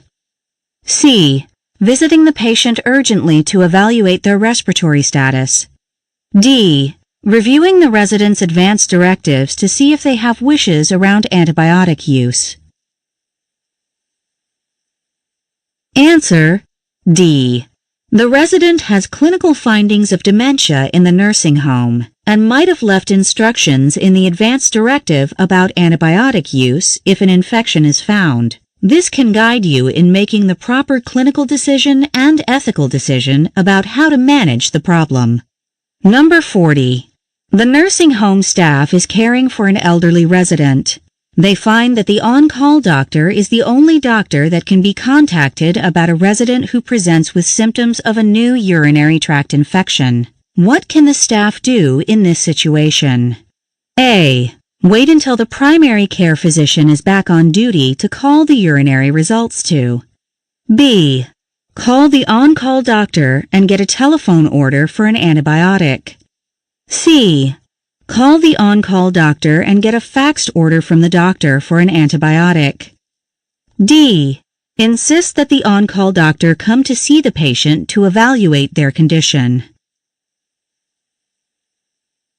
Answer: C. For a condition like a urinary tract infection, a doctor doesn't have to see the resident as long as the clinical findings can be given to the doctor by phone. An on-call doctor is acceptable to treat the patient's problem. However, the doctor should send the antibiotic order by facsimile or electronically so there isn't any confusion about what is being ordered. Number 41. You are the attending physician managing a nursing home resident who, after a hip fracture, shows clinical signs suggesting pneumonia and respiratory distress. You are seeing the resident and recognize that she is in acute respiratory distress. She doesn't have an advance directive and is too short of breath to speak. What should you do to treat the resident for her symptoms? A. Make contact with a geriatrician to see how best to handle this resident. B. Ask a family member what the resident would want to have done in this medical situation. C. Decide to admit the resident to the care of a hospitalist and send the medical record for the hospitalist to review. D. Decide to treat the resident with oral antibiotics and review the decision later with the ethics committee. Answer: C. This is not a situation where ethics are part of the decision-making process. The resident is not at the nursing home because of a long-term problem. She needs to have acute respiratory treatment in the hospital unless she has an advance directive or is able to say something about how she wants to be cared for. Number 42. You are evaluating a nursing home resident who has dementia and falls in the nursing facility because the nursing assistant didn't raise the resident's bed rails. The resident has a hip fracture because of the fall. How should you handle this problem? A. Even if the resident has dementia, they should be treated for their fracture and the report should be made to the Continuous Quality Control Committee. B. The resident had dementia and isn't expected to ambulate anyway, so they can receive supportive care only for their fracture. C. The resident should have an X-ray to confirm a fracture and should have an orthopedist see them at a later date to consult with the primary care doctor. D. The care should revert back to the geriatrician, who is better equipped to handle fracture care in elderly residents. Answer: A. The case should be presented to the Continuous Quality Improvement Committee because the fracture happened because of an error made by a staff member. As for the fracture care, the resident should be treated with maximal care unless there is evidence, such as an advance directive, indicating that the resident would oppose maximal treatment. Number 43. You are sending a hospitalized patient to a nursing facility after they were treated for pulmonary edema. The patient is in the nursing home for both rehabilitation and medical treatment of fluid and electrolyte status. How should you manage the resident's health problems? A. Make daily phone contact with the charge nurse who can assess the resident's lung sounds and electrolyte status. B. Turn the care over to the geriatrician who can manage pulmonary edema in the elderly better than the internist. C. Arrange to make more frequent visits to the nursing facility until the resident stabilizes. D. Order daily x-rays of the resident's lungs and have the results faxed to the clinic as soon as they are available. Answer C. The resident isn't at the nursing facility as a long-term care resident who needs monthly visits, but is instead an acute care resident who requires frequent visits for clinical management until they resolve their acute problem. You need to see the resident more frequently, with visits that are as frequent as if you were seeing the resident in the hospital. Number 44. You are the attending physician for a female nursing home resident without dementia or a mental status problem. She fills out an advance directive indicating she wants no heroic measures to save her life if she develops a life-threatening condition. She comes down with symptoms suggesting acute pulmonary edema and complains of shortness of breath. She wants something for the shortness of breath. How do you treat the patient? A. As the resident was lucid and ordered no heroic efforts, the doctor places the resident on oxygen for comfort and does no further intervention. B. The doctor admits the resident to the hospital because the only way to keep her comfortable is to use intravenous treatments unavailable at the nursing facility. C. Gives oral medication only to the resident even though they don't treat the resident's shortness of breath because the resident ordered no heroic efforts. D. As the resident was lucid at the time the advance directive was made, she should have understood that oxygen alone wouldn't treat the condition, so the doctor orders intramuscular diuretics to be given at the nursing home. Answer B. The woman has indicated that she wants the doctor to treat her without heroic treatment, but still needs to be kept comfortable. In this severe pulmonary condition, giving her oxygen without any other treatment probably won't help her shortness of breath. For this reason, she needs to be treated with more than just oxygen. IV diuretics are necessary to treat the resident's shortness of breath, and these things aren't able to be used in a nursing home setting, so she needs to be hospitalized. Number 45. You are the attending physician for a patient who is being managed for terminal lung cancer and who only requests palliative care. What management decision would be the most appropriate in the care of this patient? A. Liberal use of nebulizer treatments to keep the airways only. B. Liberal use of morphine and continuous oxygen supplementation. C. Oxygen by mask when cyanosis is evident and liberal use of morphine. D. Morphine when pain is present and liberal use of oxygen. Answer B. The patient has lung cancer and is dying of the disease. The patient will likely have problems in both pain and shortness of breath. An order for the liberal use of morphine can be given to treat both the shortness of breath and pain. Oxygen should be used on a regular basis for shortness of breath. Number 46. You are managing a terminally ill patient who develops a bowel obstruction that can't be treated using surgery. How do you treat this patient? A. Tell the patient they can no longer eat anything as this will worsen the bowel obstruction. B.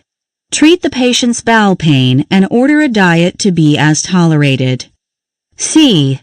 Give the patient parenteral feedings as this will improve skin integrity and keep nutrition up in a situation where the patient can't eat. D.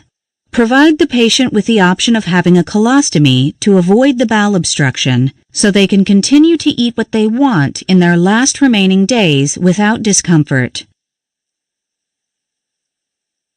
Answer B.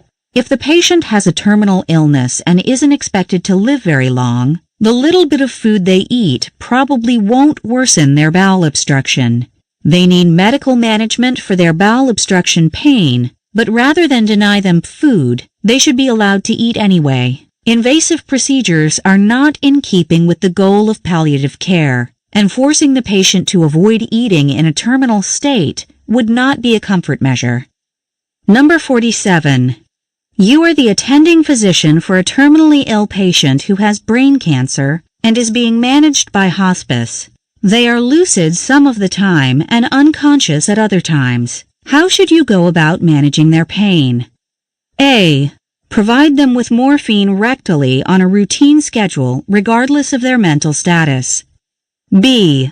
Provide them with subcutaneous morphine only when they are awake, even if they don't complain of pain. C. Provide them with oral morphine when they are awake and tell their family member they have a headache. D. Provide them with oral morphine on a regular schedule regardless of their mental status. Answer A. The patient is terminally ill with cancer and might or might not have pain with a decreased level of consciousness. Because of this, they need to have care for their pain and shortness of breath care using rectal morphine that is independent of their mental status. An order for morphine to be given orally would be less invasive, but can't be used when the patient is unconscious. Number 48. You are the primary physician treating a 15-year-old female who has menorrhagia. She tells you that bleeding disorders run in her family, but she can't recall what type of bleeding disorder her family has. How should she be further managed? A. Obtain a hemoglobin and serum iron level. If the iron level is low, recommend supplemental iron. B. Obtain a CBC and bleeding time to screen for a bleeding disorder. C. Obtain a hemoglobin, bleeding time, pro-time, and partial thromboplastin time. D. Obtain levels of all the clotting factors to define what bleeding disorder she has. Answer C. She may or may not have a bleeding disorder, so she can be simply screened by drawing blood for a hemoglobin, bleeding time, pro-time, and partial thromboplastin time. If she has laboratory evidence of a bleeding disorder with these tests, she can be evaluated further with clotting factor levels. Number 49. You are the primary care physician caring for a 1-year-old male patient who presents with spontaneous bleeding in his knee joint. He doesn't have a positive family history of any type of bleeding disorder.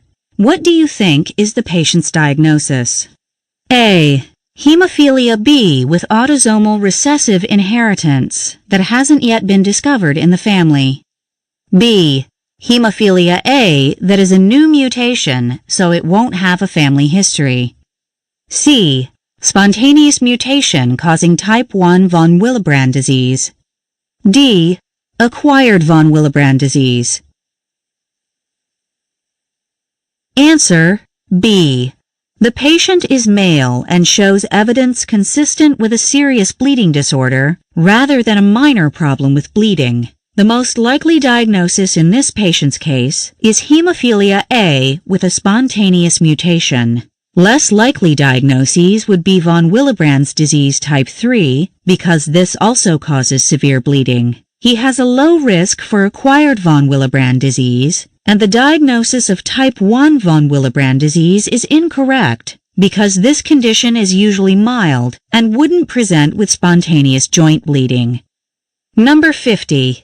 You are the internist for a 65-year-old man who presents with the acute onset of shortness of breath. Laboratory testing reveals he has a hemoglobin of 7 milligrams per deciliter, platelet count of 60,000, and a white blood cell count of 40,000. What do you think is going on with this patient? A. He has evidence of a bleeding disorder and anemia, so he probably has blood loss anemia. B. He has an elevated white blood cell count, which could represent leukemia with crowding out of the red blood cell line production and platelet production. C. He has evidence of early bone marrow failure, suggestive of aplastic anemia. D. He has fibrosis in his bone marrow that has impacted his red blood cell production and platelet production. Answer B. He has a markedly elevated white blood cell count, which indicates a high likelihood for a diagnosis of acute leukemia that has crowded out his red blood cell production and platelet production. Number 51. You are the attending physician managing the care of a 33-year-old male with signs and symptoms of anemia and a bleeding problem.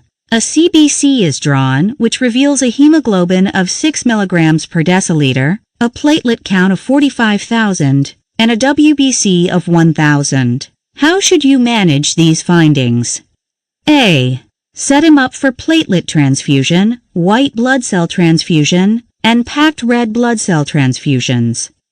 B. Find out what toxic exposures he has come in contact with and remove those toxins in the blood. C. Obtain a thorough family history and attempt to find a matched donor relative for a bone marrow transplant. D. Look through the bone marrow registry to find a suitable donor for the patient. Answer C.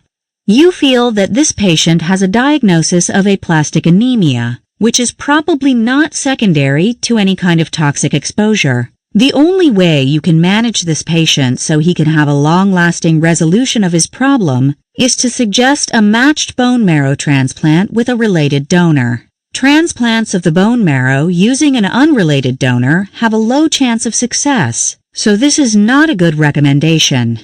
Number 52. You are the attending physician for a man showing laboratory evidence of a low hemoglobin, a low white blood cell count, and a low platelet count. A bone marrow biopsy is not able to be obtained from his hip because he doesn't have an abundance of red marrow in his hip bone. What do you think is wrong with this patient? A. Early leukemia that hasn't yet resulted in an elevated white blood cell count. B. Fanconi's anemia with involvement of the bone marrow. C. Myelofibrosis. D. Kidney failure with lack of erythropoietin. Answer C. This is a patient who doesn't have very much red marrow, which is responsible for making all of the blood cell lines. Because he has a difficult bone marrow aspiration study, the most likely problem in this patient's condition is myelofibrosis that has caused a decrease in the total of red marrow in the bone. Kidney failure isn't the answer because this would only result in red blood cell loss. Fanconi's anemia would only have red blood cell loss as well. Early leukemia isn't the answer because a bone marrow biopsy would be easier to do and would show evidence of leukemia in the bone marrow. Number 53. You are the attending physician for a 34-year-old female with a laboratory test showing a hemoglobin of 11 milligrams per deciliter. What test would be most helpful in finding the cause of the low hemoglobin level?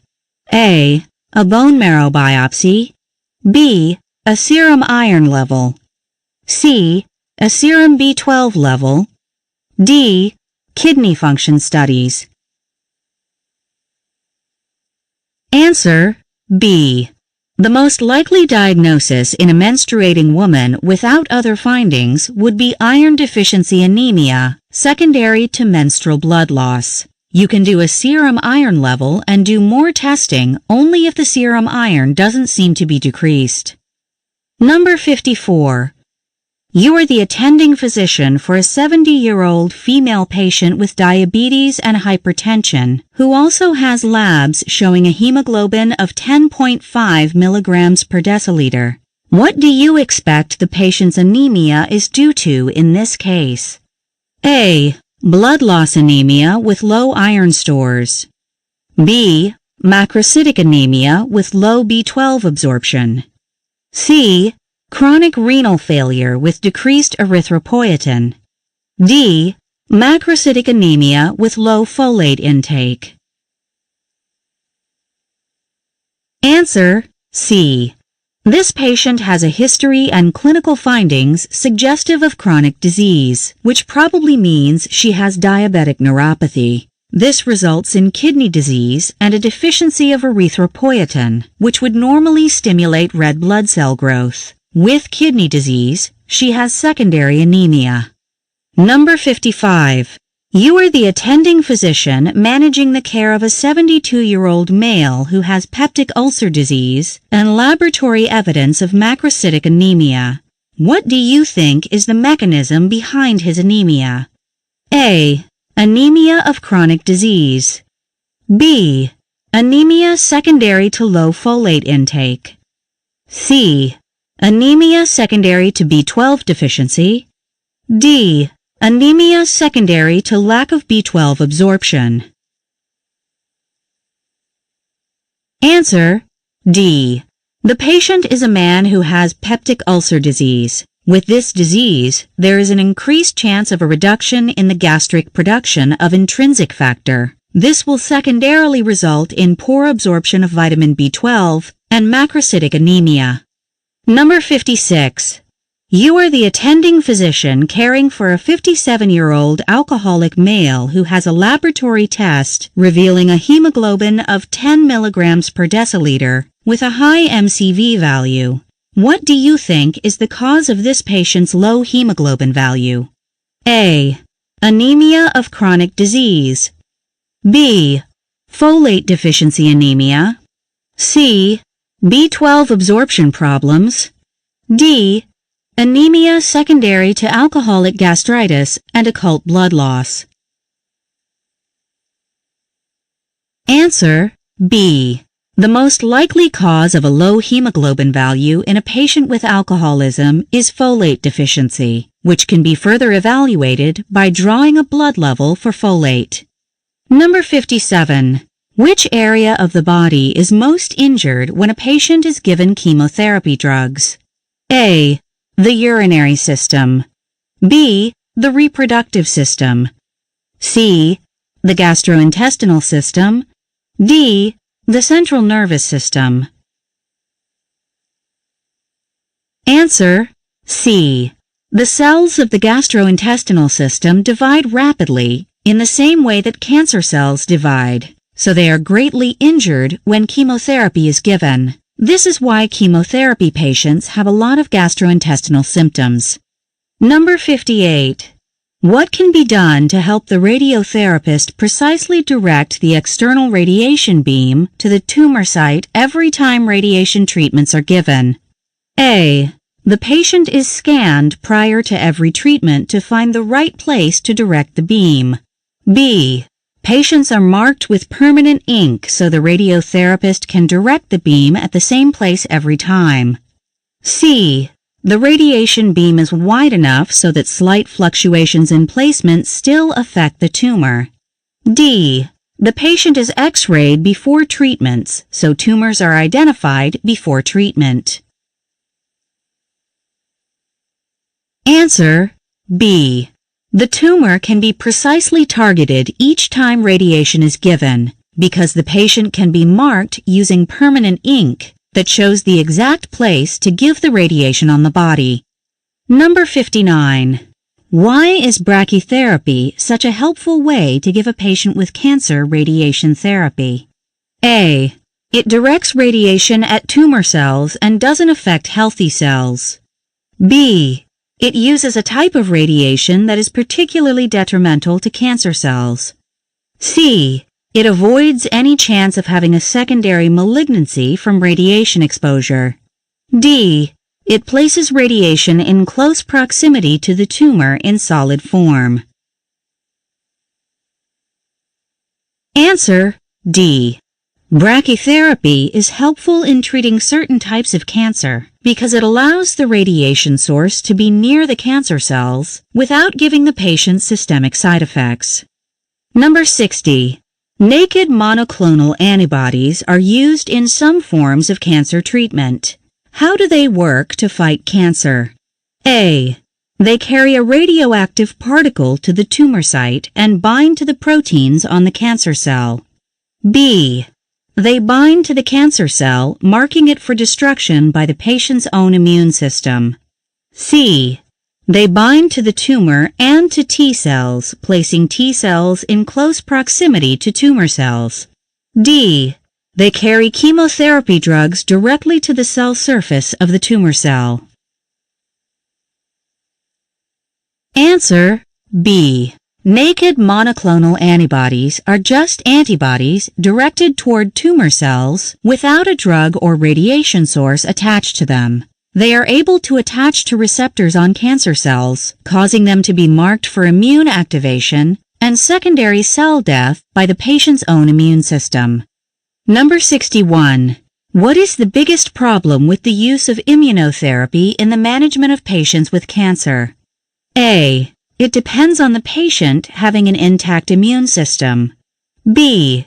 It has more side effects than chemotherapy treatments. C. It doesn't work on every type of cancer. D. It often takes several months to see any effect on the tumor growth. Answer: A. The biggest problem with the use of immunotherapy is that it can only work when the patient has a well-functioning immune system, which isn't found in all patients who have cancer treatments. Number 62. In what way do bispecific monoclonal antibodies work to fight cancer cells? A. They bind to more than one receptor on the tumor cell membrane. B. They bind to the tumor and to the patient's T cell. C. They carry chemotherapy drugs to the tumor directly. D. They carry radiation particles directly to the site of the tumor. Answer: B. Bispecific monoclonal antibodies work against cancer cells because they are able to bind to both the tumor cell and to the patient's T cell, so the immune cell is placed very near to the cancerous cell, allowing it to kill the cancer. Number 63. What nutritional issue is the biggest problem in the care of the patient with cancer? A. Poor absorption of nutrients. B. Poor appetite. C. Insulin resistance.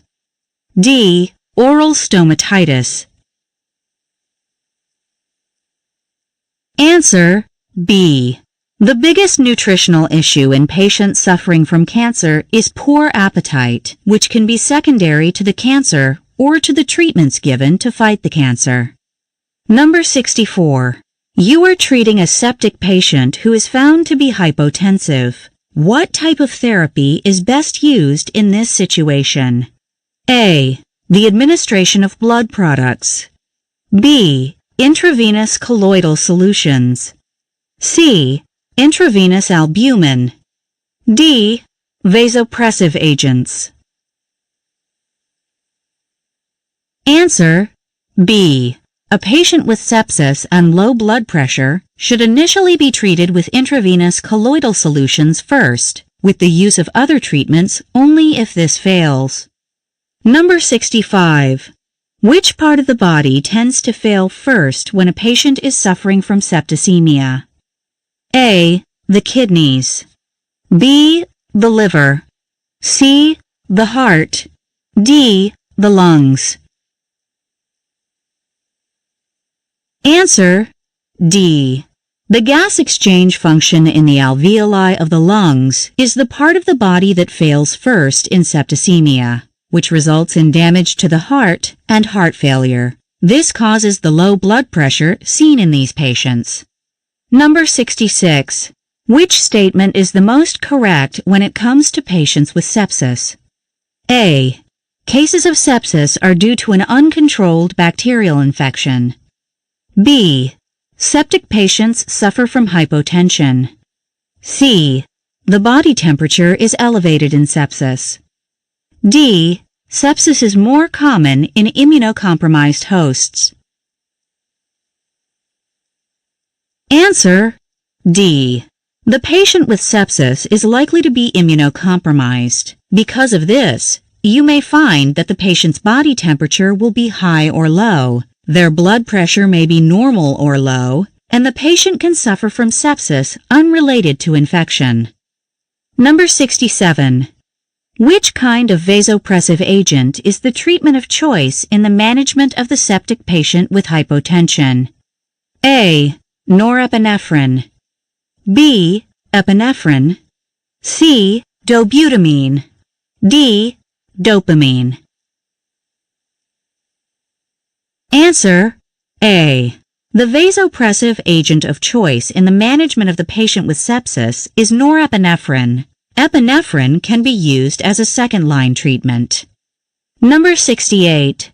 Which drug classification is always necessary when caring for the patient who has sepsis? A. Vasopressor therapy.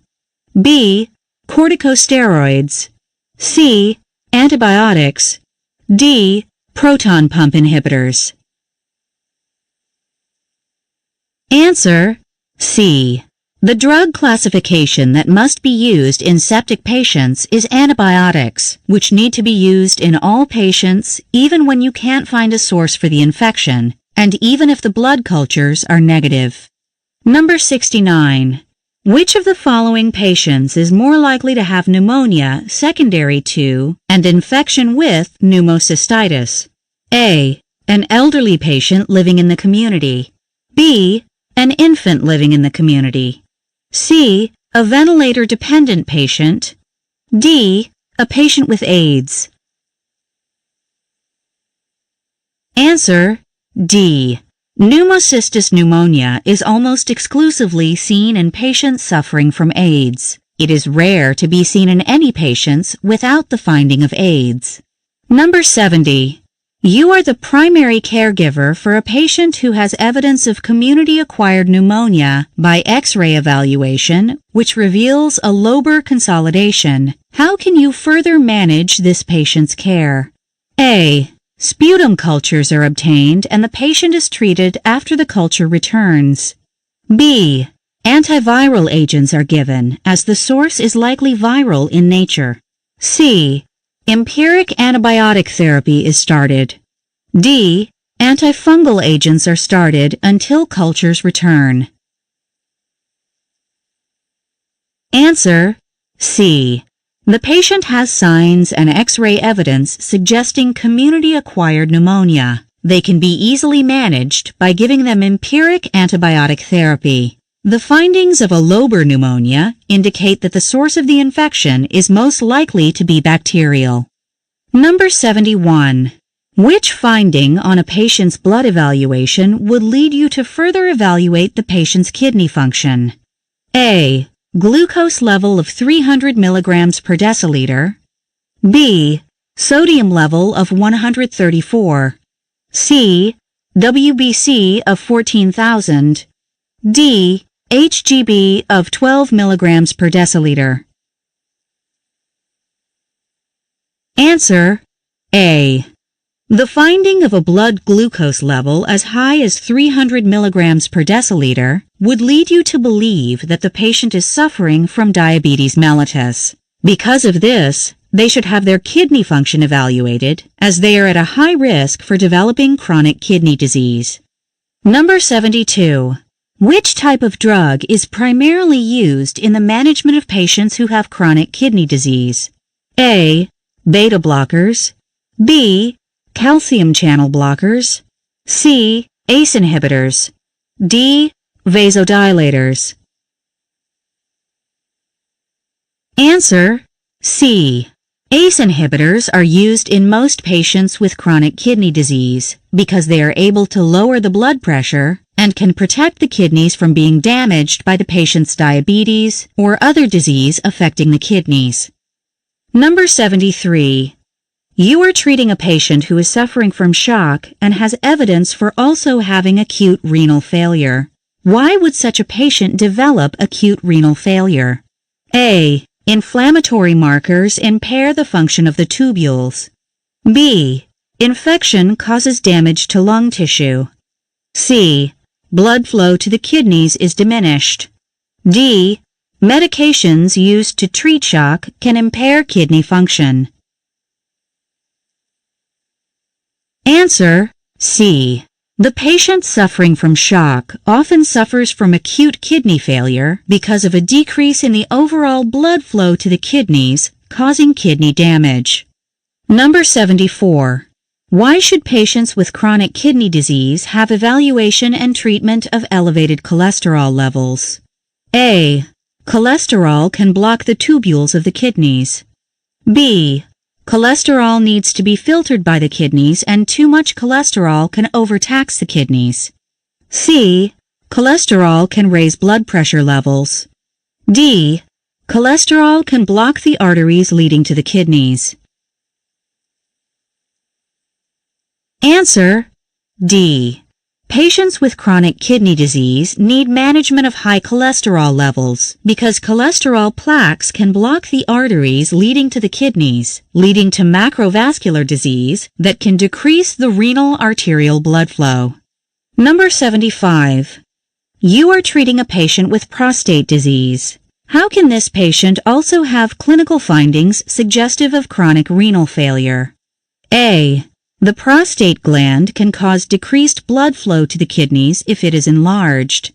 B. The prostate gland can release factors into the blood that cause kidney damage. C. The prostate gland can secrete factors into the urine that result in kidney damage. D. The prostate gland can block urine outflow, damaging the kidneys. Answer D. The prostate gland can cause a patient to develop chronic renal failure if it becomes enlarged, resulting in urine outflow obstruction and secondary damage to the kidneys. Number 76. The patient has documented evidence of strep throat. How can this condition sometimes lead to the development of acute renal disease?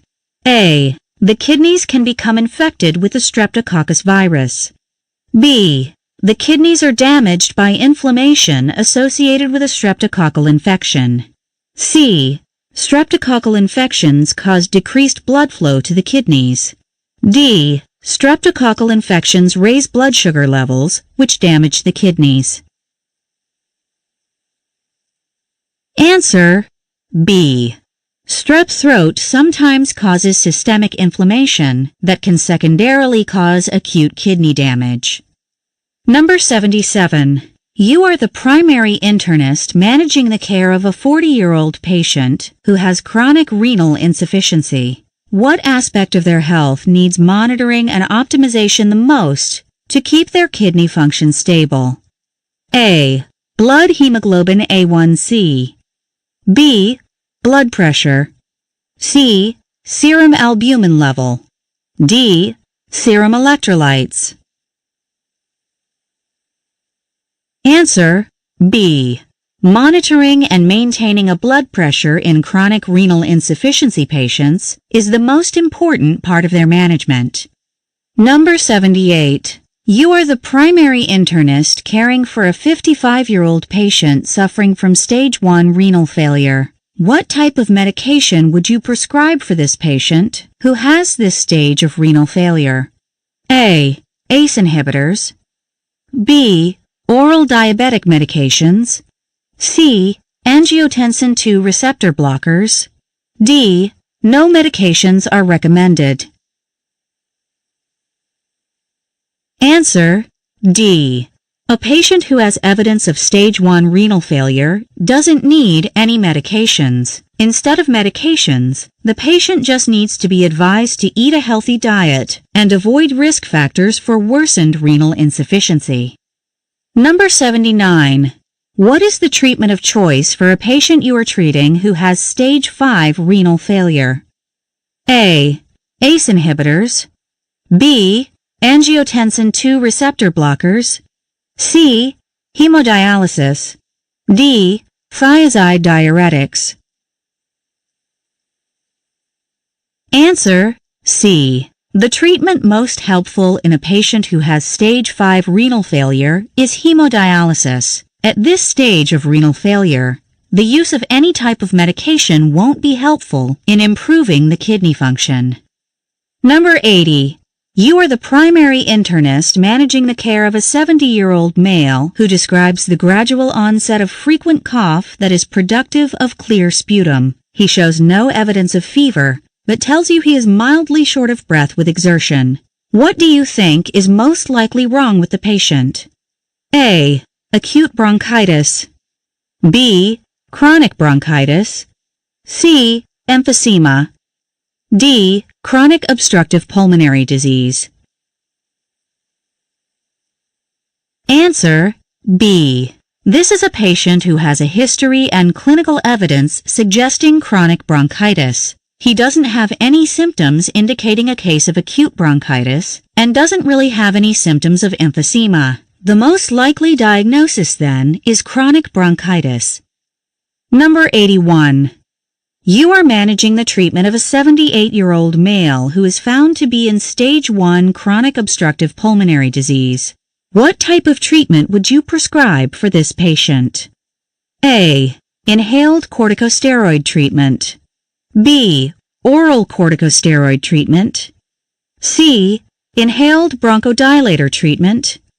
D. Oral antibiotic treatment. Answer: C. For a patient who only has stage 1 chronic obstructive pulmonary disease, the treatment you would prescribe would involve only inhaled bronchodilator therapy. The other choices tend to be prescribed in patients who have greater stage disease. Number 82. You are the primary internist for a patient who has chronic obstructive pulmonary disease. What is the most likely thing that has caused this patient's condition? A. Air pollution. B. Cigarette smoking. C. Secondhand smoke. D. Chronic infections. Answer: B. The most common reason a person has chronic obstructive pulmonary disease would be cigarette smoking. The other answers are more rare causes of the disease. Number 83. You are the attending internist caring for a 35-year-old man who has a 5-year history of emphysema. What could be the cause of the early onset of this patient's condition? A. Secondhand smoke inhalation. B. Alpha-1 antitrypsin deficiency. C. Chronic cigarette smoking. D. Chronic respiratory infections. Answer: B. This patient has emphysema at an extremely young age. This makes him have a clinical suspicion of having a genetic cause for the emphysema. Alpha-1 antitrypsin deficiency should be suspected in this case. Number 84. You are the attending internist evaluating a 60-year-old male who has symptoms suggestive of possible emphysema. The chest X-ray isn't helpful in making the diagnosis, and you want to do additional testing to further evaluate the man's symptoms. What other test can you do to make the diagnosis in this man's condition? A. Pulmonary function test. B. Arterial blood gases. C. CT scanning of the chest. D. Lung biopsy. Answer: C. If the chest X-ray can't show that the patient has emphysema, you can go on with the evaluation by doing a CT scan of the chest, which can help you make the diagnosis of emphysema. Number 85. Why would you treat your patients who have chronic obstructive pulmonary disease with therapy that involves giving both bronchodilators and corticosteroids? A. Both types of treatments are necessary to fight small airway disease. B. The patient has elements of both obstructive airway disease and chronic inflammation. C. The patient will be less short of breath if a corticosteroid is part of their therapy. D. The patient will have less bronchoconstriction on corticosteroid therapy. Answer: B. Patients who have chronic obstructive pulmonary disease are often prescribed both bronchodilators and corticosteroids because they have lung disease that involves both obstructive airway disease and chronic inflammation, requiring 2 types of medication. Number 86. You are the internist managing a patient suffering from stage 4 chronic obstructive pulmonary disease. What should be used at this stage to help the patient have maximal improvement of their symptoms? A. Long-term bronchodilator therapy. B. Lung transplant. C. Oral corticosteroid therapy. D. Oxygen therapy. Answer: B. In a patient suffering from stage 4 chronic obstructive pulmonary disease, the only course of action that can maximally improve their symptoms for a long period of time is a lung transplant. Number 87. You are the attending internist caring for a 75-year-old woman who has both osteoarthritis of the knee and peptic acid disease, making her a poor candidate for NSAID therapy. What treatment can you give her for her knee pain that won't have systemic side effects? A. Narcotic pain relief of joint pain. B. Total knee replacement. C. Hyaluronic acid injections. D. Proton pump inhibitors and NSAID therapy. Answer C. There are many things that can be done to help a patient with osteoarthritis who also has peptic acid disease. One safe treatment for this patient is hyaluronic acid injections that can be injected into the joint without a risk for systemic side effects. Number 88. How can you best identify osteoarthritis in your patient? A. Blood tests showing autoantibodies to joint tissue. B. CT scan of the vertebral column. C. Physical exam and X-ray of painful joints. D. Joint aspiration showing inflammation of the joints. Answer C. Osteoarthritis is best identified by doing a thorough examination of the patient's joints and by doing a plain X-ray of at least one affected joint which shows characteristic joint space narrowing and bony abnormalities. Number 89.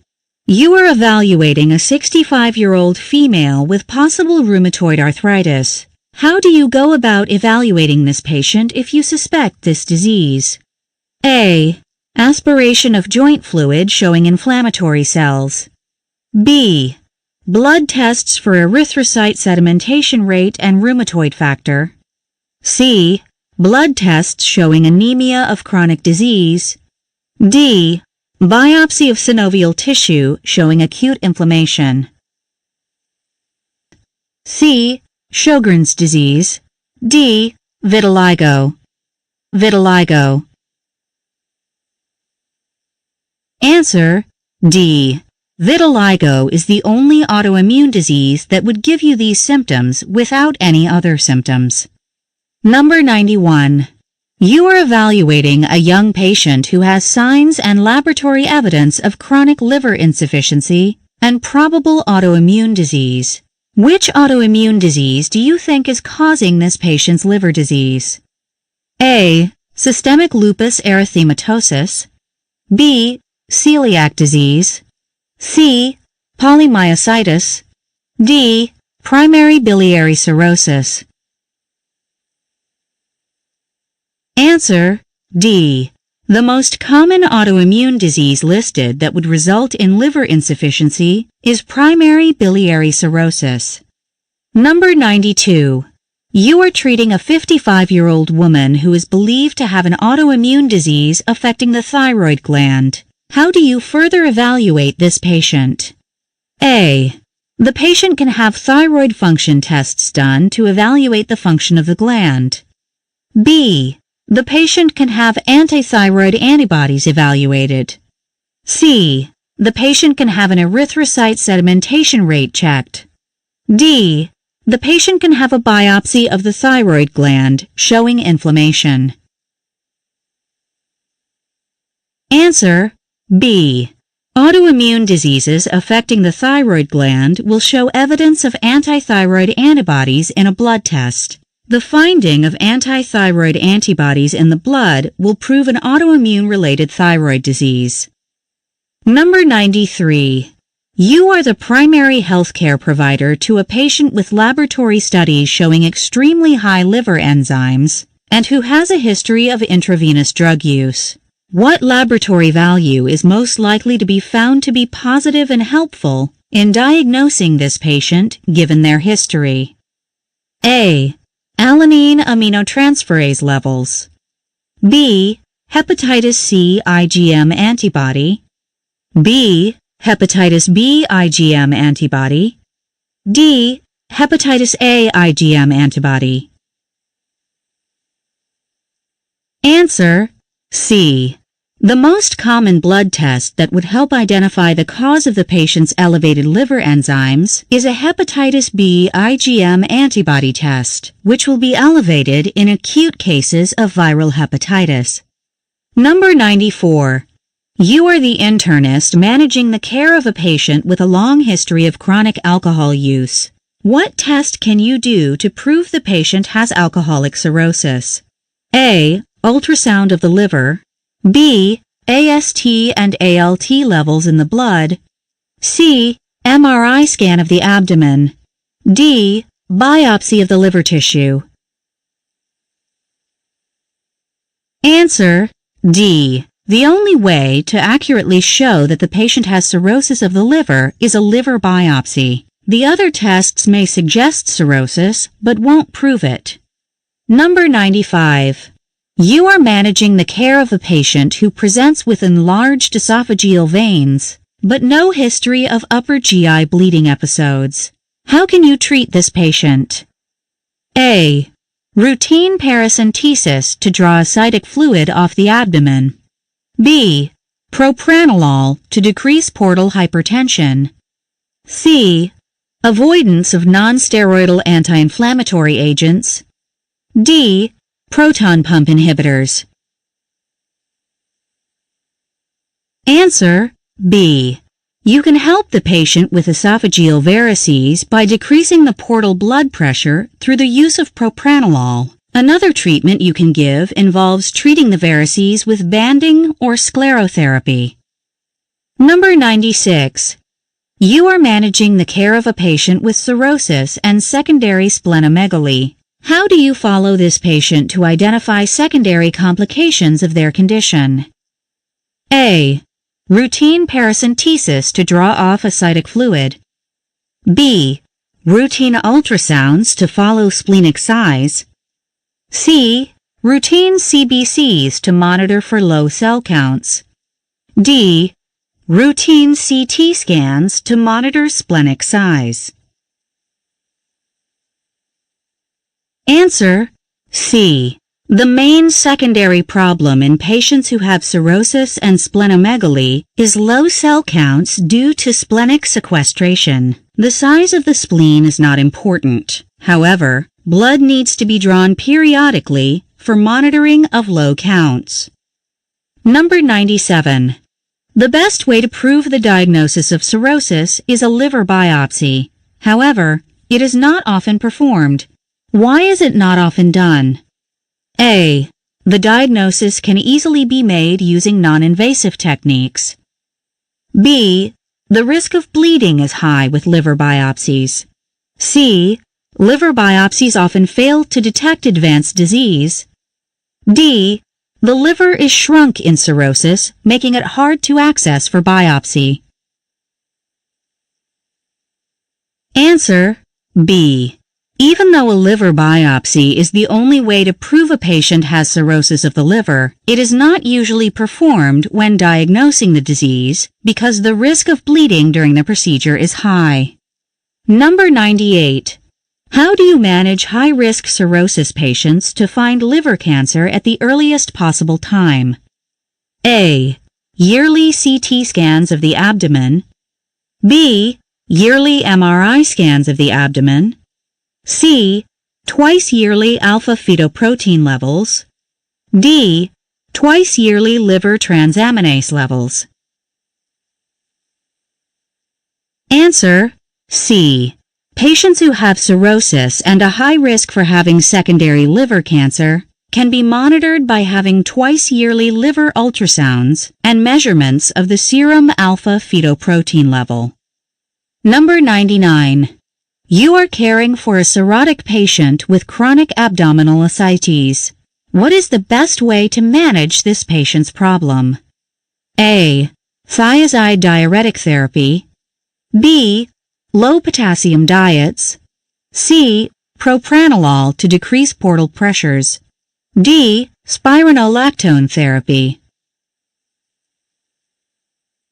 Answer D. While there are several good treatments for ascites, including following a low-salt, low-fluid diet, most patients still have ascites after this. and usually require diuretic therapy. Spironolactone is a typical diuretic therapy used in the management of ascites. Number 100. You are caring for an otherwise healthy young female patient who has clinical evidence suggesting she has acute hepatic insufficiency. What test can best assess the cause of her acute hepatic failure, given her history? A. Antinuclear antibody and anti-smooth muscle antibody titers. B. Liver biopsy. C. Viral screening for hepatitis A. D. Ultrasound of the liver. Answer: A. A healthy young female showing clinical evidence of hepatic inflammation and insufficiency of the liver should be screened for autoimmune hepatitis. Hepatitis A will result in inflammation of the liver, but won't be a cause for her liver failure. An ultrasound of the liver will not help in diagnosing the cause of her liver failure, and performing a liver biopsy would be done only as a last result because it would be risky in a patient who has liver insufficiency. Conclusion. This concludes our lesson on internal medicine. Now would be a good time to go back and revisit areas you found challenging.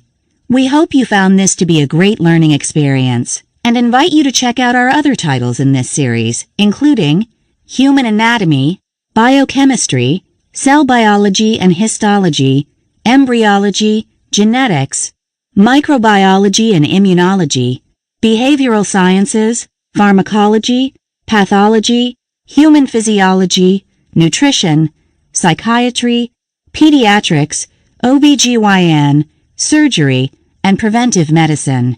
Thank you for listening, and good luck. Decoding medical terminology. Each area of expertise has its own lingo. Lawyers use legalese. Pastors communicate in religious terms. Bikers talk Harley, and so on.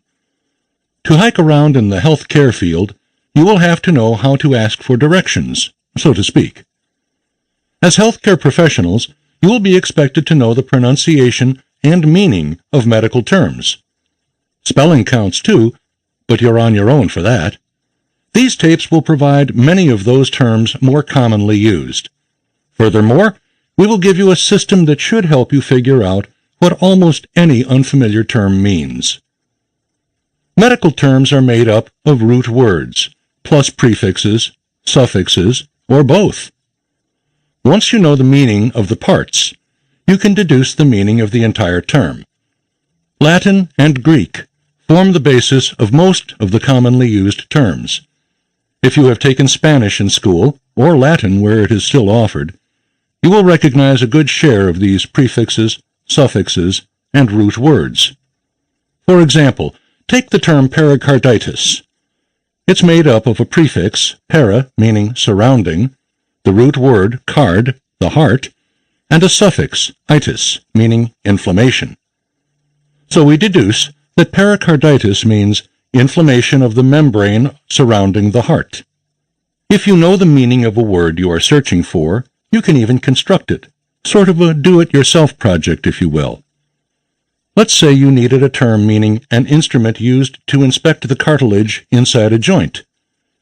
You know the root for an instrument used to inspect is scope. From experience, you will learn that inside a joint, in this application, does not mean the interior of a tavern, but is expressed by the prefix arthro. Put them together, and you have arthroscope. The rest of this study package will present lists of commonly used root words, prefixes, and suffixes, and finally, several hundred common terms.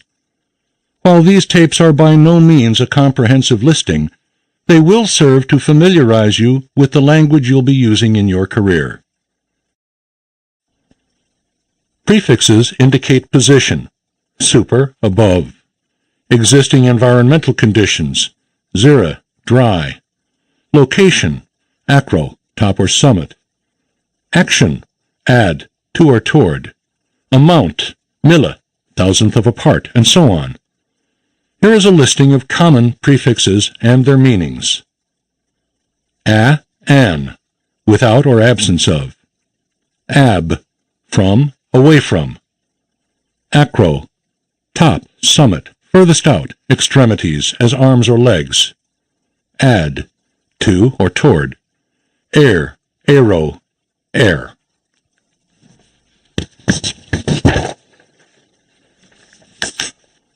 Alb, white. Anna, up, again, backward. Ante, before. Anti, against. Ape, upon or on top of. Apo, off. Arachne, spider. Auto, self. Bi, to. Bio, life. Brachy, short. Centi, hundredth part, as in centimeter. Chemo, chemical. Con, with. Contra, against. Cyto, cell. D, from, down, or lack of. Desmo, fetter or band. Dextro, to the right. Die, two or double. Dia, through, throughout, completely. Dis, not, free from, to undo. Dis, inability, lack of. Echo, sound. Eco, environment. Ect, ecto, outer, outside. Electro, using electricity. End, endo, inside, within. Entero, the intestine, the gut. Epi, on, upon, at, by, near, over, on top of, toward, against, among. Ergo, work. U, goodly or well, also normal. Ex, exo, out of, outer, away from. Extra, outside of, beyond. Ferro, iron. For, in front of, ahead of. Gastra, the stomach. Geno, gene, genetic. Gyne, gyna, gyneco, gyno, woman, womanlike, womanly. Helic, helico, spiral. Hemi, half. Hetero, different. Hex, hexo, 6. Break. Histo, tissue. Homo, same. Hydro, water, fluid. Hyper, above, excessive. Hypno, sleep. Hypo, below, deficient, incomplete. Iatra, referring to a physician or to medicine. Ichthe, fish or fish-like. Into. In, not, into. Infra, under, below. Inter, between. Intra, inside. Ipsi, the same. Iso, equal or like. Juxta, near, nearby, close. Karyo, nucleus. Kerato, may refer to the cornea, for example, keratitis, or to hard, horny tissue, for example, keratosis. Keto, ketone. Kilo, 1,000. A kilogram is 1,000 grams. Lact, milk, lactose. Latter, side. Latte, width. Luke, leuco, literally white, refers to white blood cells. Lip, lipo, fat. Litho, stone. Longe, length. Lyse, lyso, destroy, break apart. Macro, large or long. Mal, bad or badly. Mega, great or huge, abnormally large. Meso, middle. Meta, after. Micro, small or short. Milla, thousandth. There are 1,000 milligrams in a gram. Mono, one or single. Multi, several, many. Neo, new, young, recent. Nulla, none. Oligo, just a few, scanty. Omni, all. Omphal, the umbilicus or navel. Onycho, having to do with the nails. Ortho, straight or erect. For example, orthodontics, straightening the teeth. Osteo, bones. Otto, ear. Pachy, elephant-like. Pan, all. Para, beside, near, resembling, beyond, apart from, abnormal. Patho, suffering or disease. Per, through. Peri, surrounding. Phago, devouring. Phlebo, vein. Photo, light. Phys, physio, function. Phyto, plant. Phys, physio, function. Phyto, plant. Pneumo, breathing, the lungs, pneumonia, or air. Poly, many. Post, after. Pre, before. Pro, before, in front of, preceding, on behalf of, in place of, the same as, initiating. Pseudo, false. Quad or quadra, four, fourfold. Quasi, seemingly. Re, again. Retro, backward. Schizo, split, divided. Sclero, hard, or referring to the sclera of the eye. Sub, underneath. Super, above, before. Supra, upper. Syn, together. Tachy, speedy, too fast. Tetra, four. Thrombi, thrombo, referring to a clot within a blood vessel or the heart. Tox, poisonous. Trans, over, across, beyond. Tri, three. Ultra, beyond, in excess. Un, not. Uni, one. Xanth, yellow. Zen, or xeno, foreign. Zera, zero, dry. Zoo, animal. Zygo, egg. Suffixes describe a procedure. Ectomy, removal. Indicate action. Phage, consuming. Relation, us, pertaining to. Parts of the body. Emia, of the blood, and so on. They are elaborations on the root words, if you will. Here is a list of some common suffixes and their meanings. Ac, al, ar, ari, pertaining to. Agra, excessive pain. Algia, pain. Apheresis, removal. Ace, enzyme. Asthenia, weakness. Atresia, closure, occlusion, absence of a normal opening.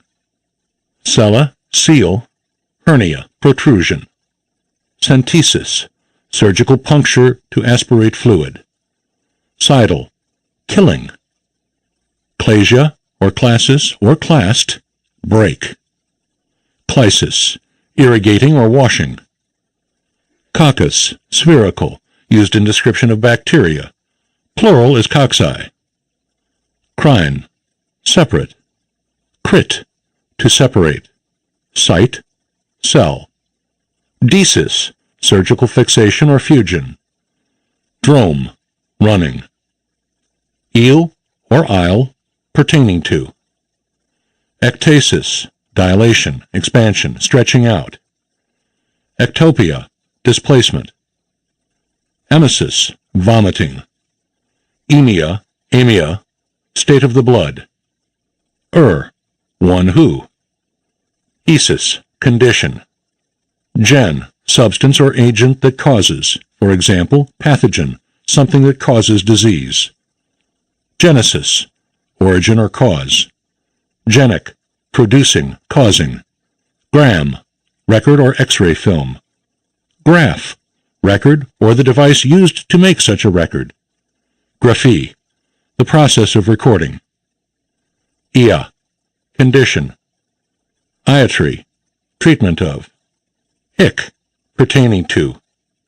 Ishin, one who treats or maintains. Physician, one who treats the body. Ism, state of. Itis, inflammation of. Lepsy, seizure. Lysis, breaking down, loosening, destruction. Bacteriolysis, destruction of bacteria. Light, subjected to decomposition. Electrolyte, a solution that decomposes to ions and then conducts electricity. Lytic refers to lysis. Hemolytic, the breakdown of red blood cells. Malacia, softening. Mania, madness, obsessive desire. Megaly, enlargement.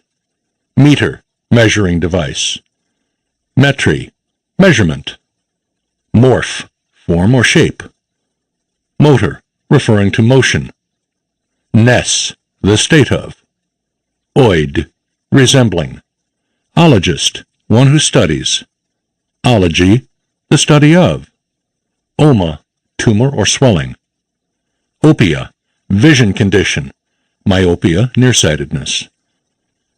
Opsy, to view or examine. Biopsy, to examine a sample of tissue. Orasia, rapid flow of blood. Oriphy, suturing, repairing. Aurea, flow, excessive discharge. Orexis, rupture. Osis, abnormal condition, increased when used with blood cell root words. Ostomy, creation of an artificial opening. Otomy, incision. Us, pertaining to. Oxia, oxygen. Paresis, slight paralysis. Pathy, disease. Penia, abnormal reduction in number. Pepsia, digestion. Pexy, surgical fixation, suspension. Phasia, consuming, eating, swallowing. Philia, love. Phobia, abnormal fear. Phonia, sound, voice. Phoria, feeling. Physis, growth. Plasia, formation, development, or growth. Plasm, a growth, substance, or formation. Plasty, surgical repair. Plesia, paralysis. Nia, breathing. Poiesis, formation. Porosis, full of passages, osteoporosis, passages in the bones. Prandial, meal. Praxia, in front of, before. Ptosis, sagging, dropping, extrusion. Prolapse. Ptysis, spitting. Scope, instrument for visual examination. Scopic, or scopy, visual examination. Sepsis, infection. Cis, state of. Spasm, sudden involuntary muscle contraction. Stalsis, contraction. Stasis, control, stop. Stenosis, constriction, narrowing. Tome, a cutting instrument. Toxin, poison. Trypsy, surgical crushing. Trophy, nourishment. Ule, small. Urea, relating to urine. Here is a list of root words and their meanings. Abdomen, the abdomen or the belly. Acanth, thorny or spiny. Acetabule, the hip socket, acetabulum. Aku, sound or hearing. Acra, extremities, for example, hands and feet, or height. Actin, radius, or ray of light possibly. Adenoid, referring to the adenoids. Adon, resembling the adenoids or glandular tissue. Adrene, refers to the adrenal glands. Air, air or gas. Albumin, the albumin. Algesa, pain. Alveole, alveolus. Ambly, dull or dim. Ambule, walking. Amni, the amnion. Amyl, starch. Ander, male. Angy, vessel. Antra, antrum, a cavity or chamber. Aort, aorta. Appendic, the appendix. Arachne, spiders or spider-like. Arca, first or beginning. Artera, artery. Arthur, joint. Articule, joint or hinge. Ather, yellowish or fatty plaque. Example, atherosclerosis. Atre, atrium, of the heart. Or, ear or hearing. Ought, self. Axil, armpit. Azo, urea or nitrogen. Bacteria refers to bacteria. Balon, glans penis. Bio, life. Bil, the bile. Blast, a developing cell, as blastomere. Blephar, eyelid. Brake, arm. Bronch, bronchus, part of the lung. Buck, cheek of the face. Burse, bursa, a cavity or sac. Calc, calcium. Carcin refers to cancer. Carda, the heart. Carp, the carpals, wrist bones. Caud, tail, toward the sacrum, where the tail would be on an animal. Sec, or sake, spelled C-E-C or C-A-E-C. Cecum, the first part of the large intestine. Cela, or coli, C-E-L-I or C-O-E-L-I, the abdominal cavity. Ceph, referring to the brain. Ceph, relating to the brain. Cerebell, the cerebellum. Cerebra, cerebrum or the brain itself. Cerumen, refers to cerumen or earwax. Cervic, the dorsal part of the neck, or refers to a woman's cervix. Cur, C-H-I-R, hand. Cholangy, the bile duct. Chol, gall or bile.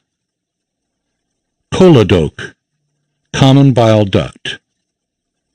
Chondra, cartilage. Chora, chorion. Crom, color. Clavic, the clavicle or collarbone. Col, the colon. Culp, refers to the vagina.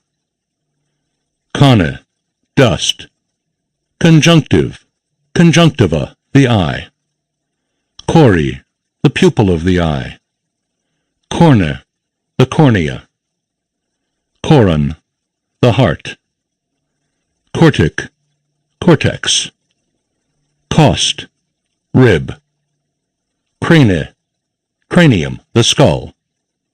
Cry, cold. Crypt, hidden. Cutane, skin. Cyan, blue. Cyst, sac. Sight, cell. Dactyl, fingers or toes. Dent, tooth or teeth. Derm, skin. Diaphor, sweat. Dips, thirst. Diverticule, diverticulum. Dorse, dorsal. In humans, the back of the body. Duoden, duodenum. Ek, sound. Endocrine, refers to the endocrine system. Enter, intestines. Epididym, epididymis. Epiglot, the epiglottis. Epice, vulva. Epitheli, epithelium. Erythra, red. Esophag, esophagus. Eti, cause of disease. Fascia, face. Fasc, fascia, a lining tissue. Febra, fever. Femur, femur, upper leg bone. Femur, femur, upper leg bone. Feet, fetus, or unborn child. Fibra, fibrous tissue, or fibers. Fibule, fibula, lower leg bone. Fluor, light. Fung, referring to fungus. Ganglia, ganglion. Gastra, gastric, the stomach. Ger, elderly. Gingive, the gums. Gloss, the tongue. Gluc, sugar. Glyc, carbohydrate or sugar, glucose. Gnath, jaw. Gone, gonad or sexual organ, male or female. Granule, granulate, tissue around a wound during the healing process. Gyne, woman. Hem or heme, H-E-M or H-A-E-M, the blood. Hepat, the liver. Hern, hernia. Hist, tissue. Humor, humerus, upper arm bone. Hybrid, being a hybrid. Hister, the uterus. Ichthy, fish. Illa, ileum, lower part of small intestine. Ili, ileum, part of the pelvis. Immune, immune. Infarct, refers to an infarct or area of dead tissue from a lack of oxygen. Iris, iris of the eye. Ishi, ischium, part of the pelvis. Lacra, pertaining to tears. Larynx, refers to the larynx. Lip, fat. Lymph, referring to the lymph or lymphatic system. Lysis, lysis, can be used as root, prefix, or suffix meaning destruction. Macule, macula. Mam, mast, both mean breast. Mandibule, the lower jawbone or mandible. Maxilla, the upper jawbone, maxilla. Membrane, membrane, covering. Men, mens, referring to menstruation. Ment, the mind. Morph, form or shape. Muc, mucus. Mike, fungus.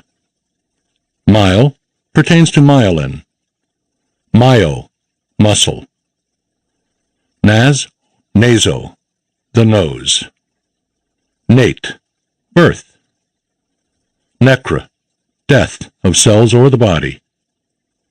Nephra, kidney. Neur, nerve. Nacht, night. Obstetra, refers to obstetrics. Ocule, eye. Olf, olfactory, the sense of smell. Umphal, the umbilicus or navel. Ankh, tumor. Oo, ove, egg. Oophore, ovary. Ophtha, eye. Opt, vision. Orc, testis. Osta, bone. Ot, ear. Ox, oxygen. Pancra, pancreas. Papal, nipple or nipple-shaped. Par, part, to bear or give birth to. Patel, patella, the kneecap. Path, disease. Pector, the chest. Ped, foot. ped, pede, child. Pelv, ped, pede, child. Pelv, pelvis or pelvic bone. Perina, perineum. Peritona, peritoneum. Petra, stone. Phag, to eat or swallow. Pharm, pharmacy. Pharon, pharynx or upper esophagus. Phleb, vein. Phot, light. Phren, the mind. Plasm, plasma. Pleur, pleura. Pneum, the lung, air. Pod, foot. Proct, rectum. Prostat, prostate gland. Psyche, the mind. Pulmon, lung. Piello, infection or pus. Rade, radiation. Rect, rectum. Rene, kidney. Respirate, breathing. Retin, retina. Rheumat, refers to the musculoskeletal system, including the immune system. Rhine, nose. Saccharine, sugar. Sacra, sacrum or tailbone. Sclera, sclera, the white of the eye. Seb, oil. Sept, septum. Seer, serum. Soma, body. Som, sleep. Son, sound. Splen, the spleen. Spondyle, vertebra. Tars, tarsus, ankle bone. Tendon, tendon, refers to the tendons. Test, testicles or testis. Thorax, thorax or chest. Thromb, clot.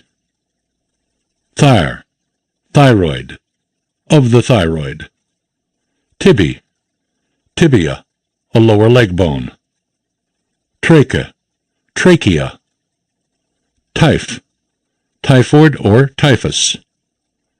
Urethra, refers to the urethra. Urine, urine. Uter, uterus.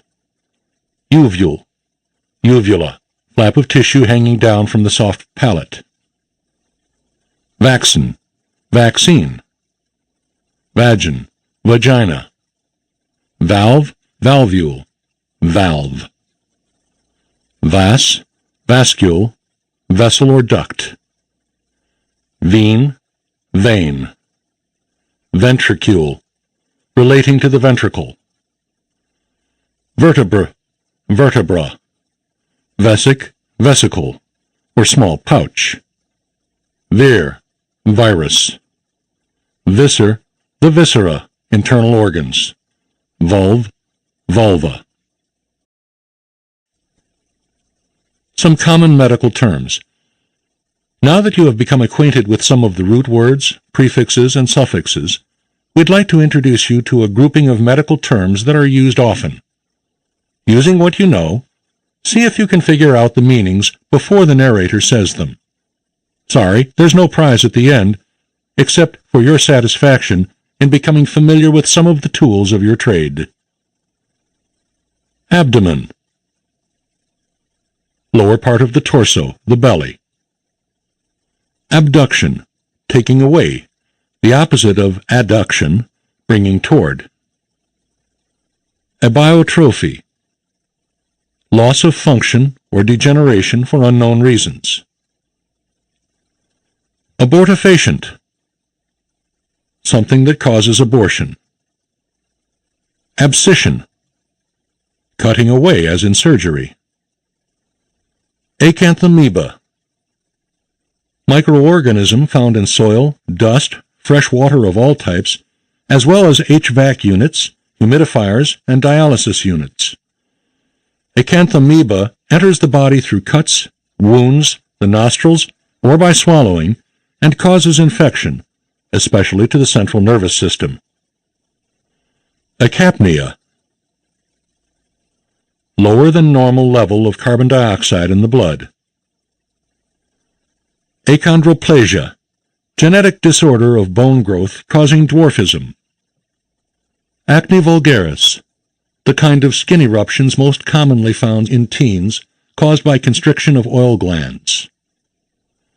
Acrocyanosis, blueness of the hands and feet caused by constriction of the arterioles supplying blood to them.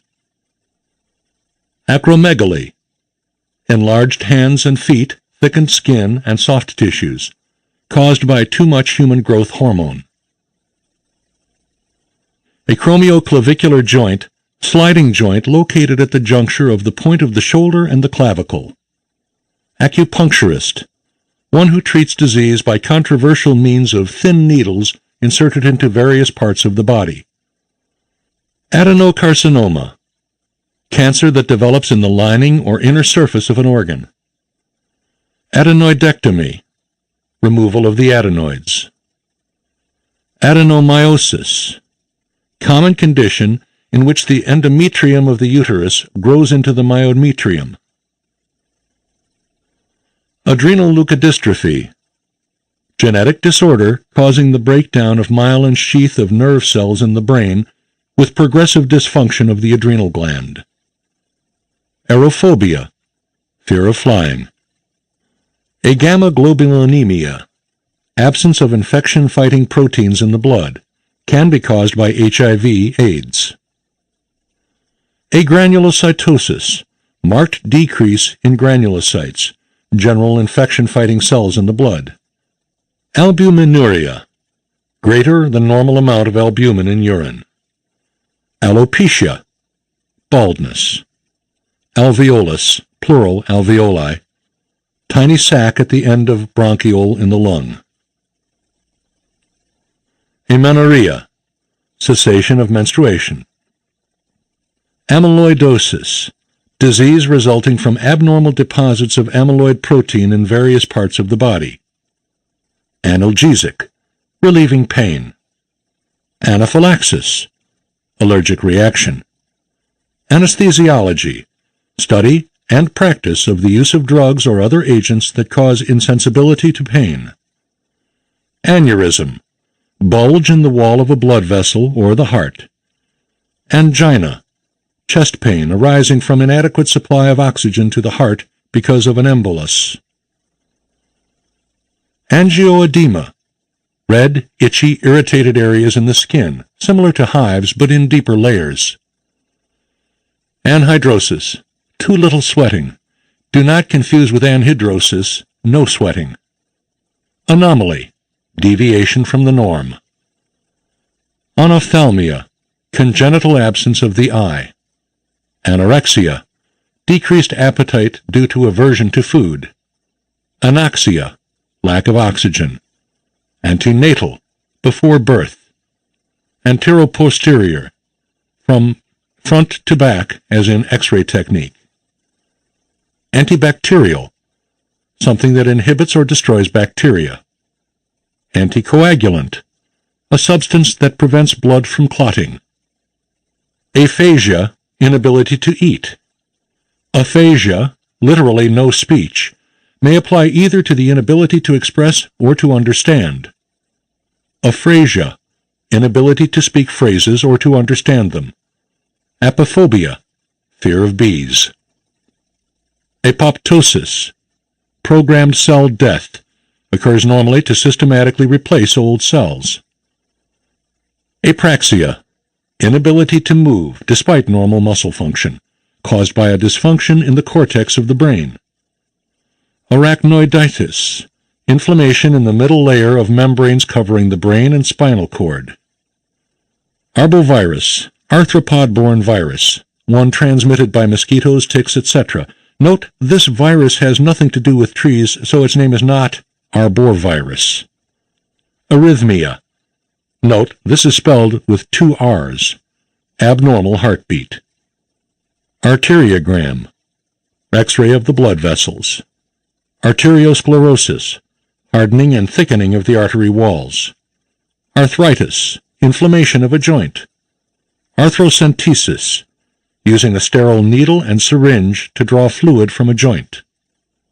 Arthroscopy, inserting a small tube into a joint to view, diagnose, or repair tissues. Do not confuse with orthoscopy, correction of vision. Aseptic, absence of microorganisms, sterile. Asphyxia, impaired breathing. Aspiration, removal of fluid or cells through a needle, also accidental ingestion of fluid or particles into the lungs. Astigmatism, blurring of part of an image because of irregular curvature of the eye. Atherosclerosis, progressive deposit of plaque on the inside walls of arteries resulting in coronary artery disease or stroke. Atrioventricular, referring to both the upper and lower chambers of the heart. Auscultation, listening via stethoscope to the internal organs. Axillary, pertaining to the armpit. Do not confuse with auxiliary, in addition to. Azoospermia, no sperm cells at all. Azotemia, higher than normal level of urea or nitrogen compounds in the blood, usually caused by the inability of the kidney to excrete them. Babinski reflex, normally found in infants, a blunt object or the thumb drawn from heel to toes on the sole of the foot produces an extension of the great toe and fanning of the others. Bacillus, any of a family of rod-shaped bacteria. Bacteremia, presence of bacteria in the blood. Bacteriophage, a virus living inside a bacterium. Be careful, phage does not always mean to eat. Balanitis, inflammation of the head of the penis. Balanoposthitis, in uncircumcised males, inflammation of both the head of the penis and the foreskin.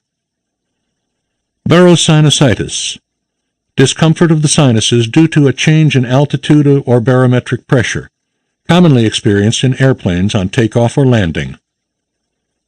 Bathyphobia, fear of depths. Bicarbonate, short for bicarbonate of soda, baking soda, used to neutralize indigestion. Bicuspid, literally two-flapped. Biliary atresia, congenital absence or closure of bile ducts. Bilirubin, yellow-orange compound produced normally by the breakdown of hemoglobin from red blood cells. Biological, of life. Blepharospasm, involuntary forcible closure of the eyelids. Brachial plexus, a bundle of nerves going from the back of the neck and extending through the axilla.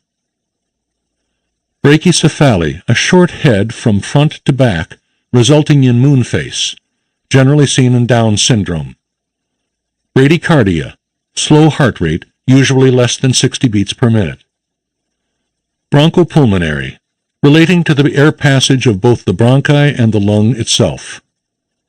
Brucellosis, undulant fever, transmitted by Brucella bacteria through infected dairy products, ungulates, split-hoofed animals, or their carcasses. Bruxism, grinding or gnashing of teeth. Bulimia, insatiable appetite often accompanied by self-induced vomiting. Bursitis, inflammation of the bursa, a fluid-filled sac that provides lubrication between tissues. Cadaver, a deceased body used for the study of anatomy, the discovery of disease sites, detection of cause of death, or to provide tissue to repair a living human being.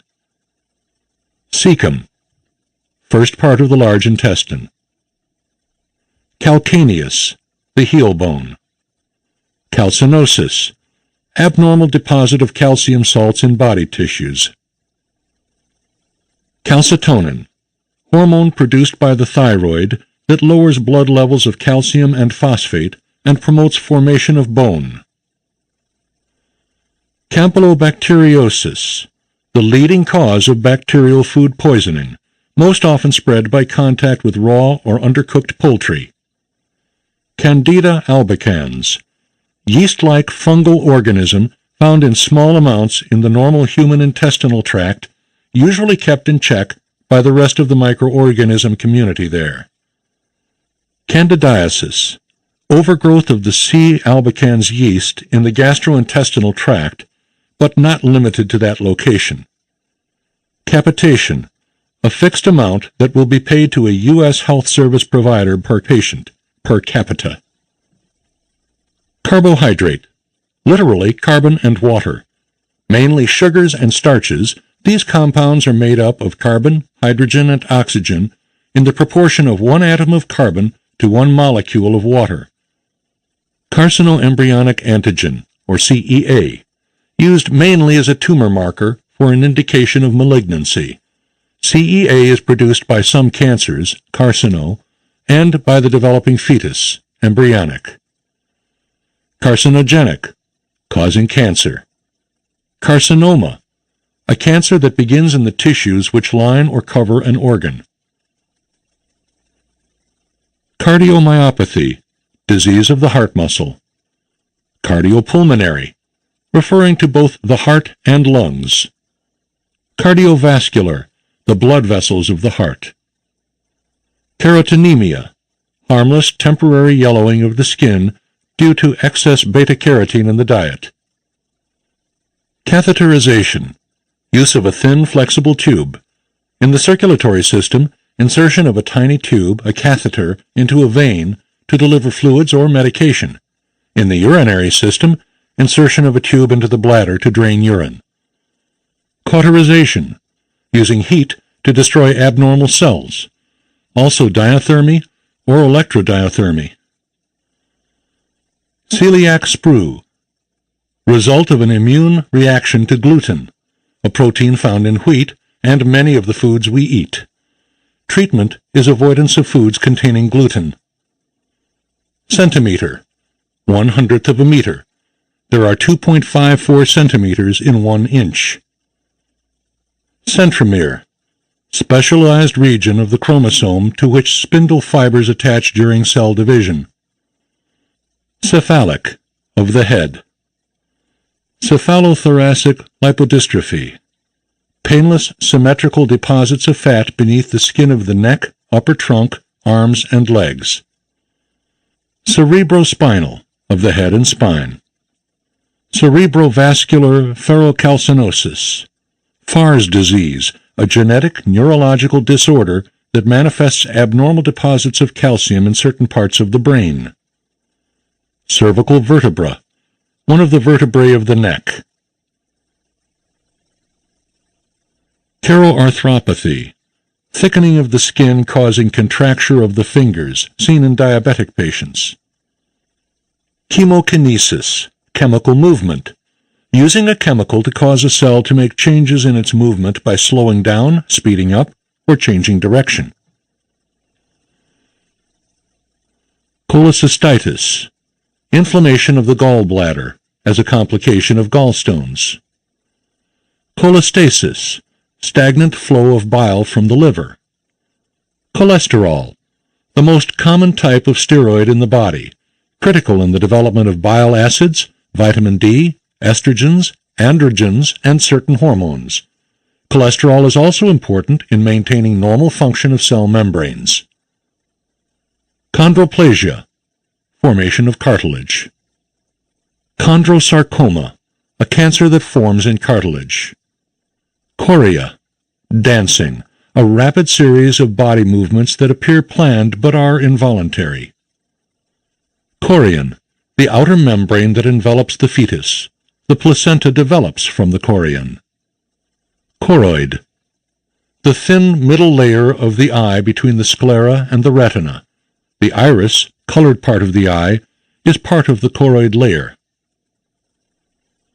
Chromatography, a laboratory technique used to separate and identify mixtures of substances. Cirrhosis, irreversible scarring of the liver. Cirrhosis can occur because of alcohol, viral hepatitis B or C, and presently transplant appears to be the only option in advanced cases. Claudication, limping. Clinodactyly, curving of the little finger toward the ring finger. Clostridium, a family of anaerobic bacteria which thrive in conditions without air. Some of them wreak major havoc in human intestines, notably C. difficile and C. perfringens. Coccygeal vertebrae, the vertebrae that make up the coccyx or tailbone. Coitus interruptus, also called withdrawal, a method of birth control in which the man withdraws before ejaculation. Its effectiveness depends on proper timing. In cases where this is the only form of contraception, there is no penalty for early withdrawal. Colitis, inflammation of the colon. Colorectal, in the area of the colon and the rectum. Colostomy, an alternative exit from the colon made by forming a hole therein and routing the contents through a tube in the abdominal wall, most often into a bag. Comedoe, blackhead, formed by a blockage of the sebaceous gland. Condyloma subcutaneum, wart-like growths around the anus and genitals caused by a virus. Congenital, from birth. Conjunctivitis, inflammation of the conjunctiva of the eye. Consanguinity, common ancestry. Contraceptive, preventer of conception. Contraindication, warning sign against a particular course of action or treatment. Contralateral, on the other side. Contusion, bruise. Coprolalia, excessive, uncontrollable use of obscene language, particularly terms referring to bowel functions, often occurs as a part of Tourette's syndrome. Coronary angiography, X-ray of the coronary arteries done from inside by means of a fluoroscope. Corpus callosum, the area of the brain which connects the two cerebral hemispheres. Corticosteroid, steroid hormones made by the cortex or outer layer of the adrenal gland. Cortisone, a naturally occurring hormone that is also widely synthesized for treatment of inflammation sites and adrenocortical deficiency. Coryza, a head cold. Costochondritis, inflammation of the rib cartilage. Coxa valga, inward curvature of the hip. Cranial arteritis, inflammation of the walls of the blood vessels in the head, also known as temporal arteritis. Craniometaphyseal dysplasia, genetic skeletal condition that involves abnormal bone formation and overmineralization of the skull and the long bones. Craniotomy, surgically opening the skull. Creatine, a compound the body makes and then uses to store energy. Synthetic creatine is sold as a dietary supplement used by athletes as a legal steroid to increase muscle bulk, but long-term safety of this usage is in question. Creatinine, chemical waste molecule produced from creatine that is generated from muscle metabolism, valuable as an indicator of kidney function. Crohn enterocolitis, Crohn's disease involving only the small intestine. Cruciate ligament, anterior or posterior, cartilage arrangement that holds the patella in place and allows the knee to flex. Cryoglobulin, abnormal blood protein precipitates from the blood serum when it is chilled, cryo, and redissolves upon warming. Cryosurgery, surgery performed using extremely low temperatures. Cryptorchidism, a condition in which neither of the testes descends into the scrotum, but remain inside the body cavity. Cryptorchid males are at greater risk for testicular cancer. Culdocentesis, puncture of the cul-de-sac and aspiration of fluid from it.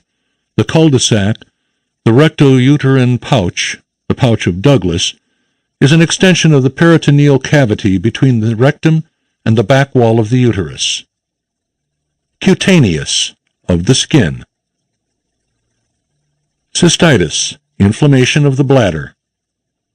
Cystoscopy, inspection of the interior of the bladder through a small tube inserted therein. Dactyl edema, swelling of the fingers and/or toes. Decongestant, an agent used to relieve stuffiness of the nose and/or sinuses by shrinking the swollen membranes. Defibrillation, use of a tightly controlled electric shock to restart or normalize heart rhythms. May be administered either by means of a device on the outside of the chest wall or directly to the exposed heart muscle. Demyelination, removal of the myelin sheath from nerves. Dermabrasion, surgically rubbing off the top layer of skin with sandpaper or other methods to remove small scars, for example from acne, moles, tattoos, or fine wrinkles. Dermatitis, inflammation of the skin. Dermatologist, one who studies and treats disorders of the skin. Desmoplasia, a growth of fibrous or connective tissue. Desquamation, normal shedding of the outer layers of skin. Dextrocardia, presence of the heart on the right side of the body. Diabetes mellitus, or simply diabetes, a disorder caused by absence or insufficient production of insulin, yielding elevated levels of sugar in the blood. Diabetes affects all systems in the body and should therefore be taken seriously. Besides treatment with insulin and diet, exercise and weight loss are recommended as beneficial to diabetes patients. Dialysis, removing excess waste material from the blood due to the inability of the kidneys to excrete such waste. Diaphragm, the muscle used for breathing, located in the torso just below the lungs, or any thin, flat membrane. Diarrhea, loose, sometimes explosively emitted stool. Can be a symptom of disease or simply too many peaches. Diastole, the time the heart relaxes. Diastolic, referring to the time during the heartbeat cycle when the heart relaxes. Diathermy, use of heat to destroy abnormal cells, also called cauterization. Diethylstilbestrol, DES, the first synthetic form of estrogen. It was widely prescribed in the 1950s and 60s to prevent miscarriages and premature births, but was later found to cause reproductive system abnormalities in the DES babies, including a greater risk of cervical and uterine cancer. Dilatation, enlargement or expansion, as the opening of the pupil of the eye via drops. Dilation, same as dilatation. Dioxin, any of a number of poisonous petrochemicals produced when herbicides are made or when plastics are burned. Diphtheria, caused by bacterial infection. This acute disease begins with a sore throat and mild fever, then rapidly proceeds to include the entire upper respiratory tract. Very dangerous in children. It is one of the big three included in the usual DPT vaccination, diphtheria, pertussis, tetanus. Dipsophobia, abnormal fear of drinking alcohol. Distichiasis, double rows of eyelashes. Diuretic, an agent that removes excess water from the body through the kidneys. Diurnal, activity during the day as opposed to nocturnal activity during the night. Diverticulitis, infection of the diverticula or pockets of the large intestine. Diverticulosis, the condition of having developed diverticula in the colon, may lead to diverticulitis if constipation is a problem. Dorsal, referring to the back. Ductus arteriosus, an arterial shunt in the fetus where blood pumped from the heart through the pulmonary artery toward the lungs is diverted into the aorta. Normally, the ductus arteriosus closes by itself, but in premature births it may still be open and add to complications from respiratory distress syndrome. Duodenum, the first part of the small intestine, where peptic ulcers are found most often.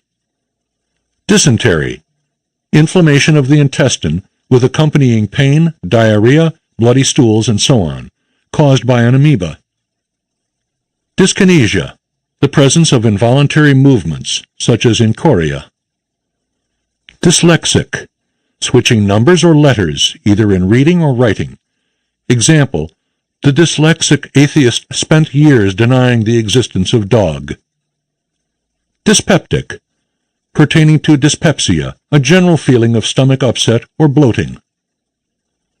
Dyspraxia, impaired or painful function of any organ of the body. Dystocia, abnormal or difficult labor or delivery. Dystonia, involuntary movements and or prolonged muscle contraction resulting in twisting body motions, tremor, or abnormal posture. May be caused by something as simple as writer's cramp. Dystrophy, weakening or abnormal development of muscle. Dysuria, pain or difficulty when urinating. Echocardiography, a diagnostic test using ultrasound waves to make images of the heart chambers, valves, and surrounding structures for purposes of measuring heart output. Eclampsia, convulsions occurring only with pregnancy-associated high blood pressure. Ectopic, in the wrong place. Eczema, skin irritation including but not limited to itching, burning, redness, bumps, blisters, roughening, and scaling. Edema, swelling because of fluid accumulation in the tissues. Efferent, carrying away. An efferent nerve carries impulses away from the brain to other parts of the body. Arteries are efferent blood vessels. Opposite, afferent, carrying toward. Effusion, too much fluid, or an outpouring of the same. Electrocardiogram, using electric current to show a continuous graph of the heart rhythm, commonly called an EKG. Electrolysis, permanent removal of body hair with an electronic tool. Electrophoresis, procedure used in laboratories for separating molecules according to their size and electrical charge, notably large molecules such as DNA fragments or proteins, from a mixture of molecules. Embolism, a condition of having an embolus or blood clot. Emesis, vomiting. Emphysema, most commonly a lung condition associated with smoking, caused by abnormal accumulation of air in the lungs' many tiny air sacs or alveoli, which causes them to break and no longer be able to function. Emphysema victims literally suffocate. Empyema, pus in the pleural space between the outer surface of the lung and the chest wall, often a complication of bacterial pneumonia or type B influenza. Encephalitis, inflammation of the brain, can occur as a complication of measles. Encephalomyelitis, inflammation of both the brain and spinal cord, also called myeloencephalitis. Endocardium, interior lining of the heart, consisting of a layer of endothelial cells outside a layer of connective tissue. Endocrine, relating to hormones, their production, and the diseases that affect the endocrine system. Endogenous, inside. For instance, cholesterol is endogenous, made inside the body, and vitamin C is not. Do not confuse with indigenous, naturally occurring in the surroundings. Endometrial, referring to the inner lining of the uterus, endometrium. This is the layer that accumulates and then is shed during each menstrual cycle. Endometriosis, a condition of women during the childbearing years in which cells that normally are found inside the uterus migrate outside and implant themselves in various sites, usually throughout the abdominal cavity. There may be pain associated or no apparent symptoms. Endometriosis may cause infertility if the growth occurs in the fallopian tubes, but there does not appear to be an increased risk of cancer. Endorphin, a painkiller manufactured by the body itself in the brain, spinal cord, or elsewhere. Endoscopy, Examination of the interior of the body via a lighted tube, usually inserted through a natural opening, mouth or anus. Endothelium, inner lining of flat cells in the blood vessels, lymphatic vessels, and heart. Endotracheal, inside the trachea. Enteritis, inflammation of the small intestine. Enterobiasis, pinworm infection caused by Enterobius vermicularis. Pinworms live and reproduce in the skin around the anus. Enterocolitis, inflammation of both the small and large intestine. Enteropathy, disease of the small intestine. Enterospasm, painful, intense contraction of the intestine. Enterovirus, a virus that enters the body through the gastrointestinal tract, often moving on to attack the nervous system. The poliovirus, rhinoviruses, and echoviruses are all enteroviruses. Enuresis, involuntary urination, including but not limited to bedwetting. Eosinophil, a kind of white blood cell having coarse granules within the cytoplasm, which often increases in numbers in the presence of an allergic reaction. Epicardium, the outer layer of heart tissue. Epidemiology, the study and treatment of outbreaks of disease. Epidermoid carcinoma, also called squamous cell carcinoma. This is a type of lung cancer where the cells are flat and resemble fish scales. Epididymis, a coiled segment of the spermatic ducts that serves to store, mature, and transport sperm between the testis and the vas deferens. Epigastric, that part of the abdomen above the umbilicus. Epiglottis, the flap covering the trachea during swallowing to prevent intrusion into the lungs. Epilation, removal of body hair by a variety of methods, including electrolysis, tweezers, or wax, sometimes performed by a dermatologist, but usually by a cosmetician, also called depilation. Epilepsy, a pattern of repeated seizures, may be caused by blows to the head, fever, or inherited disorder. Epinephrine, synonym, adrenaline, a substance produced inside the adrenal gland as part of the fight or flight reaction, which quickens heartbeat, strengthens the force of the heart's contraction, and opens up the bronchioles of the lungs, among other things. Epinephrine is widely used as an antidote to bee stings among those allergic to bee venom. Episiotomy, during childbirth, an intentional cut of the mother's skin between the vulva and anus to prevent a possibly more serious tear that could involve the rectum. Epithelium, the outer layer of cells covering all surfaces of the body, including the skin, plus the mucous membranes that are continuations of the skin, for example, the lining of the mouth and nose. Ergonomics, the study of the surroundings of work and how they affect the body, posture, repetitive actions, and so on.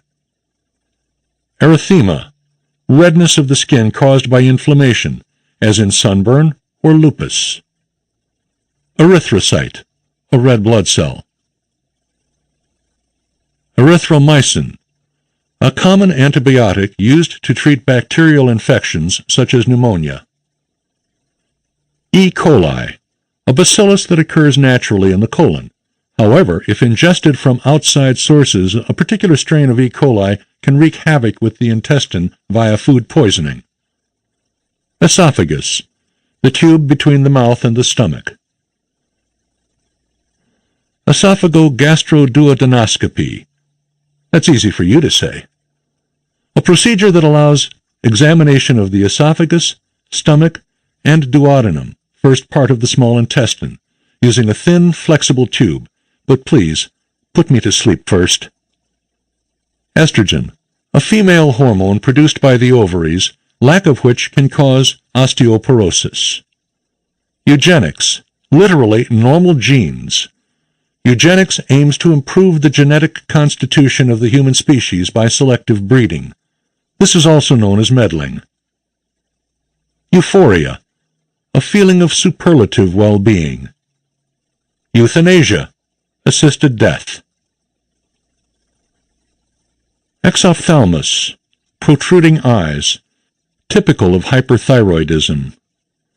Extracorporeal shockwave lithotripsy, a non-invasive procedure designed as an alternative to surgery to break up gallstones or kidney stones using shock waves. Extubation, removal of a tube, often from the airway, opposite of intubation. Exudative angina, also called angina trachealis, more commonly known as croup, infection of the larynx, trachea, and bronchial tubes, occurring mainly in children and caused by viruses and sometimes bacteria, characterized by a barking cough and a harsh gasp during inhalation. Fallopian tube, the tube leading from the ovary to the uterus through which a woman's egg travels during her monthly cycle. Fascia, lining tissue under the skin that covers a variety of surfaces and also encases muscles. Fasciculation, involuntary contractions or twitchings of groups of muscle fibers, may occur for no apparent reason or as a result of illness.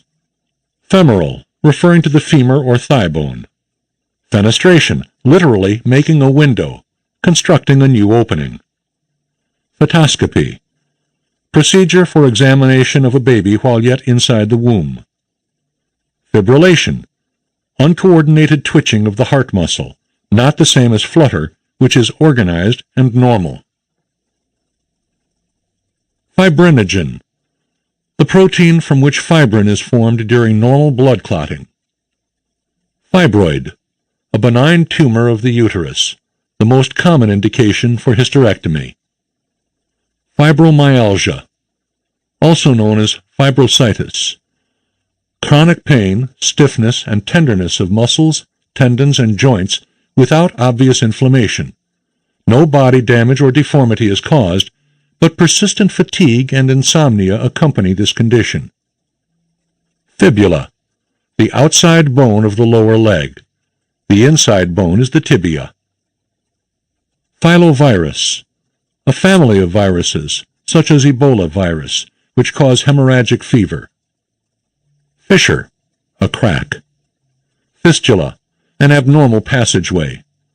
Flatus, or flatulence, the production and emission of gas in the stomach or intestine, also known as belching or farting. Flavivirus, a family of viruses transmitted by mosquitoes and ticks that cause hemorrhagic fever.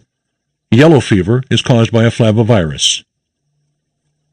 Fluorescein angiography, a test to examine blood vessels in the retina, choroid layer, and iris of the eye, by injecting a special dye in a vein in the arm. Pictures are then taken as the dye passes through the blood vessels in the eye to detect various diseases, especially macular degeneration. Fluorouracil, an anti-cancer drug. Fontanelle, the soft spot in a baby's skull where the cranial plates have not yet grown together. Foramen, plural foramina, a naturally occurring opening, usually in bone. Forensic, dealing with the application of scientific knowledge to legal problems, especially where a crime has been committed or is suspected. Formaldehyde, a colorless poisonous gas which, when put into aqueous solution, is used for disinfecting and preservation of tissues. Fornix, plural fornices, a vault-like or arched structure, usually connecting two larger ones. Galactosemia, a buildup of galactose, a sugar, in the blood, resulting from an inability to metabolize lactose, milk sugar. Exposure to any kind of milk, human or otherwise, or milk products will cause liver damage, mental retardation, cataract formation, and kidney failure. Gametogenesis, production of sexual reproductive cells. Gastrectomy, removal of part or all of the stomach. Gastritis, inflammation of the stomach. Gastroesophageal reflux, backup of stomach contents into the esophagus, often causing heartburn, also known as acid reflux. Gastroschisis, a birth defect in which part of the intestines protrude through a separation of the abdominal wall to one side of the umbilicus and are not covered by the peritoneum. Genitourinary, referring to the genitals and the urinary tract. Gestation, the time needed for a baby to develop, from conception to birth. Gingivitis, inflammation of the gums. Ginkgo biloba, a large ornamental tree of Chinese origin having fan-shaped leaves. Ginkgo is used in herbal supplements to increase concentration and sharpen mental acuity, presumably by causing increased circulation in the brain. Glans penis, the rounded head of the penis. Glaucoma, increased pressure within the eye. Cause is unknown and there is no cure, but early detection is valuable for treatment to arrest the progress of the condition, which if left to itself will cause blindness. Glioblastoma multiforme, a very malignant type of brain tumor arising from glial cells, the connective tissue of the central nervous system. Early symptoms include sleepiness, headache, and vomiting. Globus, literally a globe or sphere.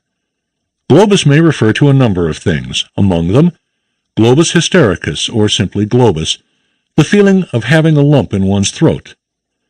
Globus major and globus minor, structures in the epididymis, and globus pallidus, a rounded whitish area in the brain. Glossolalia, nonsense sounds that mimic understandable speech, often expressed during sleep or while speaking in tongues. Glottis, a flap in the larynx that covers the vocal cords. Glucosamine, a molecule which results from the addition of an amino group to glucose. Naturally occurring in the blood and in cartilage, glucosamine as a nutritional supplement may improve symptoms of pain and stiffness in some osteoarthritis patients. Gluteus maximus, the large muscle in the buttocks. Glycoprotein, any of a group of key molecules made of a carbohydrate plus a protein. Gonadotropin, hormones secreted by the pituitary gland which affect the function of the male or female reproductive organs. Gonorrhea, an infectious STD, sexually transmitted disease, caused by bacteria, which can also be transmitted to the newborn during birth. Half of all women infected with gonorrhea experience no symptoms, which contributes to its proliferation. Granulocyte, a type of white blood cell filled with tiny granules, which on closer inspection prove to be sacs filled with enzymes to aid in disposing of any foreign entities taken in by the cell. Granulomatous colitis, Crohn's disease of the colon. Gynecoid, woman-like. Gynecologist, one who treats the reproductive systems of women. Helicobacter pylori, the most common cause of stomach ulcers in the world. H. pylori is a bacterium causing stomach inflammation, gastritis, which leads to ulcers.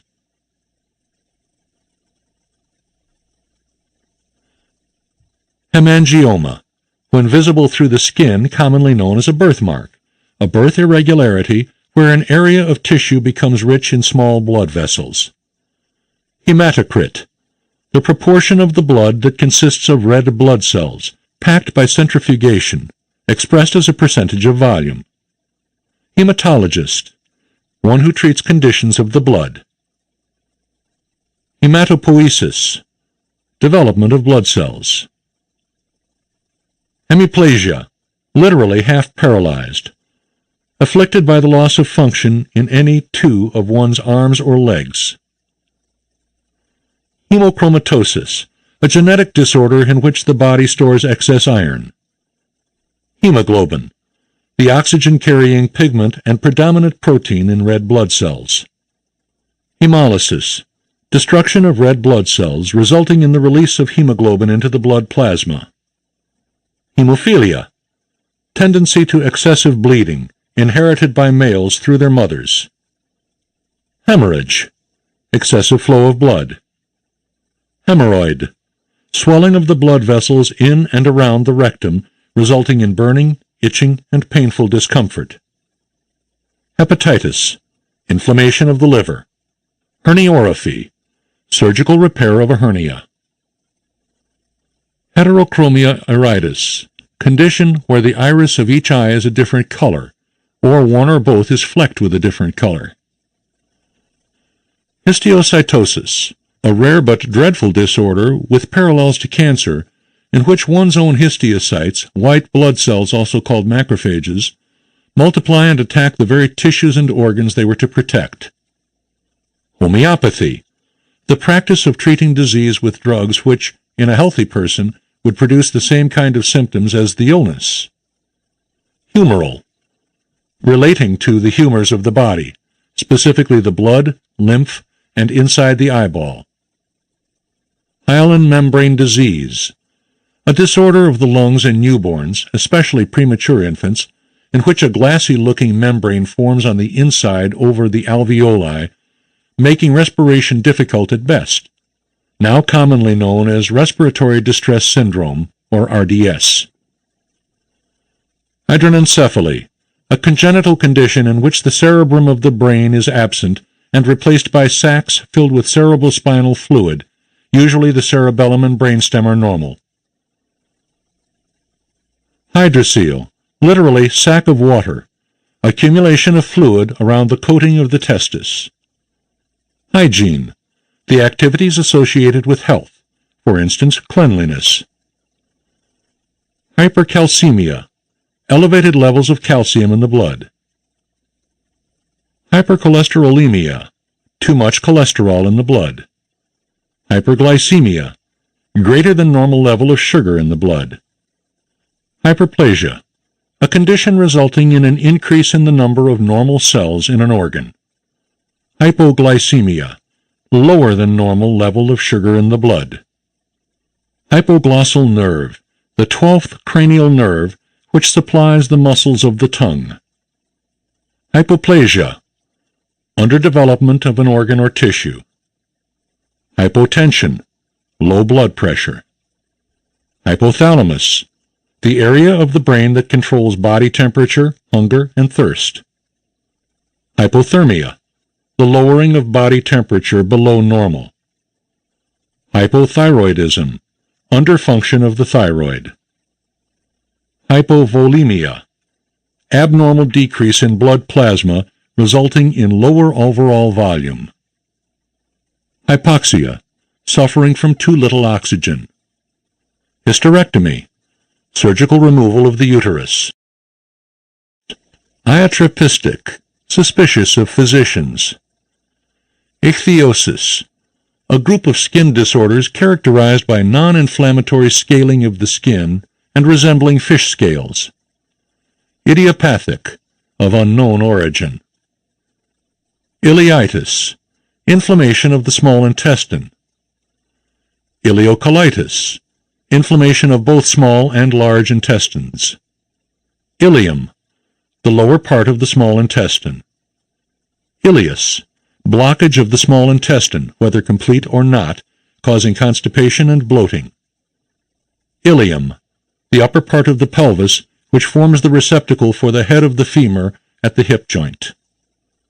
Immunodeficient, lacking immune defenses. Immunoglobulin, the protein actually involved in an immune response. Immunosuppression, inhibition of the immune system. In situ, in the normal location. In vitro, literally in glass, in laboratory settings. In vivo, in the body. Infarction, death of an area of cells as a result of blockage from an embolus. Inguinal orchiectomy, surgery to remove the testicle through an incision made in the groin. Intradermal, within the skin layers. Intraperitoneal, inside the peritoneum or the body cavity. Intravenous, inside the vein. Introitus, an entrance into a canal or hollow organ. Intussusception, prolapse, telescoping of a portion of the intestine within itself, resulting in interruption of the blood supply, leading to an area of cell death and causing great pain, seen mainly in infants, boys more than girls, and unless diagnosed and corrected swiftly, may be fatal. Ipsilateral, on the same side. Ischemia, inadequate circulation due to blockage of the blood vessels to an area. Ischium, the lower part of the pelvic bone. Jaundice, yellow tint of the skin and sclera, whites of the eyes, caused by elevation of bilirubin in the blood. Jejunum, part of the small intestine between the duodenum and the ileum, from the Greek word meaning empty, because upon death this part of the small intestine is always found to contain nothing. Jugular, principal vein in the neck. Juxtaspinal, next to the vertebral column. Karyocyte, any cell having a nucleus. Keratectomy, removal of part of the cornea. Keratoconjunctivitis, inflammation in the eye of both the cornea and the conjunctiva. Ketoacidosis, in diabetes mellitus, the buildup of ketone bodies in the blood, accompanied by an increase in acidity, a dangerous condition. It should be treated swiftly. Kyphoscoliosis, widow's hump, caused by deterioration of the spine. Labium, plural, labia, lip. Lactobacillus acidophilus, one of the good bacteria that normally help with digestion, if decimated by illness or antibiotics, can be easily replaced by eating yogurt containing live cultures of L. acidophilus.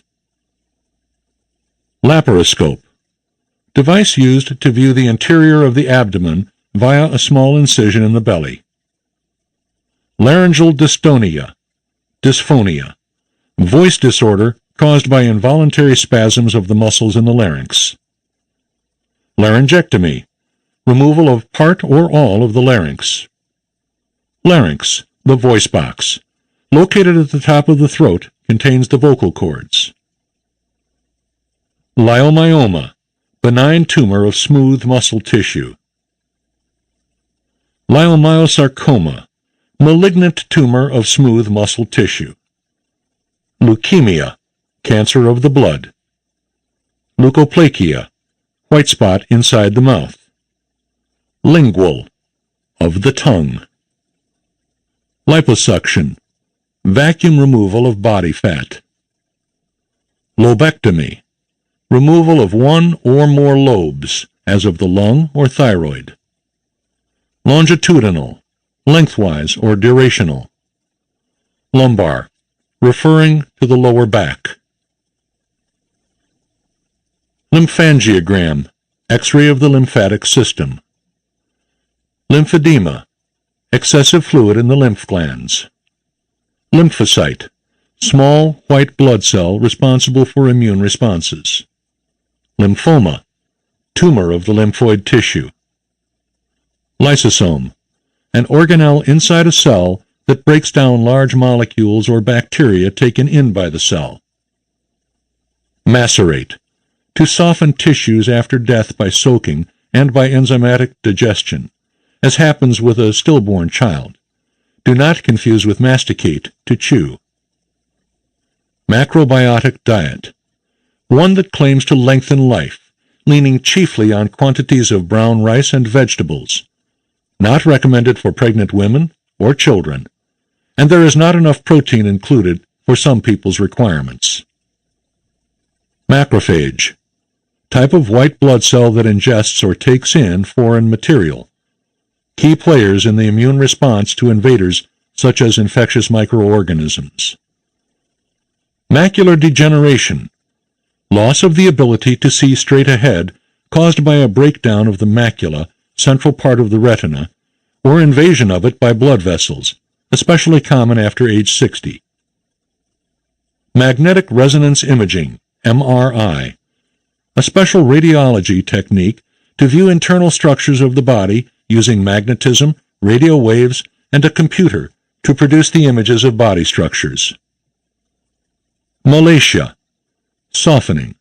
For example, osteomalacia is the softening of bone from a deficiency of calcium and vitamin D.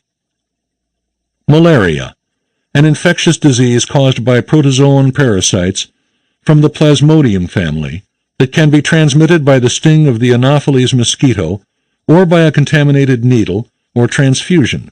Falciparum malaria is the most deadly type. Malignant, resistant to treatment or severe. For example, malignant hypertension.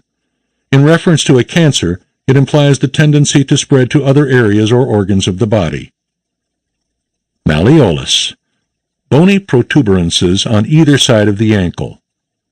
Malleus, one of the three bones of the middle ear, the mallet. The other two are the incus and stapes. Mammary gland, the milk-producing gland within the female breast, the reason for breasts in the first place. Mammogram, an X-ray of the breast, taken with a device that compresses and flattens the breast, for the purpose of detecting abnormalities such as breast cancer. Because of the discomfort and pain associated with this procedure, women are sure it had to be invented by a man. Mandible, the lower jaw.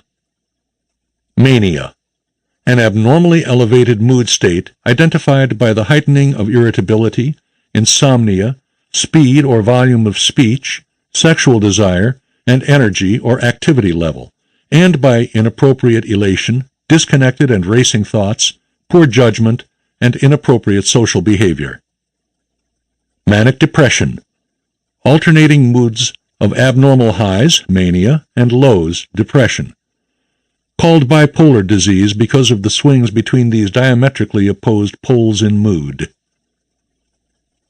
Marasmus, wasting away from malnutrition, as in children who have kwashiorkor, also called cachexia. Masseter, the muscles that raise the lower jaw. Mastectomy, surgical removal of part or all of a breast, usually as a means of removing breast cancer. Mastitis, inflammation of one or more of the mammary glands within the breast, usually experienced by a lactating woman. Mastoid, the rounded protrusion of bone just behind the ear, once thought to resemble the breast. The name means breast-like. Maxilla, the major bone of the upper jaw. Meconium, dark, sticky material normally present in a baby's intestine at birth and passed in the feces after birth. If passed before birth, this may be because of fetal distress. Medial, nearer to the middle or center. Opposite is lateral to the side. Median, the middle itself. Mediastinum, the area between the lungs, including the heart and its large arteries and veins, the esophagus, trachea, bronchi, and lymph nodes. Medicaid, federally funded state programs of public assistance to persons regardless of age who lack the income and resources to pay for health care. Medicare, the U.S. government's health insurance program for older people and some who are younger but disabled, funded by the Social Security Administration. Medigap, an insurance policy that supplements Medicare benefits and aims to fill the gaps in health care coverage. Medulla, the innermost part. The term is not restricted to the brain. Medulla oblongata, the base of the brain, really a swelling at the top of the spinal cord which controls breathing, blood flow, and other essential functions. Megrim, migraine, also refers to dizziness, vertigo, or depression. Megrim is very descriptive. Melanin, skin pigmentation produced by cells called melanocytes, which provides some protection against skin damage from the sun. Melanin production is increased in response to sun exposure, thus tanning. Freckles are small, concentrated areas of increased melanin production. Melanoma, cancer of the melanocytes, usually visible at first as a spot that looks like a mole but has irregular borders, or is an unusual color. Melanoma can spread rapidly, but limited exposure to the sun and use of a high SPF sunscreen can limit one's liability of contracting skin cancer in the first place. Melatonin, hormone produced by the pineal gland, crucial to regulating the sleeping and waking cycles, among other processes. Membrane, a thin layer of tissue that covers a surface. Menarche, the onset of menstruation or puberty. Meninges, the three membranes that cover the brain, dura mater, pia mater, and arachnoid. Meningitis, inflammation of the meninges, dangerous because it affects the brain. Meniscus, a crescent-shaped structure, for example, the medial meniscus of the knee, a piece of cartilage which acts as a pad to ease movement of the joint. Menopause, the cessation of menstruation accompanied by hormonal changes. Women experiencing menopause may be just as irritable as those undergoing menarche. Menorrhagia, excessive bleeding at the usual time of menstruation, which may also last longer than usual. Menstruation, periodic shedding of the blood enriching the endometrium, the lining of the uterus, which would have received a fertilized egg if one had happened along, also called menses, meaning literally monthlies. Mesentery, tissue which attaches organs to the body wall to keep them in place. Metabolism, the entire range of chemical processes within the body, but used most often to refer to the digestion of food. Metacarpals, the 5 long bones extending from the wrist to the fingers, the hand bones. Metastasize, to spread, as a cancer. Methadone, a synthetic opiate used in some drug treatment programs as a legal substitute for heroin. Metrorrhagia, uterine bleeding at irregular intervals. Microangiopathy, thickening of the walls of capillaries to the point where they are weakened and bleed, leak protein, and slow the blood flow. Diabetics may develop microangiopathy in many areas, including the eye. Microcystic corneal dystrophy, disorder in which the normally clear cornea shows dots, microcysts, tiny map-like lines, and grayish fingerprint lines on examination with a slit lamp. Microtome, a device used to cut extremely thin slices of tissue for examination under a microscope. Micturition, urination, or the act of urinating. Migraine, usually periodic attacks of headaches on both sides of the head, often accompanied by nausea, extreme sensitivity to light, dizziness, and impaired cognition. Milligram, 1/1000th of a gram. In the metric system, a gram equals the mass of 1 millimeter, 1/1000th of a liter, of water at 4 degrees Celsius. Mimesis, imitation or mimicry, refers to the hysterical simulation of disease of the month, or to one disease resembling quite another. Meiosis, contraction of the pupil. Opposite, mydriasis. Do not confuse with meiosis, the process of chromosome replication. Mitochondria, normal organelles located outside the nucleus within the cell, responsible for energy production. Mitosis, normal division of a cell to form 2 new cells, each with the same genetic makeup as the original.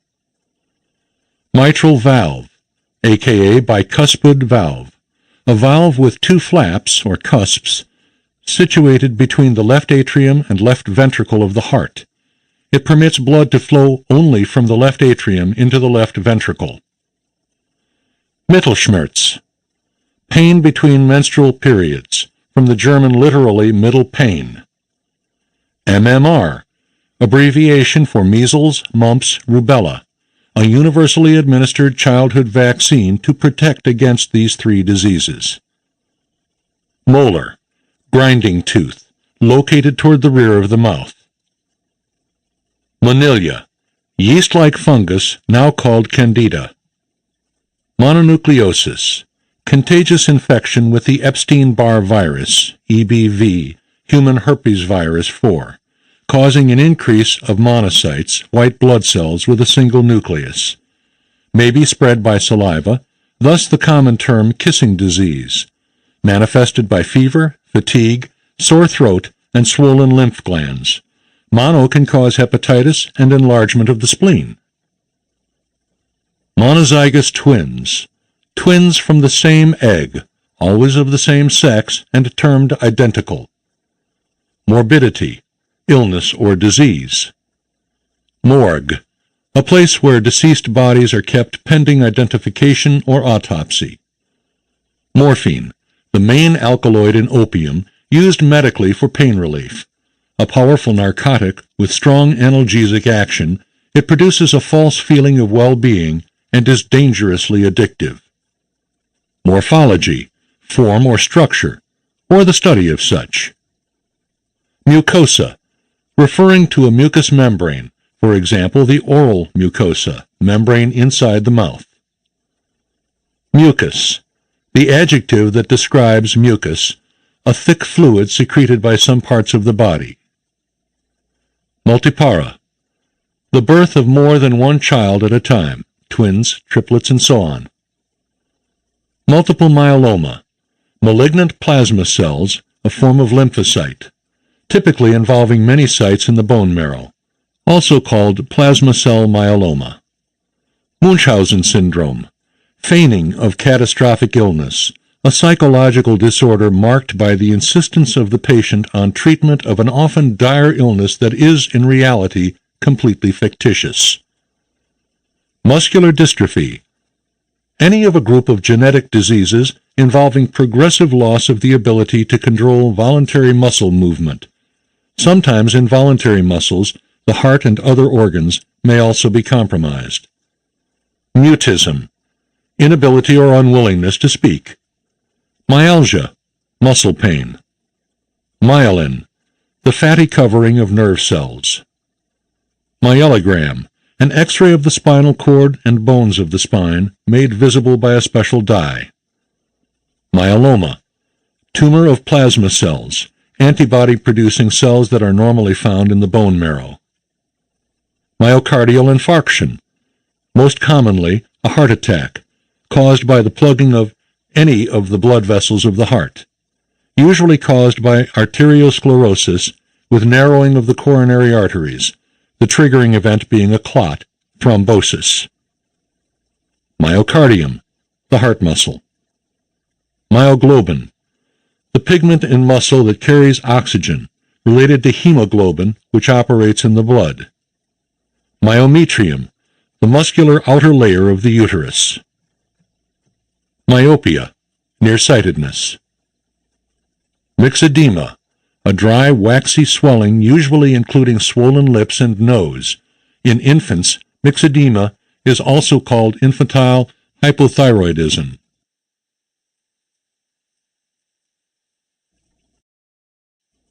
Narcolepsy, a neurological disorder in which the sufferer suddenly has an overwhelming desire for sleep. Nares, the openings of the nostrils. Nasal septum, connective tissue between the two passages of the nose. Nasogastric, referring to the passage from the nose to the stomach. Nasopharynx, the area of the upper throat behind the nose. Naturopathy, a system of therapy based on preventative care using mainly heat, light, water, air, and massage. Some practitioners use no medications at all. Some recommend only herbal remedies, and a very few who are licensed to prescribe may dispense pharmaceuticals when they feel the situation warrants. Nausea, a feeling of queasiness, often a precursor to vomiting. Navel, the umbilicus or belly button. Nebulizer, a device to administer medication in a fine mist into the nose, used particularly in asthma patients. Necropsy, autopsy, post-mortem examination. Necrosis, cell or tissue death. Neonate, newborn. Neophobia, fear of anything new, innovation, or change. Neoplasm, literally new growth, another word for a tumor. Nephritis, inflammation of the kidney. Nephrosclerosis, hardening of the kidney, usually because of the presence of arteriosclerosis, hardening of the arteries, which supply the kidney with blood. Neural, referring to nerves. Neuralgia, nerve pain. Neurodermatitis, a general term for any itchy skin disorder thought to have emotional or nervous causes. For example, an insect bite which, when scratched, becomes overly inflamed. Neuroma, a tumor in nerve cells. Neurotoxin, any substance that is poisonous to the nervous system. Many insecticides are neurotoxins and should be handled with extreme care. Niacin, nicotinic acid, one of the water-soluble B vitamins. Nictitate, to wink. Nocturnal amblyopia, night blindness. Non-pathogenic, not causing disease. Nosocomial, originating or taking place in a hospital or acquired in a hospital, especially if an infection. Nucleus, in cell biology, the structure that contains the chromosomes. In neuroanatomy, a group of nerve cells. Nutracutical, a food or part of a food that provides therapeutic or preventative benefits. For example, soybeans may be of benefit in preventing cancer and easing symptoms of menopause. Nystagmus, rapid repetitious involuntary eye movements, may be horizontal, vertical, or rotary. Obese, grossly fat. Obstetrician, a doctor concerned with the fetal development and delivery of an infant and the accompanying care of the mother. Occiput, the back of the head. Ocular, of the eye or of vision. Olfactory, referring to the sense of smell. Oligospermia, very little sperm, as in a low sperm count, not really tiny ones. Omentum, a sheet of fat in the abdominal cavity covered by the peritoneum. Omphalocele, a birth defect in which part of the intestine, sometimes the liver and spleen as well, covered by the amnion and the peritoneum, protrudes through an opening in the abdominal wall. Oncologist, a physician who studies and treats cancer. Oophorectomy, surgical removal of one or both ovaries. Ophthalmic, pertaining to the eye. Orifice, a natural opening in the body, for example, ear, anus, nose, etc. Oromandibular dystonia, condition affecting the muscles of the jaw, lips, and tongue, in which the jaw may be pulled either open or shut, making speech and swallowing difficult. Orthopedic, literally straighten the child, concerned with the repair and maintenance of the skeletal system, bones. Orthoscopic, correction of vision. Oscitation, yawning. Ossification, deposit of calcium to form bone or bony tissue. Osteomyelitis, bacterial infection of a bone, usually by deep injury or surgery. Osteopathy, a form of treatment concerned with maintaining correct relationships between bones, muscles, and connective tissues. Underlying thought is that as long as the body maintains proper relationship, it can heal itself. Some practitioners do describe pharmaceuticals or chemotherapy.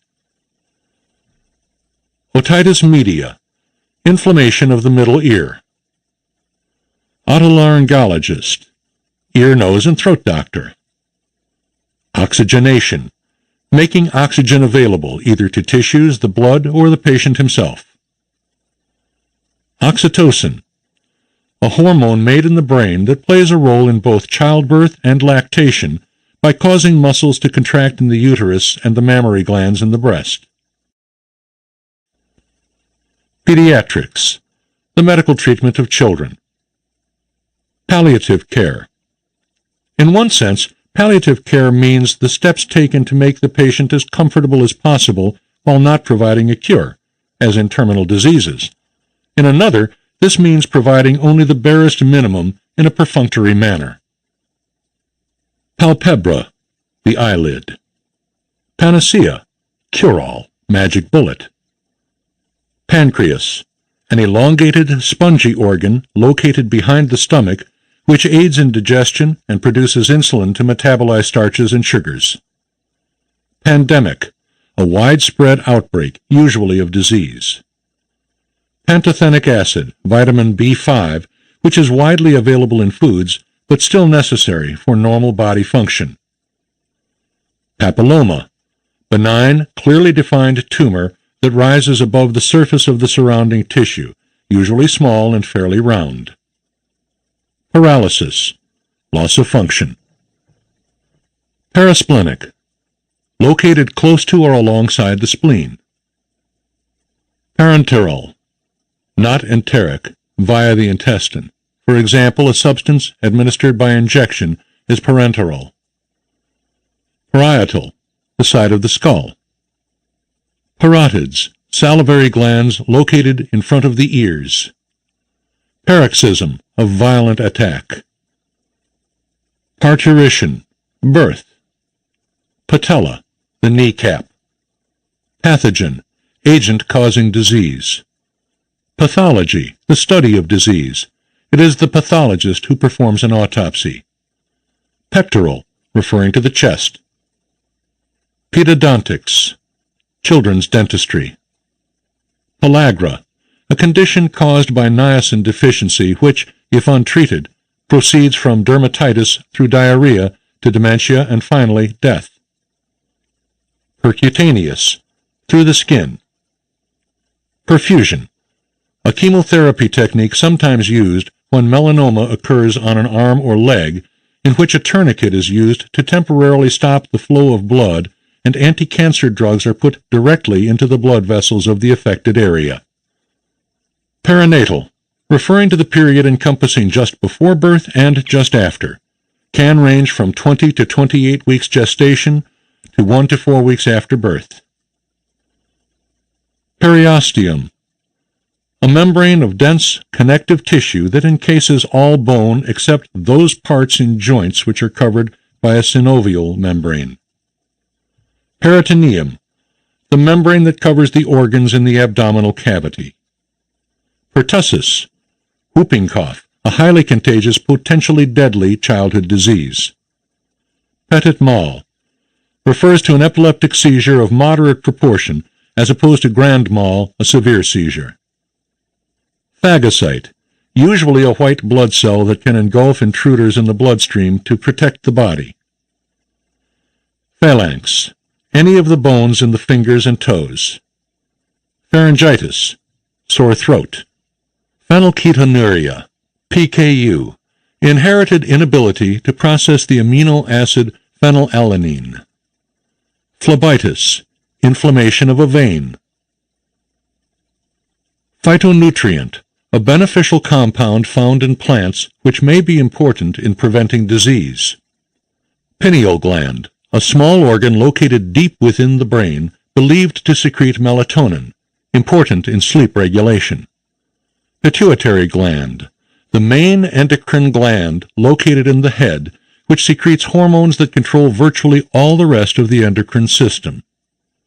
Placenta, a temporary organ that supplies the developing fetus with nutrients from the mother and provides a repository for waste products from the fetus. On birth, the placenta is expelled, the afterbirth. Plantar wart, a flat wart that grows on the soles of the feet, caused by human papillomavirus. This wart invades the deep layers of the skin and can be very painful. Plasma, the liquid part of the blood. Platelets, irregular disc-shaped structures in the blood that help in clotting. Pleura, the thin covering that protects and cushions the lungs, made of two membranes with fluid between them. Pleurisy, inflammation of the pleura. The pain from pleurisy can mimic the early signs of a heart attack. Pneumonia, an infection that occurs when fluid and cells collect in the lungs. Pneumothorax, free air in the chest, outside the lung. Podiatrist, a doctor who treats foot abnormalities.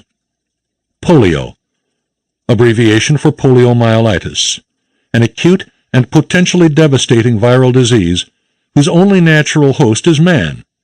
The virus enters by mouth and multiplies in lymphoid tissues of the throat and intestine, then enters the blood and travels to other sites in the body where the virus community proliferates. Eventually, the central nervous system is compromised, with inflammation and accompanying loss of function. Recovery may leave no effects, paralysis, or any degree between. Polydactyly, more fingers or toes than normal. Polyp, a mass of tissue that develops on the inside wall of a cavity or hollow organ, such as the rectum. Porphyria, any of a group of genetic conditions which include skin sensitivity to sunlight and/or by intermittent acute attacks of abdominal and nerve pain. Posteroanterior, from back to front. Prepuce, the foreskin of the penis. Presbyopia, loss of the ability to focus on near objects, a result of aging. Proctology, medical science concerned with the rectum and anus. Prophylactic, general term for a preventive measure, not limited to condoms. Prostate, a gland-like structure just beneath a man's bladder, which is actually composed of between 30 and 50 small glands, and which produces the seminal fluid that carries the sperm. Prosthesis, an artificial substitute for part of the body, eye, hand, foot, tooth, and so on, for functional or cosmetic reasons or both. Proximal, near. Psoriasis, a hard, scaly rash on the knees, elbows, scalp, navel, genitals, or buttocks, caused by the production of too much skin in those places. Thought to be an autoimmune disorder, some psoriasis victims also develop joint inflammation. Pulmonary, relating to the lungs. Pustule, a small boil or pus-filled sac. Quadriplegia, the condition of being paralyzed in both arms and legs. Rectum, the last several inches of the colon, where solid waste is stored until it leaves the body via the anus. Regurgitation, backward flow of food or blood. Renal, of the kidney. Retina, the rear part of the inside of the eye on which images are focused. Rheumatology, study and treatment of conditions of the musculoskeletal system and also the immune system. Rhinitis, irritation of the nose. Rosacea, redness and irritation of the skin on the face in areas where one would normally blush. Tiny blood vessels in the skin enlarge and become inflamed. Acne may appear, but rosacea is not treatable like normal everyday acne. The condition persists, and only with careful diet, limited exercise, avoidance of sun, and antibiotics, or cortisone, can rosacea be controlled. Roseola, a childhood viral disease seen mostly between 6 and 24 months of age. Roseola is a red rash that follows a very high fever, lasts 48 hours at most, then disappears. There are no apparent long-term effects.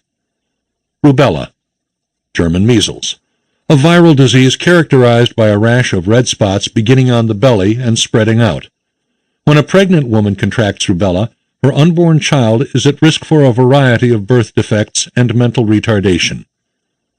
Saccharin, an artificial sweetener which has been shown to be 300 to 500 times sweeter than sucrose. Sacrum, the large, heavy triangular bone at the base of the spine, made up of fused sacral vertebrae. Sagittal, lengthwise. Sarcoma, a cancer that begins in bone or connective tissue. Scapula, the shoulder blade. Sciatica, pain resulting from irritation of the sciatic nerve, beginning in the lower back, traveling down the leg behind the knee, and involving the entire lower leg. Sclera, the tough white outer covering of most of the eyeball. Scoliosis, curvature of the spine. Sebum, oil produced by the sebaceous gland located around the base of a hair follicle, which preserves the flexibility of the hair. Sepsis, blood poisoning, or a bloodstream infection. Serum, the clear liquid that can be separated from clotted blood. Sesamoid bone, a small bone embedded in a joint. The patella is a sesamoid bone. Sinus rhythm, the normal regular rhythm of the heart controlled by the sinus node. Somnambulist, a sleepwalker. Sphygmomanometer, a device used to measure blood pressure by means of an inflated cuff around the upper arm. Spina bifida, a birth defect in which the spinal column fails to close properly. Spondylosis, degeneration of the disc spaces between vertebrae. Squamous cells, flat cells that resemble fish scales. Sternum, the breastbone, the connection in the middle of the rib cage. Strabismus, a condition in which the eyes appear to be looking in different directions. They may either diverge or converge, cross eyes. Sublingual, under the tongue. Supine, lying on one's back.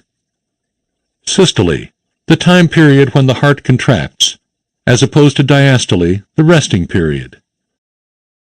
Tachycardia, rapid heart rate, more than 100 beats per minute. Temporal, of the temple, or the area of the head just above and in front of the ear. Thrombocyte, a platelet.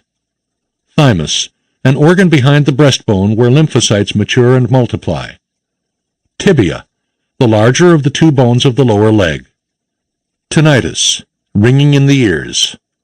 Toxemia, preeclampsia or preeclampsia, a condition that appears in the third trimester of pregnancy involving a sharp rise in blood pressure, abrupt hypertension, leakage of large amounts of albumin into the uterine, albuminuria, and swelling of the hands, feet, and face, edema. Trachea, the breathing tube connecting the mouth and nose to the lungs. Tuberculosis, a highly infectious bacterial disease that involves mainly the upper respiratory system. TB is so virulent that the U.S. public health system mandates regular testing among the population. For example, when a child enters school, when a person applies for a job, before surgery, and so on. Tympanum, the membrane commonly called the eardrum. Ureter, a tube that connects the kidney to the bladder. Uvea, part of the eye, including the iris, the choroid, and the ciliary body. Vena cava actually refers to two major veins. The superior, upper vena cava is the large vein which returns blood to the heart from the head, neck, and both upper limbs. The inferior, lower vena cava returns blood to the heart from the lower part of the body. Xanthoma, yellowish, firm nodules in the skin which often point to hidden disease, such as diabetes, lipid disorder, hyperlipidemia, and other conditions. Xanthoma is a harmless growth of tissue, but an indicator which should not be ignored. This concludes the Medical Terminology Audio Learn. Please visit us online at our website, www.audiolearn.net, for other great AudioLearn products.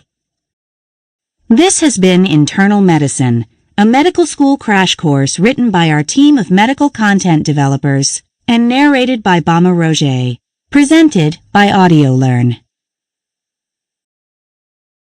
Audible hopes you have enjoyed this program. This is Audible. Welcome to Internal Medicine, a medical school crash course written by our team of medical content developers and narrated by Bama Roger, presented by AudioLearn. Introduction. AudioLearn's Medical School Crash Courses presents Internal Medicine, written by experts and authorities in the field and professionally narrated for easy listening. This crash course is a valuable tool both during school and when preparing for the USMLE, or if you're simply interested in the subject. The audio is focused and high yield, covering the most important topics you might expect to learn in a typical medical school internal medicine course. Included are both capsule and detailed explanations of critical issues and topics you must know to master the course. The material is accurate, up-to-date, and broken down into bite-sized sections. There is a Q&A and a key takeaways section following each topic to review questions commonly tested and drive home key points. Also included is a comprehensive test containing the top 100 most commonly tested questions in internal medicine with the correct answers. To get the most out of this course, we recommend that you listen to the entire audio once while taking notes, then go back and listen to areas you had difficulties with. Audio Learn's medical school crash courses support your studies, help with USMLE preparation, and provide a comprehensive audio review of the topic matter for anyone interested in what medical students are taught in a typical medical school course.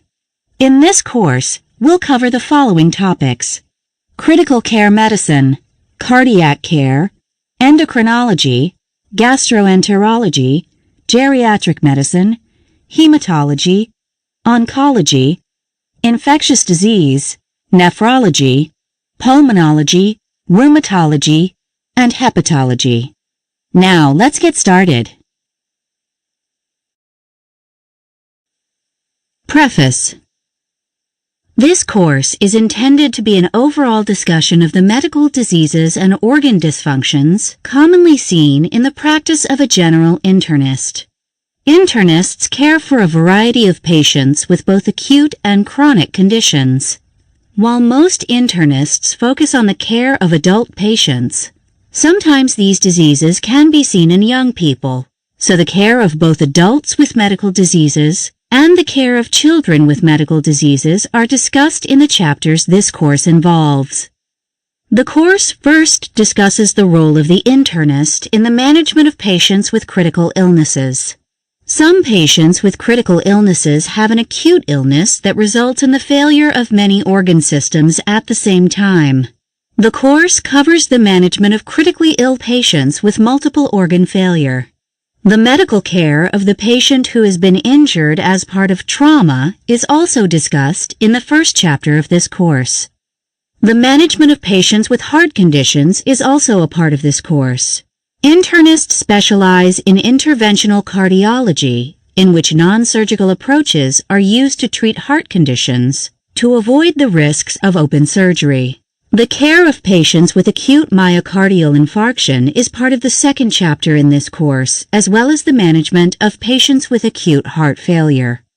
The third chapter involves the care of the patient with endocrine disorders. The most common endocrine disorder is diabetes mellitus. The management of the patient with both type 1 diabetes mellitus is discussed, as well as the management of the patient with type 2 diabetes mellitus. The treatment of patients with thyroid dysfunction, including hyperactivity of the thyroid gland and underactivity of the thyroid gland, is covered. Patients suffering from adrenal disorders and their management are discussed, as well as the management of the patient with reproductive organ failure. The fourth chapter in this course is devoted to the management of patients with gastrointestinal diseases. The treatment of patients with gastroesophageal reflux disease is covered, as well as the treatment of patients with gastric disorders. The care of patients with inflammatory bowel diseases is included in this chapter, as well as the management of patients with functional bowel disease, such as irritable bowel syndrome. The next chapter in the course involves the management of geriatric patients, specifically the complex issues involved in nursing home patient care, and the care of the terminally ill and dying patient is included as a part of the work internists do on a regular basis. The sixth chapter of the course is devoted to hematology and the treatment of patients with blood diseases. The management of patients with bleeding disorders is covered, as well as the management of the patient with bone marrow failure. The common ailment of anemia is discussed, including the workup of anemia and the treatment of anemic disorders. The seventh chapter of the course focuses on oncology care. Internists are intricately involved in the management of cancer patients receiving chemotherapy and radiation. These patients have special nutritional needs. The internist's involvement in cancer treatment is included in this chapter. The next chapter of the course involves the management of the patient with infectious diseases. Two common and serious infectious diseases covered in this chapter include the treatment of the septic patient, as well as the treatment of the patient with acute pneumonia. The ninth chapter in the course is devoted to the care of the patient with kidney disorders. There are multiple causes for kidney dysfunction. The care of patients with pre-renal disease, renal disease, and post-renal disease is covered in this chapter. The 10th chapter in this course focuses on the diagnosis and management of patients with chronic lung diseases. The most common chronic lung diseases seen by the internal medicine specialist are chronic obstructive pulmonary disease, emphysema, and chronic bronchitis. The course outlines the diagnostic criteria for each of these diseases as well as the way each is managed. The 11th chapter in the course involves the treatment of patients with rheumatological conditions. Most patients with rheumatological disorders have joint disease, so the common conditions of osteoarthritis and the common autoimmune problem of rheumatoid arthritis is covered. The different types of autoimmune disorders seen by the rheumatologist are outlined in this chapter. The last chapter in the course is devoted to the diagnosis and treatment of patients with liver disorders. Disorders discussed as part of this chapter will include acute hepatitis, chronic hepatitis, liver cirrhosis, liver failure, and liver cancer.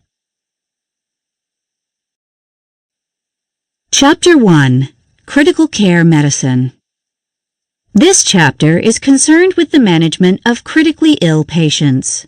Patients can be critically ill from an acute illness, the exacerbation of a chronic illness, or from an acute traumatic injury. Many of these patients have damage to many organ systems requiring intensive treatment and support of organ or body systems. Critically ill patients are often cared for in the intensive care unit with one-to-one nursing and ventilator support. They are on several medications and receive treatment from many types of health professionals. Multiple Organ Dysfunction Syndrome. Multiple Organ Dysfunction Syndrome, or MODS, involves having dysfunction of many different organ systems at the same time. There can be several causes of multiple organ system dysfunction, the most common of which is sepsis. MODS carries a high risk of mortality. At least 2 organ systems must be dysfunctional to be classified as multiple organ system dysfunction. These include the renal system, the liver, the heart, the respiratory system, the blood, and neurologic system. Signs and symptoms of MODS can involve many of the organ systems. There may be respiratory problems with difficulty in airway gas exchange. There can be hypoxemia from poor gas exchange in the lungs. The kidneys can also be involved. There can be poor urine output even when there is adequate fluid volume in the extracellular fluid space. Dialysis is sometimes necessary to keep the kidneys functioning normally. The heart can have abnormalities. It can suffer hypoxic injury from low oxygen levels in the blood and can begin to fail. The liver can fail, resulting in an excess of bilirubin. Many patients suffer from an altered state of consciousness, either from trauma or from metabolic toxicity. There can be blood disorders, the most common of which is thrombocytopenia, or low platelet count. MODS is usually a secondary diagnosis, with the primary cause being an insult to one or more organ systems. There is an inflammatory reaction from an infectious agent or from a severe organ system disease. As mentioned, the most common cause of MODS is sepsis, which results in a high degree of inflammation. Trauma can cause MODS by damaging tissues and muscles, causing toxicity, or having metabolic problems. Prolonged shock from sepsis or trauma can injure organs, resulting in MODS. Cardiopulmonary failure involves the failure of both the heart and lungs, which often fail together. Often, the beginning of MODS involves the failure of the heart or lungs, resulting in hypoxia and difficulties in many organ systems. A lack of proper oxygenation to the heart causes the heart muscle to fail, which impairs blood flow and oxygenation in the tissues. When the end organs are not adequately oxygenated, this results in diseases such as kidney failure and liver failure. Fluid can leak out of the blood vessels when the heart fails to pump blood adequately to the coronary arteries, This causes fluid to build up in the lungs, resulting in pulmonary edema. This restricts the function of the lungs and worsens oxygenation, leading to even worsened failure of end organs. Toxins build up that cannot be gotten rid of by the kidneys or liver. This worsens the damage to the end organs in a negative feedback loop, where there is ongoing worsening of oxygenation, blood flow, and end organ damage. Multiple organ dysfunction is difficult to treat with any type of medication. Treatment is directed at organ support and hemostasis of the respiratory system, cardiac system, and blood. The aim of treatment of MODS is to keep as much oxygenation to the tissues as possible in the face of decreased gas exchange and poor tissue perfusion. Many people need parenteral nutrition to be started as early as possible in the course of their disease to keep nutrients flowing to the end organs. Adequate nutrition decreases the risk of infectious complications and prevents malnutrition.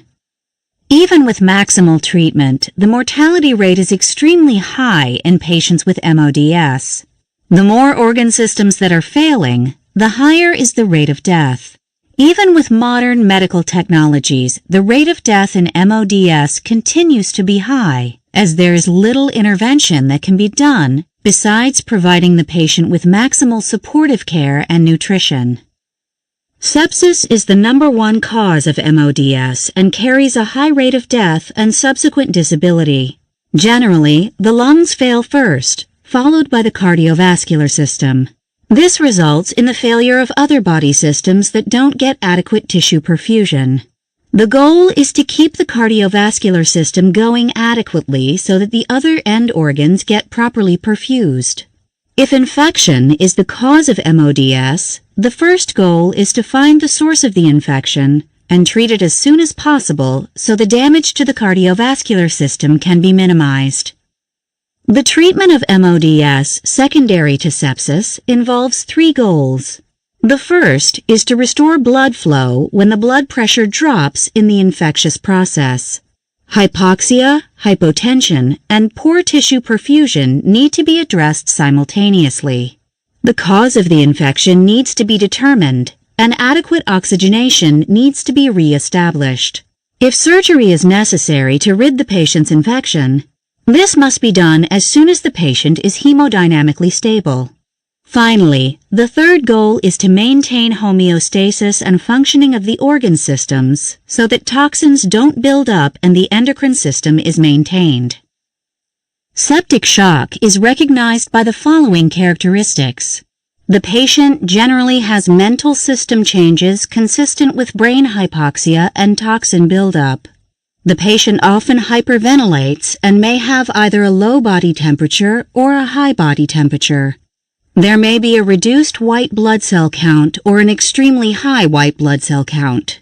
A source of infection may be obvious or difficult to identify, depending on the infection.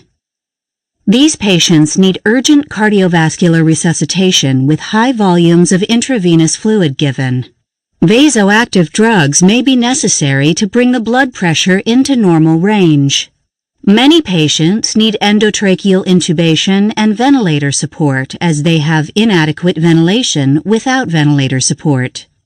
Empiric intravenous antimicrobial medications must be given as soon as infection is suspected, with definitive antimicrobial medication given when cultures of the blood or infectious source are completed. Resuscitation begins with intravenous fluid therapy and medications that are directed at maintaining the blood pressure. Norepinephrine is the drug of choice for restoring blood pressure. However, if this fails, dopamine may be given. Dobutamine is another drug often used for hemodynamic stabilization. Epinephrine is not recommended in septic shock, but can be used in other types of shock, such as cardiogenic shock. Patients in shock quickly develop lactic acidosis and secondary metabolic acidosis. This can be difficult to treat as giving bicarbonate to correct the acidemia can worsen the acidosis happening inside the cells. Correcting acidemia in patients who have shock has not been found to be effective in improving homeostasis of the cardiovascular system. It is, however, recommended in patients who have an arterial pH level less than 7.20, or if the serum bicarbonate level is less than 9 millimoles per liter. The main damage from septic shock is the development of toxins and the increase in inflammation in the body secondary to widespread infection. Even though inflammation is felt to be the cause of much of the end organ damage, correcting inflammation by giving the patient high-dose corticosteroids in shock has not been found to be particularly effective. Tight glycemic control is recommended in shock patients so that the blood glucose level is never higher than 150 milligrams per deciliter. The management of MODS patients begins with resuscitation and normalization of the blood pressure to minimize hypoperfusion of the tissues. The central venous pressure should be monitored and maintained, so the central venous pressure is between 8 and 12 millimeters of mercury at all times. The mean arterial pressure must be kept above 65 millimeters of mercury, and the output should be higher than 0.5 milliliters per kilogram per hour. The oxygenation of the superior vena cava must be at least 65 to 70%. If the patient has elevated lactic acid levels, this must be brought down as fast as possible. Cultures of suspicious areas need to be done, as well as blood pressure monitoring. Antimicrobial therapy must be started even when cultures are pending, and an obvious source has not yet been identified. At least 2 sets of blood cultures should be obtained before starting antimicrobial therapy. Imaging studies need to be done to try and identify the source of the infection. IV antibiotics need to be given within the first hour that septic shock is identified to attempt to reverse the cause of the shock. 1 or more intravenous drugs should be used to cover for any bacterial or fungal agent that is causing the infection. There must be adequate tissue perfusion for the antimicrobials to get to the source of the infection. The choice of antimicrobial therapy must be continually re-evaluated as cultures come back or if the patient doesn't seem to be responding to the current antimicrobial treatment. Patients with severe neutropenia need to be on multiple antimicrobials for at least 7 to 10 days. Longer courses of antimicrobials need to be given if the patient slowly responds to the therapy or if there are documented cases of Staphylococcal aureus infections, viral infections, or fungal infections. If the patient is neutropenic, the course of antimicrobial therapy needs to be longer. If a virus is the cause of the sepsis, antiviral therapy needs to be started.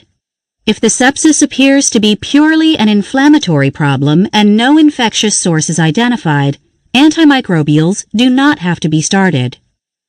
In the absence of ongoing infection, there needs to be an attempt at reducing the risk of nosocomial infections. There needs to be selective oral and digestive decontamination and efforts made to reduce ventilator-associated pneumonia, which involves adequate oxygenation and aseptic technique whenever possible. Oral chlorhexidine gluconate can be given to decontaminate the mouth, reducing the chance of oral contamination to the lungs in septic patients. Crystalloids should be used primarily in the first stages of sepsis resuscitation.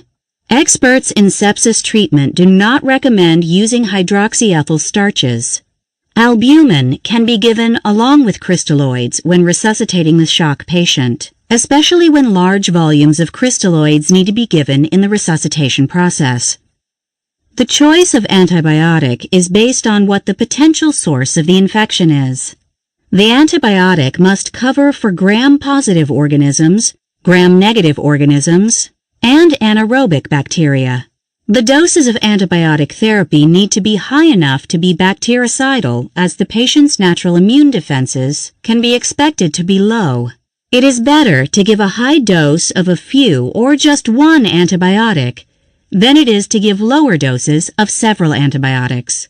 Anaerobic coverage is a priority when abdominal or perineal infections are suspected. If the patient is severely neutropenic, coverage against Pseudomonas must be given. Burn patients need this type of coverage as well. If the patient is immunocompetent, then just one high-dose antibiotic needs to be given. A third-generation cephalosporin is adequate in these types of patients. In those types of patients suspected of being immunosuppressed, 2 broad-spectrum antibiotics should be given that overlap in coverage of microorganisms. There is no selection of antibiotic therapy that has been found to be superior to any other antibiotic selection. When fluid resuscitation is inadequate to restore blood pressure, then vasopressor medication must be used.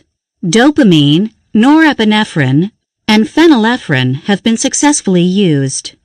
These drugs are able to maintain a reasonable blood pressure despite life-threatening sepsis and hypotension. The blood pressure must be kept high enough to perfuse the kidneys and abdominal organs. The first choice of vasopressor in sepsis is norepinephrine or dopamine. Epinephrine can be used if these fail to restore a normal blood pressure. Norepinephrine is started first, followed by vasopressin, which can help reduce the dose of dopamine or norepinephrine being used. Dopamine can precipitate tachyarrhythmias, so it should be used judiciously in patients with cardiovascular disease. Phenylephrine as a vasopressor is not recommended in treating shock patients, except when the use of norepinephrine causes tachyarrhythmias or when dopamine and vasopressin fail to maintain the patient's blood pressure. Epinephrine can increase the mean arterial pressure because it increases the stroke volume of the heart, increases heart rate, increases systemic vascular resistance, and increases the cardiac index. It does, however, increase the lactic acid concentrations in the tissues, so it is only recommended if other vasopressive medications are unsuccessful in treating the hypotension. Besides increasing lactic acid concentrations, epinephrine can also worsen cardiac ischemia and can cause arrhythmias. It can decrease the flow of blood to the splanchnic organs. Dopamine can be used. It has the benefit of causing vasodilation of the kidney arteries, mesenteric arteries, and coronary arteries. It can increase the contractility of the heart and will increase the heart rate. Blood pressure will rise, and there will be an increase in vasoconstriction. It is not as effective as norepinephrine in treating hypotension in septic shock patients. The main negative effect of dopamine is tachycardia and pulmonary shunting, which decreases oxygenation of the splanchnic organs. Phenylephrine is a selective alpha-1 adrenergic receptor agonist used in anesthesia settings to increase the patient's blood pressure. It has also been found to be effective in increasing the blood pressure in patients with septic shock.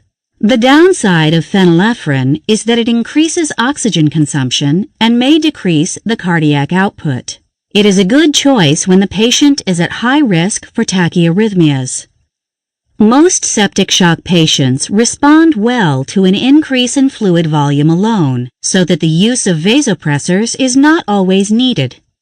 The goal is to maintain oxygen delivery to the tissues using volume resuscitation first, followed by vasopressors if volume resuscitation doesn't provide good tissue perfusion.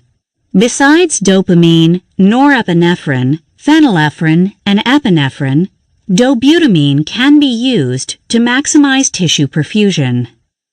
Corticosteroids are often used in the treatment of shock even though it has not been found to be effective in reducing shock, improving mortality, or preventing infection. The routine use of corticosteroids in shock patients isn't recommended at this time. Patients with refractory shock can be tried on intravenous hydrocortisone for up to a week or until vasopressors are no longer necessary to keep the patient's blood pressure in the normal range. Trauma care. The initial evaluation and management of a critically injured patient suffering from multiple trauma can be challenging. In the past few decades, there has been an improvement in the understanding of what goes on when a patient is injured and multiple organ systems are involved, so that the mortality rate has declined dramatically. Deaths from trauma can be immediate, early, or late. Patients who die immediately generally have irreversible injury to the great vessels, heart, or brain. The patient generally dies at the scene of the trauma and is never treated in the emergency department. In some cases, these deaths can be prevented by maximizing resuscitative efforts at the scene. Early deaths from trauma occur within minutes to several hours following the injury. These patients usually make it to the emergency department and suffer death from overwhelming hemorrhage or cardiovascular collapse that is unresponsive to resuscitative efforts. Late deaths from trauma happen days to weeks after the injury. Adequate critical care is necessary to avert these types of deaths. Early deaths secondary to trauma stem from failure to oxygenate the vital organs, from severe trauma to the nervous system, infectious diseases, or a combination of these. Things like inadequate oxygenation, poor ventilation, circulatory collapse, and lack of perfusion of end organs contribute to the patient's demise. In cases of severe CNS trauma, signals to the heart and lungs are impaired, and the patient cannot oxygenate or perfuse their organs. Early trauma deaths depend on the patient's age, gender, body habitus, or the environmental conditions surrounding the trauma. Patients who suffer trauma in rural areas have delayed access to trauma care and are at a greater risk of early trauma deaths. The development of the advanced trauma life support system has improved mortality because rural providers and ambulance personnel have begun to be trained using approaches developed by ATLS. Using ATLS protocols consistently has provided for the best resuscitation of patients with life-threatening injuries. The evaluation and treatment of trauma patients comes down to quickly finding those injuries that are life-threatening, adequately supporting the cardiovascular system, and arranging for definitive therapy, which usually involves rapid transfer to a trauma center. Triage. The main objective of triage is to put patients in categories according to their chance of survival. The vital signs are assessed, along with the patient's mechanism of injury, age, and suspected underlying medical conditions. Evidence that a faster workup is necessary include having multiple injuries, being extremely young or quite elderly, having severe neurological trauma, having an instability of the vital signs, having pre-existing cardiac disease, or having lung disease. The primary survey is performed first to identify those things that are life-threatening. Obstructed airway takes precedence over impaired circulation, and things like the necessity of amputation or other organ injury. If possible, caregivers need to assess all body symptoms at the same time, while simultaneously correcting those things that are correctable. By evaluating and treating at the same time, patients with multiple traumatic injuries can be treated and stabilized faster. The need for a resuscitation team is labor-intensive, but is necessary in the trauma setting and in cases where there are mass casualties. When many victims are in need of care, the triage process allows for the maximal amount of care to be given to those patients who are expected to survive their injuries, but that need intervention. In some cases, the most severely injured patients are not treated because they are not expected to survive, even with maximal resuscitation. The resuscitation team needs to be organized as soon as it is deemed necessary to treat one or more traumatized patients. Leadership roles need to be established early, and equipment needs to be operable. In larger hospitals, surgeons need to be notified and available to correct any surgically correctable traumatic injuries. The team leader should be a physician skilled in the management of trauma patients. Other doctors or providers are designated to be responsible for the airway management, blood pressure control, and the secondary survey of the patient. If procedures need to be done, a healthcare provider skilled in that area needs to be available to provide the service. Nurses must be available for the continual monitoring of the vital signs, intravenous access, and the attainment of blood samples. If possible, Respiratory therapists need to be on hand for airway management, and X-ray services need to be available for radiologic studies. Neurosurgeons and orthopedic surgeons need to be contacted immediately as soon as it becomes evident they are needed. If there is severe CNS trauma, a neurosurgeon must be readily available to provide emergency neurosurgical intervention for patients with CNS trauma. The first step in trauma care is the performance of a primary survey. It involves the evaluation of the airway, breathing, circulation, disability, and environmental exposure. The first priority is airway. This is assessed by determining the availability of environmental air to enter lungs that are unobstructed.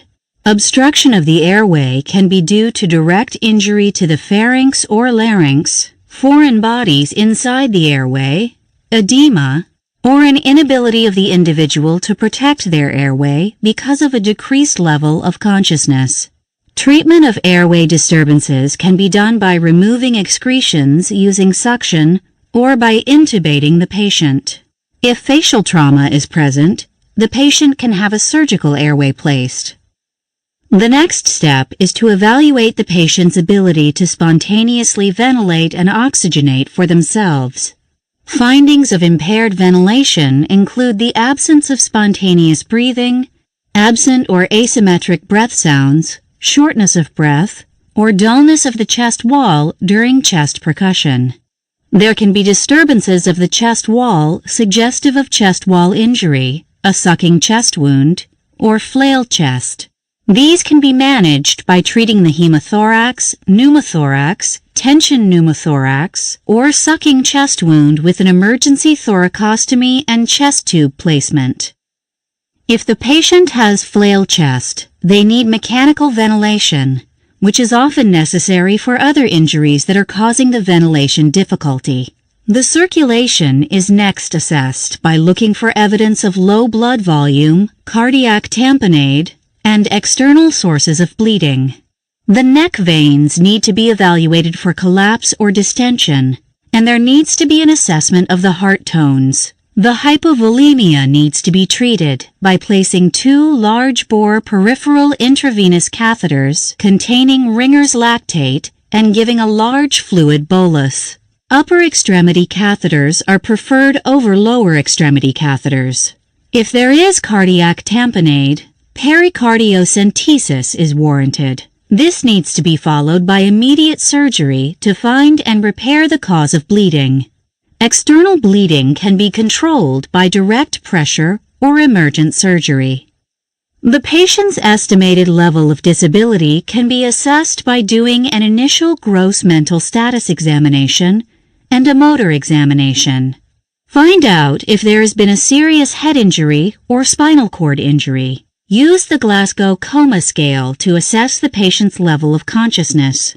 The pupils need to be looked at for size, reactivity to light, and symmetry. Spinal cord injury needs to be assessed by observing motor movement. Pupillary findings or hemiplegia suggests possible upcoming herniation of the cerebrum through the tentoria incisura because of an expanding mass in the brain or because of cerebral edema. If these findings are seen, the patient needs emergency management for increased intracranial pressure. Treatment includes intravenous mannitol, hypertonic saline, sedatives, and muscle relaxants. This needs to be done after an adequate airway is established. Emergency neurosurgical intervention is necessary. If there is no decreased level of consciousness and the presence of paraplegia or quadriplegia, there is probably a spinal cord injury. The possibility of a spinal cord injury necessitates full spinal immobilization. If respiratory efforts are weak because of a high cervical spinal cord injury, endotracheal intubation is necessary. The last step in the primary survey includes evaluating the patient's exposure to a harmful environment and control of the environment. The patient's clothes need to be removed and a thorough physical examination needs to be undertaken. Treatment for hypothermia needs to be undertaken as removing their clothing can worsen this problem. Warm blankets can be provided along with warming of the intravenous fluids. Heat lamps may be used, and if available, warmed air-circulating blankets. There can be diagnostic intervention and monitoring along with the primary survey. The electrocardiogram leads can be placed, and pulse oximetry can be implemented. Monitors can provide information crucial to the resuscitation process. They need gastric intubation to remove excess stomach gas and fluids. If possible, a urinary catheter can be placed, which can allow for evaluation of the patient's fluid status. This can't be done in situations of a urethral injury. A retrograde pyelogram should be done if a urethral injury is suspected before a catheter can be placed. While the primary survey is going on, the provider is simultaneously making diagnoses and doing interventional procedures until the patient's condition is more stable. During this time, the patient has ongoing monitoring of the vital signs, protection of the airway, oxygenation, intravenous fluid resuscitation, and the administration of blood products. Patients who have multiple injuries may need several liters of crystalloid fluids over the first 24 hours to maintain an adequate blood pressure, tissue perfusion, and end organ perfusion. The urine output needs to be adequate during this time. Blood is given for low blood volume that isn't responsive to intravenous crystalloids. If blood loss isn't controlled by direct pressure and transfusion, surgery or diagnostic imagery needs to be done to evaluate and treat the source of the bleeding. The end point of the resuscitative process includes normal vital signs, lack of ongoing blood loss, normal urine output, and lack of evidence of end organ damage. Things like base deficits found in arterial blood gases and blood lactate levels may aid in the treatment of severely injured patients. The patient with abnormal vital signs suggesting low blood pressure is at a high risk for blood loss of at least 30 to 40%. After the primary survey is finished and after resuscitation, a head-to-toe evaluation of the patient's body is performed. The vital signs are continually reviewed, and the provider needs to repeat the primary survey to assess the patient's response to the resuscitative process. The patient's history is looked at, as well as any reports from pre-hospital personnel. If family members or witnesses are available, they can enhance the patient's history. Find out if the patient has any pre-existing medical conditions and if they are on any medications. Find out their allergies, tetanus status, time of last meal, and any events related to the injury. The secondary survey is done while paying attention to the mechanism of injury, the likelihood of a coexisting cold or heat injury, and the patient's overall physical status. Each body area needs to be evaluated for evidence of injury, including the abdominal organs and bones. A full neurological assessment needs to be undertaken as part of this survey. This should include a complete cranial nerve evaluation. The neck should be evaluated for evidence of airway injury or damage to the great vessels. The posterior aspect of the spine should be evaluated for cervical injury or tenderness to the cervical spine. Full spinal precautions need to be undertaken if there is blunt trauma and an unknown mechanism of injury. The chest should be palpated for injury to the chest wall. Crepitation, tenderness, or instability of the chest wall suggests a chest injury. The patient's heart and lungs need to be listened to. There should be an evaluation for penetrating trauma to the chest. Chest tubes need to be evaluated to make sure they are working, and a portable chest X-ray is necessary to assess for continued pneumothorax, mediastinal trauma, bony injuries, and to assess the placement of endotracheal tubes, gastric tubes, and chest tubes. The abdomen needs to be assessed for distension or other evidence suggestive of an intra-abdominal injury or intra-abdominal bleeding. If there is penetrating trauma, a local evaluation should be undertaken to see if the abdominal muscles were penetrated. High-velocity penetrating trauma needs surgical evaluation and intervention. The pelvis needs to be assessed for pelvic fractures. An AP pelvis film can be done to look for fracture. If a pelvic fracture is suspected, the pelvis should not be manipulated, as this can worsen the bleeding. Perineal evaluation needs to be undertaken, looking for bleeding, gross blood in the vaginal canal, blood in the rectum, or urethral blood. If there is no suspicion of urethral trauma, a Foley catheter can be placed. If there is a suspicion of spinal cord injury, the anal sphincter tone should be assessed during this part of the evaluation. An extremity evaluation should happen next. If long bones are fractured, these require stabilization. Plain films of the bones should be done to identify